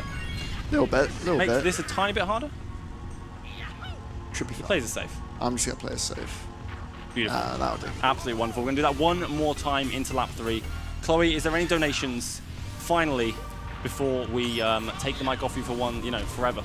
Oh, forever. Forever. I'm not allowed to Forever. speak in the next few Hypnoshot runs, am I? No. No. Okay. Right. You should know that. You should know that by now. Absolutely. I do know that by now, though. Just stupid by the question. Anyways, we have a $10 donation from the Green Viper 8 with the message, I need my goat Scamuel, Hypno, and Egomaniac to race to settle the bromance. Oh, I'm sorry. I mean, rivalry once and for all. Don't think I didn't see that look in your eyes, Jacob. And we also have $2 from Freeze Champ with the message, Jacob, can you please finish this quick? I'm waiting on Valorant for you. Queue up already. Holy moly. I am the worst Valorant player in human history. Oh god. So the fact that Freeze wants to play with me, well, poor guy. means poor he's guy. worse. And somehow, someway, time. We got there. Bro, good Just job. too distracted by Valorant. Yeah. As usual. As usual. Was it Valorant or Freeze Champ? Who knows? Bit of both. Well, look, they say the bromance is with Sam, but sometimes, some look, nights, it gets lonely. Love that bold head of his. Anyways. You just took the words right out of my mouth. What can I say? I'm just going to read one more quick donation. Oh, sorry, 2 more. We have a $50 anonymous donation with the message, I have definitely heard of a tool-assisted speedrun, but the last hour of the Mario Kart Wii has been fun. HAS meaning Hypnoshock assisted speedrun. And that was contributed to the Black Ops 2 Zombies Activate Easter Egg Songs target. We have $1 from Tippy with the message, this is my favorite episode of Nat's Game Night. One that cost Jacob money. Which was also contributed towards the Black Ops 2 Zombies target. And with that, we are all ready to just head over to a quick intermission whilst we set up for the next thing, which is... Showcase. Oh, well, I suppose, which one do you want to do first? I mean, I'm happy to do this. We're already on the scene. We already have the controllers connected. I don't see any reason to take an intermission. I think we just roll right through it. Should we? Let's go to Yes. Do the race? Do the race. All right, we got the yes from Tech. We shall do the race. Let's do the race first. Let's do the Off race. you go, guys. Nintendo Wi-Fi. Let's go. Let's play Bob from Australia. Anyway, Jacob, roll this guy. Oh yeah. Please and thank you. I'll try. You know what I mean? Yo, I'm getting cooked. I need that. All right. So, like we mentioned, this is going to be a versus race, 4 tracks, and the reason we're doing versus, not Grand Prix, is because I haven't seen this screen in a minute. You press A. There we go. He's pressing plus. Like that'll do anything. It said plus on the screen, I swear. Well. Well. We're going to do a versus race. Oh, you can't even do Grand Prix. I didn't know this. Wow. I play this game alone in my bedroom too often. Anyway, what we're going to do is go to, should we do random? We could, that would be fun. Should we do random? Yeah, that'd be funny. And we're going to go to frantic items, which increases the chances of blue shells and shenanigans appearing. And the CPUs are on hard. Vehicles are all, which makes this more and more chaotic. I'm going to nerf myself by not picking Funky Kong. Alright, I'm going to play Baby Daisy. No, I'm going to play Funky Kong. Well, that's a bit rude. No. No, I need it. Okay, let's get some suggestions from crowd. Who should I pick? Baby Daisy. Baby Daisy. Baby Daisy. Baby Daisy. Oh, word. Alright. And I'm going to pick the Dragonetti. No. The Dragonetti? Absolutely not. Alright. Okay. What's first track going to be? Predictions. First track? Are we going to have a timer for this? Was it sorry? Are we going to have a timer? It's reset to 0. Yeah, do we need a time? Oh, we are. We are. Okay. Alright. Can they count? Wait. Can you guys count? First of all, how much are we donating? From the 5? 5. Okay. So they can count. Okay. 5, 4, 3, 2, 1. Go. Let's ride. Let's do this. All right. And Rainbow Road. Luigi Tuckett. Okay, well. It's the track I suck at. It's the track I suck at. Now, here's the thing. We got some Waluigi Now, here's Stadium the thing. fans There is a dude. glitch on this track that can only be performed with the character vehicle combination that I'm having. So you are donezo, my friend. No, you ain't doing all that. So for reference, I am Maniac and I am on the top screen right now with Baby Daisy. Yes, and I'm Hypnoshark and I'm the little brother on the bottom screen. The little brother player. You're not going for days. it. You're I not. had to. You're not going for it, bro. But imagine if I meant to. Okay, I've got to remember it's frantic items, so you can get lightnings, bullet bills, stars, apparently. Sure. Yeah, every single item is now available. Apparently only stars in last place. Sure. Oh, there we go. You're so back already. It's crazy. Bulleted his way to the front. Pow. But there's going to be so many. Blue, yes. I just realized that there's going to be so many more pows on frantic items. You're going to actually be bankrupt, Blue Shell. Are we counting this? If we are, rest in peace, you. Are we? Count it. Uh-oh. Chloe, you are bankrolling the rest of this then for me? A second. Absolutely not. A second. Oh my god. Don't you I fucking knew it was coming too, dude. That's awful. Oh. No. Oh, okay. Wow. Well, okay. Oh, that line. Okay. You're insane. So that's how you don't hit a wall. Thought about that one? I call a blue shell. Yes. You call blue shell? That's fine. Oh yes! my, that actually helps you. Yeah, it does. That really helps you. That's awesome. Okay. Okay. This is actually way closer than it ever should be. Good. This rule set is... Thank God. Thank God for this rule set. I see you. Ah, you saw it. You're screen watching? You're damn Someone right. grab the cardboard. Oh my God. I'll do this. Fib in second. Get out. That's actually smart because now if I'm going to get a blue. Oh, what is that? Yes. That's karma. How dare you. We're going to lose to the AI. Imagine. Hello, Dry Bones in the baby booster. How are you? Surely not. Oh. Sick banana, bro. Love that. It went too tight for you. You know, your mind can't comprehend it. Yeah, absolutely not. No. Oh, no. No way. Yes! Oh! Tactical. There's no way. All intentional. One more blue. One more blue for the There's Gusto. no shot. There's no shot. One more No blue. shot. One more blue. One more blue. One more blue. One more blue. There's no more blue. I can't believe it. You missing the POW won you the race. All in a day's work for a crab. Yeah. Yeah. I just got to hold the L on that. Just outplayed, I'm afraid. Look. It's not the game. It's me. And Rainbow Road. If I say it enough times, I'm right. Collect them all. Yep. Sign clip. Can I have your controller?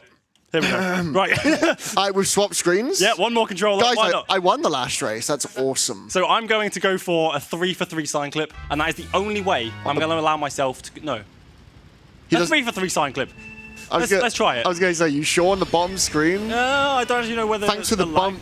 I don't know whether the lag is going to allow this. Oh, I also might not get shrooms. I just fibbed myself as well. And no, tactical. If this gives me a bullet, it's over. Golden? I'm literally... No, I can't do it. I'll go for it next lap. I was going to say, I'm not even looking at my screen. I'm just looking at you go for sign clip. No, you know what's great about this is whoever wins... Yeah, it's actually punishing them. That's so funny. Okay, now the great thing about lightnings in this game is that you can dodge them. So, if you're the player using the shock, or you are in a star or a bullet, or a mega in fact, you can actually dodge the shock. So even if I am not in last and don't have the shock, Luigi could get it here and spam it. I'm going to actually tactically just get bodied. I'm going to tactically hold this until Luigi goes through the next item set, because I'm predicting a CPU using items. This is the most online thing I've ever seen in my life. This is some Nintendo Wi-Fi strat. Dude, imagine it. Not quite. Okay, just give me 7 more blue shells, please. Okay, swap controllers back. Yeah, man. Yeah, what? You know what? Okay.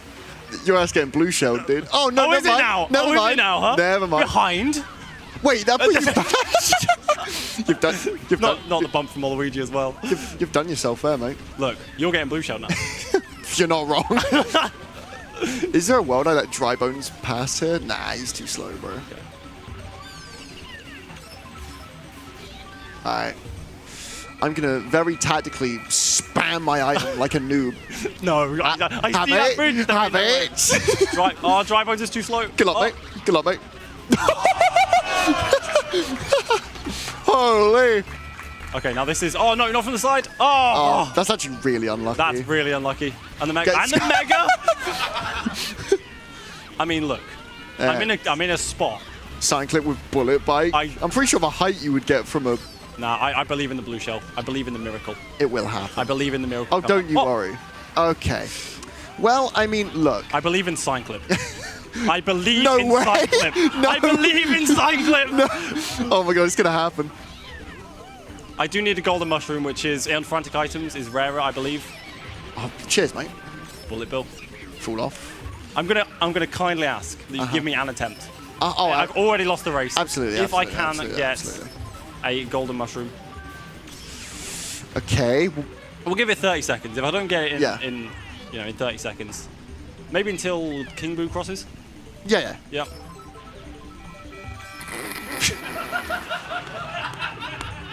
Thanks, man. No, it's chill, dude. I wasn't doing anything anyway. It's chill. It's fine. I think you're only getting lightnings and build. Okay, I'm wrong.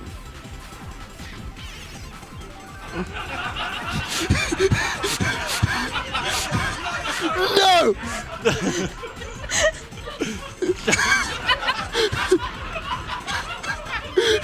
Just finish. Just finish.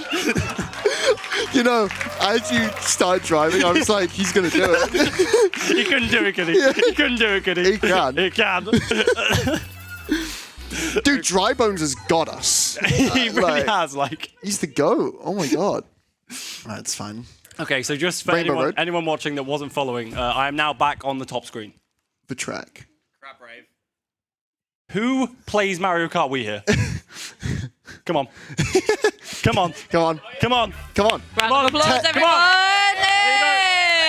Here we go. Tech, you know what to do? Wait, I don't know which screen I'm on. Okay, bottom. Yeah, you got it. Well, good, man. Okay, I've never played with a Wii Classic controller.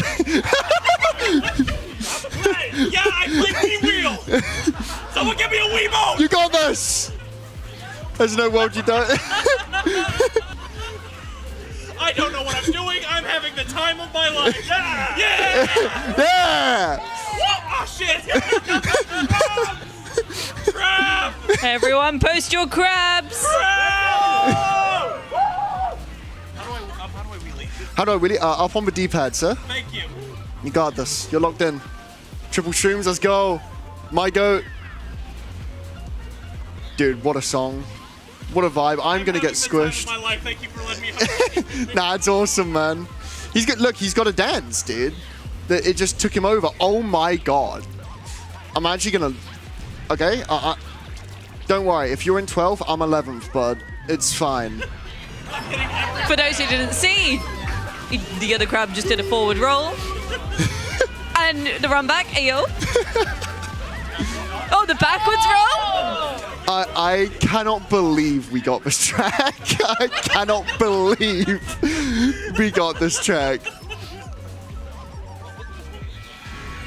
Yes. Wait, so that's how the bullet bill works? I thought I could just shoot the person in front of me. Sorry, I'm from Texas. You see where the confusion came from. Yeah, no, for sure. Oh, another $5.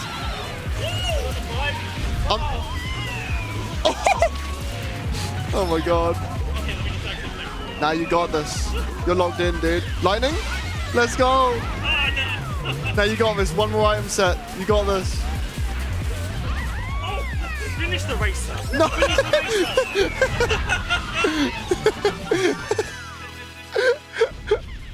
sir. I was legit gonna wait for as long as possible.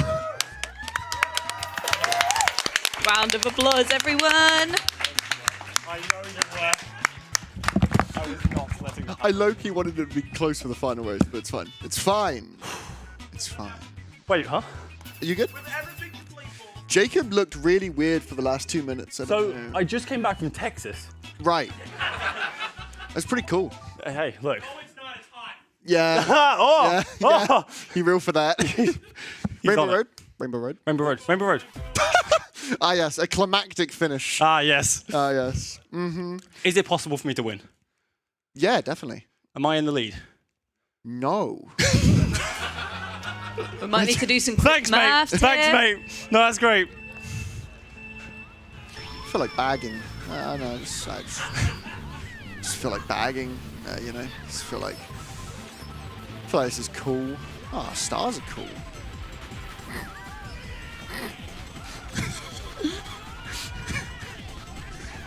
Nope. No! No! That's screen watching, that is. That's screen watching.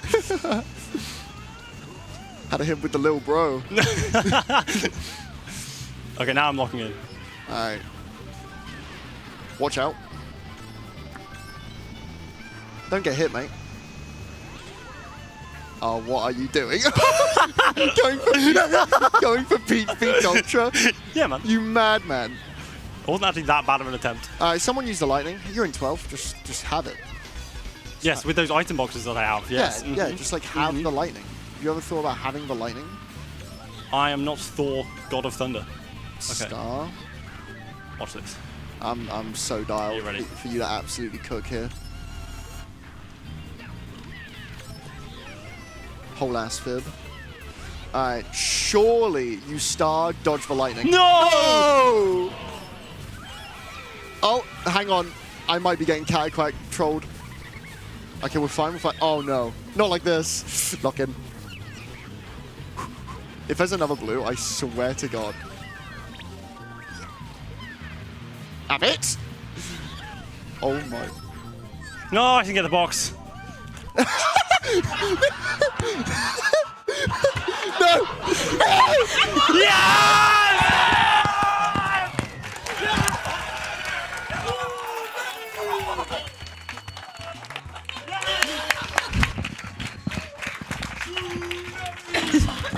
Tsunami! So I just came back from Texas.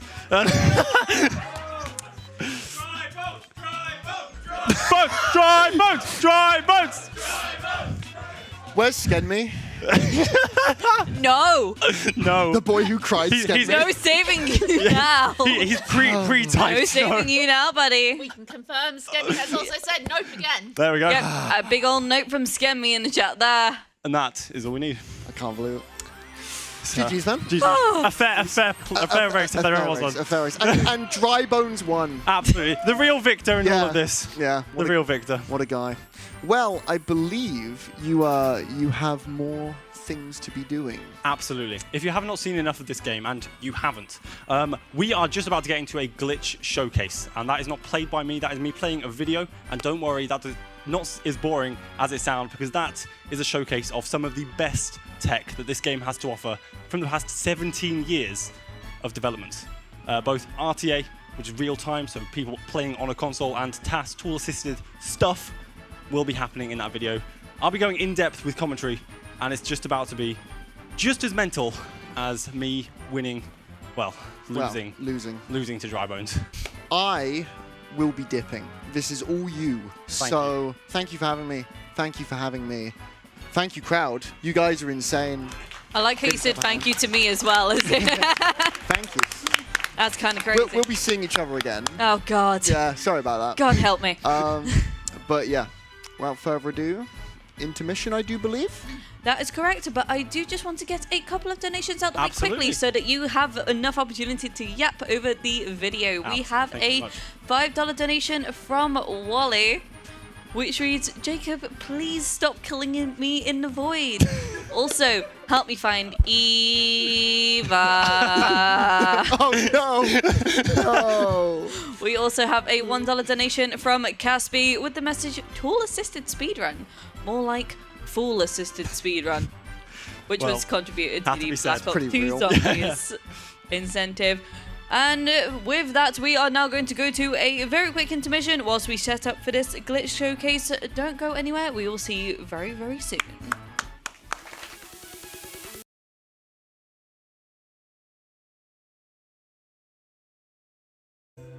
Hello, everyone.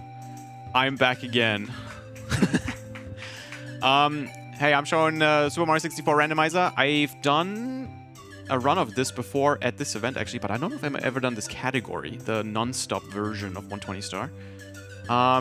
Basically, Mario 64, random enemies, coins, stars, even the looks of Mario I'm going to randomize. I'm not going to randomize the music.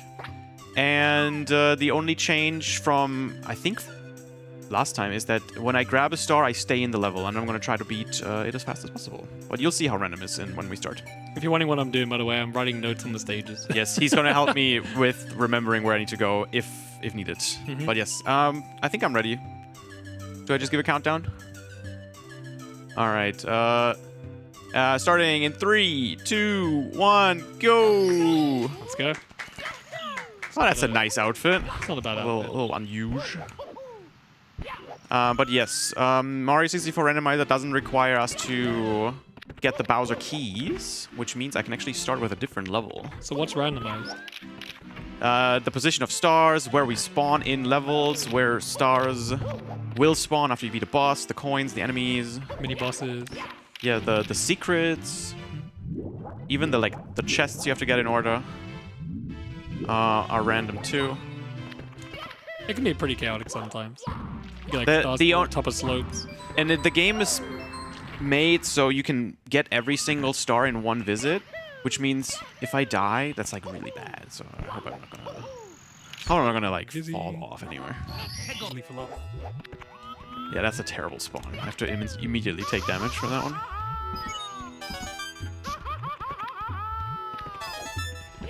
Okay. Yeah, it's a lot of focus, because basically every level I enter, I have to immediately start a 100 coin star.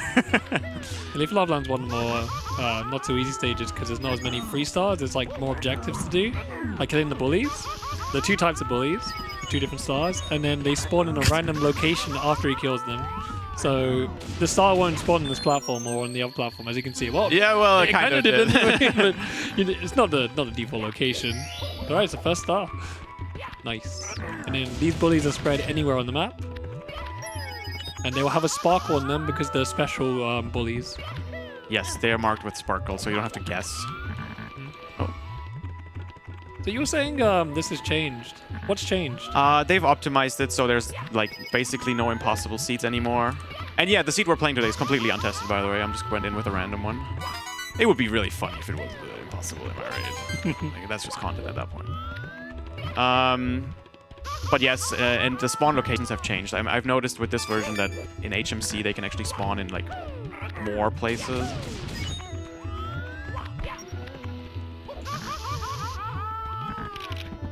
Oh, there's another red. I have to find all the reds before entering the volcano, because once I'm in the volcano, I can't go back. And I'm looking for one more sparkly bully. Probably on the wing cap platform.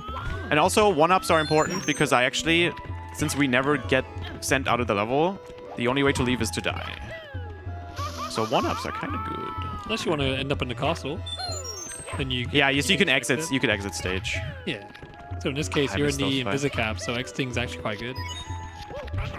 Ah, there he is. Big bully just spawned. Oh, I forgot this. That actually works out, because as soon as I come back to the shuffle, there should be 5 coins spawning. Where's the big bully? So to know what this is about, there's no like extra coins or anything. So the stuff, that was pretty cool. Yeah. The stuff inside the volcano is still the same amount of coins, for example. It doesn't change the amount of things. It's just the things they're in just shuffled around. Yes, some levels have added coins because they can spawn out of bounds and it would make some stars impossible. Oh, okay, I didn't know that. But only in those stages, usually. Oh, it was already Mario. Okay. So that's like one of the fixes, basically. Yes. Okay. Oh, those are really horrible coin locations. Yeah. Oh my goodness. Also, I haven't found the big bully yet. Never mind, I see him. Is he chilling behind the gate? Yes, he's back where we already were. How many red coins do I have? Is that bad spawn? Oh man, I need one more red coin as well.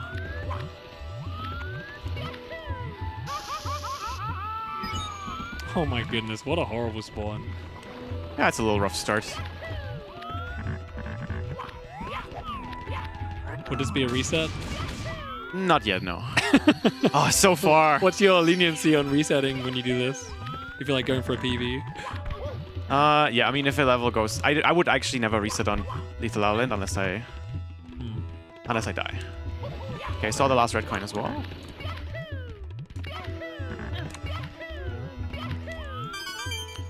Okay, I can get that, and then the other star, and then I enter the volcano. We have enough coins, too. No. Accidental ground pound.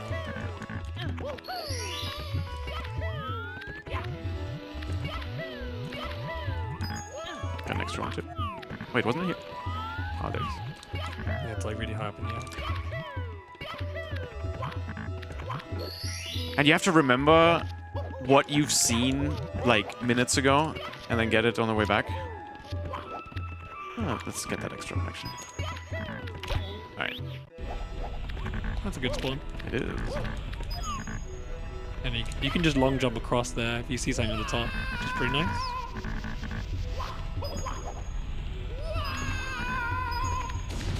Oh, Bully just ended himself. Yep. Poor Bully. Oh, nice arrow. Ah, stop jump.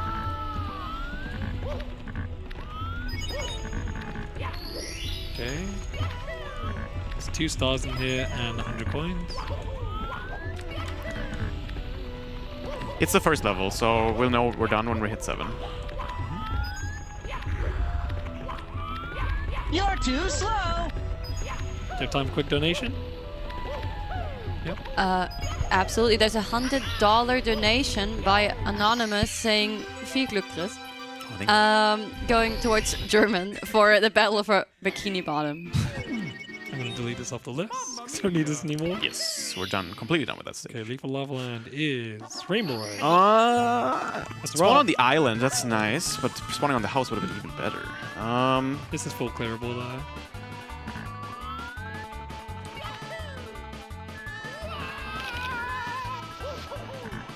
Oh my god, that red coin. You never go ahead and play. It's a really rare location. Rainbow Ride's so scary. Maybe you have to ride the carpet. I might have to, yeah. Depends where it spawns. You can see there's one in the castle. I can't. Sometimes you'll see me pause, and on the pause screen, I try to do a quick scan for like stars and coins. Yeah. As of now, we might be able to skip the carpet ride. Every pause screen in this game has like a set camera, right? Yes. Yeah. You're looking for the box star. Yes. Oh, that was cool. Ground pound cancel.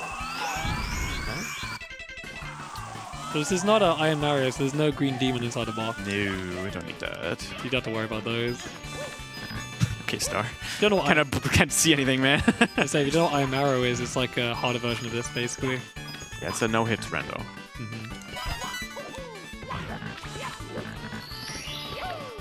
Okay. It's really important to know what a teleporter is in these kind of randos as well. They're so useful.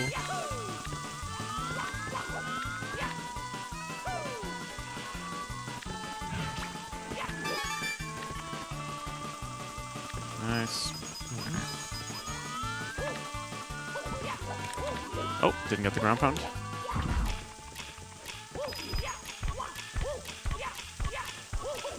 Is it bad I have nightmares of that blue coin switch? Because when I first learned like speedruns of this game, I would like just bonk and miss the blue coins.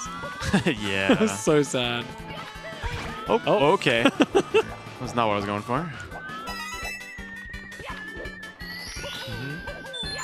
Nice extra one. Yeah, so you see when he's picking up the stars, like, it doesn't really interact with Mario. So you still keep your same momentum and everything, so you need to be careful and pick up stars. Oh, those are really awkward. I'll miss those. It's fine. There's extras. Usually I scan way better for reds. I'd have counted them already. It's kind of a scary island over here. It's very scary. Lots of coins though, at least. Okay, yeah. Danger gone. Okay, so we've avoided the carpet ride so far. Where are the reds? Oh! I'm fine. Oh my god. The Lakitus are just out there today. Yeah. Jeez. I'm missing 2 reds. That's a lot. Probably on top. Have you been on top of the house yet?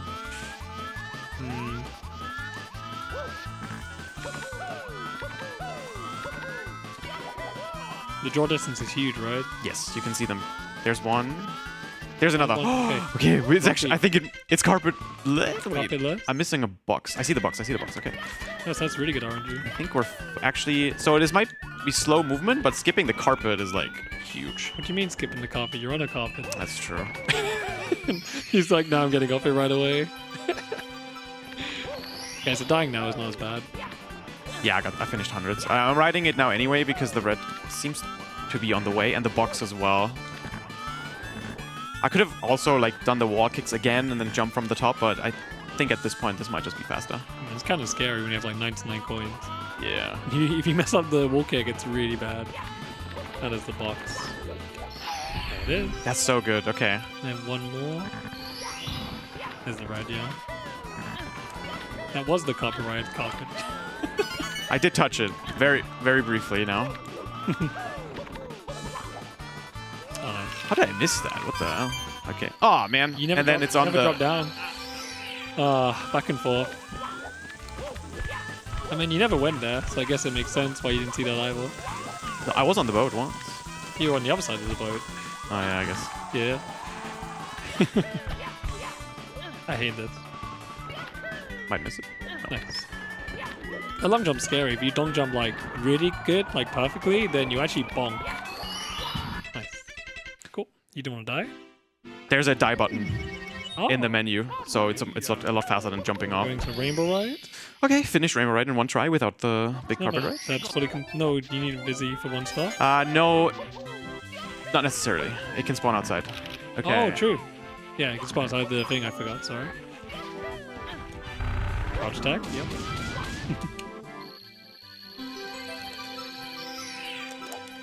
That's actually what the IL does for that star in normal Mario 64. There's 3 boxes, so this is a 1 and 3. Got it. Nice. Easy. This level has a lot of open like 3 stars.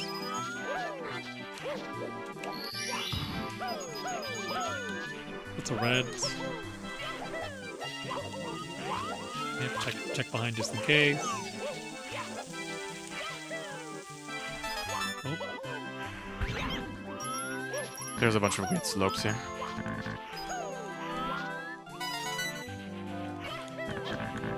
Sometimes the stars can spawn on the grey area. Be a little bit troll. Oh, invisible. I thought it was going to happen again. Oh, nothing.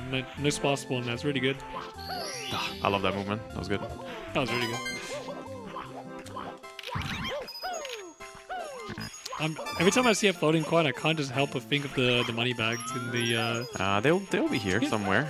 Yeah, I know. But when you die in one hit, it's a different game. Okay, am I tripping or is the color bleeding on the coins and this monitor? Probably. Like it's something trippy's going on. Like not so yellow, I guess. There's one. Oh, you would have died if that was Iron Mirror. At least it came to you easily.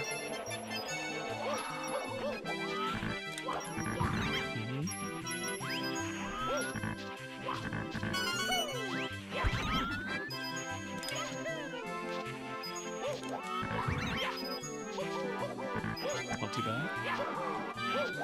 Hopefully the igloo's nice. I think this is the last red coin up there.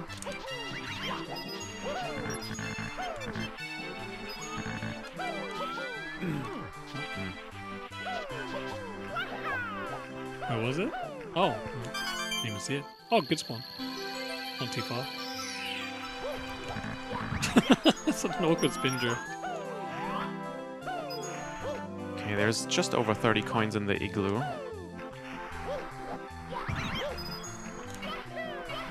You probably want an echo just in case a coin spawns in the ice, right? Yeah. Okay, and it's 5, so 100 coins. Plus the igloo star. Yep, so you're good. Oh, that's good. You have to climb, that's pretty good. Seems okay. Yeah, nothing in the box, so you should be good. There's a couple in there. Oh, is there? Oh, I got it.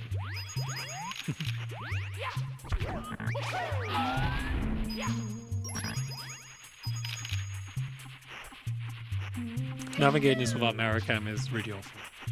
Yeah.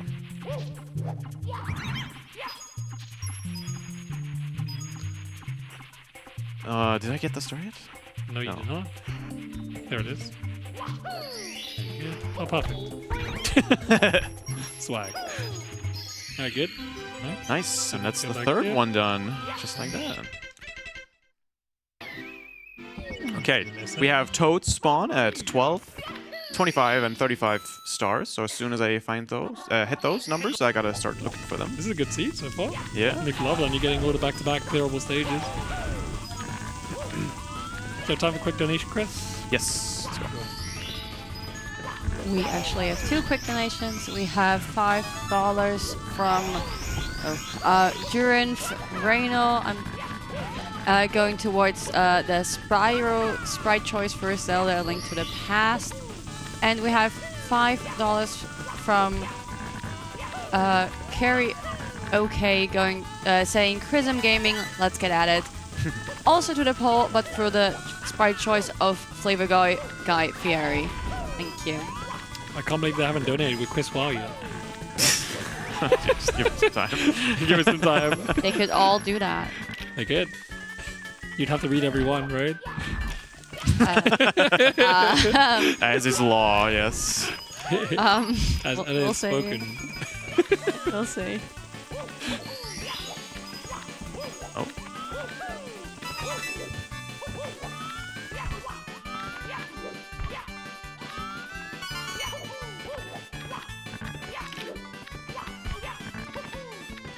Probably fine skipping that one.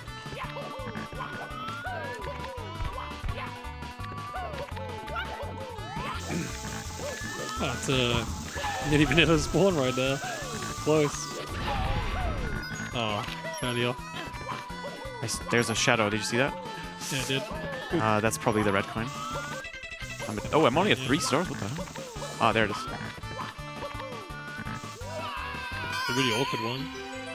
Double star spawn. I don't know if I can make that triple jump. I've never tried that movement. Should I just go for it? I don't know actually. I might just go a long jump instead. Worst case scenario, you could like wall kick off it. Yeah, I guess. But I'm scared. 5 stars. What am I missing? Red coins and that shadow that I saw. Got 100 coin on the top. And did you? I think it's up here. Should be a 3-star. Yeah. And then you're done. You're done. I mean, that would have been fine if I jumped all the way. You haven't been in TTC, yes, that's fine. Wow, that was a super fast TTC. Okay. That's really good. Mamma mia. And into TTC, time doesn't matter anymore. Nope. Oh, great. That's fine. Okay, I'll go for the later ones, the ones back here first, because I have the metal cap for free. Oh, the camera is spinning though. So good.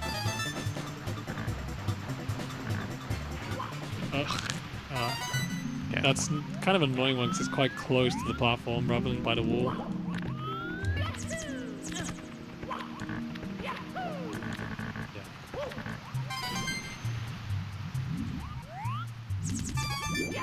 Nice. Ooh. Can't ledge grab that. That's okay. So I saw one more. There should be 2 here. Yeah. So ideally you want to get the ones at the back first because you can't really go back there without going down the waterfall. But there was none that spawned at the back. So and then you scout the metal switches right after. There's one right under the bridge. Nice. Oh, good spawn. That was decent. Not getting any of the back right away is fantastic. So the best RNG is when they all spawn in like the beginning area. Cool. Right, HMC. Unless you want to get the MIPS, no? No, I mean that was in metal cap actually. This is another full clear stage. Nice. Pretty good. Oh, I don't like this.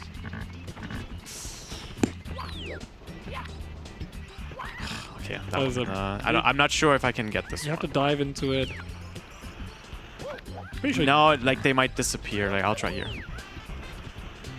He's gonna get up and bounce right away. I think it's gonna disappear. Oh, yeah. I've never seen it. Yeah, it's that's -5. I mean, you can't do anything about it. Yeah, it happens. There should be enough coins either way.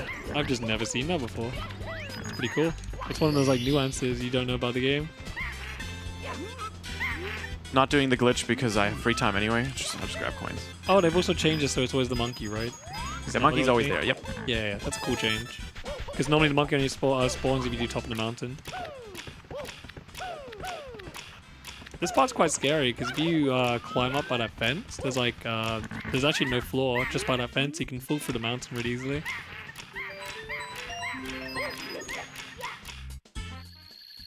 Okay. That's know where the boulders are. Oh, that's this one. Okay, I'll enter the slide next. The slide coins being random can be a bit of a pain. Yep. Especially in the beginning, I'll play it usually really safe. CTM is one of those stages that has just enough coins. But the blue coins remain unchanged because they're on like some bouncing cycle. So when they're sideways like this, I usually just get them. And then the blue coin coming up hasn't been changed. No, that's a hard script. Yeah. Nice, got it. Oof. Got it. Oh, just barely got that coin. Oh, that's not great. Nice. The one on top of the bridge. I've never seen that one. That one's great. Oh.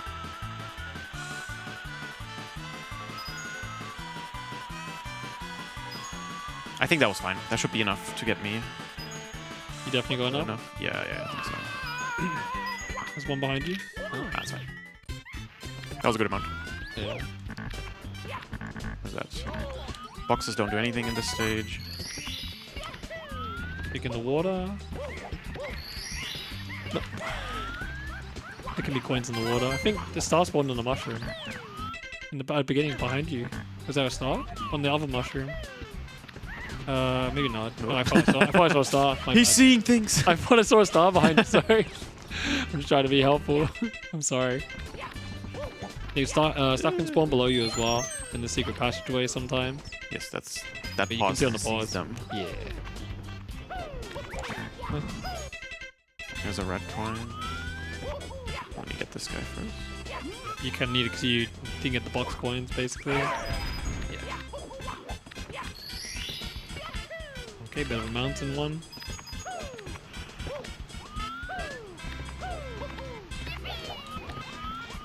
Monkey wants some action. There's 2 more there if I really need them. We'll probably have time for a donation. Yes, let's go. We got $20 from Denka Dopin Crusader and Tim saying, "We hear whispers you are gonna do the all faces statues speedrun with your lovely commentator. Are those rumors true? Watching from Malmö this time." Do you want to explain what all faces statues is, Chris? All face statues is a 30-hour category in Mario Party 3. We do I've done it once, and I got a really good run, and I'm pretty happy with it, and I'm not going to do it again. ESA Summer Stream 2. That'd actually be a fun thing for Stream 2, but it would be brutally long. Unhealthy. I don't want to promote unhealthy gaming. It's not a good idea. They put that towards the language choice. Polish for Bella for Bikini Bottom. Also, we got $5 from Samurai Vampire saying Chris Wow, going to German language. Chris Wow. Oh, how did you not see that one? Maybe that was the one I saw. I swear. That was the red coin star. That wasn't the Oh, okay, it wasn't the one. Okay, yeah. I'm seeing things. That box that disappeared kind of matters now. The bomb might be okay. Oh! Nope. That one's gone already. Oh, no, no. Okay, that one was generous. That Goomba. The Goomba. Can you pull him up? Can't get that Goomba. Why not? Do some jump kicks. Oh my god, This okay. PTM has been not so kind. I hear one. If you spawn the star on the slide last, it's not too bad, right? Oh, hello. There you go. And that's the last star too. Nice. Okay, we hit 35 stars, so I'm gonna do a little toad check here. I'm gonna do a quick loop around this. I didn't see any. There should be 2 on this floor. That's fully completable? Yes, of course. Yep. This is usually the quickest level in Randomizer.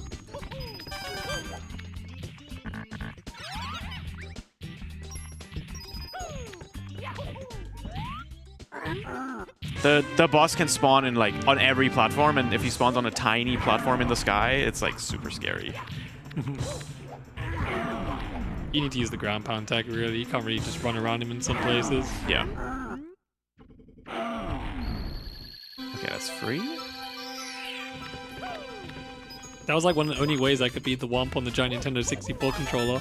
Nintendo Museum. It's like the easiest way to do it. Oh, I thought we were gonna get crushed. Oh my goodness. Yeah, if Mario gets like sandwiched between like 2 platforms or an object in the platform, he can just like insta-die. Because of this game, if you get crushed, it just kills you right away in certain ways. You would get stuck, yeah. Yeah. Eventually. And I think it's just like a fail-safe in the code.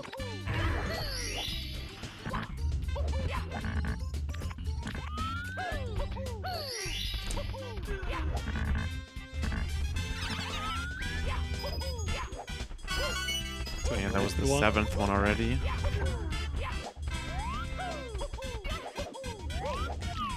Nearly vanilla.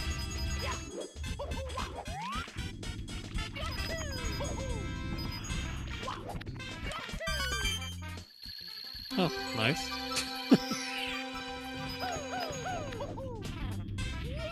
Ooh. Oh my goodness, the wumps. 3, 4, 5. In the math. Floating platforms or in the gaps, maybe? Oh, there it is. Cool. Oh, that's only 6. Oh, right right there. Right there. I did not see that. Hidden behind you. Cool. I'll lobby here. And I'll go back so it's not too confusing about routing. Right, Worm Swatches? Is it a course or is it a secret? It is a course. Fully completable? Not got the trouble stages yet, surprisingly. Getting SSL with our wing cap is rubbish. So so many coins can just spawn in the air.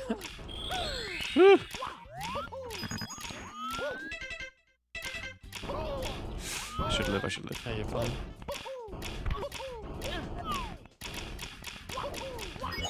Coins are important. This stage doesn't have as many extras as the other stages. No, this one's fine. This one is like, in vanilla, this one's like almost 200 coins, dude. Oh, is it? Yeah. Oh, my bad then.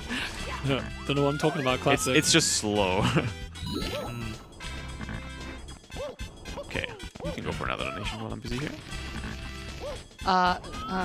Okay. We got $20 from DQ and the emotional support chat. My enthusiasm is because of the donor message saying time for daily wowers. Chris wow, Chris wow, Chris wow, Chris wow, Chris wow. Wow, wow, wow, oh, wow, wow, wow, wow, wow, wow, wow, wow, Chris war, wow, X 247. Chris VA, oh good God. luck, Chris. It's literally what he does in the chat. Thank you, and that is going towards the German language. I don't know how often I will be doing this. What's saying wow? A lot.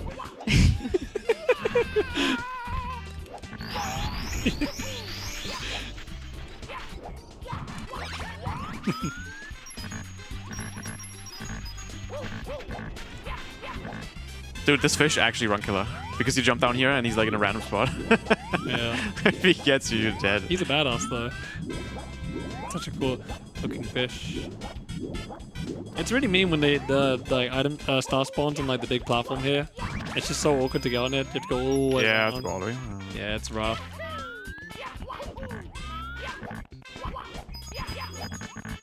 Okay, I have to find the final...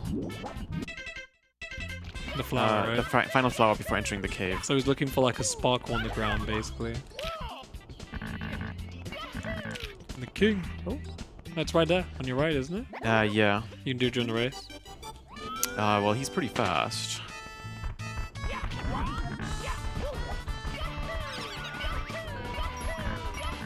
That wasn't the last one? Yeah, I thought it was the last one too. No, there's one more.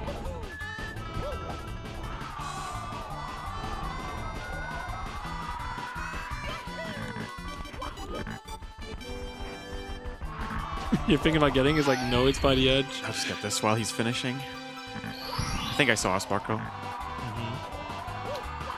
You're not gonna kill his son in front of him, are you? Don't Look talk away. to my son ever again. Here, look away. Nothing happening over here. No, don't do it. Aw. Well, that's scary. It is scary. I could have so easily How can killed you do that? He's right in front of him. I only saw this coin, not a sparkle. Okay. This part's quite scary. Yeah, it actually is. In my opinion, THI is the deadliest stage in the entire game. Alright, we're good. The small section specifically.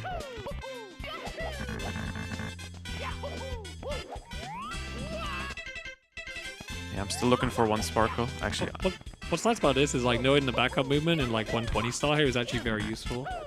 Like all the movement you can do to get backup slopes and stuff.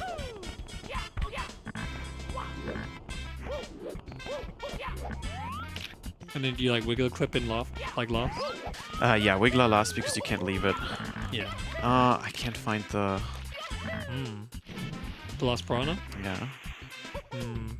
What if it's on that I heard platform? it. I heard it. Yeah, it's somewhere up there. There it is. There it is. Really didn't. I was just hiding. Yeah. Okay. Your camera wasn't facing you, so you couldn't see it. Oh, that wasn't the last one? What? We need one more? Maybe it is that platform. I don't see a sparkle. I see it. Oh, there it is. Oh, man, I gambled that it wasn't there. The random little hidden platform. Okay. I'm not gonna die to this guy. He's just waiting for it, man. Where's it gonna spawn? Huh? Are you kidding me? That was not the last either? Can we not count to 5? Watch out for the fish. Oh, he's on your...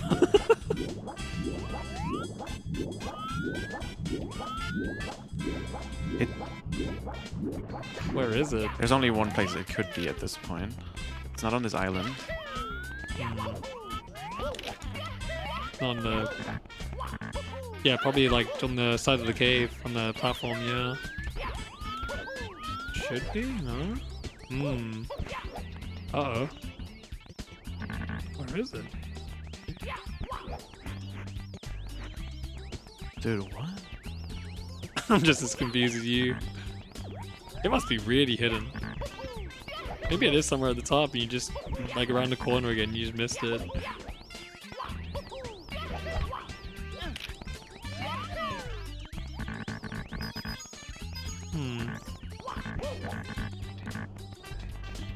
This is randomized. Sometimes it's just... Did you see it? Did you guys see it?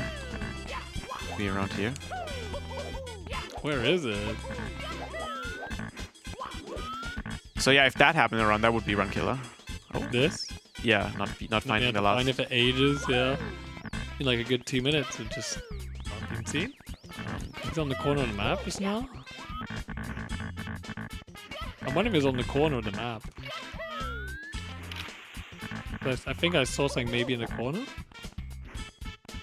One of the corners somewhere. Could be right here. No.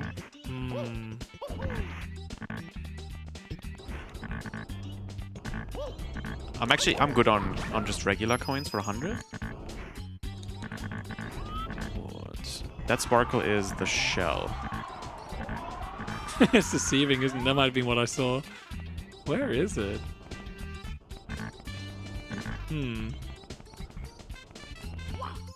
This is tough. I'm going for a second loop around the island. Final lap.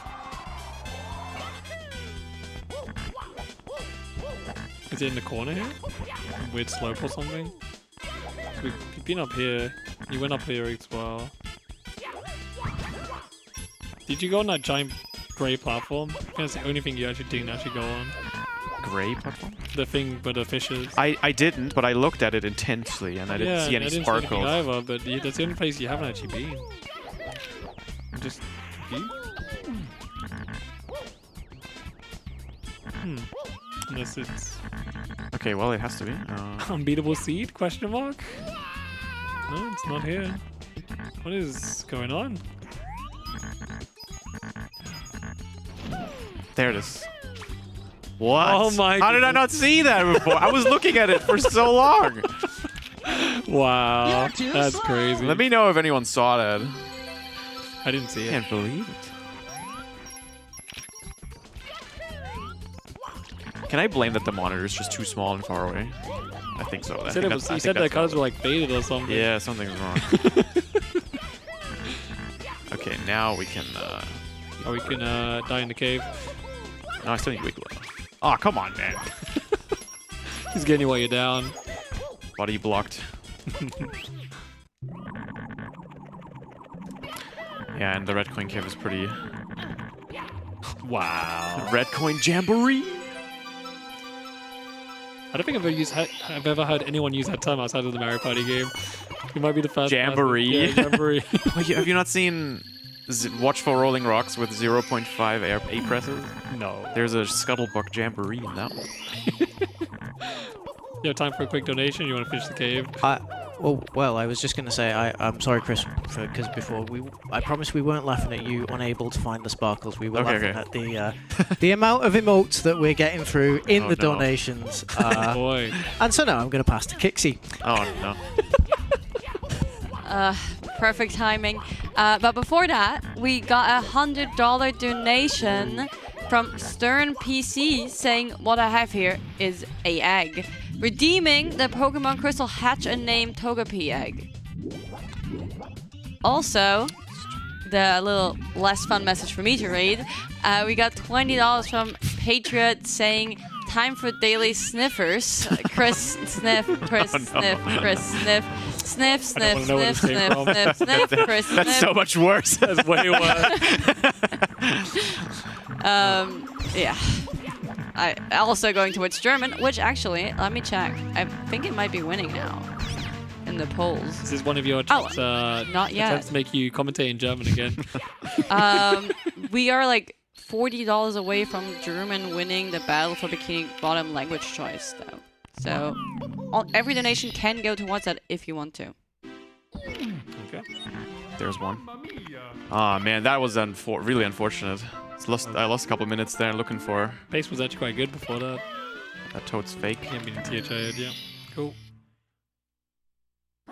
Okay. Yeah, this one, depending, you might need this cap, we'll see. Not usually, but yeah. Not usually.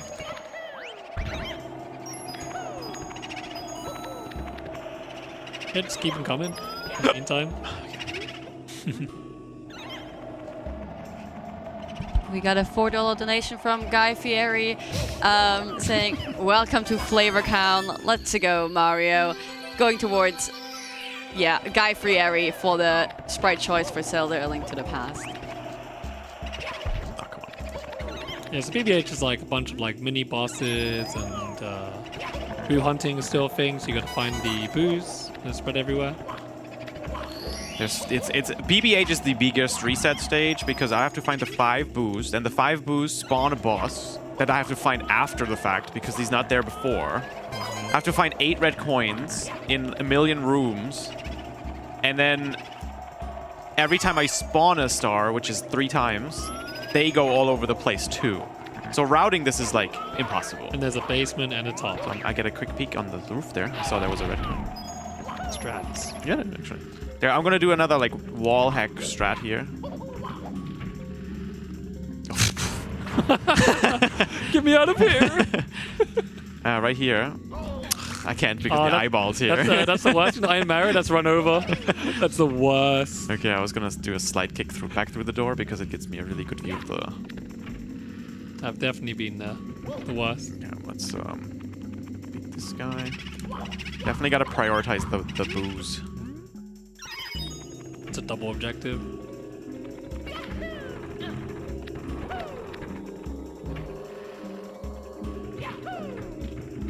Nice chair.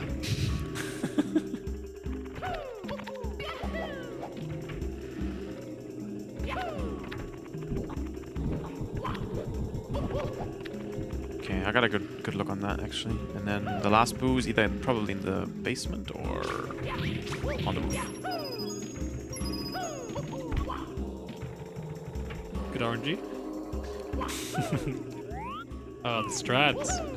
Yeah, I got a little first person. And then the roof usually has like a red coin or something on there. I saw one already.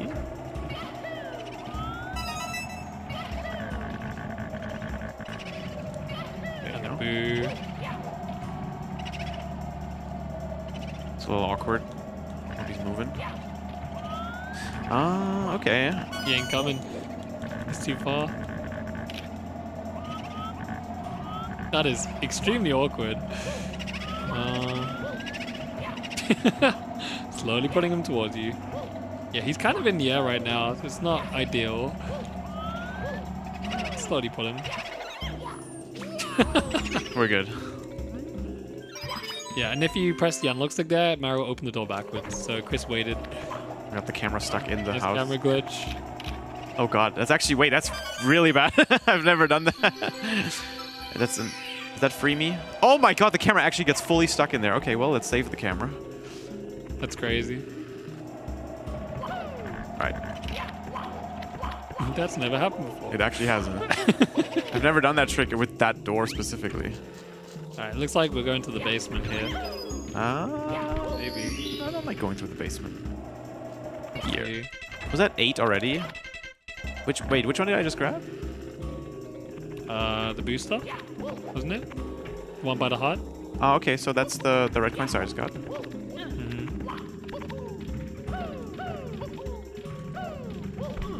Okay, so as I'm passing the door, like right here, I'm loading the room, and if the boo's in there, he would laugh, so I could hear him. And I didn't hear any laughs, so I'm gonna go. A big boo.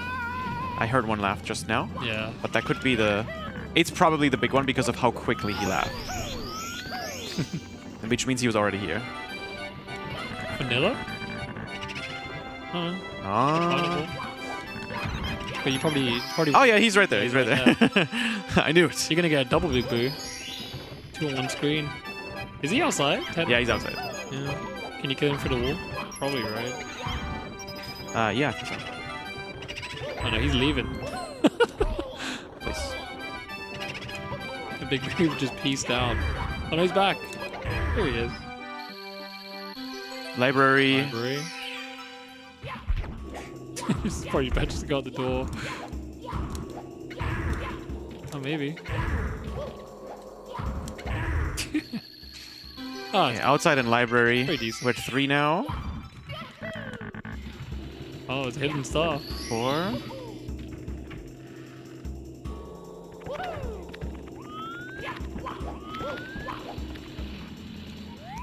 What am I missing then? So it's 57, right? 'Cause you got the toad, basically. I'm at 4, and I just spawned 2. Yeah. I'm missing the big boo. The normal big boo. I never found him. You've only killed the ghost on one. And oh wait, no, I just beat him, and I got the eyeball. What am I missing? You finished reds? You got the last red? Yeah, I did reds. Yeah, red was here. So you did the red. You did the. No, I'm missing a big boo. Oh, I'm missing a big boo. No, that's Yeah. the one you got. This could be the actual ghost That's the hunt one. That's the one. Yeah, if it's star number 1, then this is the ghost hunt one. Thanks. Yeah. That's it, Okay. yeah. Is that technically outside or inside? That's outside. Okay. Is it because the room was loaded outside still? Yeah. Okay. And then last one's the library. Good. Okay, all in all, not a bad BBH actually. I mean, you didn't have to visit things multiple times. That's pretty good. Yeah.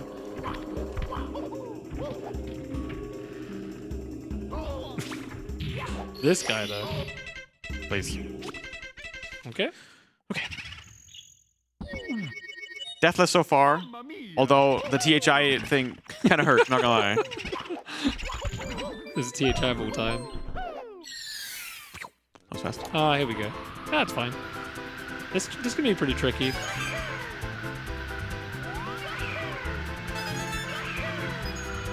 Yeah, so you always prioritize the really high ones first in this. And then you can get the low ones afterwards. On the bottom, if you just triple jump usually. Also good we found wing cap before the other wing stage. Good card stage. And then we can do a little trick here. We can do the ledge grab cancel.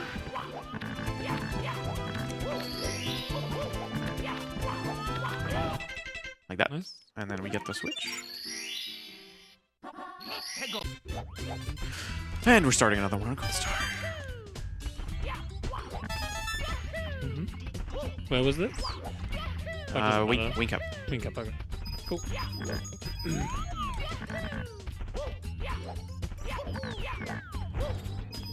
Ah, come on.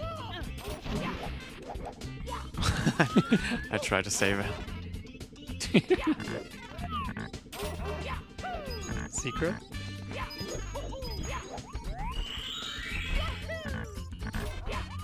Ah. Need that red coin. Wait, there was 2. Wasn't there one at the back? Sparks. Alright, let's see how much we can get done while we're racing this There's guy. a secret near you.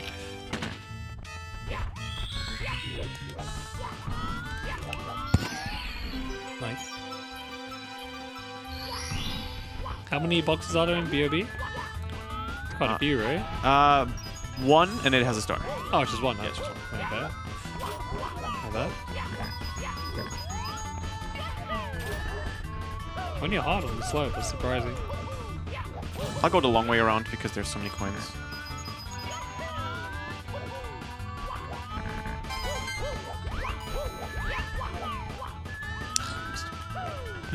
Go for another donation while I'm doing this. We got $10 by, I hope I'm pronouncing it correctly because Chuck got really excited about that person, Kie Canon, saying Chris Honze. Honze? Honze. Honze. Honze. Oh, yes.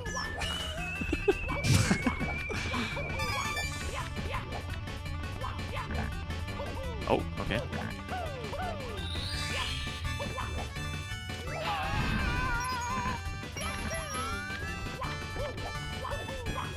Yeah, it's a little awkward because I'm kind of waiting for him to finish the race so I can spawn the star right away. I don't want to come back up here. I just finished, so yeah.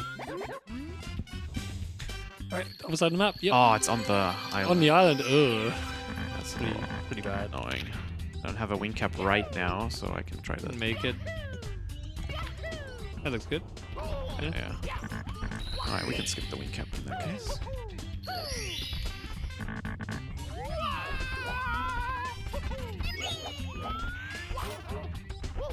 And stuff can spawn on top of the dog cage as well, right? Yeah. Yeah, be a bit awkward. You don't need to free the dog here, because it doesn't actually spawn a star. Oh yeah, I forgot about the king. Chain jump, sorry. Oh, the king's got all of his minions around. He's gonna step on his children. Watch this. Oh, never mind. He saw them die in front of his eyes. First the Cooper, now the bomb him.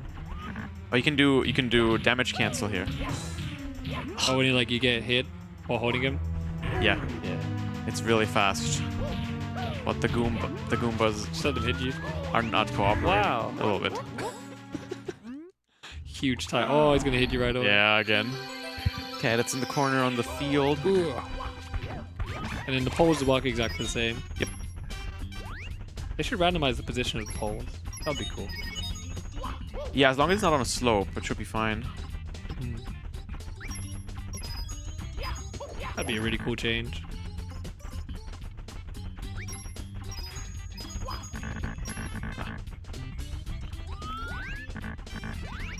If I can grab that one.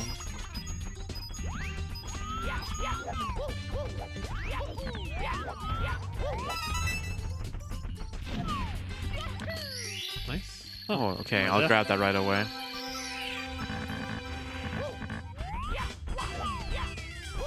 Getting all the secrets out of the way early without climbing over walls is pretty good. The secrets here can just spawn anywhere on the side. Only one red to go.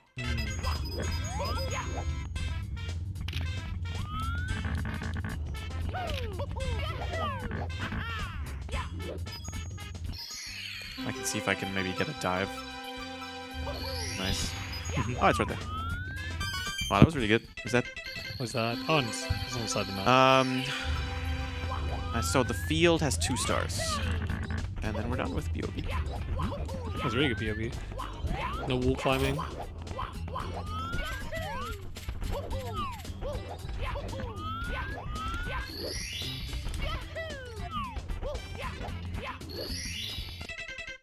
Ooh. Time to go into Bob. Super late. Pace looks good. DDD. Full clearable. And we're starting a 100 coin star. You wouldn't believe it. I mean 100 coins though. Technically. What did I say? Red coin? No, meant 100 if I did say red. Yeah.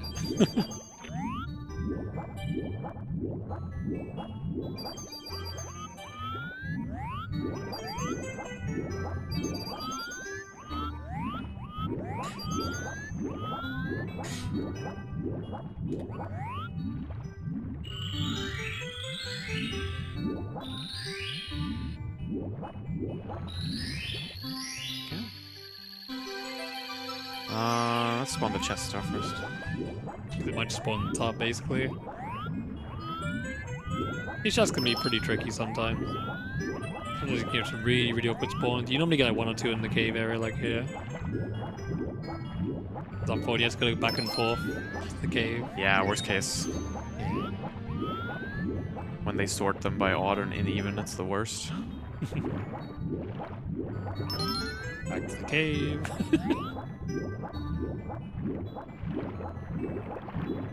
I keep doing that when I'm playing randomizer, and I say something like, "Oh, the randomization is this, like the way it is." I say like, "Oh, they did that to me." Like it's some people. It's like a group of people. It's like personal. Yeah. I keep saying that. Oh, you did it to me. They did that to me. I like that. Gotta blame someone. Can't believe we've done this.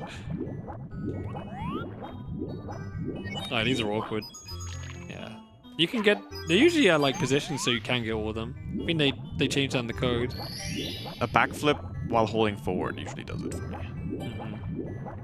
Attack. Right, go to the ship.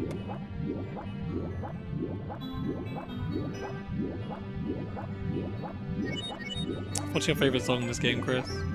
Or we're just swimming from... Favorite song? A Slider. A Slider? Yeah, I love Slider. Why does it go so hard after so many years? I think I like CCM. CCM goes. I love the CCM memes when someone's like, "Yo, they really did the winter to me," and then they like open the window and it's like snow, and the CCM music starts playing or something. It goes pretty well. Dude, Like TikTok videos or something. I didn't think winter could go this hard, and then they open the window and it's like CCM playing. Oh yeah. I just like CCM because if you have like full stereo audio, you can hear the drums are separate and stuff. It's got loads like a lot of songs in this game have like loads of different background instruments. The DDD music changes when you swim to the cave. It adds some extra layer. Okay, I have to do a really, really tough maneuver. Coming up here to the blue coin switch. Kind of a rando-only strat as well. You wouldn't see that in regular runs. Oh, I mean, you would if you... Yeah, there's another old strat. This is a really old strat. Nice. First try. So that has to be like a second, third frame, fourth frame wall kick. Yep. It can't be a firstie. And it's kind of just like a feel trick, mostly, because it's hard to tell, honestly. But, you know, it's more than one frame. You have like 3 frames to hit it, so it's not the worst. And if you're not confident in the triple jump dive in 120 style, you can actually just do that strat instead. There's an alternative, but it's obviously slower. Looking for a red coin. Yeah, the red coin could spawn inside these. Yeah, the red things.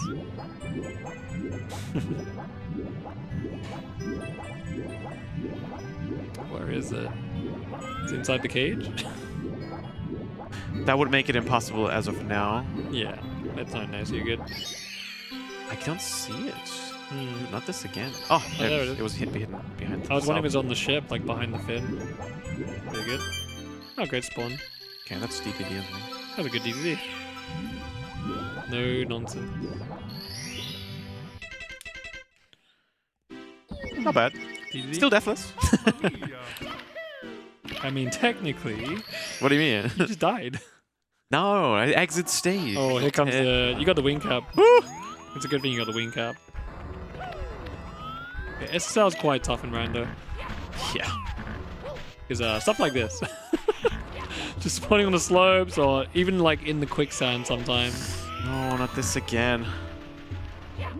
Oh, I got it. You got it this time. You have time for a quick donation? Yes, let's go. We got a $5 donation from DQ again. And I've been waiting for this donation because it's been discussed in chat for a while now. Mr. Streamer, can we please get your best bomb impression? Oh, yeah, of course. Chris Fag. Do I ever open one? Oh, yeah. I open one in one level. And when I open that, I'll do the impression and then I'll let you all rate it. I was going to say Chris Wall. And if I don't, remind me. But I will. Chris has a donor wall emote, just so you're not aware. No. I know. We also got $10 from Isofirm saying, great job on the run so far, Chris sign. Let's go. Didn't like one of your emotes used to be like the door in the castle from the BOJ? Or was that just the Frank Faces emote for a while? The what in the castle? Like the doors? Yes, no, that's it was an my emote as well, right? It's called Chris It wasn't Door. just on FFC. Yeah, Chris Door, I remember that. Classic. Going for a run. Oh, imagine they just killed you. No, that would be terrible. That'd be insane if it just dropped you into the quicksand. I need the shell. Yeah. I need the shell. Did you get any like crazy quicksand ones? I haven't seen it. I really would like the shell. That's a nasty spawn. There it is. I can get that. Is that because of the quicksand? Yes, it's probably possible without, but it's just faster and It's safer. really awkward to fly over the quicksand. With the shell, I can. Yeah, the corner of the map will break your shell.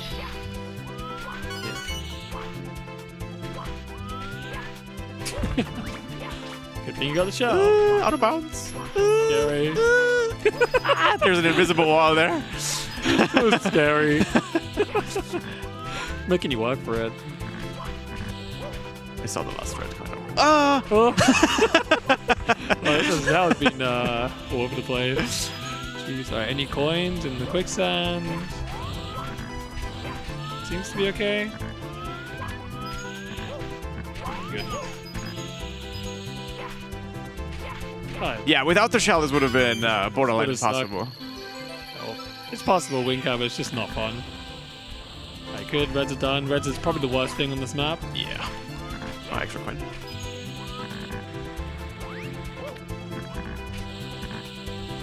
Careful of whirlwind. Yeah, we're safe if we go over. That's all. You good? It's also a lot of coins. 59 is random more than position usual. Here. That's not the best spawn. Yeah, I didn't want to spawn on the top. So you're gonna do a bit of climbing potentially. We'll see. A lot of things normally spawn at the bottom though. There's a massive like playfield area at the bottom, so things do spawn here quite often.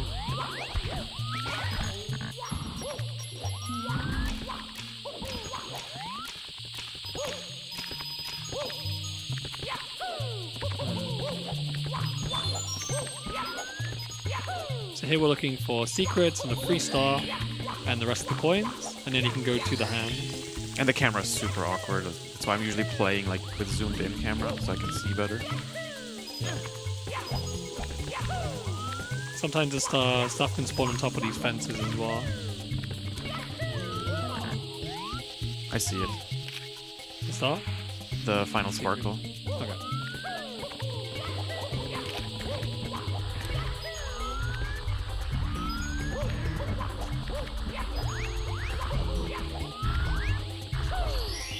Oh, nice. Oh, wow. I'm still missing 10 coins, though. Where are they all? There should be a big cluster somewhere. Oh, there you go. Speaking of devil. I still need one more coin. That's a good one. I wouldn't do that. There's coins on the other side. Yeah, you're good. I missed those 5, yeah. And you're in a pretty good position to get to the top of the... what is it even called? The center, I guess? I don't know what to call it. IROC. What's it called? Well, IROC, the boss, but the box thing. Yeah, I do that long jump ledge grab. Came up with that strat myself. Like.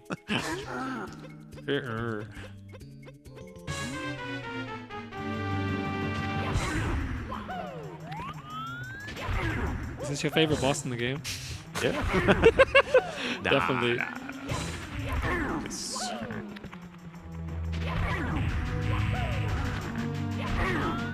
Alright, Chris, you ready?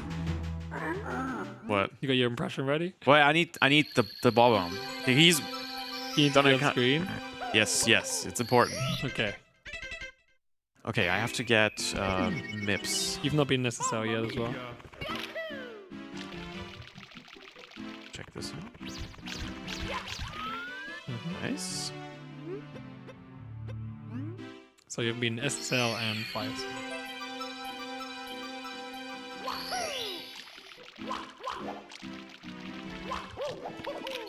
Cool. Okay, that's good. Not too bad. Middle spawn is pretty decent. Because you normally have to drop down pretty often. Ah. Okay. I don't see any. I remember when the randomizer first came out and there were like coins in the lava. Yeah. It was pretty bad. That's fun though at the same time. It's kind of like craziness where you have to do these like crazy things in the lava to even complete it. Point there. And we're probably going to see it jump all the way down to the bottom. Seems so. Yeah. Nothing here.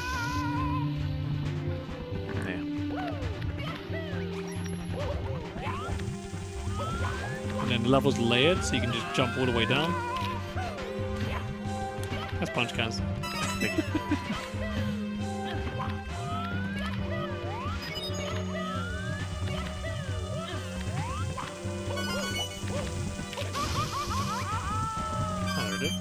Oh. Yeah, that was fine. And since we don't need to beat Bowser, you could technically like leave the level and just come back. If you wanted the better spawn. Oh no, you don't need yeah. to go Bowser, do you? Yeah, you don't need to go Bowser, never mind. Not in this one. Only the last one. Okay. If you had to go Bowser, you could just leave and come back, but in this case, you don't even need to. Cool. Back to back. Oh, back to back. The Bowser challenge. No other coins at the So I saw that the spawner was low, and I got all the early ones already, so... Yeah, it's good. There was nothing there. Yep. That's convenient. You just play it normally, basically. Kind of. There could be some really awkward ones here, like super low. Like on that rising lowering platform. Be a little bit draw. Oh, we're doing a lap. Oh no, you don't need to compete, Bowser. Never mind. Yeah. Just gonna get and leave. Cool.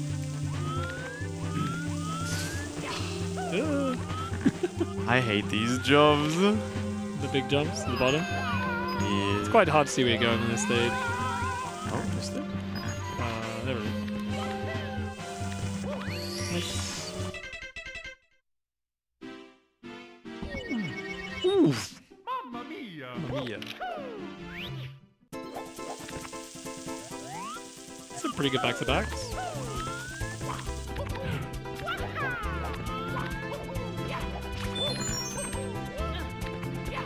This is such a late cycle. Yeah, I was gonna say you were definitely late on it. Okay. Oh, okay. A good thing I went here first. And there's no star spawn here. What the hell? It's terrifying. Never seen before, Strad. Using every mechanic in the game. He's even crawled this run. I have. You haven't breakdanced though. Oh yeah, true. Got a breakdance cancel just to prove a point.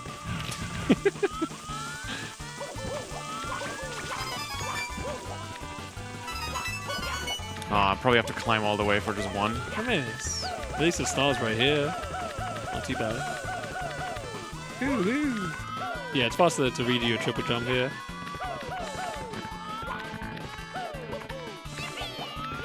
Where is it? Is it all the way at the top? It seems like it is. Oh my goodness. Wait, it might be on the side. Oh, there it is. Okay, yeah, it's all good. Normally one like spawns on the side of the slope. Whee! Land? You wouldn't dive into it. You're not about that. Exit to lobby because I've already entered Vanish. Yep. You still need to slide? Yep. Yep.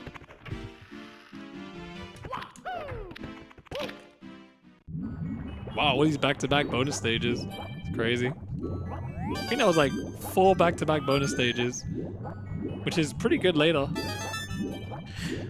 Yeah, I mean, we're only gonna visit every level once, so... I think if the THI wasn't THI, this would have been a pretty good pace. Yeah. Yeah, it's crazy. Like maybe PB pace even. It's been pretty good.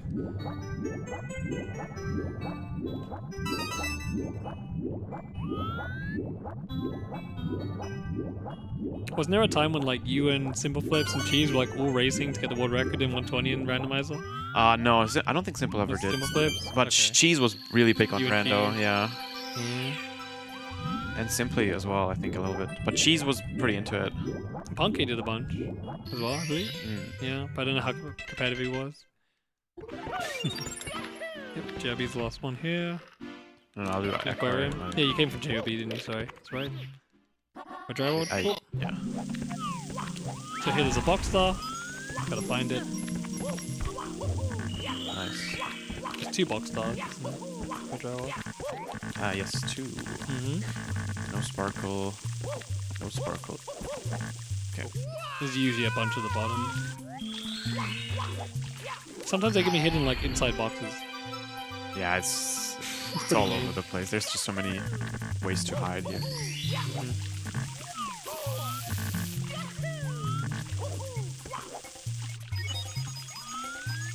Ah.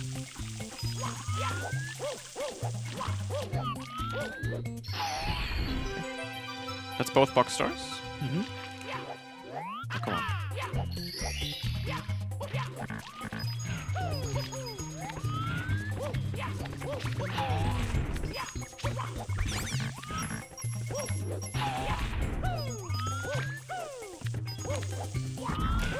thought it was gonna miss. The shadow wasn't on it anymore.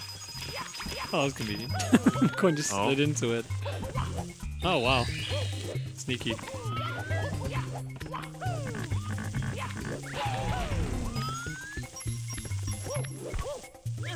There's a lot of extras in this level. Missing one. In front of you? No? Oh, I thought there was one in front of you. Maybe it is in the box. Oh no, there it is. Okay. There it is. Didn't see it. 17. Damn, that would be so good if that's enough coins, actually. Bring up this one. It should be enough. I think the speedrun is 6-9, ironically. I remember being some silly number. So I think you're good. Yeah. I don't know why I checked after I jumped. If I had all the stars. You definitely did. There's no way I'm going back.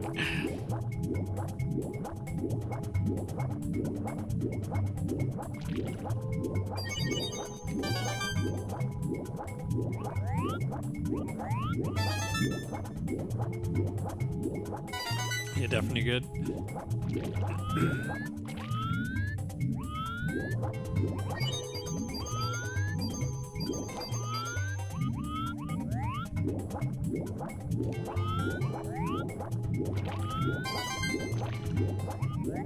Okay, that's the spawner.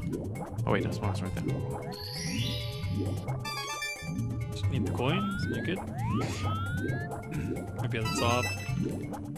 Oh, there you go. That was good. 5. And the start didn't spawn behind the gate, which is very good. I have the vanish cab. You got the vanish cab, yeah. True. But yes, that can be a problem. Oh. That is lobby done. You need to do Quadriled, yep. Then cloud stages, probably HMC. Yeah, it could be vanilla too. Yeah. It should be HMC and you still gotta do metal cap as well. Mm-hmm. No, I did metal cap. The metal cap stage? Oh, did you come out the HMC thing? Yes. Oh, okay then, yeah. It'll just be HMC then, won't it? Should be.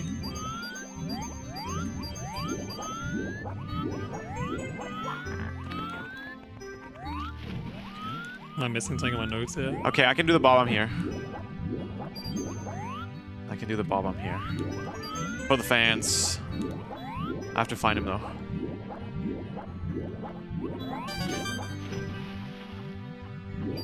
So many coin rings.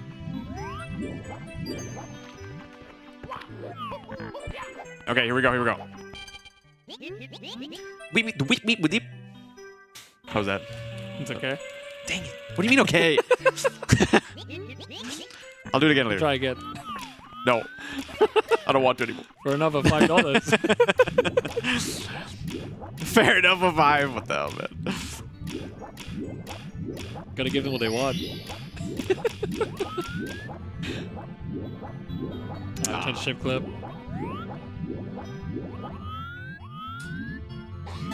He is not coming out. He will be now. I'll just get this.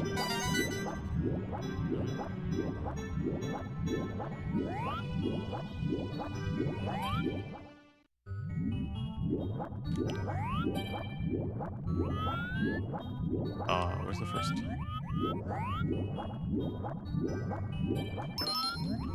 Yeah, so one of the nice things about non-stop we haven't talked about is in HMC there's the metal cap stage, and if you don't play non-stop, if you get a normal stage inside metal cap, it's really painful. Yeah, it's terrible. You have lose to visit so many times. minutes. Really bad. In non-stop it doesn't matter as much, it's not as reset heavy. But yeah, if you die once in normal, it's like kind of whatever. But if you die in non-stop, I feel like it hurts more because the category is a lot shorter. 100 coins. Yeah, and you have to do 100 coins again. That's a lot. When you can just do everything in one go. Oh, that's a nice one. Wait, did it teleport you out? Yeah. Oh, is that new? Yeah, non-stop. Oh, so you can do it. You can do every stage in one go. That's why. That's why they made it like that. When was that introduced? I've never seen that. Well, at this point, years ago, but it was in one of the later versions. I haven't played in ages. Yeah. Really. I'm like, wow. It's like something like years ago. It's embarrassing. Still cool. It's a great change, though. It's a very good change. No, for sure. So it's just unfortunate. The chests are all separate. Yeah, they're separated again, way odd and even. Just like DDD, but a way worse version where it's all the way across the map. So he's spawning this here now early because it can spawn anywhere as well. Go anywhere. Might as well because he's gonna go across the map regardless. So yeah, pretty much where he's going. So watch.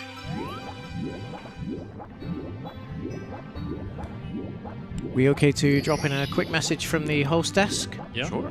So I just want to remind people that we have the SpongeBob Battle for Bikini Bottom run coming up after this, and we have the language choice poll still open. I know there's a lot of fans of German out there, which is currently sitting at $145, but Polish is still in the lead with $180. So remember, you can put your donation towards polls such as that, as well as targets and rewards. So if you want to see that language changed, you have approximately 35 stars worth of time to do so. If I can maths. No. Chris is pretty fast. 25 stars. 25 stars. 130 star, new category. Let's go. What did you think of my bob-omb? Well, it did get rated over here. I'm not gonna vocalize the rating. I'm gonna let Kixie say what she rated it as. I'm so sorry. I got told from chat I would get timed out for it, but I said it was a 6 out of 7. No. Oh, that's pretty good actually. Hold on. 6 out of 7. When do we rate out of 7? Is this some new system? Is this like an ESA thing? I don't know. I've never heard of this before. Out of 7. There was a boo from the back of the room there, which is the correct response. Did your chat always say it's amazing? No, they're usually quite honest. Between 6 and 8. Oh no, I just realized something. Oh no. 5. What did you realize? Don't worry about it. Don't worry about it. You can watch the VOD later, you realize. Did I forget something? No.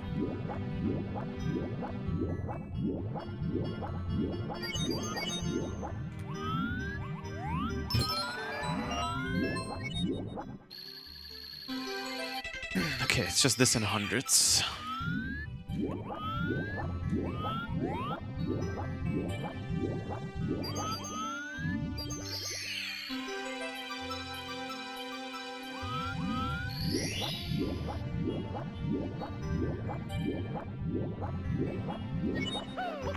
Ah, come on. That perception. Yeah. Okay, we're about to break 100 here. JRB and Cloud, that's it? Something else? HMC. Ah, yeah. HMC is a huge run killer. This is a really tough stage. Yeah, so it's this, metal, nicked up metal. I'll do lower right away. Ooh.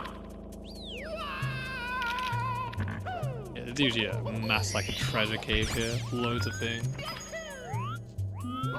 Oh.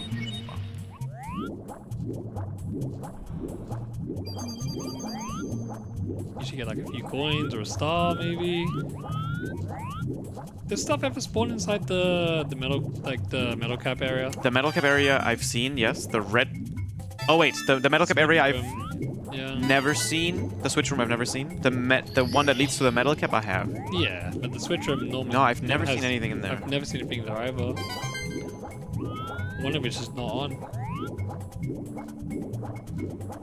So I'm confidently like skipping it. Is it like that would be the last Maybe one I'm I checked. jinxing you. It'll be the one Yeah, where maybe. it finally happens. We got another wall hack here. I can see that room. Although I already know that riding this elevator is mandatory, so it doesn't really matter.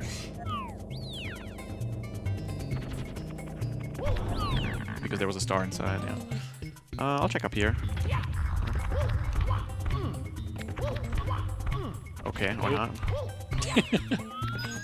Oh, a coin ring. That's pretty good. Pretty good.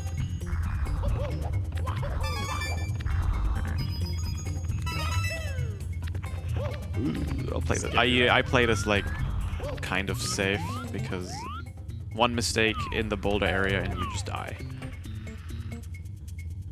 There can be like a coin like below here. It can be troll. you never know. It can definitely spawn. No, I'm not sure. Those lights look like red coins to me sometimes.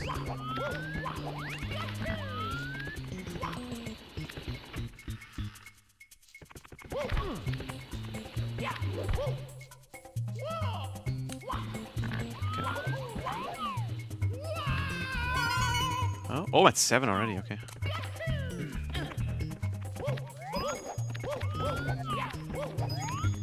Ah, his spawn is really bad. Scuttlebug.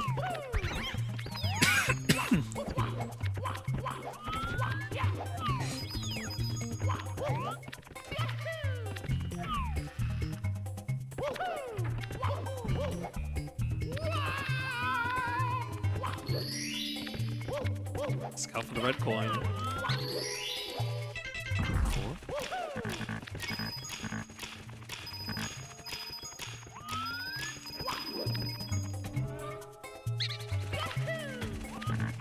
Around that corner is a pretty popular spot.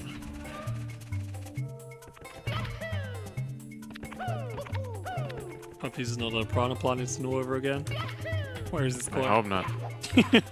I'm not done with my loop yet. It's gonna be in a random like corner. No need to panic yet. I'm at 4. Vanilla.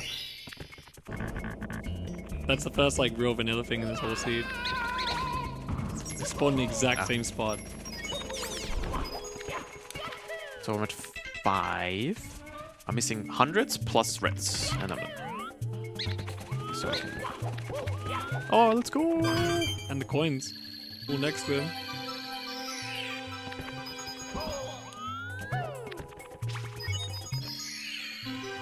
That was a good HMC. Yeah, that was good. And you right next to the... That was legitimately like one of the best HMCs ever.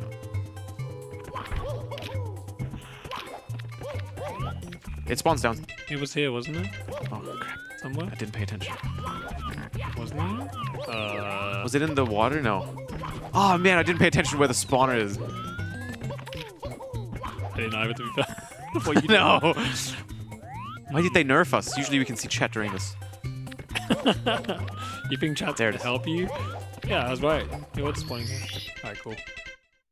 Okay, we're looking for Toad, and I have to get Mips. But Placement Toad. Maybe we have some donations here. Yeah. Oh, we sure do. We have a $5 donation from Hans. Time for daily Hansers. Chris Hans, Chris Hans, Chris Hans, Chris Hans, Hans, Hans, Hans, Hans, Hans, Hans, Hans, Hans, Hans, Hans, Hans. And they've chosen German. It's not even an emote. Hans is the thing you pay bits on Twitch, right? Yeah, but it's not. To get the horse to come up on the screen. As a native speaker, Chris, can you confirm if Hans, Hans, Hans, Hans, Hans, Hans, Hans, Hans, Hans is speaking German or no? That's English. We don't call horses Hans. Yeah, it's English. What do you mean it's English? I don't understand. I don't know, man. Where did the word Hans come from? Horse. Thank you for that donation. Okay. Oh, okay, we go. I know it's a horse. Maybe we can do cannonless. That'd be great. That's a good spawn. Depends where the reds are. This background is not great. Yeah, it's terrible. Oh, jeez. I think you're good. Have you seen the spawner? There was one close, no. There was one close to you just now with the camera. I'm looking for pink guy. I think it was like under the cloud, yeah. That's the one I was talking about. Oh my god. He's at the top. Is he at the very top? I don't know. No. I don't think he can spawn there. Because it made the game too reset heavy. So we changed it.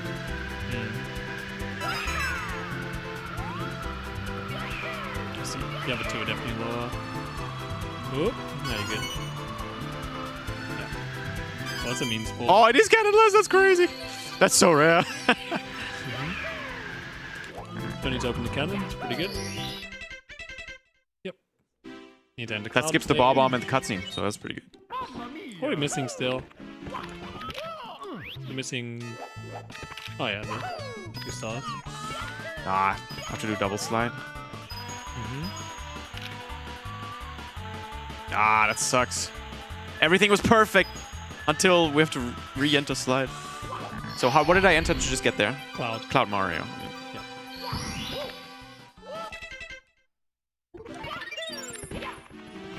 And then what do I need to enter still? My notes are wrong here, actually. I'm trying to think. Did you enter SL? CCM. We never entered CCM. CCM, that's right, yeah. CCM. Yeah. One of the snow stages anyway. My bad. I got Mips. I got Toad. Oh, I forgot to go for the shortcut. Okay, well, we'll just try to do casual strats. Not that much time left. If I make it. You're fine. It's not that hard.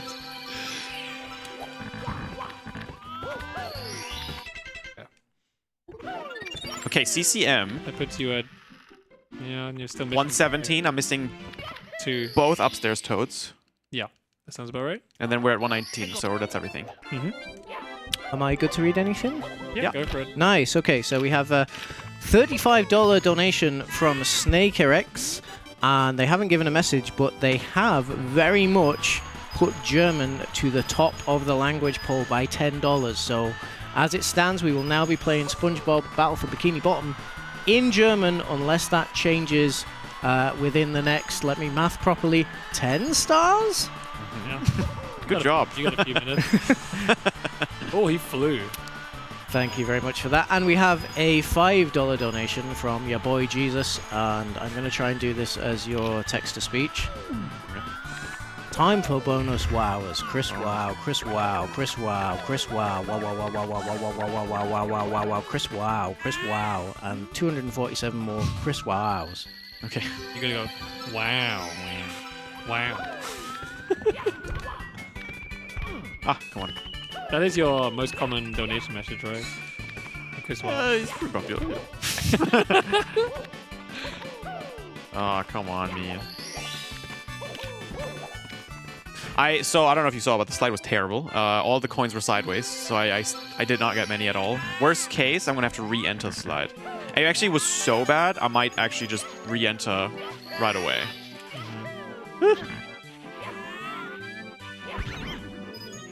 So the bad RNG on this map is you don't want it to spawn on the other side of the bottom, because then you have to like cross the slope. It's annoying.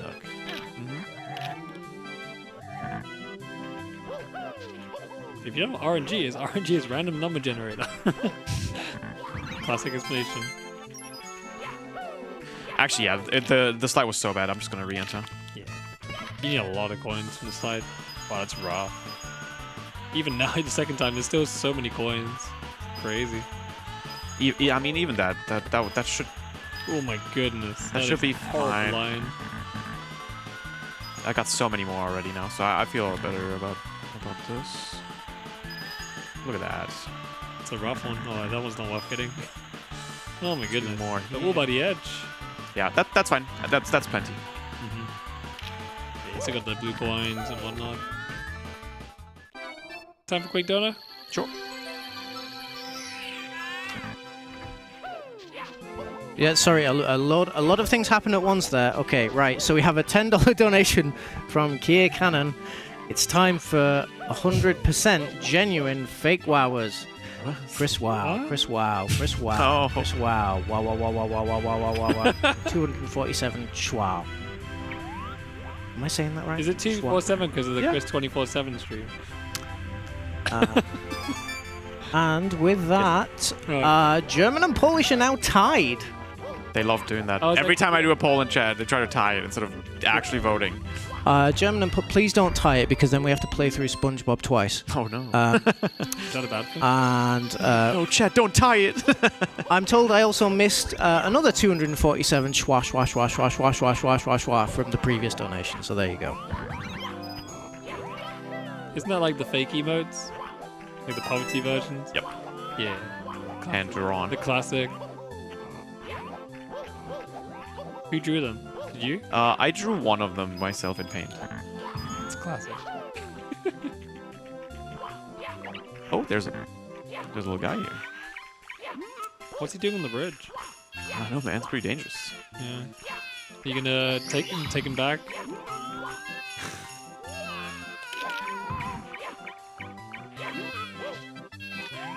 Is this your child? My precious. It is. Oh man. Oh, that's the worst RNG. That's okay. I'll go there last. You didn't drop the penguin off the edge. I don't have time, man. Just make a donation goal for it. Save the animals. Save the Or... It's okay, I'm terrible. I tried to kill the Chow in my Sonic Adventure 2 crowd control. I tried to put it in the machine to go to the forest. Oh, we got some. Got 2 coins. Oh, that's convenient.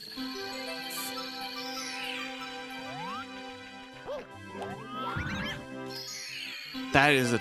The red coin star is in a pretty scary spot. That's why I'm grabbing the 100 coins first. Yeah, and you still gotta go to the bottom from the penguin. Yeah, this slope here is kind of trolly. Yeah, you're good. And then you got the 2 toads and you're good. Yep. Alright. Deathless! Let's go! Not the best seat Oh, yet. I saw him. Going back down. He's just chilling in the stairway. Wait, what? I'm actually seeing things. I swear the monitor's broken, guys. He might be in like the THI area, like all the way to the No, I back. checked already. You checked it? Okay. He must be... In the stairway? We're looking for the toad. Maybe somewhere awkward? Like... I got both MIPs for sure. I got the lower... You did a toad already, didn't you? I got 1 toad in the basement. Can he spawn up here? Nope. Oh boy, we're going on a hunt. All right. I didn't check the snowman's land room, so they both must be in there. Yeah.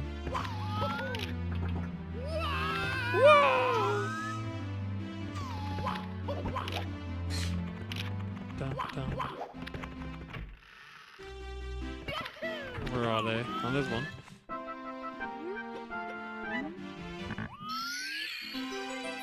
I hope the other one's here. Yes. Okay. Just having a little party by Snowman's Land. Yeah.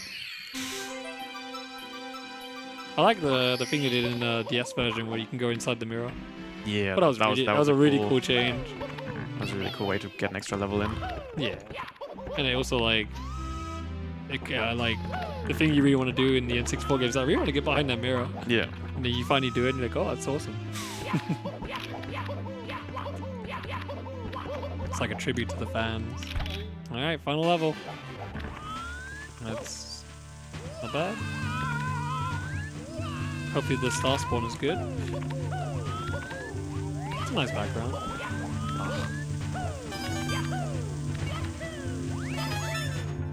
There it is. Okay, so I just have to jump down. I'm going to take an intentional death after I'm done with these red coins to get a better spawn. You shouldn't have said anything and just jumped off randomly.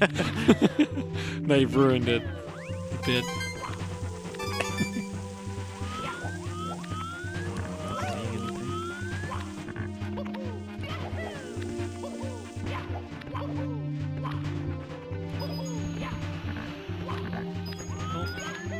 It's a rare spot for a coin. Sometimes I'm doing like really weird, what looks like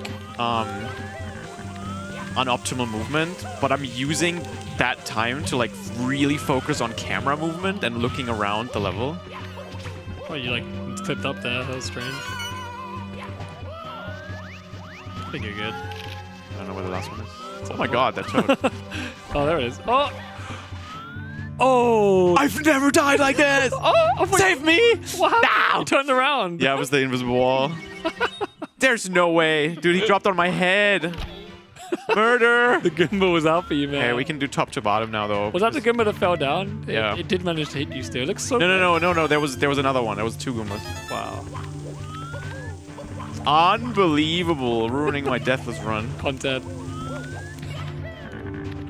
Yeah, I'm pissed, guy. I'm leaving. Just blame the RNG, dude.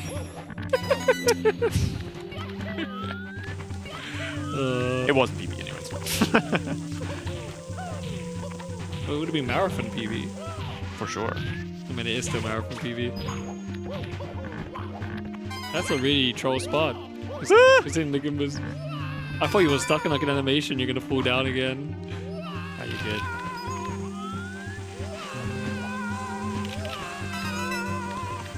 Oh no, did I jump too early? I think so. There's one more.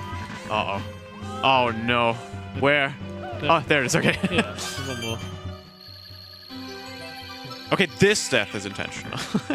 As I missed the start. Yeah, I was gonna say, don't miss the star. I thought you were gonna get a slope dive. Okay, you're good. What? Why did you... Oh no. It's not death. Okay, now we spawn next to the pipe and it's save time. It's 2 deaths. One more. That's an interesting looking... One more, I can start whenever I want. This is just gambling.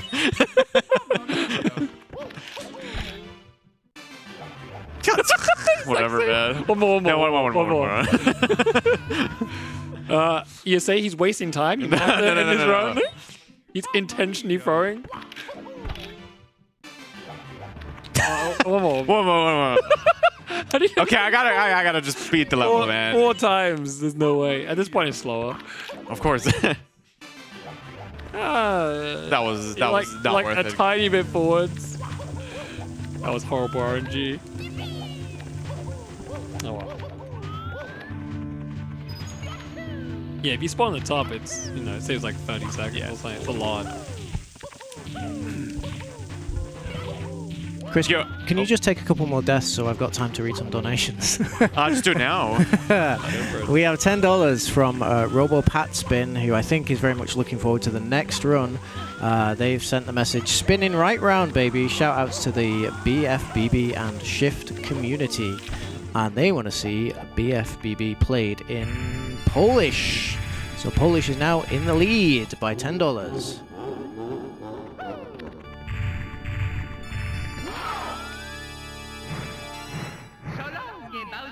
All right. Another 10 for German.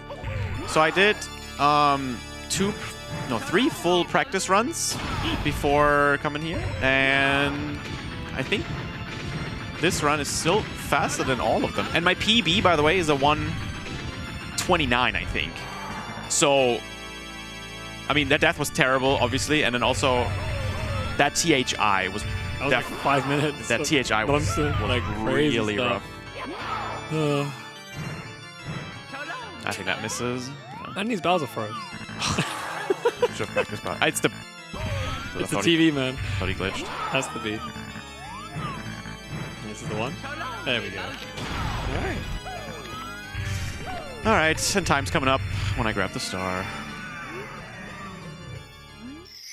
Might be sub 135 even. That is? Unless you do the Ouija and you miss the star. Oh. The backwards jump. Time! Let's go! Woo! That was pretty good. That was a good run, actually, yeah. It was fun. The THI was actually pretty funny. Oh, that was rough. It just you demonstrated how bad it can go. Yeah, all in all, I think the first level, I was kind of like struggling, getting used to the monitor and everything. But other than that, I played really well.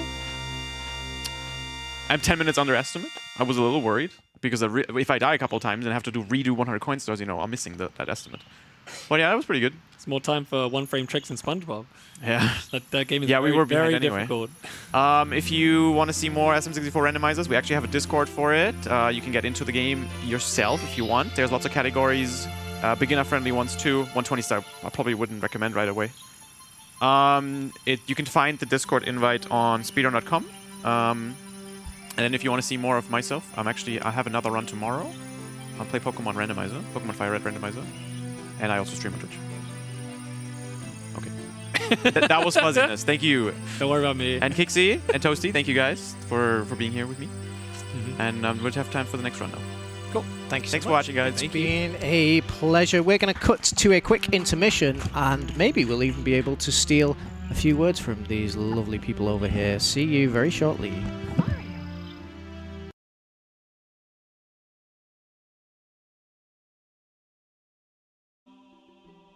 Hi, we're live. Thank you so much. I'm going to introduce myself quickly. I am Mellow1892 or Mellorino or Mellorino, whatever you prefer. I've been running Tomb Raider on and off since about 2019. And I recently got back into it pretty much in 2024 with the release of this very remaster of the first 3 original games with their expansion packs. And yeah, next to me is my lovely boyfriend, Ernie. Thank you for introducing me right. Yes. Not fumbling up my name. Hi, I'm Ernie. I'm pretty much just here as an emotional support because I don't run this game. So I stream on Twitch. You can find me under the same name. And that's about it, I think. I mean, he's a Tomb Raider fan. He forgot to I'm a say Tomb that. Raider fan. He's not Yeah, of completely new to this. I'm not new. Yeah, and with that, I think we're ready. I will try to anticipate the loading screen. I will count down, and then the timer starts once I say start, I guess. Okay. 3, 2, 1, start.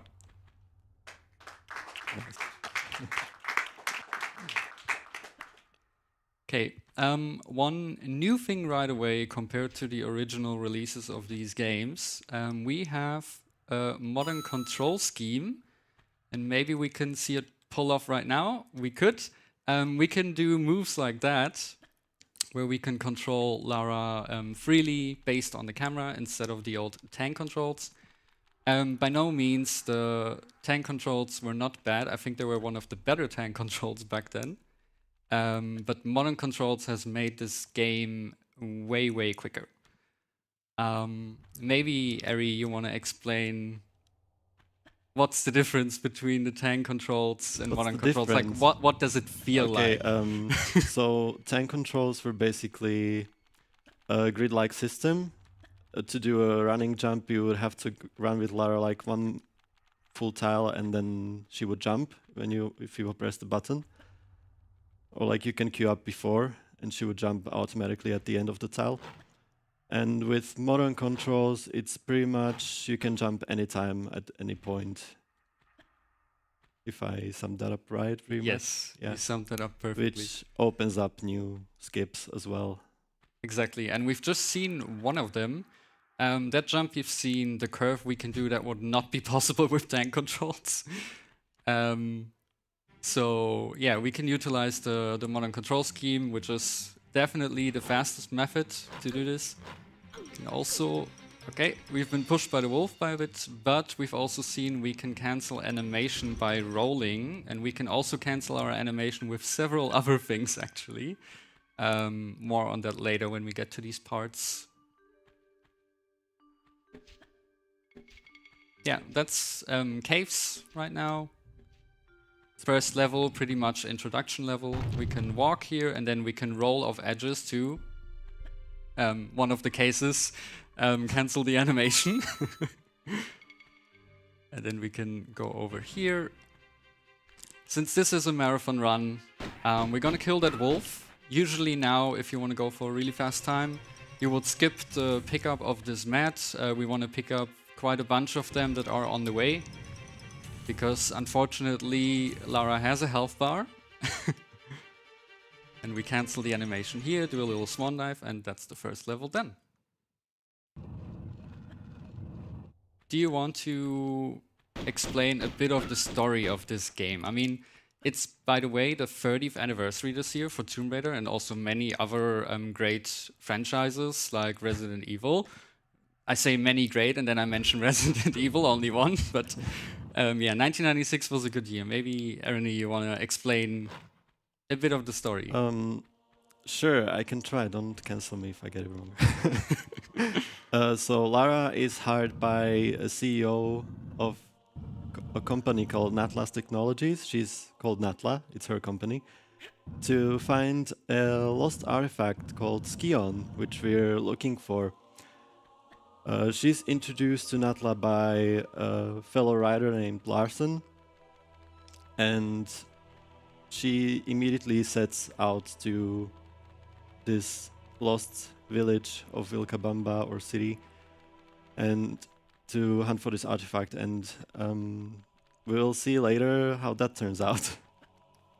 Yeah, we don't want to spoil anything. I don't want to spoil the whole story. A bit of the tech we just used is basically if the ceiling is low enough for Lara to bonk her head on, if you swan dive or if you do a standing jump on a low ceiling, then usually she will not stumble when she gets to the ground. We will try to get rid of a few wolves here. Sorry for all the animal lovers in chat. Okay, it's a bit rough. I will use saves. We do have to manually save. It's an old game. Oh god, and we're gonna die. Okay, that's fair. The wolves are never friendly. It happens. So I will just heal. That's why I pick up the safety mat. Unfortunately, we have quite a bit of RNG at the start with all the enemies, and they can drain your health quite quickly. Especially because you don't really want to go around and kill all of them. I think I've killed 3 of them right now. Usually it's fine, but well, that's what RNG is. A bit of a change compared to the OG speedrun. We pick up this shotgun ammo, or these shotgun shells, because we want to collect roughly 3 that we have until a later level where we need to kill someone that we will meet later. I know, a lot of foreshadowing. If that turns out well, then we will have an optimal route, basically. And here's a bit more of the motion cancelling, trying to land on the edges, hopefully not getting pushed by the wolves into these blades, but we're fine. Yeah, Tomb Raider, if you played it casually as well, it's a game where you have trial and error pretty much, or you have enemies completely destroying you. So that's not different in the speedrun. Okay, we draw guns here because we want to cancel the camera. We want to cancel a lot of things actually, now that I think about it. Since we're using modern controls, the camera is really the biggest enemy, because Lara will suddenly run into another direction, because this is now based on camera and not based on Lara's position herself.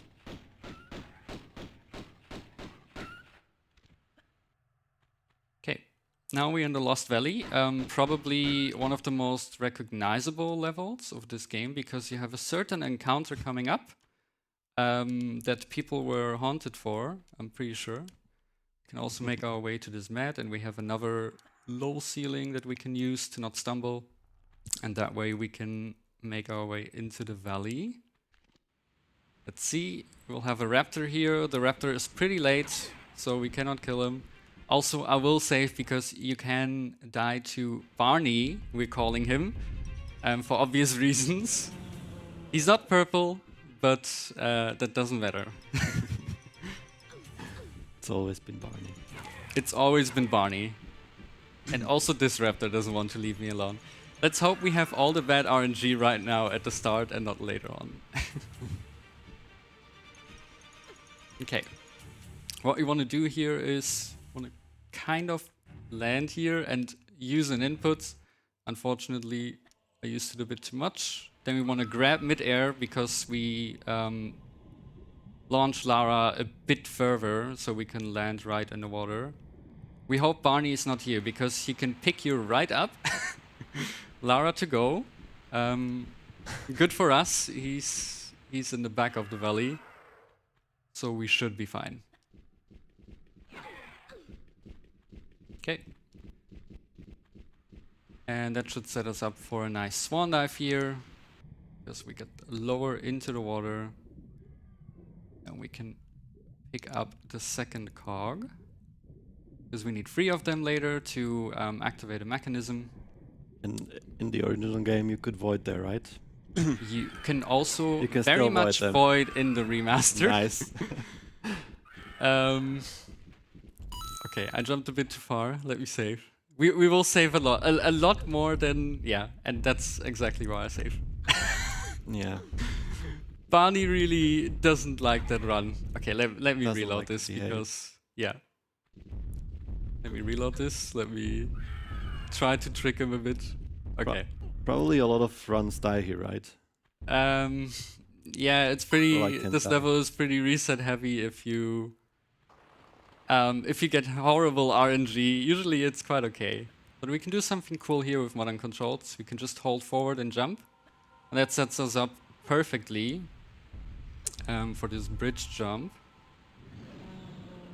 Now we have all three of them, and just because I know Barney has been quite fond of me, we will not try to... Okay, I don't want to heal again. I really don't want to heal again. Damn. Okay, we're really... That's unlucky. That is like... I think that is the most horrible RNG in this level I have ever seen.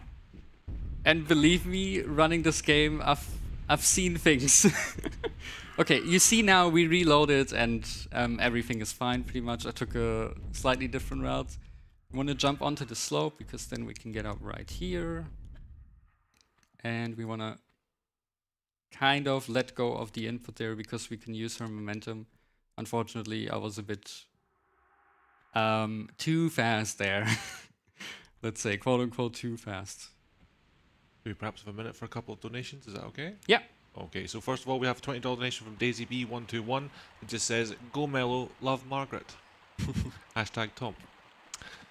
We have a $7 donation from Pilsut15 that just says, "I just started running Tomb Raider 1 Remastered and I love it. Good luck to the runner."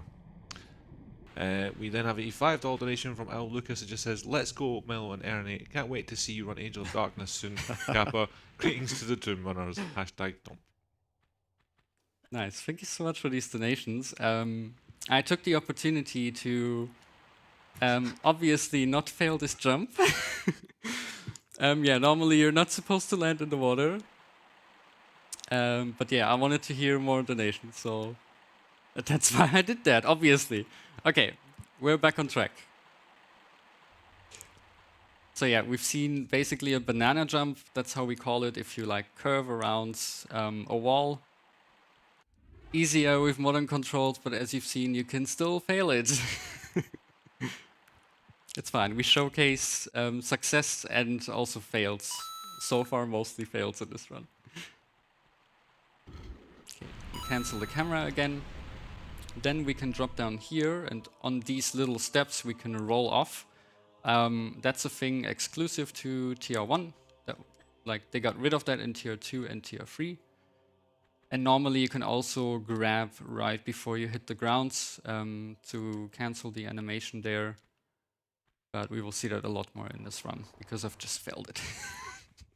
I'm gonna say I've failed this like 100 times, but we made it through this level. Okay, important here right at the start to not cut the corner because you're gonna skip a trigger. And that will lead to the level to basically be finished. Okay. So we don't want that. This is, yeah, we didn't mention it really. That is any percent glitchless, so the limitation is to not use any glitches. There will be some stuff later where you might question how is that not a glitch, but I will try my best to explain why something is not a glitch. Little spoiler, ultimately it's what the community decides on is a glitch. Next to technical reasons, of course.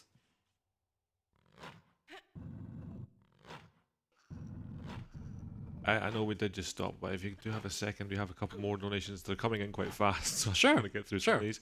We've got a donation from you guys for KTC. It's a $5 donation. It just says, "Best of luck, Mel and Ernie. We are proud of you and rooting for you. Much love, and don't forget the Midas order." Hashtag. We then have a $20 donation from Danza that just says, "Ding dong, Mel detected. Good luck on the run." Good one, good one. Then we have a $5 donation from Catalina that just says, hashtag Tomp, slay Mellow. Thank you very much for getting those in. This is also exclusive to Remaster, no? The model controls. Yeah, that was another banana jump. Usually you would have to do a quite tricky jump with tank controls where you would grab onto one of these moving blocks that we're jumping on right now. But yeah, with modern controls you can just turn a bit more, and also this gets a bit easier. so you can grab up immediately from here. Also, thank you for those donations, obviously. We really appreciate it. Really lovely. And yes, ding dong, mellow detected. Okay, we got rid of 2 of the raptors. That's what we used the shotgun for. And we basically just do this to preserve our health. And this one, good that the raptor did that. The enemies have a chance when there are blocks nearby, especially when you're pushing them, that they disappear into the ceiling.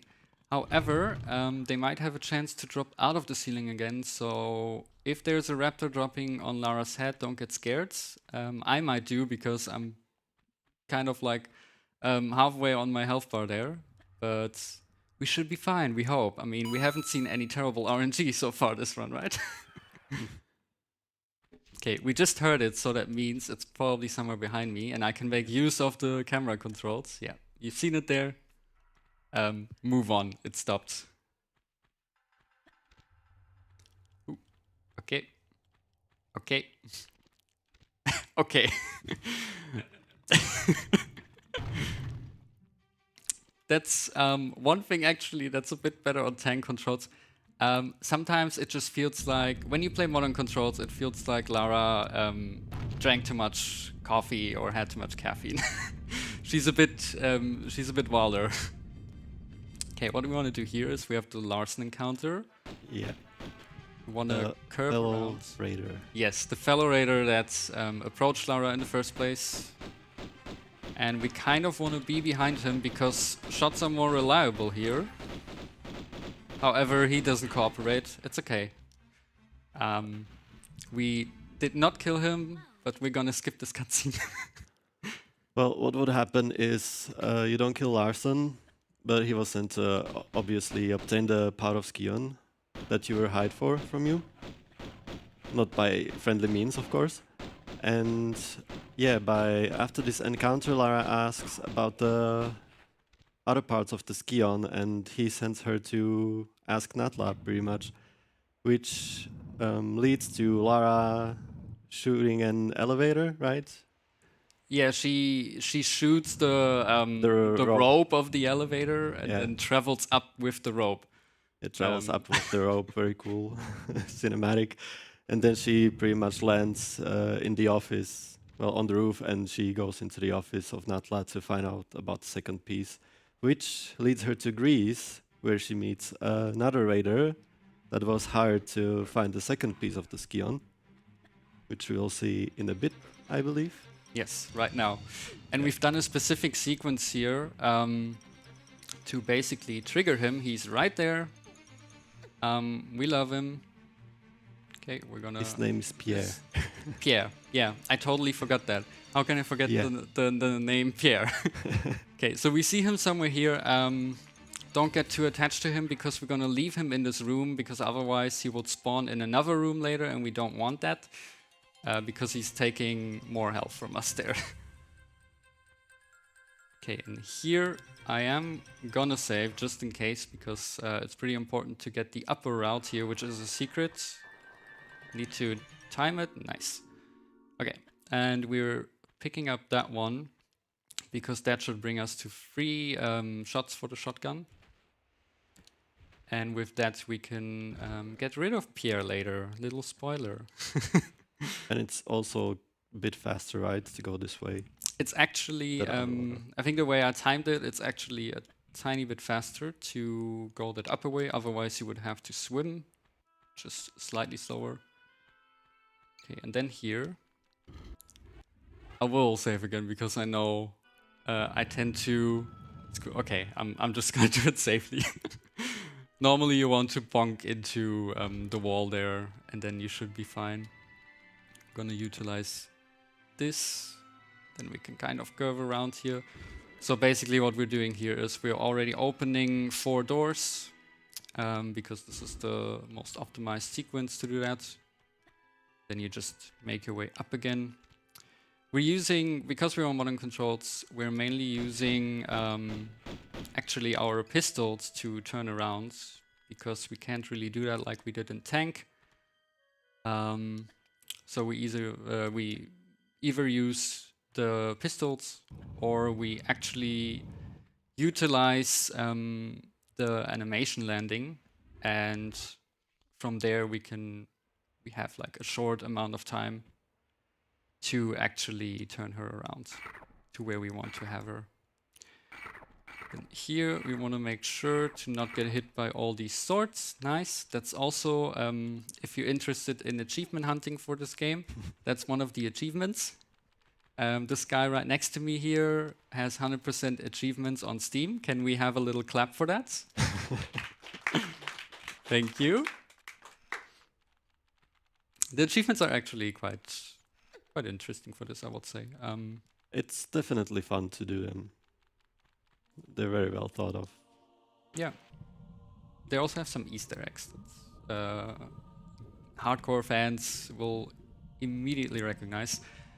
Yeah, I think we can keep talking about achievements, or if there are some messages, again, we can also bring them out.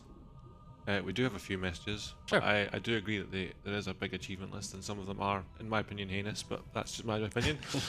We do have a $3 anonymous donation that just says, "The power of friendship is to spawn giant dinosaurs that try to scuff your run."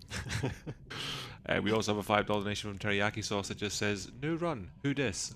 Capo, much love." Thank you for getting those in. Nice. This level is quite infamous for all of deaths by falling. Yeah, definitely. Also, thank you for the donation. So I always forget to thank people. I'm sorry. I'm trying to focus on things. Yeah, this level can be ended quite quickly by falling down everywhere, pretty much. And don't want to do that here. Nice. We can hold grab and roll to cancel the grab. And we can stay on the right here to not get hit by the lightning. I think I've never truly understood that. Also, we want to show something here. Whoops. That was also in the original. You don't get killed by this boulder, by this block if it lands on top of you. And actually, that's also one of the achievements. And maybe we can pull this off if we jump late enough. Of course not. Okay. We will try to show it anyways. Of course not. Okay, we will not show it. You can swan dive. You can swan dive onto those edges pretty much, and then you can hold roll to cancel the stumble you would have there, and then you kind of land on top of the platform. But we might see it again later. If I get the timing right. That's the thing about timings with modern controls. With Tank, it was very mathematical. With modern controls, it's a lot of, oh yeah, that feels right. I think in Tank it was more about counting steps and setups. That too, right. Compared to the original Tomb Raider 1, if you would run that, Lara could only jump on certain times, I think only on her left leg or something. So runners would have to count their steps actually to get a good sequence, and because you couldn't jump at any time, it was a bit of a delayed jump, and that was really horrible. That was really horrible if you wanted to run other games afterwards, because there it's been fixed. Okay, we want to do a series of backflips or back jumps. Okay, and we should be fine if the bats don't decide to suddenly come down here. Usually they don't, but we've seen a lot in this run already, so I wouldn't be surprised. Yeah, we have 4 keys now. Of 4 so-and-so like Greek gods. However, one of them is 4, so that was the one with the lightning room. They screwed up a bit there back then, because he's definitely not one of the Greek gods. They did fix it in the remake, in the first remake actually, in 2007 and Tomb Raider Anniversary. And speaking of Tomb Raider Anniversary, I believe tomorrow there will be another Tomb Raider run, Tomb Raider Legend, which was pretty much the which was pretty much the first of the Crystal Dynamic games. What we see here is a sequence break. Normally you would have to climb up on the left. We can just climb up on the right, and also exclusive to the remaster and modern controls. We can shimmy this way and we can do the twist here, which was not possible in OG Tier 1. You couldn't do the twist when you backflip. That was only added in Tier 2 onwards. But because of the remaster, the developers have actually implemented some mechanics from the later games into this one. And also another sequence break here. Normally you would have to go down into the pits and then go through a series of doors and levers, but we don't have time for that. So due to an oversight, we can simply just jump up to this balcony here that we're supposed to get to later.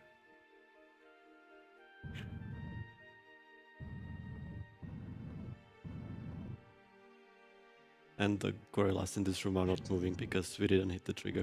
Right, you see that gorilla there? He's frozen. I mean, I would be frozen too if Lara was around me. So, yeah, that's basically because we were not supposed to get here from the other side, but we're gonna trigger him now because we're on this side where he would actually spawn from. And then we wanna make this way up here, nice, because that sets us up for a little skip here where we don't even have to enter the pit at all. So, I'm sorry, OG developers. And also what we can do here, we can pull up already while the boulder is there because the hitbox doesn't go as far there on the side. So it looks like you would get hit by it, but we won't.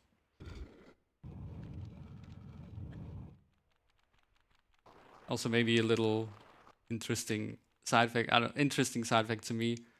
Whenever Lara gets hit by a boulder, maybe we'll see that in the run later, who knows. She just says, ow. Like she, I don't know. Just ow. Like she stubbed her toe or something. It's like, I would react differently probably if a boulder hits me. So a little change here. Usually we get in there, or we used to get in there and get the secret and the magnums. Just another type of pistols we have. However, we're not picking them up anymore.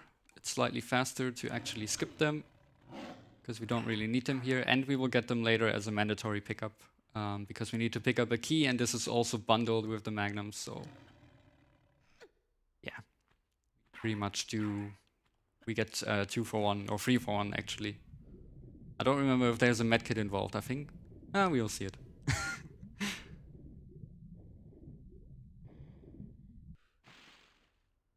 This is the most chill level, I would say. It's also really nice if you're running this game, because I would say the first section, which was Peru. I mean, Peru is already a run killer right at the start.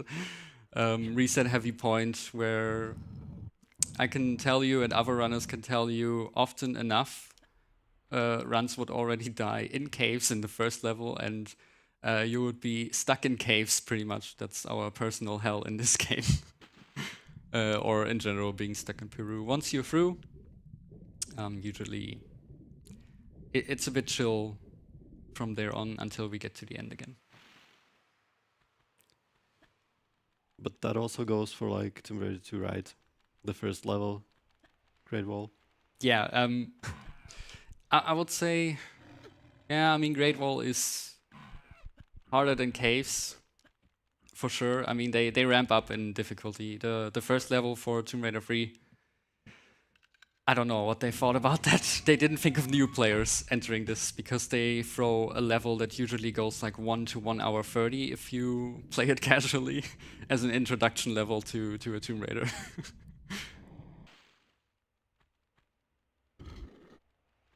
Okay, and speaking of chill levels, we have one level coming up that's not very chill, and it's called the Zoo. Maybe you will see why it's called the Zoo for us runners. It's called Palos Midas, but Or Midas. Is it Midas or Midas, actually? I keep saying Midas, but maybe I'm wrong in that. I actually don't know. Okay. I think it's Midas to me. It's Midas. Midas. Okay. Midas touches Midas. Yeah, good. Yeah. We were correct.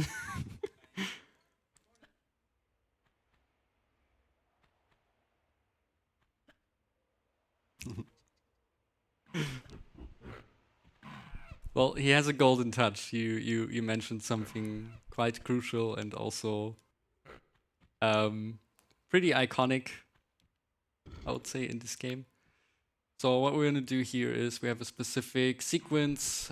We need to pull these levers. The clue to them is basically on the doors, what levers you have to pull and what not to open a specific door. That's what also KTC mentioned in the donation message. Don't forget the sequence. I hope I don't black out. And also I haven't saved in a while, so we'll just save. Normally you would go back into the water here, because there's fire, but we can move around the fire close enough to the edge, and also with modern controls we can simply do straight jumps forward. The sequence is definitely, or a lot of sequences are definitely harder in tank controls. So yeah, in a way this is also way more accessible. Like if you want to learn Tomb Raider 1, I will definitely advise that you, instead of the original, play the remaster. Don't bother with learning the original if you're just starting out running Tomb Raider. Okay, second room coming up. Second trial. We have some monkeys or gorillas here. I think it's rather gorillas. Well, what's the goal of this level? Why are we here? We're trying to collect lead bars. Yes. As we mentioned before, there's a bit of Midas touch. Mm-hmm. And we need to turn them into gold to get to the next level. Yes. Pretty much. That is correct. Which is accompanied by a whole zoo. Yes, that's why we call this level lovingly the zoo. many live splits have been, or like split names have been changed into the zoo. Just for this. Also let me save because he might deal too much damage. Okay, should be fine. Do I still have a small med up? Yes, I do. Okay. Yeah, so one good thing about this run, or about classic Tomb Raiders in general, is that you can save at any point, which is really good because not a lot of games offer that, even older games. And also something we do here, you saw me go to the right column there and then I go left, and you might wonder, why does he go to the right column if he needs to go left? That's because we have flip maps, and flip maps are basically the state of a level. So the state of a level can change. That's how they did stuff like filling rooms with water or emptying rooms from water, or just changing the layout of a room in general. And those are just triggers that we hit. And there's one of these triggers close to that right column, like right in between the balcony section and the column. And if we go over that and then we go left again, then we basically find that room that we entered that was full of sand in that state. Otherwise, we would have to pull a block so a column collapses and then there's sand in the room. So we skipped that, and also we skipped another thing here. Before that, where you saw me kind of like curving around and then hitting a slope at the end, normally would have to kind of go down and then shimmy on the side. I'll also try to hit the edge here, nice, because then we can once again cancel the stumble. Also, I think I will just go around normally here. Hopefully not get stuck on this line. Okay. You can take a little shortcut here by jumping in between. But if you fail that, then you end up all the way down there again. I didn't want to save again because saving takes around like roughly 3 seconds. If you load again, and it's another like 3 seconds roughly. So usually if you save and load, you lose around about 6 seconds already. But yeah, we want to bring this run to the end, so in this setting, I'm gonna save a lot more. Okay, nice. We have all the bars now, and now we have the party room coming up. Yeah, you will see why it's called the party room, and that's why I'm also saving here. Because I really don't want to spend too many mats, but I'll probably end up with way too many mats at the end. That's usually how it goes. We draw guns to cancel the camera. We are in the party room. The door gorilla didn't want to let us out, but we're fine. So if everything goes well at the end now, we have all the bars. We need to put them on Midas' hand to turn them into gold, and then we can use them to exit the level. And if everything goes well, we only have to heal one more time at the end. If everything goes perfectly, we don't have to heal at all, but I'm not counting with it. So yeah, right here. Don't step on the hand. Don't step on the hand, because Lara will turn into gold. Pretty iconic. I was thinking to show it, but the animation is quite long, so we would lose some time there. Yeah, if you play the game yourself, or if you play the original, you know what's going on. So also let me check, because okay, we have 3 gold bars. you don't wanna miscount and have 2 gold bars and then run all the way to where you need to go, and then run all the way back again. Pretty sure this happened once already to me. Ever since then, I'm a bit careful.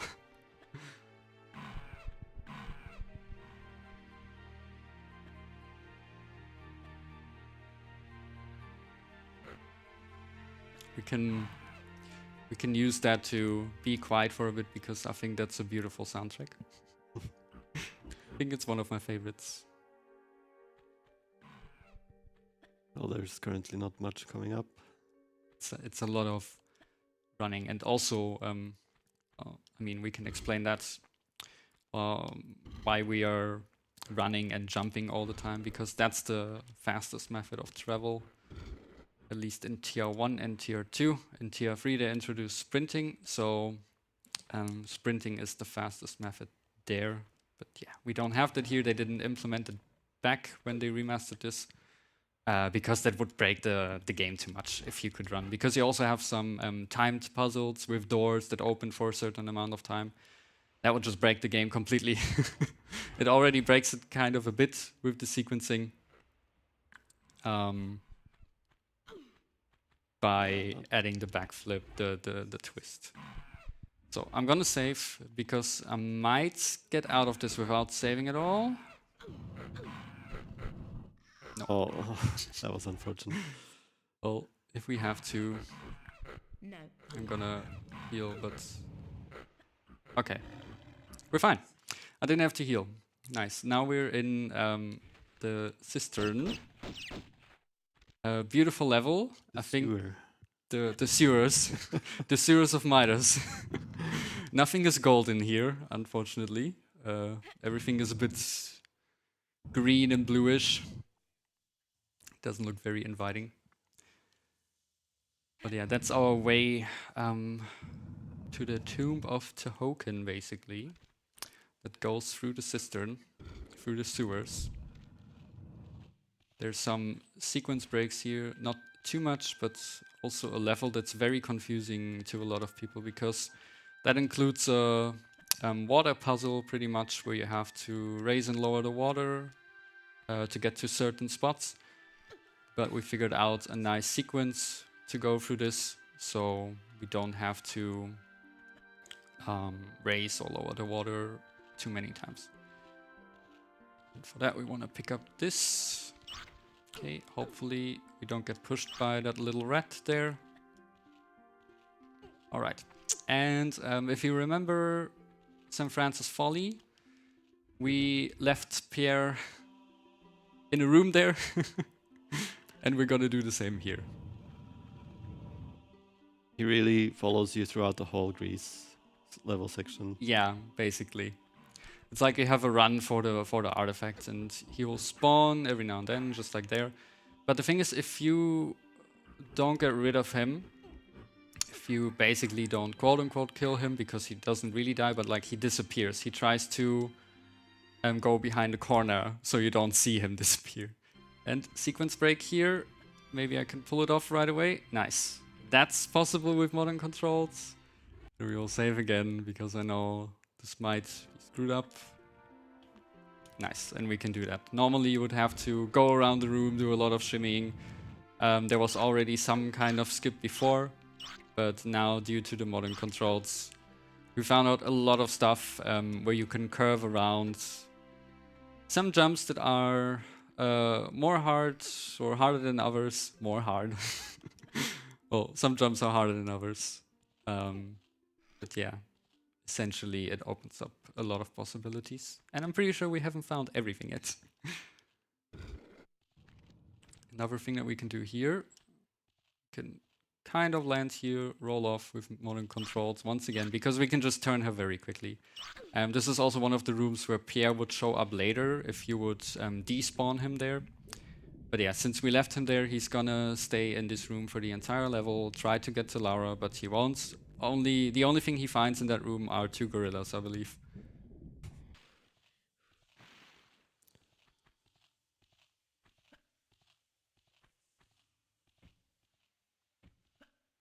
Okay. Well, upcoming is another room where Pierre would spawn actually and try to shoot you. Yes, he and has you spawns. You don't want him in this room, basically. Right? Yeah, we don't want him in this room because we want to pull this lever and then we go down here, and during that he can shoot us quite a bit. I mean, he shoots us in the first room as well, but I think that's kind of the least amount of damage he deals to us. And we just love to keep him in the room with the gorillas, I guess. So we can try something here. Of course. I will get it once in this run. I will get it once in this run. I want to showcase this, so I will dedicate some seconds to it.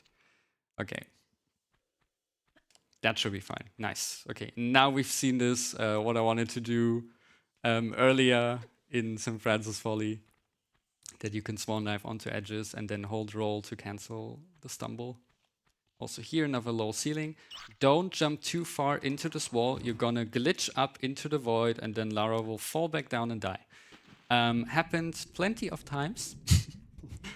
Maybe, Aaron, you want to also explain something that's also a speed run, but also a challenge run, both combined. No loads, no mats. No loads, no mats, yeah. You might want to explain a bit about that. Well, it's a challenge run where you basically can't load the game. You have to finish it in one go, and you cannot use any meds, so any heals. And for me, my challenge run died quite there because I jumped too far and I died. It can happen very easily, but once it happens to you, you are gonna be scared and watch out. And we saw Pierre there. He actually got out of the room just to damage us once. Thank you. He really wanted to see you. He really wanted to see us. I mean, he wanted to see how this run goes. I want to see how this run goes. Okay, we're picking up the little mat because... Okay, we can dodge those crocs. But yeah, I want to make sure. That's why there are some safety meds like this one. Normally we wouldn't pick this up. Like a lot of things you will see in this run, or you've already seen in this run, are pretty much slower strats, but safer strats. Even though we can save, there's some time where we would or some spots where we would lose too much time. So we don't really want to do that, especially in a marathon run. If that was anything for a PB or world record, like let alone world record, then you would not do a lot of things there. Okay, we have the golden key. Let me just save because I don't really want to use the mat. Usually this gorilla hits you once and we are halfway through, so should be fine. Okay, here does twice because I got stuck, and nice. That's another thing with modern controls. It's pretty much similar to how you can imagine it. It's similar to the LAU trilogy, as we call it. So basically the first 3 games that Crystal Dynamics released after they took over the IP from Core Design. who have developed the original 6 Tomb Raider games and their expansions. What we want to do here is we want to hold up and jump immediately, because at the start of each level there's actually a frame, I believe, where you can use an input already. So we're kind of jumping from the air there, but that might be one of the things where people might ask, how is that not a glitch? Because she's literally jumping from nothing. But it's a game mechanic. It's just like the oversides in the game, where you can abuse them pretty much. We can use that to our advantage. It's slightly slower, slightly faster. Sorry. We don't want anything slow.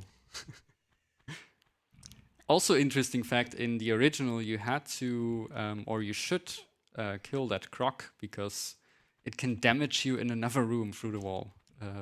Very, very weird. And we have a sequence break here.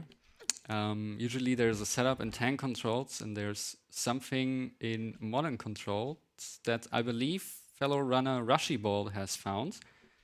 You kind of align her with the camera here, and then you want to take a step back, roll, hold grab, and cancel the roll again, and nice, we're in that pocket here. And that means we don't have to go below here into the water, because usually you can't get to that space, you need to get a bit lower, then you need to pull a lever. That causes a current to go against us, so we can't go this way, and then we have to pull another lever. And that way we can skip all of that. Let's see. Oh, nice. I did it here. On the hardest jump where you can perform this, I did it. But on the easier ones, no. Okay, and we have another little skip coming up.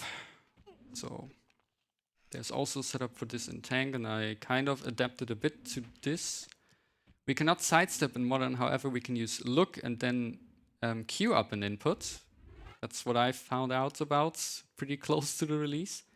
And we can jump right here into this pocket.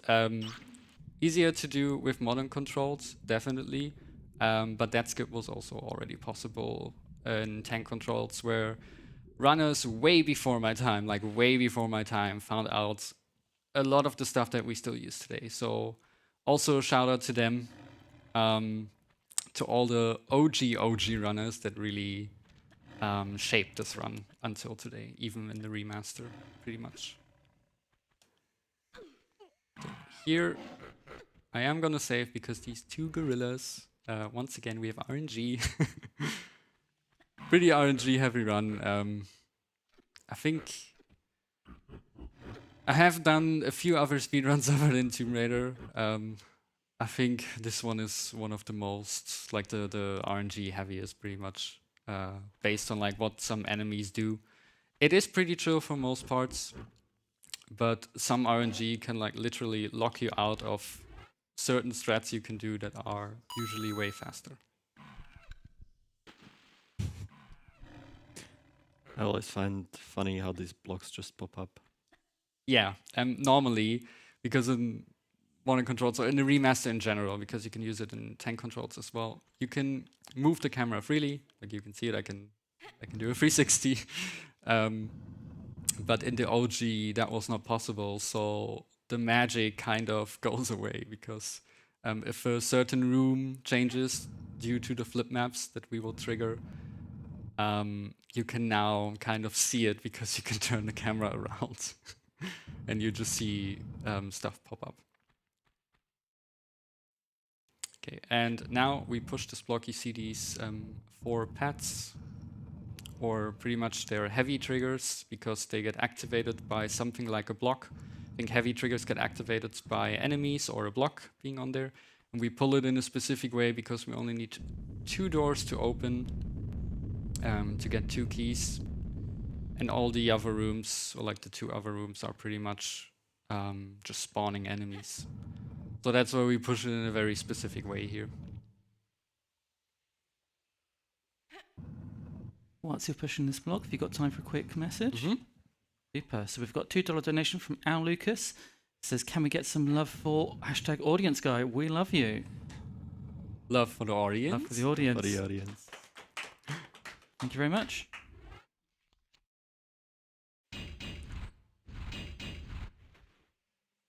Thank you for the donation. What we want to do here is what we can do in modern controls. The little spin. It's very nice if your sequence is off. Modern controls are very forgivable because you can adjust yourself very quickly by doing like little spins and everything. And I really like to do them. Sometimes I just do them out of fun because it looks funny when you can spin Lara around very quickly.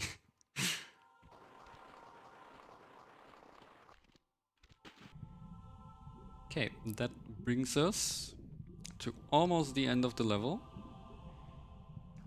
Not much going on here again. We will have another encounter. This part is like pretty much just dev intended. Yeah. Can do much. Unfortunately, there's not much to it. That's why tier 1 is usually pretty chill. I would say personally, from what I've ran, Tomb Raider 2, definitely up there in difficulty because you have a lot of ranged enemies. Everything shoots you, like literally everything in this game wants to see you dead. And everything wants to see you dead in this game already, so... Tier 2, they just... it's really more... Well, this is more of an exploration and like puzzle game. Tier 2 really is more of an action-adventure. Yeah, like there's an action movie. There's quite a huge difference in the enemies, I would say. Well, in tier 1 it's animals. Yeah. Mostly. You have some kills. Like you kill some humans as well. But in tier 2 it's mostly human enemies. Okay, and now you wanna... Okay. So we didn't deal enough damage. You can kill him in 3 shotgun shots, that's why we pick him up. That's usually the outcome you want. And now, yeah, it is 3 pickups. We get the magnums, we get a piece of the Skion that's Pierre already picked up because we were too late to the party. But yeah, we can just get rid of him after all that chasing and after leaving him in all these rooms. And we're just gonna pick up this safety med, just in case. I'll probably end up with like 20 meds at the end. But as a fellow friend of mine, Radgrid would say, I need those meds. Now we're in Egypt. You can explain a bit of the story there, maybe. So what happens there is Lara picks up the second part of the Skion. She connects them together like a puzzle piece, pretty much. They click into each other. And she has a vision of the third piece, pretty much. And that leads her to Egypt, I believe, right? Yes, yeah. It shows her that. That's pretty much it. And what we've seen just now is another skip. Where we have to grab the edge of that upper block just right with a little setup we do there. And that pretty much saves us time because we don't have to pull the block out and use it to jump onto that block there. And this, by the way, is Mona. Because she's a bit grumpy. Okay, I did save, but... Oh no. Okay, we got the bad outcome. It's okay, because I can maybe showcase that those enemies can't get close to doors. So if that happens, I mean, I did save, but I might as well just showcase it now. The opportunities or missed opportunities of this run. If you get bad RNG here, I think you lose about maybe 15 to 20 seconds because you have to get rid of her. Otherwise, if you open that door, the mummy can just follow you into here and can push you from grabbing this ledge because enemies can very well push you away from it. It's not pleasant, I can tell you. So yeah, bit of a time loss here. But we should be fine on our way forward. Let's see if this croc trolls me. Just a tiny bit. Yeah, what we've seen there again is we have a little elevated step. And yeah, exclusive to TR1, we can use roll to land on it and immediately cancel the animation of the stumble. Because we exchange one animation with another, basically. Okay, use the pistols again to turn here. Normally you would have to push this block, but you can simply curve around. And you can, by the way, also do that again in tank controls. A lot harder to do. Definitely. You have some experience with Egypt, right, Aaron? Because we also have area percents of the different areas. I actually participated once in a area percent run. That's the only run I've ever done. Yeah, it's basically... and it was Egypt percent. Yes, it was this, which includes 3 levels. The level we're currently in, the next one, and then the third one there. Yeah, and it was the OG Tomb Raider one, so tank controls. Yes, it was OG Tomb Raider tank controls, where you have to count your steps, and if you don't count your steps, then you better hope that you're on the right spot. And yeah, another little sequence break here, because otherwise you would have to push the block. We would go from the left and then push this block, and the devs wanted you to pull a lever in another room. However, they forgot they have a trigger here for this trapdoor, so you don't even need that lever. And in the OG, I think there was a mummy in there missing, but now it's been restored in the remaster. Okay, we kind of want to trigger this below here. Okay, I was not supposed to land on that. Okay. It's fine. See another flip map, pretty much. Yeah, I'm just gonna heal here. We're gonna see another flip map or another manipulation of it. Normally, this is a trap. You come from this side, and then you end up on that slope, and that's where you saw the state of the level change. But because of what I explained earlier, we have like one frame where this like changes, and then we can use inputs for that one frame. So then also here, okay. I don't want to take that because that's quite risky. I mean, yeah, it's you end up in the pits and then okay, late grab, good. You end up in that pit down there. It's not too bad, but then you have to climb up from that block there and the pantheons. I'm thinking of League of Legends. I'm sorry.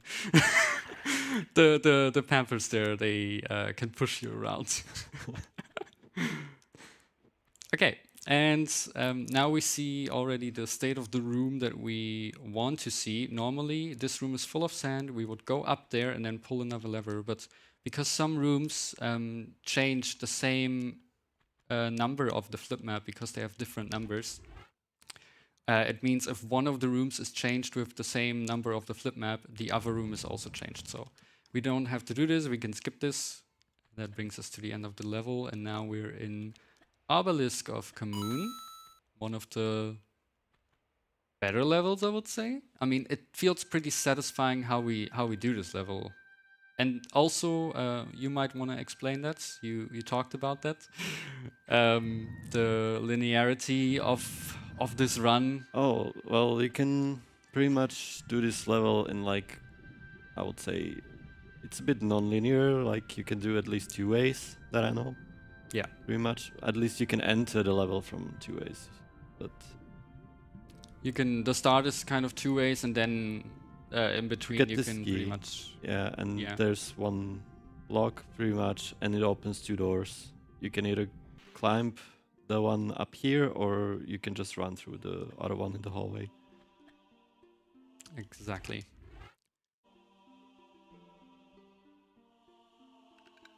Okay. You cancel the camera. That's where we saw that other door, but that way is slower. So we want to pull this block once, and then we can curve around to grab the edge up there, and then we have another mummy up there that hopefully will cooperate with a strat where we just ignore it. And that's part 1 of the believer strat. For that strat to work, I need everyone in this room and at home to believe in the strat to work, otherwise it won't work.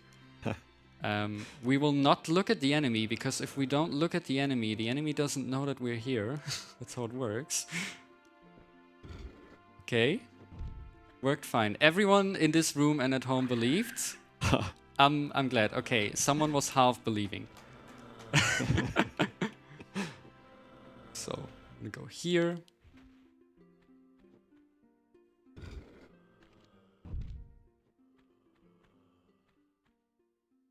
That sets us up somewhat nicely for this jump. Another sequence break here because we just roll off the edge there and land where we're supposed to land. Otherwise, you would have to go around the room, do a lot of shimmying. Again, we don't want to do that.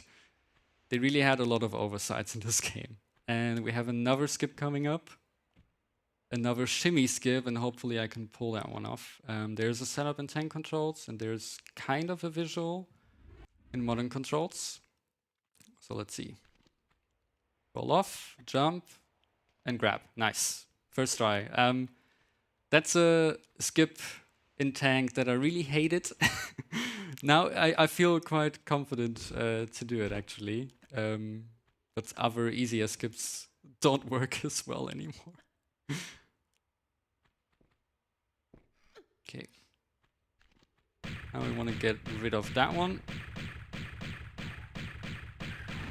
And we slowly starting to use the magnums now. What we can do here, normally we open the door to the left, but we can use the curving again. We can land here and land on the switch immediately. And from there we can jump up to that secret here, jump from here and land on this, which also cancels the animation, by the way. That's why I said earlier this feels satisfying to do this level, because you do it in a way that just feels very completionist. I mean, you're skipping some items, but it's okay. Now we want to drop here, grab midair, because that way we land in this little pocket, so we save a little bit of time there. Then, yeah, we want to pick up this ammo, because we need it later in the next level. And I think med-wise, we should be good, kinda. That's also, after this encounter here, that will also be a good time for donation messages that came in again. We just explain that quickly here. You want to wait for that one to jump you, because usually that sets you up nicely so it ends up in the wall and doesn't push you away from the edge. So yeah, that's if we have any messages, you can hear them now. We do indeed. We have a $2 donation from Sergeant Ryan who says, "Good luck, try not to fall to the bottom." Thank you very much. Keep those donations coming in. Thank you very much, Ryan. Know exactly what reference it is. And I will ignore it now. Okay, so yeah, now we just we collected all these pieces, and that's the. Is that the obelisk, by the way, or is that other room the obelisk? Because we have two obelisks, but I mean we're using the items. They're both obelisks. Okay, so it's not obelisk of Kamoon, it's obelisks of Kamoon. But I think they meant the other one. Probably, it's the more imposing one. Yeah. Okay, Sanctuary of the Scion, one of the most beautifully designed levels in Tomb Raider, I would say. And we want to use a strat here and hopefully get good RNG. Okay. Let's try to fix it. Okay, that was still okay. What you want to do here, if you shoot at the Atlanteans, or the mummies. I mean, now they're Atlanteans because they're not mummified anymore. And you step back, then usually their AI is a bit confused. And they want to kind of like, I think it's called prowling, or kind of prowl. Okay, nice. We wanted to get rid of that one. And then there's also different ways to kind of climb up here. But we will start here. Also a space where you can fall down a lot. So that's what I will save in between, because we never know what might happen. Okay. That spawns a winged Atlantean. I think they're officially called. I think we usually just... Winged Atlantean. I'm usually thinking of flying Atlantean. We usually say flying Atlantean. Yeah, but I think officially they're called winged Atlantean. So we want to go up here and then jump and hold forward. Okay, we were a bit too far away. That's called a lean jump. That was added in from tier 2 and tier 3. I think we might have been lucky and the flying or winged Atlantean got stuck in a wall, because that can sometimes happen here. Okay. Now we want to basically just jump to that med here, because it's a faster way down. Here, grab a bit later, and that should cause us to not stumble. Nice. And then we just make our way through to get 2 artifacts basically that we use to open the way closer to the sanctuary. Basically, we loop around this level. The start of the level that you've seen is basically also the end of the level. That's why I think it's like very beautifully designed. And we also have a tool to look at all the levels, by the way, made by someone in the community themselves. And that's what we basically also use to route these games, or, well, I say we. I usually don't route a lot. I just try to figure out some skips, especially now in the remaster. But as I've said earlier, like all these routings, they've pretty much been done by people way, way, way before me that have shaped these runs. Okay, we save here. We kind of want to hope. Pretty much you see the whole level, right, along with the triggers, enemies, Yes, pickups. exactly. You see the whole level. You see all the triggers shown as purple tiles. And you can see what gets triggered. That's why we know about some of these flip maps and everything. That program even has a tool to route your runs. Like you have a little line that you can draw 2 different pickups, I believe. That's cool. Didn't know that. Okay, we just hit another little step here. That's why we didn't stumble, because, yeah, at a certain height, Lara just stumbled, and always takes like a second away. Every bonk takes a second away. If it adds up, it can really add to your run. And another sequence break here. Usually we would climb up from the right there, but due to an oversight once again. Okay, nice. we can just make it over here. I think we only have one of the flying Atlanteans, and I can. Uh-oh. Okay, I'm gonna save. We're gonna try to fix that. It's not the first time we have bad RNG in this run, right? So. I got to grab, that's good.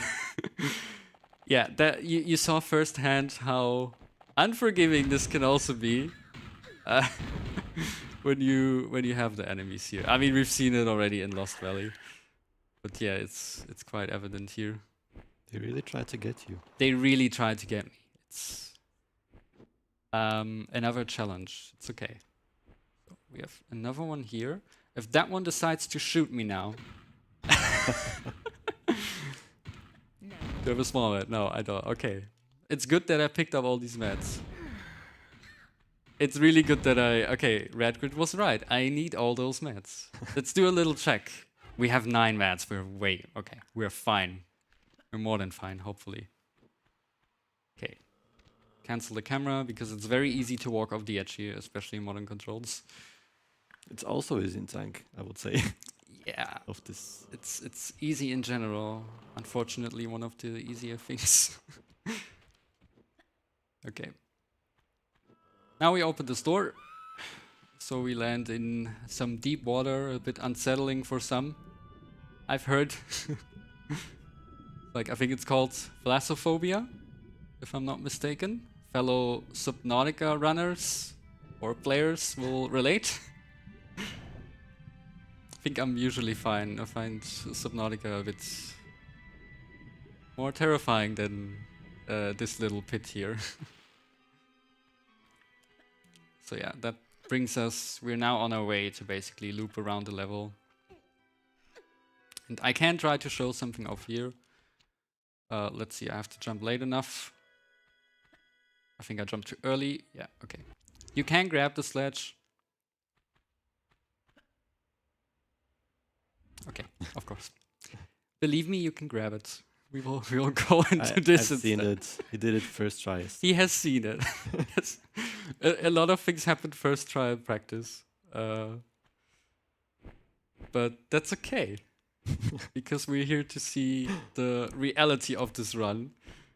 No one wants to see a perfect speedrun, right? And at a speedrunning event. Okay. Okay. Do you have time for a donation? Yep, during that section, yes. Okay, we got another $5 donation from Radgrid. It says, to the cutest couple at ESA, give Natla a kiss from us. And they've contributed to the Spyro Enter the Dragonflight softlock % showcase, which is very close to being done. I believe we are only $30 away from that. And that's the next run, so let's get those donations in for that. Thank you. Thank you for the donation, Rab. We will try to give Natla a kiss. I think she will try to give us a kiss because, yeah. Okay, so one thing here, Believer Strat Part 2. We're gonna go back twice. Okay, maybe someone believed enough. Someone in this room did not believe. we'll reload. That's not the outcome you want. That's not the outcome you want. You would probably burn through a lot of meds if you try to heal. Yeah, but this one... Okay, we can try it. I mean, I have 9 mats. So we'll just hope to get onto this. And then... 1... 2... Let me go. Okay. Okay, someone in this room or at home did not believe. Shame on you. Maybe it was me, actually. I did not believe. Shame on me. But we've managed. Oh, we actually met Larson again. Yeah, but... Lara kills him in the other encounter, pretty much. Story-wise, yes. Story-wise, yes, we didn't kill him in the run. We didn't kill him there because we don't need to, because they've placed the Skion, the last piece of the Skion that we're getting, very conveniently there. That we're getting and we're losing right after in the cutscene when Lara gets captured, disarmed. Yes. She manages to escape pretty much, dives into water, and follows the whole group to Natla's mines. On a boat, yeah. On a boat, on their yacht. So she hides away. Yeah, she hides there without anyone noticing. I think, is it an anniversary in the cutscene where they actually notice a bit? Because like she literally goes into a hatch right in front of them. Yeah, they turn. They turn their heads and they're like, the splash, I think. Must have been the wind. So yeah, that's why we're here. That's why we're stripped of our weapons. And this level is pretty much, it's called Natla's Mines, but it's pretty much sequence break mines or Natla's sequence breaks or the sequence breaks of levels. Whatever you want to call it, because we are not gonna play about, I would say, 80% of this level. It's actually kind of a long level if you play it casually. Yes. In this run, you skip like most of it. You would get 3 fuses that would lead to like a container, like a crane to drop a container that contains your pistols.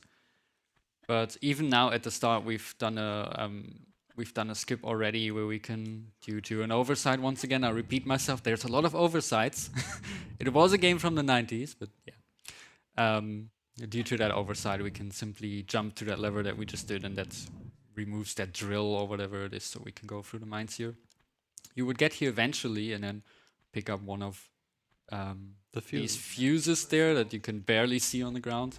And you also have an encounter with a cowboy. But, of course, I knew it. We can jump here. Curve a bit more. Okay, nice. The cowboy is there. However, we're not interested in the cowboy. Yeehaw or something like that. And yeah, we're now basically on the other side where we are not supposed to enter. And we pulled that lever. And normally you would have a boulder coming towards you. However, that boulder is now chasing us. You might hear it in the distance now. Because you're not supposed to be here. You're supposed to push a TNT block here. That will leave this room in that state, but because we already got to the lever, didn't have to do it. And also say hello to Skater Kid. I don't know, the most random enemy in Tomb Raider. I think he's not even a kid, he's just called Kid.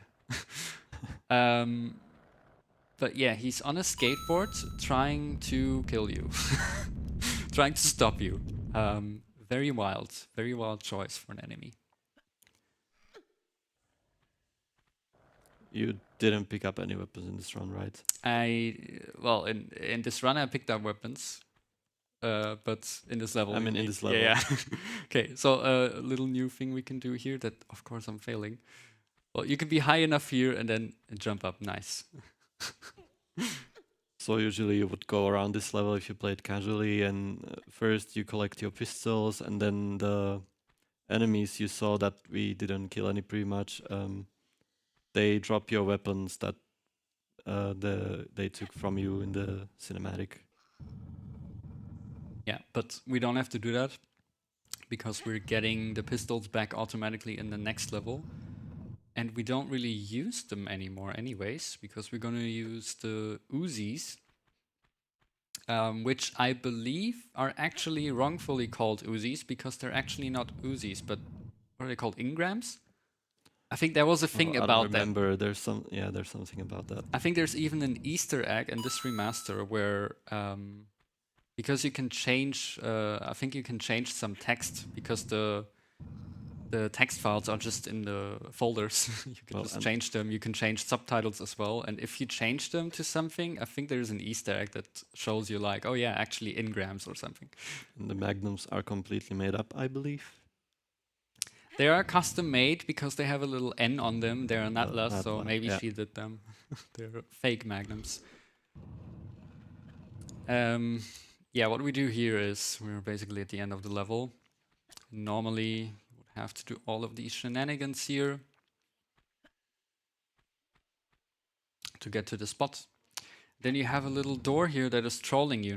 Normally, you have a lever here, and you would pull it, and then you would backtrack a bit. Because the devs wanted you to not go through the store. Let's see if we can make it through the store. We could. I'm sorry, devs, once again. But yeah, and that way you see a frozen shotgun dude there. I think, what's his official name? Bald Enemy? I think it's just Bald Enemy or Bald Guy. It's Bald Enemy because, well, he has no hair. So yeah, very creative. Skater Kid, Cowboy. Very creative names. They definitely prioritized well there. I mean, they clearly show up out of nowhere. I mean, that too, because you only know about Pierre and Larsen. They also bothered to give them actual names. So, yeah. I think with that, okay, we're at 8 mats. That should be more than enough. Even if we get bad RNG, which is very likely for this run so far. But yeah, it's home stretch, last 2 levels. We're in a Great Pyramid pretty much now. We're in Atlantis now, to be precise. That's where we get our Uzis, the fake Uzis. And we want to get rid of 2 Atlanteans here that trigger on the way. Gonna do a step back. Okay, I'm gonna do a roll. Because otherwise these 2 will change us throughout the level. And, or like throughout this room, not through the entire level. God, that will be tough. Yeah, so we get rid of them now because they can push you from the levers. You've seen it firsthand. And from levers, from tiles, anything. Yeah, from anything. We want to also stay on the right side because otherwise you will trigger these guys here early. They can ruin the next section here a bit. Hopefully they won't. Okay, we have 2 of them already. Let me save, because yeah, they can push you very easily off the edge. Ooh, just like that.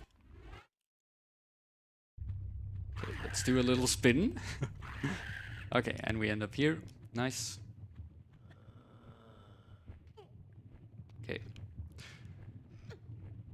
So, I think we just do like a little bit of platforming here, so we can have more donations if there are any that came in. Super. There are some donations. We've got $2 from Al Lucas. He says, "Doing great, you two. Good luck for the remaining levels." Also, shout out to 2 audience guys making this event brighter with their presence. We have a $30 donation from Frostbite 1981, who hasn't left a message but has put that to the Spyro Enter the Dragonfly softlock % showcase, which means that has now been met. And AKA Speedy has put $1 and says, #Tomp, what's the most slay Lara outfit? The most slay Lara outfit. First of all, thank you so much for the donations. Thank you for reaching the Spyro incentive that is gonna be in the next run. The most slay Tomb Raider outfit. Probably one of the leather outfits. Leather, like the catsuit, you mean? Like the catsuit, yeah. And just in between what we've done here, normally you would have to go around that room that we've just been in with the water and pull different levers. But we don't have to do that. That would fill the room with lava and then change the room with a flip map again, and we could like get to the pocket that we just got to. However, we can also get to the pocket by doing a somewhat precise jump where we can jump like diagonally so much that we can still hit the edge and make it through without pulling any levers there. Okay, I just want to go back to the outfit. Yes. I would say the one from the expansion DLC that they brought back. Oh, right. Lara's, the Vegas, the Nightmare. The Vegas outfit, yeah. There's like a tier 2 gold, so that's the expansion pack for Tomb Raider 2. And there's an outfit they restored, where she's basically, what do you call it, a leopard, like... It's like leotards. Yeah, if you see it, I mean, she is in Vegas, so it's very fitting. But yeah, that's probably the most slay one, because she does everything in high heels as well. That was in the beta, I believe, and then they didn't fully implement it in the original release of Tomb Raider 2 Gold, just called the Golden Mask. Well, and if we go past the classic, I would go for the evening dress for Legend. Oh, right, yeah. And you will see that in the Legend run tomorrow. Legend is also a great game. It's like one of your favorite games of Tomb Raider, right? Yes. Sadly, it's really, really short. Sadly, it's really, really short. Yeah, that means the speedrun is even shorter. But okay, I'm just gonna pick this up. We have enough mats, but you know we can never have enough mats. We've done some skips again.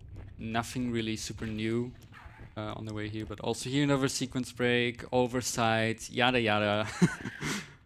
You've heard it. We can also use the modern controls here to jump up without pulling up. And yeah, basically what we also do in this level, we wanna kind of pick up every double Uzi ammo pickup that's on the way, because we need around like 600 to 700, I believe, to kill an enemy in the next level. And then I think we're pretty much done with the enemies. Okay. Bit of sequencing here. We have a fight coming up. You can jump up here with modern controls. Jump here. And yeah, the movement with modern controls, once you get into it, is really satisfying. I struggled a lot with the modern controls at first. This guy can tell you.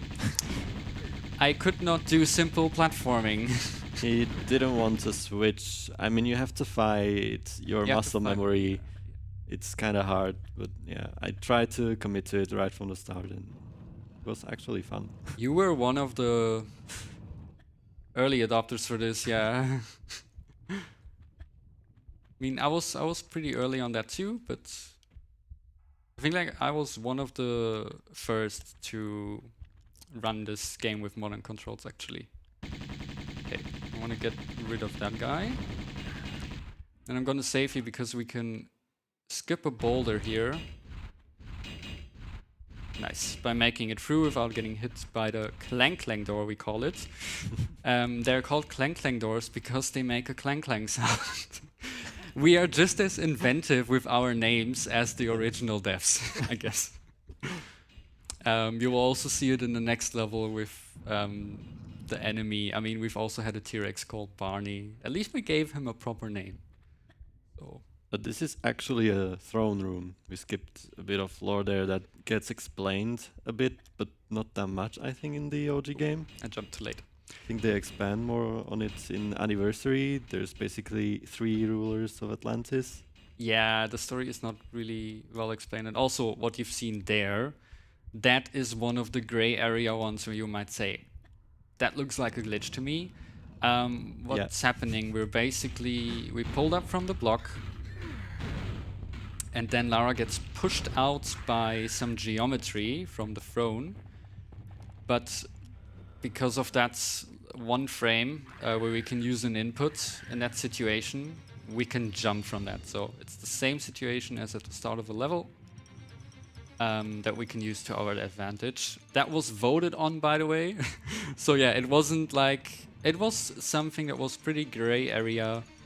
To some, it's still gray area. Some still think, nah, it's more of a glitch to me. But yeah, ultimately we decided to say that's, like, technically wise, that's still not a glitch. Okay, we're at the end of this level. What we do here is we want to stand here to get rid of this Atlantean, because behind us is a centaur that is shooting... by the way, we call them meatballs. I don't know how they're officially called. But they look like meatballs, so... And we are in Sweden after all, so... Meatballs reference. I will not try to pronounce... I don't know, I'll butcher it. Kotvula? Kotvula. Okay, let's not get set on fire, because if you land on the seam in between those bridges, because those are 2 parts, you can actually get set on fire. I believe the game thinks you're The game on thinks the ground you're on the for a bit. ground then, yeah. And we're in the last level. So, welcome to Adam, as we sometimes call him, or Torso. I actually don't know what is his official name. I think it's just the Torso. I don't know if it's Torso or Giant Mutant, but it's basically, maybe you can explain the cutscene we just skipped. Oh, well, it's basically one of Natla's creation that gets hatched from a big giant egg. Yes. That was up there in that circle, I guess. And what happened in the cutscene was Lara trying to get the ski on or something? No, that was in Anniversary. She was shooting it right. Yeah, I'm mixing it up already. Okay. I mean, we tried to get the ski on in the last level, and then Natla intervenes. Yeah, and then Natla intervenes. And we got a vision that shows us that Natla is the 3rd ruler of Atlantis. Along to Qualopec and Tihoken, in whose tombs we were before, for the other parts of Skion. And her piece of Skion got locked away in Egypt. Yes, that's the because one we got. Of these mutations, pretty much. That's the lore. Yeah. It's more explained in Anniversary, though. Yeah, we're in the Great Pyramid right now, and she used this pyramid, which was a, what do you call it, like a sanctuary, a holy place, which was pretty much a holy place to the Atlanteans, and she was basically fed up with evolution and how they should evolve more, and then she used that Great Pyramid basically to enhance the Atlanteans. And the other rulers didn't like that, so that's basically explained in that cutscene that we skipped there. She's like frozen in ice, I believe, and then sent away. But at the start, that's also a cutscene we skipped, unfortunately. She escapes. She escapes because there is a nuclear test, I believe, in a desert, and that actually frees her from that cage. So now she wants to finish her plans. Give evolution, if I quote her, she wants to give evolution a kick in the pants. Very, very much quoted. I mean, the cutscenes of this game, they're quoted, or of this whole franchise, pretty much. They are quoted among fans quite a lot. So what we do here, we stay on that side because we skip the trigger for some embers from the lava that can damage us a bit. It's not a big deal usually, but let's see if we can showcase something, well, not relatively new here, but you can actually skip that boulder if you heal at the right moment. Yep. Nice. So you get hit by the boulder. You save, obviously, a bit of time because you don't have to backtrack there. No. Okay, I will just heal. Because I don't know. Okay, it should have been fine. Yeah, if you heal at the right time there, you can pretty much make that encounter with the boulder and not turn into ow. So here, we just shimmy along darts. This whole level is a death trap. It's pretty much usually a Tomb Raider thing, especially a classic thing. The escape is pretty much the boss most of the time. You want to carefully jump in between those spikes. The hitbox for those spikes extends a bit to the top, so a run of mine that was at that time a pretty good time for me actually died because I hit the hitbox of one of these spikes right at the end. Yeah, that can happen. We use that sequence to not get hit by that blade there. It's quite obnoxious sometimes. We want to stay in the middle here because the hitbox for that lava is also quite huge sometimes. And we can show off something relatively new, or at least done in runs. We can bonk into this wall, hit the trigger, and then we don't have to grab up here. We can just move along because the boulder... Okay, let me save here. Because the boulder would otherwise block us. Okay. Get 6 steps. Nice. We land in here. Oh. And that's really home stretch now. We're very close. Time to give Natla a kiss. Time to give Natla a kiss. Can we have some hype for Natla? Ooh, okay. Nice. Let's see how she will treat us. Maybe she will give us a kiss. So, we don't want to kill Natla because it takes time. She has 2 phases. Usually you would only kill her during phase 1, or you would complete phase 1. She would lose her ability to fly, and then you would have to fight her on the ground. And yeah, that's why we... Not behaving nicely. It's okay, it's fine. She wants to give us a kiss. Red said we need to give her a kiss, so... It's fine. Okay, we do a little spin here to have enough room. Okay, so we're almost through. Maybe believer strat number 3. I need everyone in this room and everyone at home to believe that Natla is behaving and is not gonna push me off while I'm trying to get onto that column here. So, I will believe as well. And everyone believed. GG to everyone. And end of the run is coming up. Basically as soon as the screen turns black or the stats show up. So, we're gonna slide down. Almost there, do a bit of swan dives. And that is... time.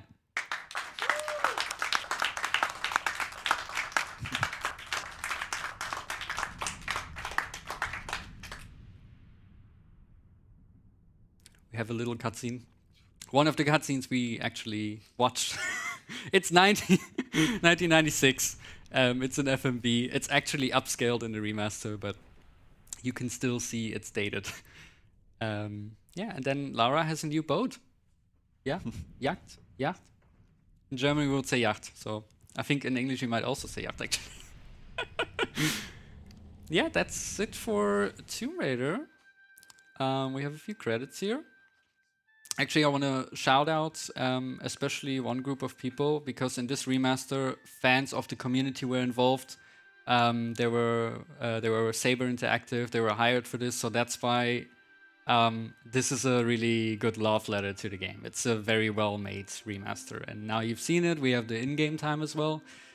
We go by real time, obviously, here. So, yeah, I think that's pretty good.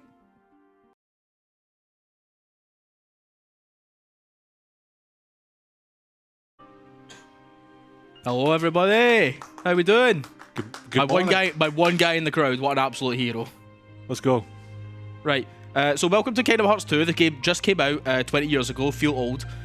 So today we're going to do what is called a 22 bounties randomizer.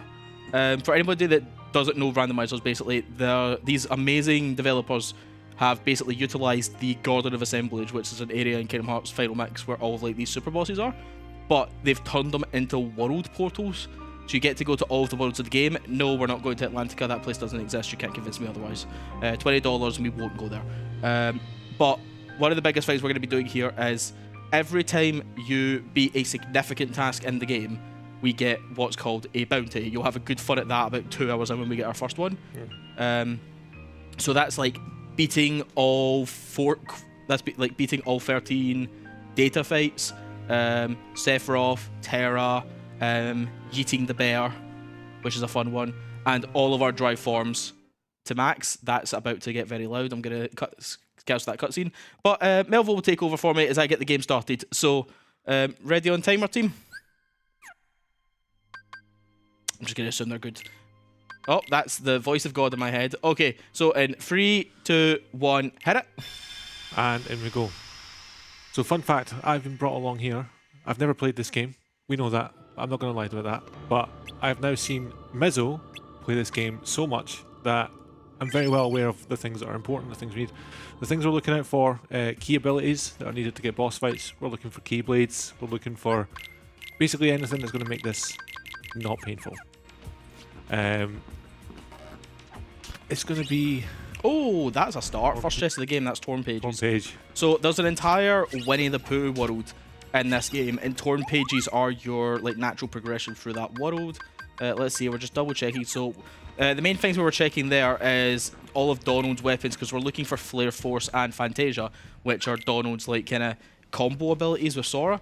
They drain all of your MP. You go into a invulnerable state, and then you just start either blasting people with magic or slamming them with hilarious fireworks. So the first world we're going to come to here is Disney Castle. In the early game, we're going to do something what we just like to dub the Grand Tour, where we dip in and out of just about every world and just grab as many quick checks as possible. So we're going to go all the way through this garden here. I haven't seen anything so far. A couple of like AP boosts and things, a wee power boost, just to help us do a bit more damage. But Unknown Disc is an unlock. It's not a world unlock, but in the computer room of Hollow Bastion, there's like a door that's locked. Having the Unknown Disc in our inventory just means that's unlocked early, which means I can not only get that chest after we go like halfway into Hollow Bastion, but Keyblade, but also means I don't need to like have to backtrack so far into that world later on. So we've got those checks. We're gonna just abandon Mini here. We're not interested. We're gonna go back to the garden. And then we're going to dip over here, we're going to go bypass all of this, and we're going to go into Agora. You'll notice that in the original KH, it's like all of these doors have like the weapons of the super bosses that you have, but here it has like symbols for the world. So this fight is an example of you don't need to win every fight in the game. There's some of them that are programmed that if you get absolutely battered... Bloated. Yeah, I was going to say worse than that, but if you get absolutely pelted around, the fight will end early. So while we have like basically no defense and no levels, we just run towards that mob until he decides to smack us in the face, and that ends the fight early. And then we're just gonna run around Agrabah all the way to the Abu minigame and get as many chests. So Feather Charm is our first summon, that's Peter Pan, and there's Flare Force. So we've got a very early Donald limit, arguably his better one. Fantasia is still good, especially on a couple of fights in the game where we really want it, but having access to Flare Force early is giving us a massive power boost. So we're just going to progress the world, get cutscenes going, we're going to skip everything, and then I'm going to... Right, get Aladdin out my party, away you go, but we're going to get into his inventory real quick and just nab everything off of him. You know what, you can have a potion. So let's double check this. Oh, a 5-9 with drive boost. 8. You know what, we don't have any magic, so let's get that on, get a wee bit of defense. Get a wee ring on, and then we'll get some ethers on. And we are off skis. So yeah, as Mizo said, right now it's just a case of the sort of the Grand Tour. The Grand Tour is basically just going everywhere we can, seeing if we can find them. I mean, those more world unlocks will come. There's certain items that you can get which will unlock more worlds, things like Proudfang and the All Escape Man, Bonefist. There's multiple things you can get that will open more worlds. The more worlds you open, obviously, the more checks you can get, the more items you find, and ultimately, the more items we've got, the better that Mizo will be equipped to handle when it comes to these bounty fights. There's 22 bounties in total, so it is essentially just being prepared for the hit list. So if you don't have any magic, you need to actually utilise the enemies to get through that little, basically break the stalls in the Brazier. That's Thunder element. So what I'm actually going to do, so you'll notice that the you know what? Let's get in here and get this Thunder equipped. Let's get in there. Let's get in there. Oh, right. I haven't transitioned. When you obtain magic this game, you need to transition into another zone just to get it to work. So we've actually, blessedly, when we're in that room, we've actually intentionally took damage because I'm going to do this fight here and just get a little bit of experience. So to keep us under timer, and this would you... What's the word I'm looking for here? This run for 22 bounties would usually take somewhere about like 6 hours. So what we've done is we've given ourselves a little bit of a handicap at the start just to make sure that we can do it in 4 and more importantly aren't taking up the entire schedule with it. Yeah. So I'm quickly just going to fire all these AP boosts into me, and then that way we can equip all of our abilities that we want to start with. We'll get a couple of these defense boosts away. No, I don't want to use the Torn Pages on me, that'd be silly. Stop trying to use the Torn Pages, you silly goose. So we're going to go back into our abilities and we're just going to equip a bunch of nonsense, even though it's like not necessarily like usable at this point. So now we have EXP boosts on. So EXP boosts is when you're half HP or less, it will double your EXP. So by having 2 of them on, we just got ×4 EXP on that fight and got ourselves all the way up to about, what was that, level 8 there? Yeah, so oh no, level 10, there we go. So just in that very quick fight, and our EXP rate is like increased in comparison to our party members. So by the time we get to the end of the game, we will be max level, but our party members will only be like level 40 or 50 or so. But we don't care about them, they don't really do much. Really. Once we get to Halloween Town, I'll actually be doing a menu that puts my party members' AI into something called Sora Attack, which is basically telling them, don't do anything. Nope, nothing. Don't mess with me, don't cast any spells, don't hit anything, you just stand around and get slapped silly. Stay in your lane. Stay in your lane, yes. By doing that, it decreases the overall damage that my party can do, but it means I have full control over boss revenge values, which now we get to talk about that. So revenge value is a hidden mechanic in this game, where every time you hit a boss, you stagger them. So to stop you from just infinitely staggering them, that's Wisdom Form, that's really good. That's actually really good because you want to use Wisdom Form in the following bit of this section. Very early form. That is very early. But anyway, RV, which we're dubbing it for short now, is basically the boss's way to make sure you don't just slam it constantly until it's dead. So a hidden value is constantly increasing depending on the type of damage you do to it, if it's Keyblade, magic, which part of your combo, if you do a slide dash into it versus like a flash step. And it's one of those things where when you've played this game for like 20 years, you like kind of have a knack for understanding it.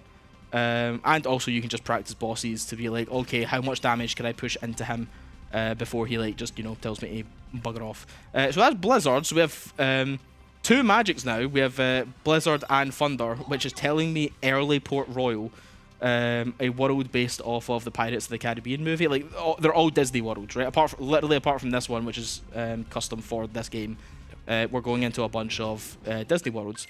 So the entire gimmick of Port Royal is that the pirates are very, very weak to magic. So what this seed is telling me so far is that it really wants me to get in there early. So when I finish this Grand Tour, which usually ends around Beast Castle, we'll probably just immediately go there. Yeah, so one of the things that Mizo's always looking out for, which you do generally in Randomizer, for people who are not familiar with Randomizer, is you'll be sort of expected to try and guess where the best places to go are based on the items that you find, where you might be able to use them the most. So that's what you'll be doing. Just for the people who know that, what kind of items do you hope to get early? Obviously, forms early is good, but what else is like are you hoping to find when you're the checks? The big things are kind of in order are my drive forms. We've got Wisdom Form. There's 5 of them in the game. There's Valor, Wisdom, limit, master, and final. Yeah. And the gimmick with them is you can only level up your drive forms. Like, you know what? Just give me a second to do this menu. You know that way you're trying to talk and play the video game at the same time, and it's just not happening very much. So this is me now going into my party members. I swear, at Halloween Town. I'm going to leave that Aether on Jack just in case the forced fight that comes up just starts going a little south, where he'll be able to just throw me the Aether and we'll be able to get control of that fight much faster. So this is another fight where I'm just going to walk forward and let them attack me. It's so much faster to get out of here. Thank you. Yeah, so drive forms are kind of the big one. So the fact that I have wisdom form right now, your drive forms go up to level 7, where in this version of the game, that's when we get the bounty off of them. But you could only level up your drive form to a certain level based on the amount of overall drive forms you have. So I've got 1 form right now, so I can level up my forms to level 3. And every new form you get, that goes, 2 forms for 4, 3 forms for 5, 4 for 6, and all 5 to get level 7. So I can't get any bounties off of my forms until I have found all of them. Wisdom form is really good early. The kind of 3 key ones are Wisdom, Limit, and Final. It's actually really funny here. Once we get through this encounter, I'll actually be leaving this world early to abuse something later on if we get an ability called Latent Darkness, which allows me to get Final form early. So we're just going to use Jack's Limit here, which makes us invulnerable and does a ton of damage. Come here, Sunshine. We're going this way. We're going to pick this guy up. The level up is in the way, so I can't see the limit gauge. I'm going to back away from that before he absolutely trounces me. And there we go. So as we can see, Jack's literally just throwing me Ethers and has got my MP all the way to max. So we didn't actually have to use it because we get so much damage on that mob just by dipping in and out, because like that mob would basically one-shot me at this point. So we're going to grab these 4 chests, we're going to go into Santa's house, progress the story. Ooh, I have all 3 of my base magic now. And then once we go back up, you're basically going to like a mini boss into an actual boss for the stage 1 of the world. But we're going to leave this zone in check because there's an ability that you get off of a Keyblade in the base game called Latent Darkness, which allows you to force Final Form without actually having to find it. But to do that, it forces you into anti-form, which is very bad. We don't want that. It drains all of your gauge. You can't use items. You can't do reaction commands. You can't heal. And more importantly, you can't revert from it. So you need to like fight your way out of it. We're going to go over this way. But as you saw when I walked up to the hill, the party members get forced out of my party and they're just kind of wandering around. So you can go into the square, pop a form, go into anti-form, and then when you go back up into the hill, because the game forces your party members out of you and forces you out of a drive form, it'll restore your drive even though you're in anti-form, because the game is specifically not trying to punish you for going into a zone where it forces you out of a form. So we're only going to be doing a little bit of Olympus Coliseum here. Like this, you basically do all of Olympus Coliseum, like all of the checks in it, before the first boss. But there's something, as every KH runner will know, or KH player will know, is something called Hades Escape. So if you just don't have tools for that, it's something that we just like to leave a little later. But come to think of it, like I've got Fire, Thunder, and Blizzard in like some decent levels. So like we could kind of try it. We have Flare Force as well. Like you know what? Give it a shot. I think we've actually got a pretty good setup. We could probably do this early. There's one thing we need to mention, by the way. What's that? And you will maybe realise this. So the incentives got met pretty quickly for the blindfolded boss fights. You'll know that. That's concerning. So, guess what we did? Oh no. There's obviously another incentive that's now been opened, which will run throughout this run. And if met by the end, there's an interesting cutscene. So, donations. You know what to do. That's all I'm saying. I think Star's kind of the expert on this one. Yep, I was kind of hoping that he would just cut into it. The people at home will find out if they type !donate. There you go. That in the target section that they should make sure to select anytime they donate. You do need to select it. Make sure you press the buttons on your screen. You can watch Goofy die. That's how you shell. See what it did there? Star, it's your job to make sure that I actually make a save there. Let's see, we're just going to double check. Oh, we got another wee finishing plus. Absolutely juicy there. Yeah, we've got actually a really good setup here that I think about it. So I think we'll just try and take this on. So here's Orn. He's from FF10. He's not a Disney character. What a guy. What an absolute lad. What a guy. Absolute Chad energy. Oh, see a Hades. So you can't hit Hades here at all. He's just going to absolutely bombard you with fireballs. That thing basically one-shots me.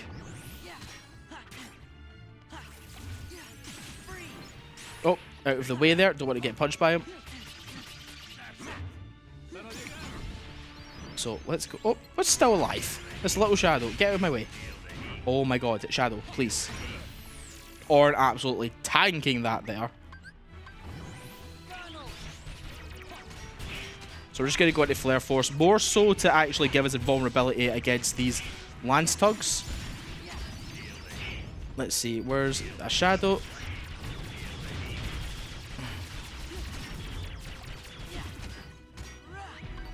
You know what? Let's pop a Drive Form here. Get out of my way, Hades. Be gone. So something I just noticed there, you're not usually meant to be able to use drives or summons in this world, so that probably means we started or picked up at some point an Olympus Stone, and I've just not caught it, like, as we picked it up out of a chest. It's an item that you're usually meant to get deep into this world in the story.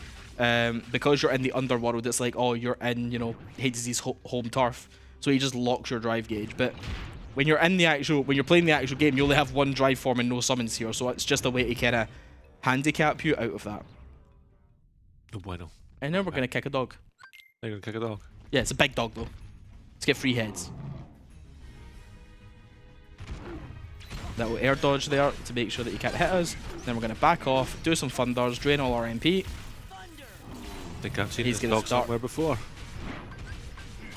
And then we're going to go into a Trinity. And this should get him. And we're done. There we go. So now we get access to the second half of the world. We need to do like a couple of jar mini games for Phil, because apparently we still need to prove ourselves, even though, you know, it's us, bro. Like, I have Donald Duck and Goofy with me, like absolute hero material, right? So we need to do a couple of little mini games here, and then we get access to the second half of the world, get a bunch more checks, and given the setup that we have, like, Thunder's kind of the big key thing for this world. We'll probably just go all the way to the final boss of what we call Olympus Coliseum 1, and then you need to get access to the second part of the world by finding a Battlefields of War, it's called. Yeah. It's always the item that you're looking for is the weapon of the support character. So Orange weapon is called the Battlefields of War. So once we get that, we get access to the second half of the world. And I think I'll pass it over to Star there while I go hit some jars. Hello, gamers. We have a $20 donation. Oh, no. Nice. Thank you, Mr. Ryudo. Nice. He says, what's this? More reasons to donate. Don't mind if I do. He wants to save some animals.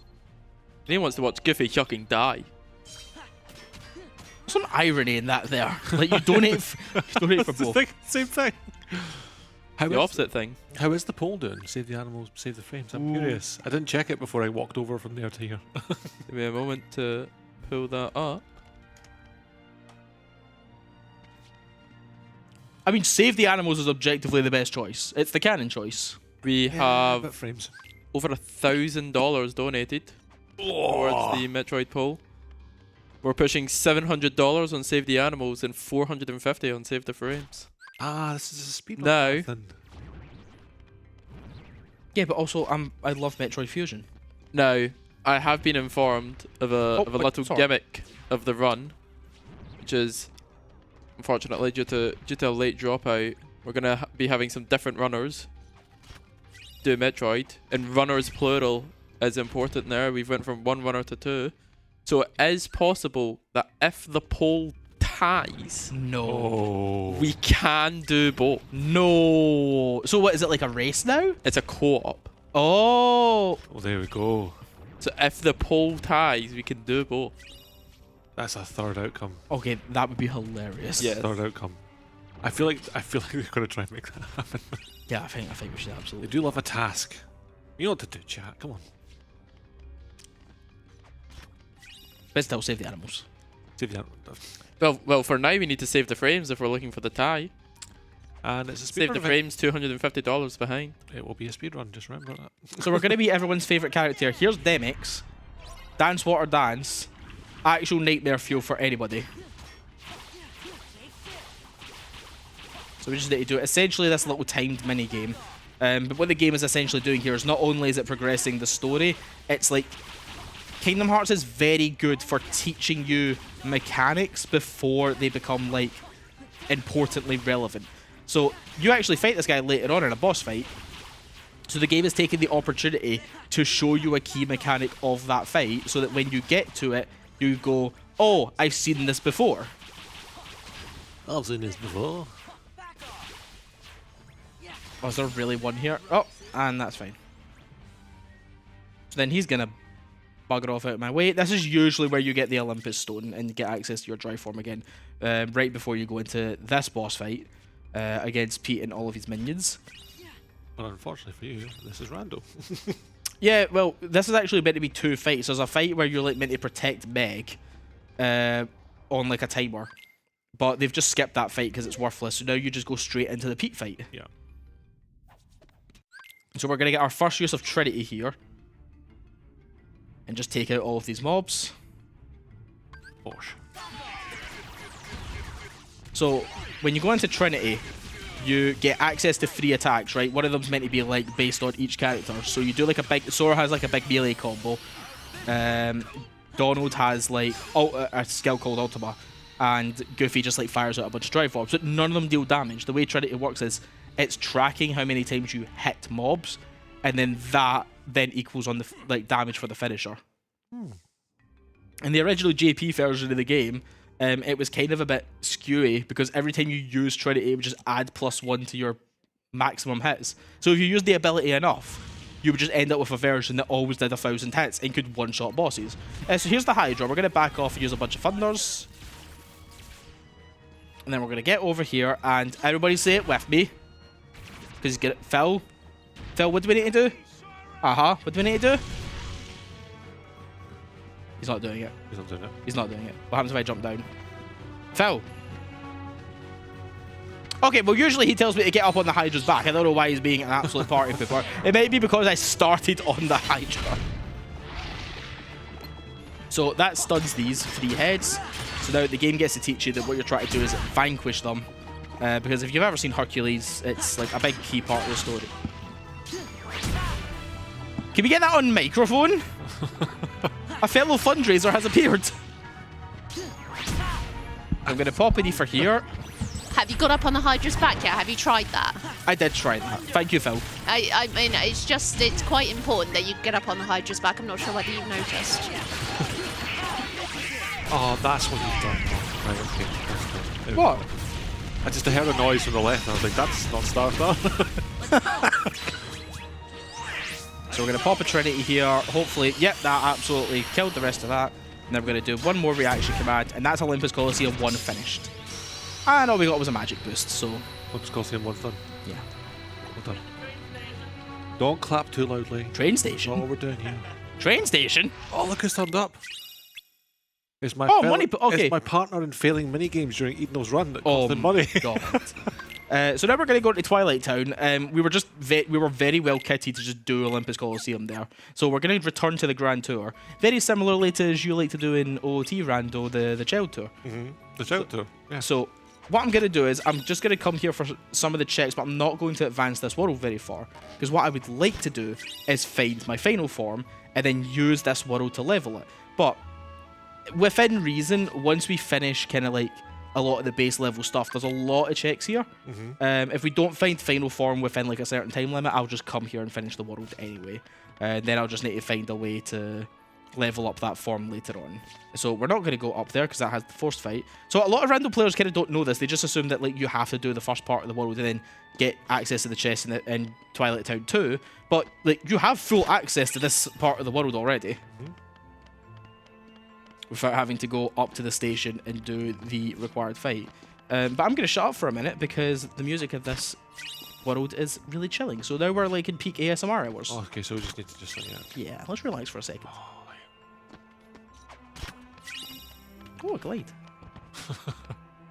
Remind me to talk about that in a minute. Did you also start looking at the monitor up there? Oh yeah, I'm just gonna use that up there. Oh my god, the FPS difference. Like the tiniest delay there made me miss that hole in the wall. Well, you mentioned it a minute ago, but it's like one of the things that's actually quite interesting about like multi-world randomizers is that I've never played Kingdom Hearts 2. You've not played a lot of OT recently. I think you've played it before, but not. My cousin played it when I was very, very young, so like I've witnessed it. But you know how my game goes at this point. Yes. I'm obviously very familiar with this because we've done a lot together, randomizer, multi-world, and it's just like how many arcs have we done together? Quite a lot. Quite a lot, right? Especially for practice. You're going to be putting on an arc later on today, aren't you? That's the plan. Yeah, so anybody that's at ESA, John Archipelago himself is going to be putting on an arc in Copenhagen?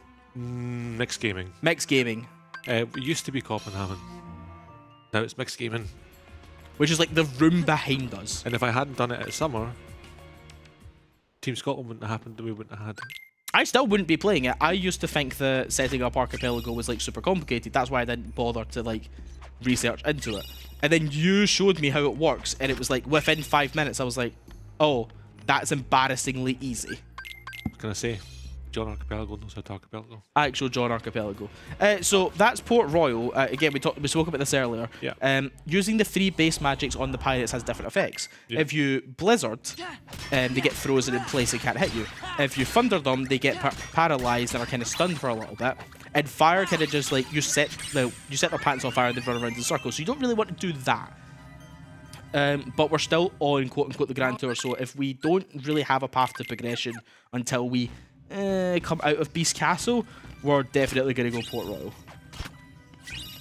So I'm going to dip in here to Space Paranoids. I'm only going to get the 6 checks here, and I'm forced to do the mini-game, or I physically can't leave the world. But what I'm going to do is try and leave this world for as long as possible. Ooh, now I have Fyra. That's really nice.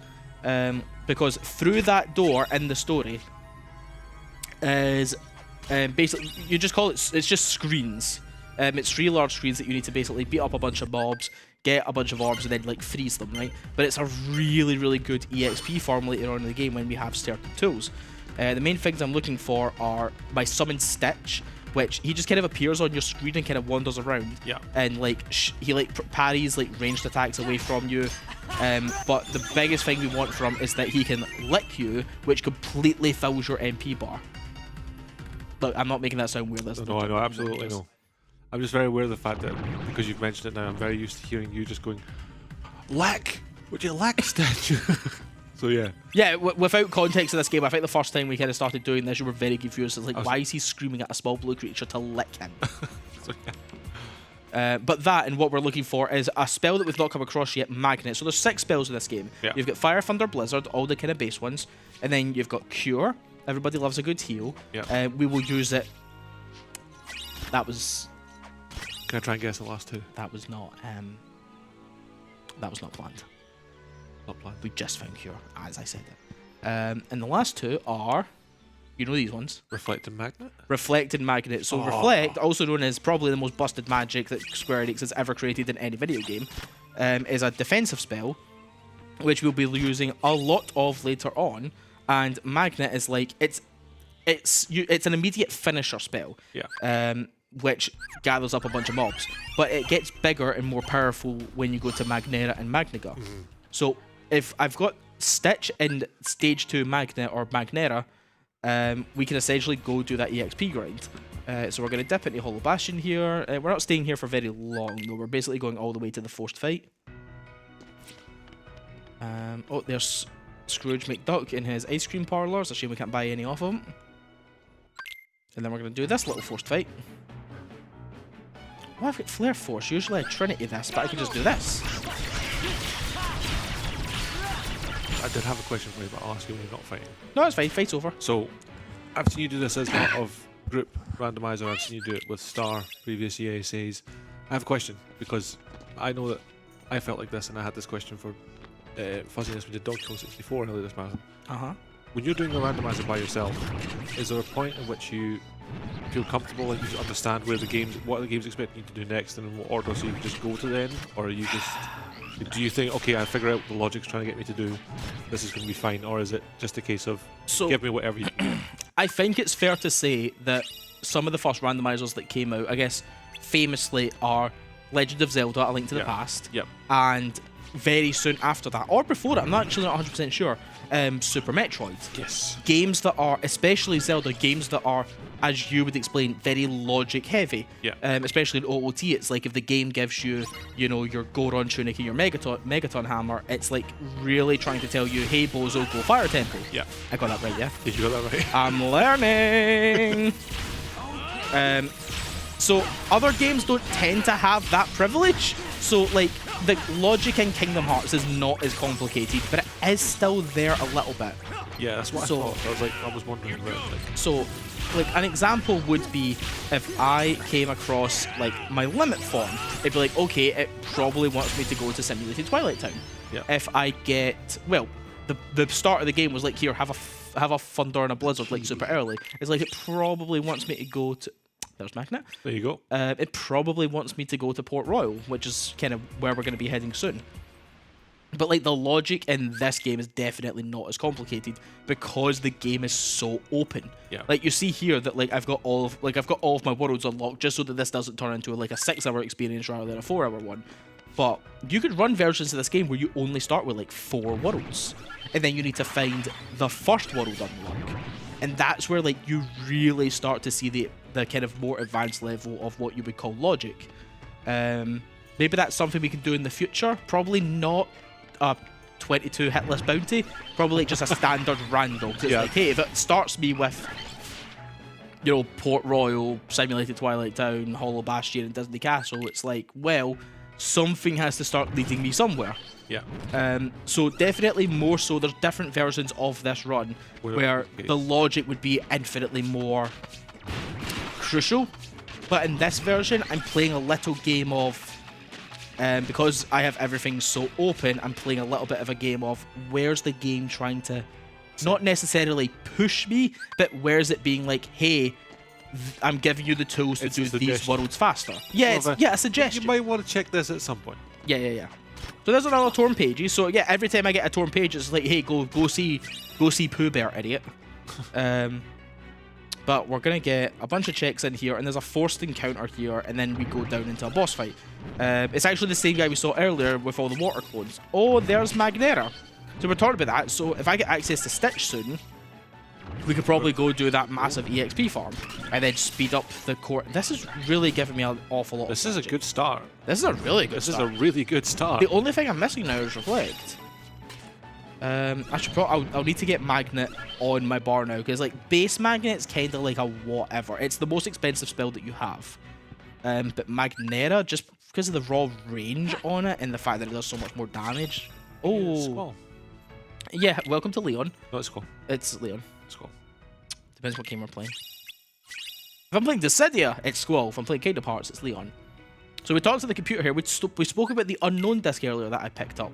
So I'm actually going to come back here and grab this chest. Funny enough, this is the chest that Stitch is usually in. But this door is now open, and I can go grab this chest super early because I have the unknown disc. So hopefully this is something fun.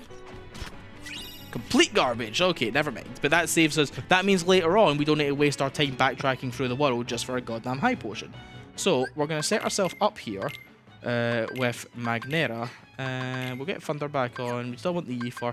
We basically use Cure like once in the whole run, and it's to drain our MP for the final boss of the one where you play as a lion. Pradelands.